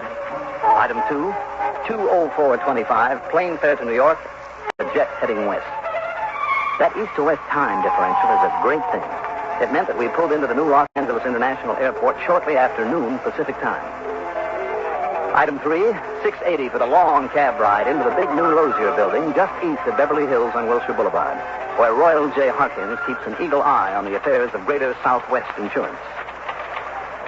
Now, let us get this understood right now, Mr. Dollar, insofar as any fee is concerned. Now, you just stop worrying, Mr. Harkins. Did I ever hit you with a bill too big on any of the other jobs I've done for you? Well, no. Not that I haven't tried. I beg your pardon. Now, tell me, what's this all about? A lot of fires, you said. Yes. Around the San Fernando Valley. Now, out beyond that, in what is known as the Phony Valley. Mm-hmm. Tell me, do you remember hearing or reading about the terrible Bel Air and Topanga Canyon fires last fall? Last November? Oh, sure. According to our eastern papers, it was one of the worst disasters that ever hit Los Angeles County. It certainly was. Over 450 homes were destroyed. Many of them in the fashionable Bel Air section were in the $100,000 to $200,000 class. So I understand. Now, many of those homes were owned by wealthy, prominent movie stars and producers and directors, mansions. And you had a lot of them insured. Oh, yes, we certainly did. In other words, Mr. Dollar. In other words, your company has had to shell out plenty of money. Yes, Mr. Dollar. It has cost us millions. Literally millions.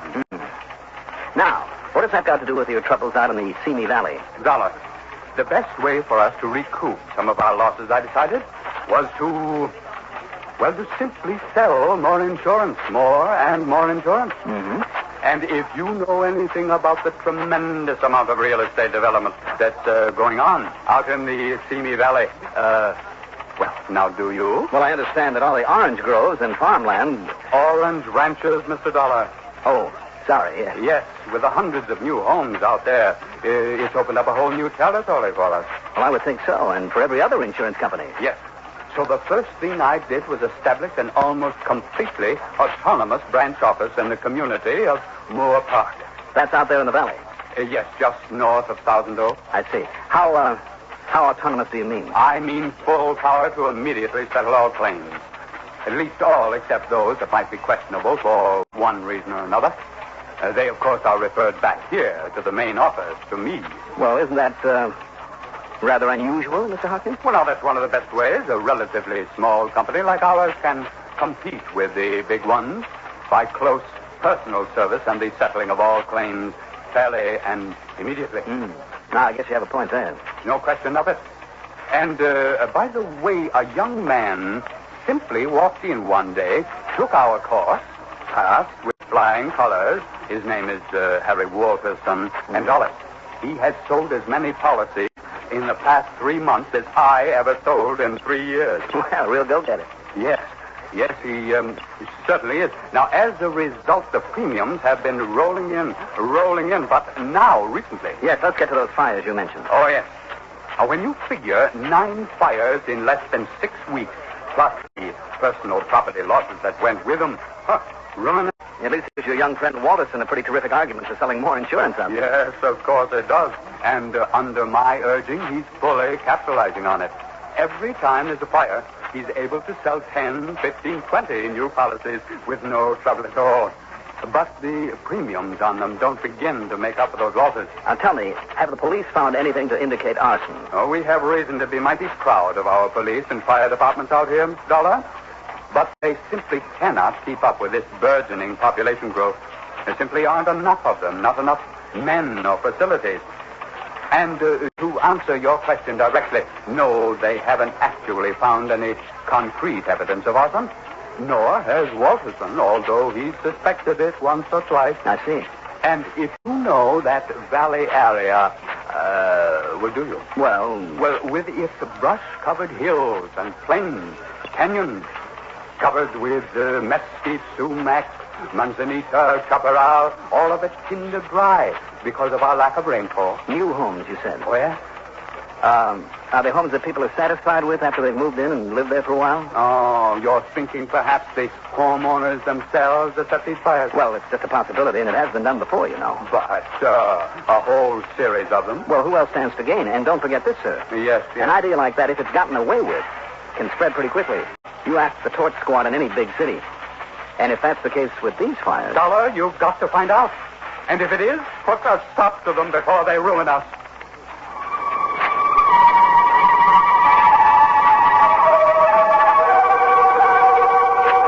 Item 4, that usual $50 deposit on a rental car. I drove west on Wilshire Boulevard to Sepulveda, north over the Santa Monica Mountains to the valley, west on the Ventura Freeway to Thousand Oaks, and then north to the little town of Moore Park. The Greater Southwest Insurance Office was a spanking new little building of fieldstone and white stucco with picture windows all around. Inside, there was only a reception desk, half a dozen girls with typewriters and calculating machines, and down at the end, the private office of Harry Walterson, who got right to the point. The homeowners themselves setting these fires? Well, it's a possibility, isn't it? No, Sir Dollar. And I'll tell you why. Excuse me, do you mind if I just close this door? No, go right ahead. There, now. Maybe we can hear each other now. I guess I'm conditioned to all that racket out there. You'd have to be. You have a mighty busy little place here. Well, after all, if I'm going to make any money for the company. But as I started to say... excuse me. Go ahead. Walterson. Oh, yes, Mr. Pretty. Yes, sir, your policy will be mailed out to you tonight. I'm glad you did, too. Yes, sir. Yes, that last one scared me, too. But if you talked with Mrs. Hesher, you know how fast we paid off on that. Yes, sir, just part of our regular service. Good boy. Okay, Mr. Pretty, and thank you. Now, let's see, Dollar. I was... Oops, here's another. Walterson. Burton? Oh, yes, of course, Mr. Burton. Well, fine. Yes, I think you're very wise. And the increase in premium is only negligible. Of course. Take care of it right away, Mr. Burton, and I thank you. Sorry, Dollar. That's all right. Betty. Add those 2 outbuildings to the Burton policy. And listen, just hold any calls for me for a while.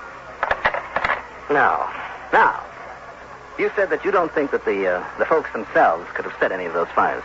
Because those are all brand new homes, and they're nice ones. Mm-hmm. People, families that go to the trouble and expense of moving into a section like that, they want to stay. Yeah, I would suppose so. And listen, Dollar, no policy ever gives complete coverage. You know, because of the personal things, the stuff with sentimental value. Sure. Yet those things have gone up with the rest. And do you think the folks that endanger the lives of their kids? Yet there have been a couple of mighty narrow escapes. One cute little pair of twins that I myself saved. But most important of all, Dollar, Yeah. you don't know the people who got burned out. I do. Sure, there might have been one questionable character among them, like the one who had the first blaze. But the rest, no, sir. I'd stake my bottom dollar on it. What about that first one? Old man Orloff? Sure, he was a crackpot, Johnny. You mind if I call you Johnny? No, please. Be my guest. Sure, he hated having so many new people move in around him. But you know what I think started that one? What, Harry? A lot of dead grass and weeds and dried out bushes. And over in the corner of the lot was a pile of broken bottles he'd thrown out. That might have acted like a magnifying lens. Yes, sir. County firemen thought so, too. Orloff. But that wouldn't account for the rest of them, because they all started at night. So somebody, somehow, somebody. And yet I don't know. I don't know. Maybe I'm wrong about the arson angle. Tell me, has there been any particular pattern about these fires? Well, I don't know exactly what you mean by pattern, Johnny, but they've all had one thing in common. What's that? They've always started on a windy night. And this time of year, we have quite a few of them. Look out the window there. You see the dust beginning to kick up? Yeah, I do. Yeah, and every time I see it, I start getting worried again. No, I can't say I blame you, Harry. But hey, it's getting dark already. Any plans for dinner, Johnny? Well, I thought I'd better get back to Los Angeles and find myself a hotel for the night. Some real good places to eat out here in the valley. Say, why don't you and I just... Oh, wait. I better make sure it's okay for me to leave. Betty, any calls, any callbacks I ought to make before I... Huh? What else? Gone? Oh, you're kidding. Okay.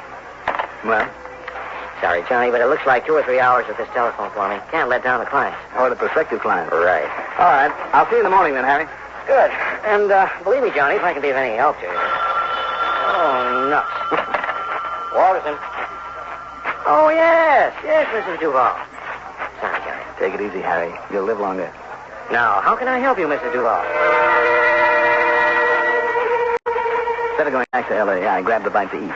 That's item 5, $1.70. Then prowled around until I found a county fire chief at his home down in Thousand Oaks. I'm afraid he wasn't much help, though. Sure, Dollar. We always look around for signs of arson, too, when there's a string of fires like that. When we don't find a thing, what can we do? And don't forget, until people stop building those little frame houses, until we get some laws with teeth in them, we'll make people clean up the brush and old dried-up grass around their places. You know all it takes to start one of those fires? What, Chief? Just one live cigarette tossed out of somebody's car. I tell you, the American motorist is the worst firebug ever lived. Afraid I'll have to go along with you on that, Chief. All too often it makes them killers, too. Yes, sir. Sure, I agree with you. There's been too many fires in that one section.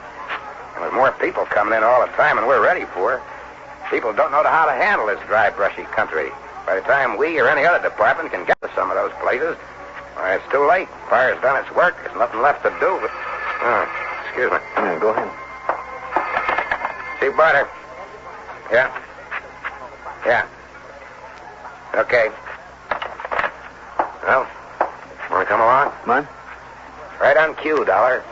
Another fire. Oh? Where? Where else? Up in the Simi Valley. Let's go.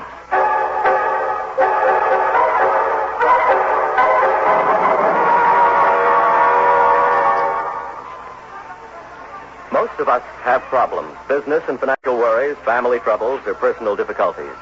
They can build up strains and tensions that, if improperly controlled, can develop into mental illness, America's #1 health problem. There are many effective ways of treating mental illness, but the most effective method is to prevent it before it starts. Write for the free booklet, How to Deal with Mental Problems. The address is Box 3000, New York 1, New York.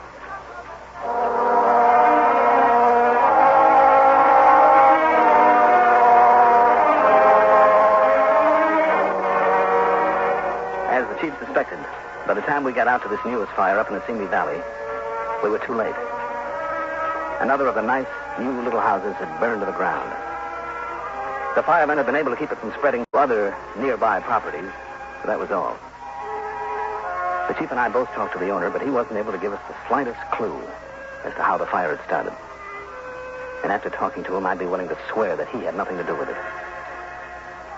Using a hand lamp, I went over not only the remains of the house, but all of the other property, too, inch by inch, until it was nearly midnight. The piles of ashes from brush and grass and tree cuttings on the windward side where apparently somehow the fire had started. There was nothing. Absolutely nothing. Dollar, I'm afraid it was just some crazy kid or a drunk in a passing car that flipped out a lighted cigarette. With this much wind, the whole place went up in a flash. No. I just hope he finds out about it and has brains enough to have a conscience that'll plague him for the rest of his life. I'm afraid that won't help this poor man and his wife and those two youngsters. Don't you worry about him, Johnny. Oh, hi, Harry. Mr. Alderson. Hi, Chief. Son of a gun, it's happened again, hasn't it? Sure has. How'd you find out about it? Well, one of my neighbors where I live in Moore Park. I guess he'd been over here giving you boys a hand. Oh? I just got back from Hollywood where I'd gone to see a show at Grauman's Chinese, and he stopped me at the front gate. Told me about it. Well, if he was so interested as to come all the way over here, maybe you better give me his name, Mr. Walterson. Sure, it was old Timothy Hamlin. You know him, Chief. Yeah. He was here even before we got here. Huh. Oh, now, wait. If you think old Tim would do a thing like this. No, I wouldn't think so. Anyhow, Johnny, don't you worry about these people here. I'll put them up in a motel for the night at company expense and then pay them off in full first thing in the morning.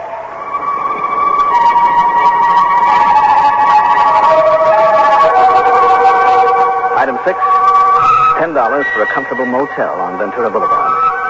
After a late breakfast the next morning, I drove back to Harry's office and watched him pay off the unfortunate but grateful people who'd lost their homes. Then I watched him accept application after application from people who now, after this latest fire, suddenly decided they'd better have insurance or add to what they already had. The people streamed in and out of there in droves. Finally, at about 1:30 p.m., Harry closed the door of his private office long enough for a quick sandwich. Yeah, it's pretty awful that you have to be scared into buying insurance this way, Johnny. But by golly, they need it. They know it now. We'll give it to them. They're a pretty scared lot. Main problem is to keep them from over-insuring, throwing their money away. More coffee? No, thanks. But I check pretty carefully before issuing the actual policies, you know. You and the chief find out anything? Well, it doesn't look so. Well, I sure hope you do. Well, not me, I'm afraid. Huh? Harry, I have to fly on back to Hartford. Oh, no. Yeah, sorry, but that's the way it is. Well, but if somebody is setting these, Johnny, all I can promise is I'll sometime get to the bottom of it. Somebody better.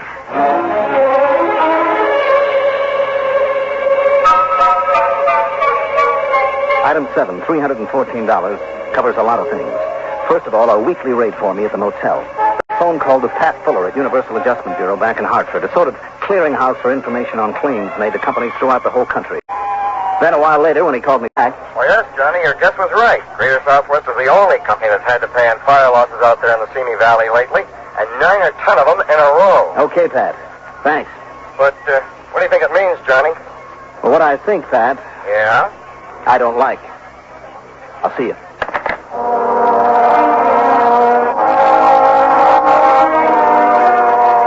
Item 7 also covers deposits on 2 more rental cars and a beat-up farm truck, so I'd never have to drive the same vehicle twice in succession. And it covers several changes of clothes, including the sort of stuff the local farmers wear and some hats. Also, a couple of the biggest tank-type fire extinguishers I could find. I kept them with me all the time. Then I started the longest, most careful tailing job I ever attempted. Why? Because I'd suddenly remembered an old phrase from my high school days from, believe it or not, my class in Latin. Cui bono? Who benefits? And how benefits? Not by burning down their own homes. As Harry had said, all the insurance money in the world couldn't completely make up for a loss. No, the one big beneficiary of all those fires was the man who collected a nice fat commission on the policies and all the nice new policies that he sold as a direct result of those fires. I followed Harry Wallison 24 hours a day, even slept in one of my rental cars parked out near his home, And then finally, one moonlit, windy night, and thank the good Lord for that moon, when he slipped out, got into his car, and headed up into Simi Valley, I, with my lights off, was only a few hundred yards behind him. When he stopped, got out, and walked quietly over to a new little home with a lot of dried-out shrubbery at one side, I knew I'd guessed right.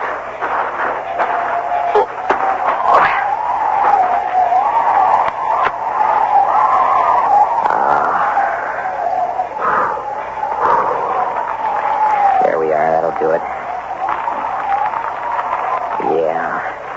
Yeah, it's going to be okay. Be a lot better if we put this to work, huh? Johnny. That's right. Listen, Stay there, Johnny. Harry. Here, you get that extinguisher going while I use this one. Johnny, now, Go on, Harry. Use it. That dry stuff is going up fast. Go on. I suppose I might as well, huh? Yep. You might as well. How do you know, Johnny?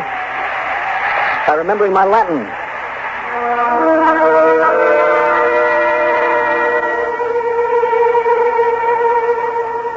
He didn't have a leg to stand on. He knew it. And he confessed to the whole dirty, rotten business. For my money, they can lock him up for life, because if there's one thing I can't take, it's a crooked insurance man. I'm glad they're few and far between. Expense account total, including car mileage and the trip back to Hartford, $833.70. Yours truly, Johnny Dollar.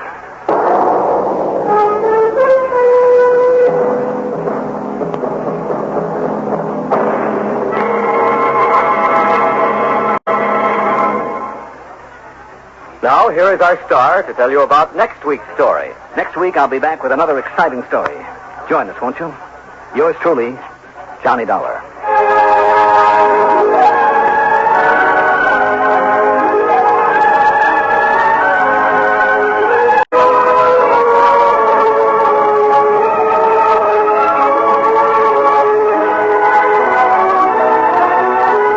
Yours truly, Johnny Dollar, is written by Jack Johnstone. Produced and directed by Bruno Zerato Jr. Music supervision by Ethel Huber.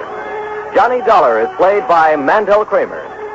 Also featured in our cast were Herb Duncan as Harry Walterson, Raymond Edward Johnson as Royal J. Harkins, Joseph Julian as the fire chief, and John Thomas as Pat Fuller. Be sure to join us next week, same time, same station, for another exciting story of yours truly, Johnny Dollar. This is Bill Gillian speaking. Bill Gillian speaking. Bill Gillian speaking. Bill Gillian speaking.